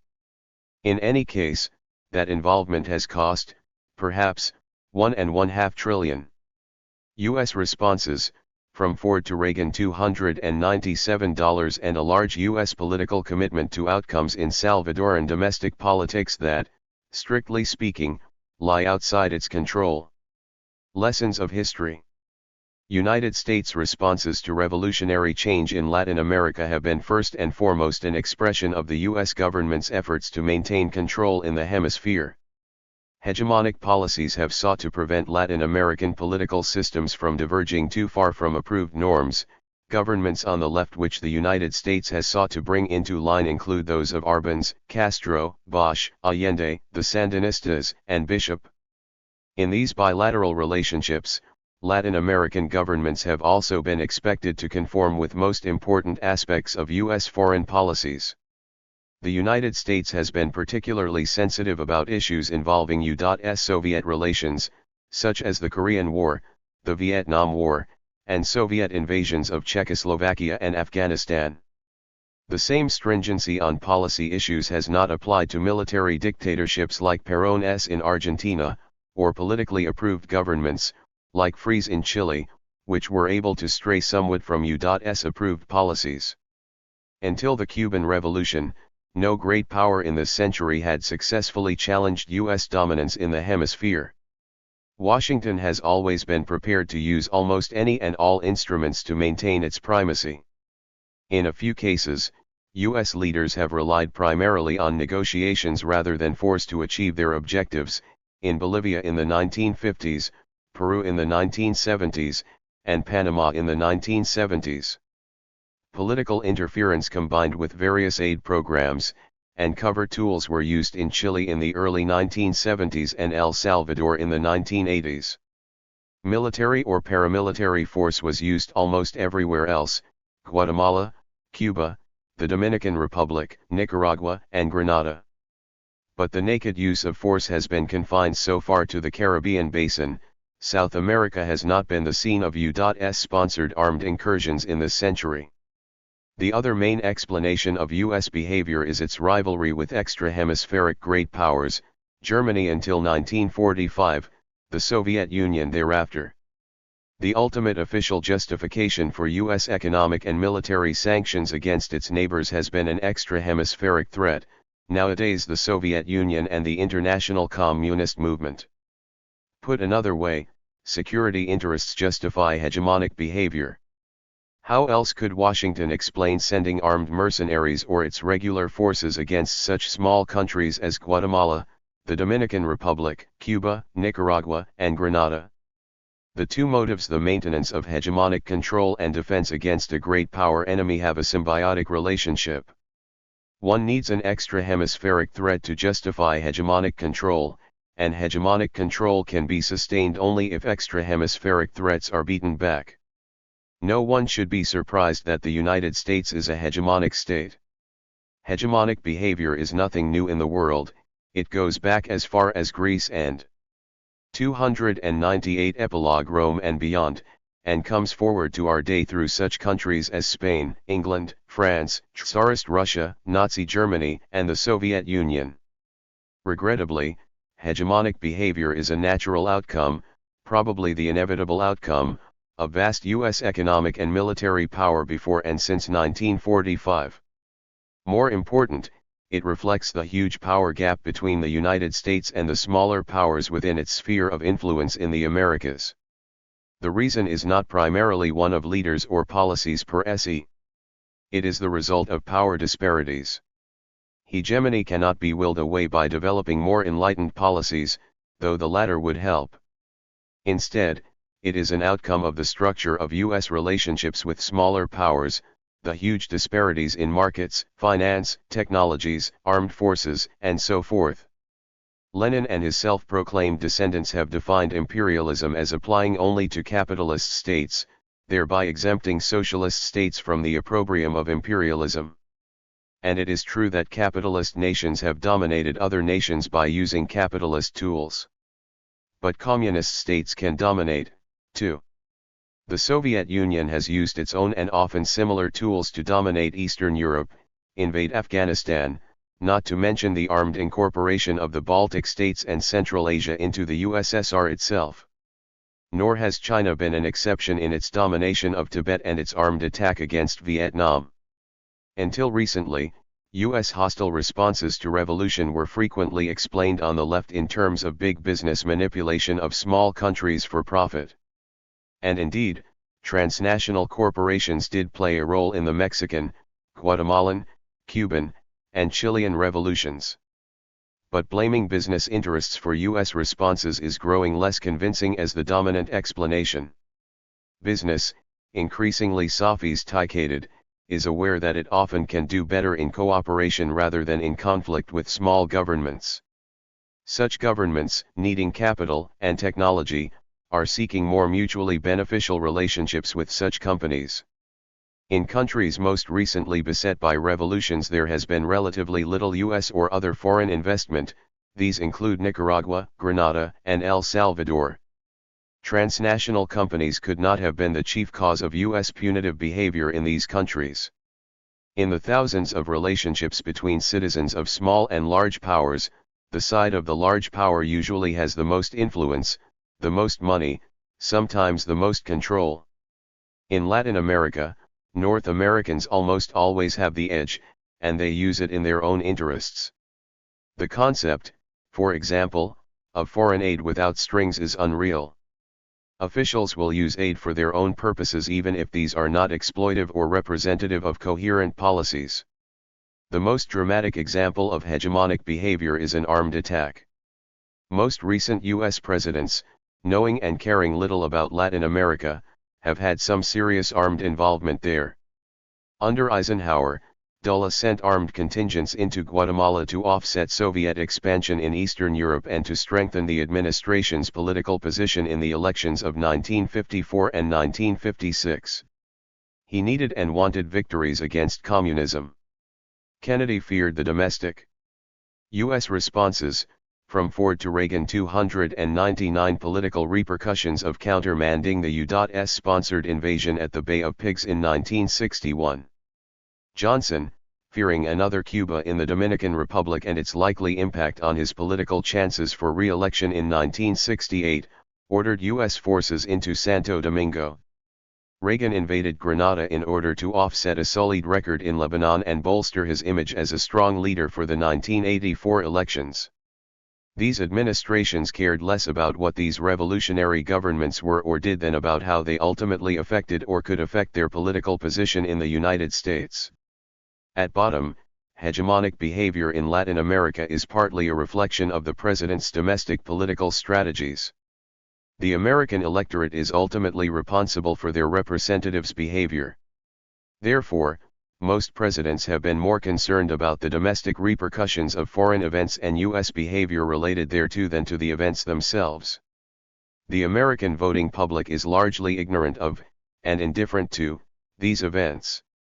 When presidents proclaim that certain U.S. actions will protect the United States from the Soviet threat and promote democracy, the public usually believes them. When Johnson or Reagan justified armed intervention in the Caribbean as a means of protecting innocent American lives, the public gave enthusiastic approval, unconcerned about the limits international law places on such behavior.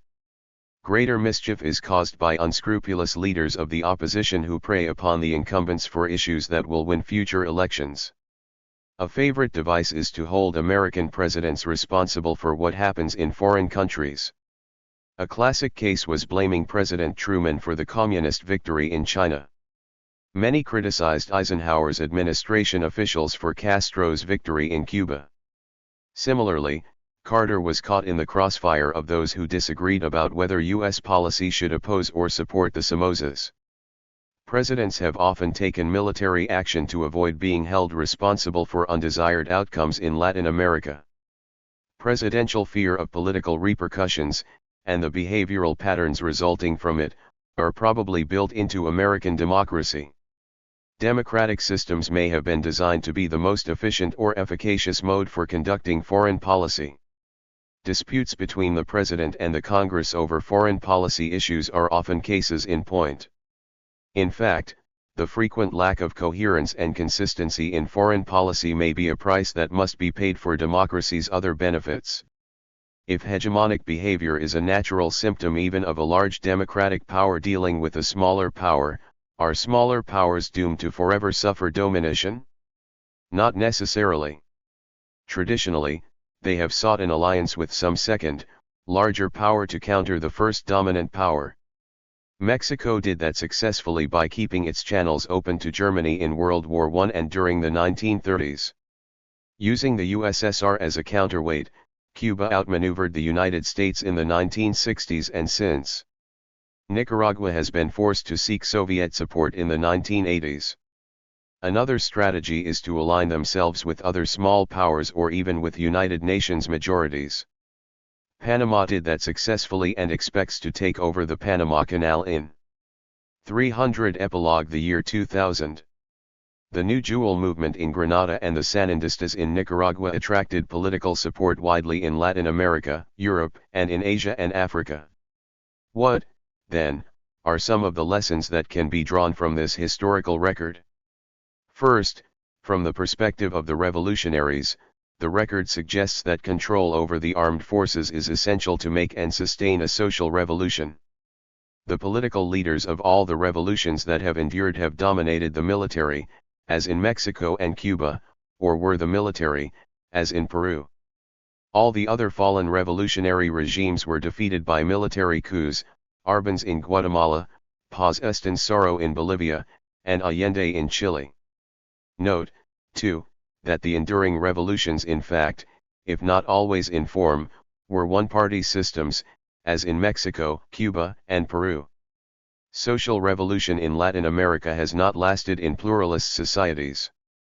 Allende's fall to a military coup was a dramatic reaffirmation of what many democratically oriented Latin American leaders had long feared, that rapid social change cannot be achieved in pluralist settings.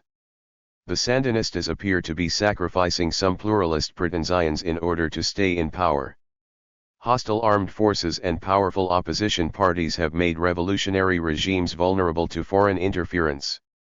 United States political interference was most effective against Arbenz in 1954 and Allende in 1973.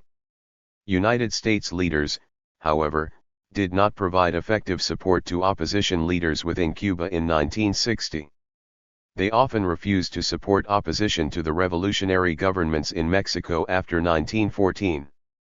Similarly, U.S. diplomats strongly favored paz extensoro in Bolivia in 1964. The role of the U.S. military in Bolivia at that time, as in the Dominican Republic in 1963, was equivocal. Thus, organized political and military opposition to incumbent revolutionary regimes has presented opportunities for foreign interference, but U.S. officials have not always seized them. Revolutionary governments in Latin America have not always been able to count on effective support from extra-hemispheric great powers. In both world wars, Mexico regarded Germany as a most unpromising ally. What we have since learned about German policy confirms the Mexicans' judgment in this respect.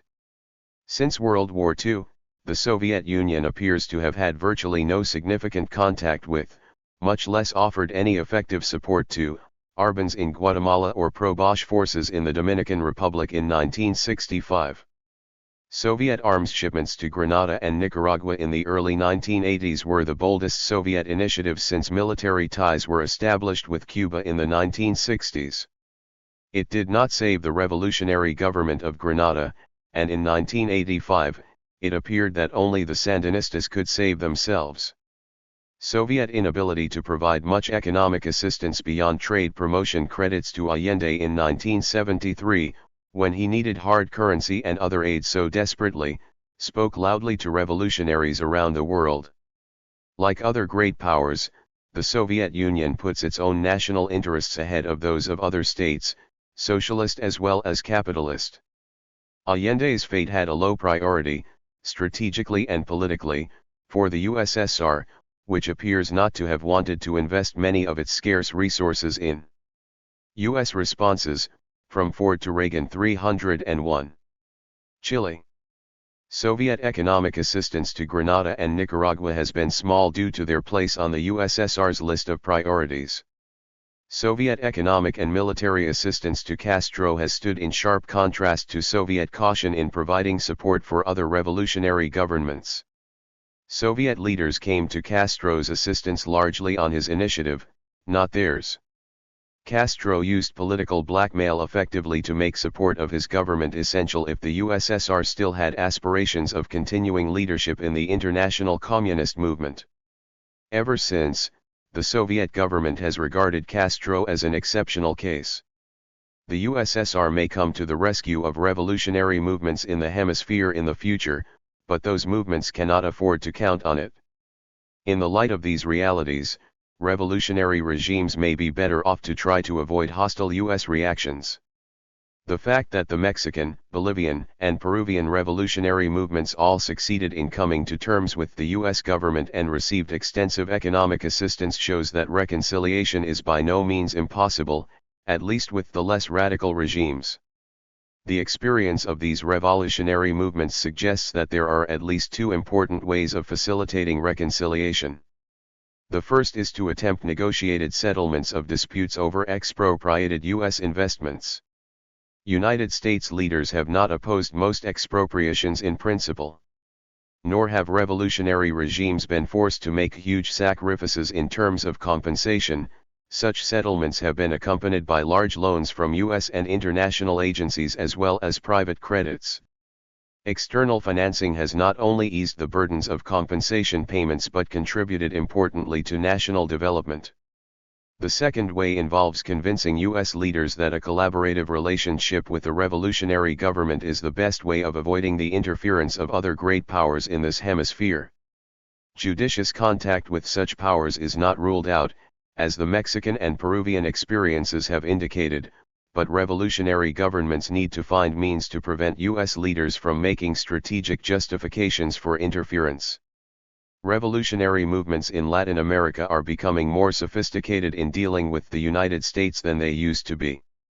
The Guatemalan revolutionaries in the late 1940s and early 1950s did not understand the United States very well and, by their uninformed conduct, made their sometimes undeserved burdens heavier.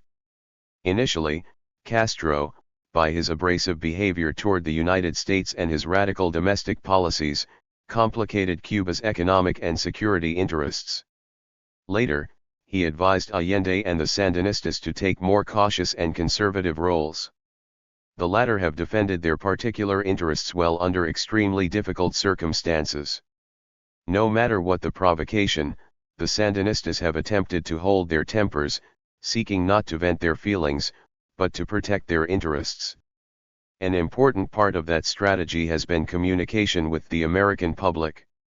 History's lessons suggest that U.S. policymakers, like Latin American revolucionaries, also need to face up to realities.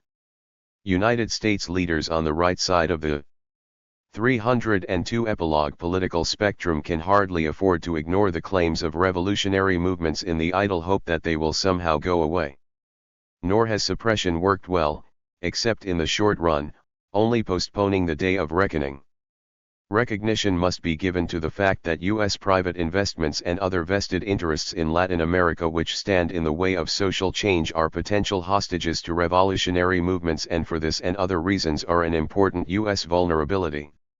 As for critics of U.S. policy on the left, the claims of U.S. investors abroad can hardly be ignored either, given the history of U.S. relations and the political influence and durability of multinational corporations in the U.S. system. Dismissing property rights does not represent viable public policy as long as prospects for radical changes in that system are as poor as they have long been. Similarly, revolutionary regimes would be well advised to minimize the human rights violations associated with dictatorships of the left as well as the right if they wish to neutralize their critics abroad. The fate of the Alliance for Progress shows how difficult it is for the United States to manipulate social change. Developments in the United States and the world since the alliance reduce, if anything, U.S. capacities in this regard. In planning their responses to revolutionary change, U.S. leaders should take greater care in identifying those governments in Latin America whose survival best suits U.S. national interests. If the United States is unable to support those governments effectively, U.S. officials should at least not undermine them. United States actions contributed to the fall of Madero, threatened Arevalo, and weakened Bosch and Belaunde. All such actions were counterproductive in the sense that these governments better suited U.S. political and economic objectives than the governments which immediately preceded and succeeded them. Similarly, U.S. leaders should try to minimize the negative impact that U.S. global policies sometimes have on U.S. Latin American relations. It is perhaps unrealistic to expect the United States or any other great power to set aside what are perceived as vital security interests and deal with small nations solely on the merits of bilateral relationships. If cordial bilateral relations must be sacrificed to broader U.S. concerns, then U.S. leaders should try to avoid making the mistakes of the past. The pursuit of global strategies, for example, should not blind them to Latin American realities. Ignorance and fear of a rival great power, the Soviet Union, resulted in mistaken U.S. perceptions of external penetration and strategic threats in Guatemala, the Dominican Republic, and recently in Central America, preventing an objective evaluation of events. Moreover, if global strategies are given priority, as seems certain, then at least Latin American policies should be consistent with these larger strategies.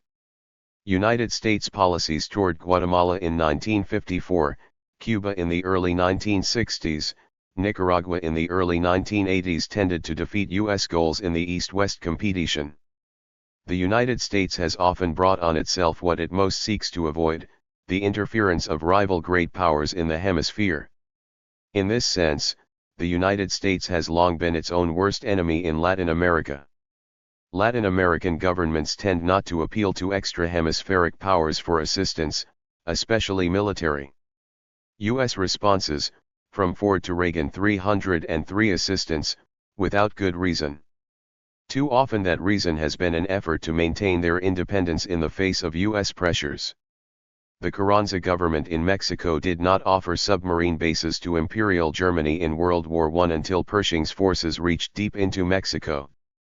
When Pershing withdrew and U.S. pressures were relaxed, Mexico cooled toward Germany. Similarly, Cardenas kept open communications with the Nazis in the late 1930s until the Roosevelt administration assured him that the United States would not undertake punitive policies because of the oil explorations. Mexico subsequently became a loyal U.S. ally in World War II. Secretary Dulles made a great fuss about the shipment of arms from Eastern Europe to Arbenz in 1954, but the Guatemalan government placed that order as a last resort because the United States had refused to sell arms to Guatemala for years and prevented it from securing them from Western Europe as well. Arbenz needed the arms to protect his government from U.S. supplied paramilitary forces. The Soviet Union came to Castro's assistance only after U.S. countermeasures guaranteed that only Soviet assistance could save him. Juan Bosch was a firm believer in representative political institutions and a friend of the United States until the Dominican intervention in 1965. It was only later that he turned to more authoritarian solutions on the left. United States errors in its Guatemalan and Cuban policies contributed to the rise of guerrilla movements in the 1960s. Roving bands overtly hostile to the United States sprinkled the Americas from north to south for the first time in history. Ironically, they too recognized that the United States can be its own worst enemy. Their one hope for victory was that the United States would so expand its suppressive military activities in Latin America that the mass popular reaction might ignite liberation movements which would sweep them to power. Luckily for the United States, the guerrillas had little success in attracting mass support or securing assistance from foreign powers. United States-sponsored counterinsurgency programs achieved certain temporary and limited objectives at immense long-term political and other costs. In the early 1980s, the Sandinistas sought close economic and political relations with the United States, as well as with the socialist, Third World, and Western European countries. Such a policy, they argued, had better prospects of avoiding dependency on any particular group. But they were adamant about maintaining independence with respect to their domestic system and foreign policies. They did not deny their long-term socialist objectives nor their close political and ideological ties with the USSR. By late 1980, Washington had begun to turn hostile toward them, a hostility which was intensified steadily by the Reagan administration. Ultimately, Washington's support for the Contras, the trade embargo, and its various clandestine operations involving sabotage and, perhaps, assassinations put the U.S. virtually at war with Nicaragua. In order to survive, the Sandinistas were forced to turn increasingly to their best supporters, Cuba and the USSR. Soviet and Cuban influence thus grew rapidly in Nicaragua.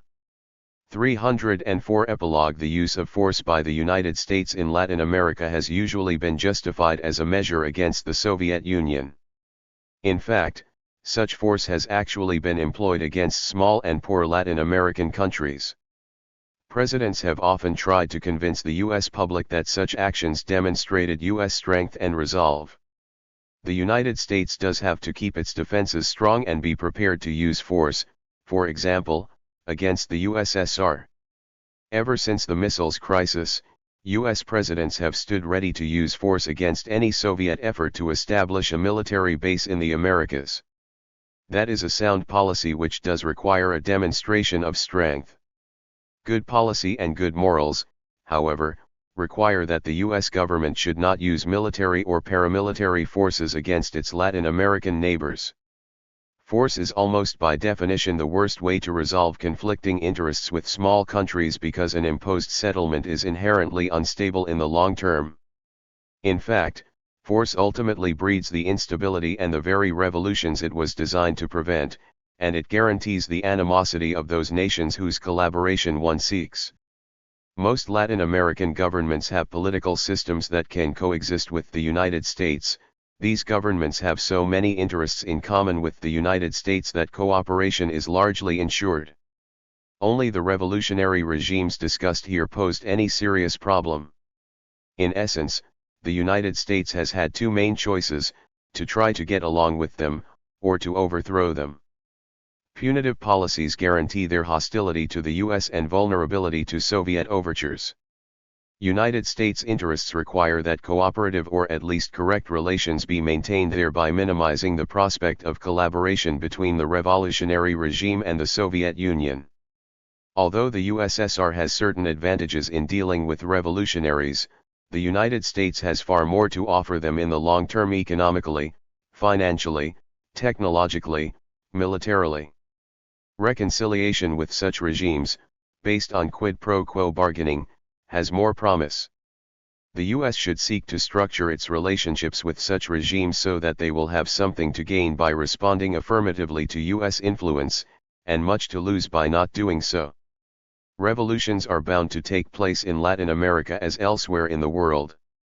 The United States has not had and cannot expect to have good results by sending its fleets and armies against every government in Latin America that seeks rapid social change. Negotiations, not force, are the best and safest course for resolving differences.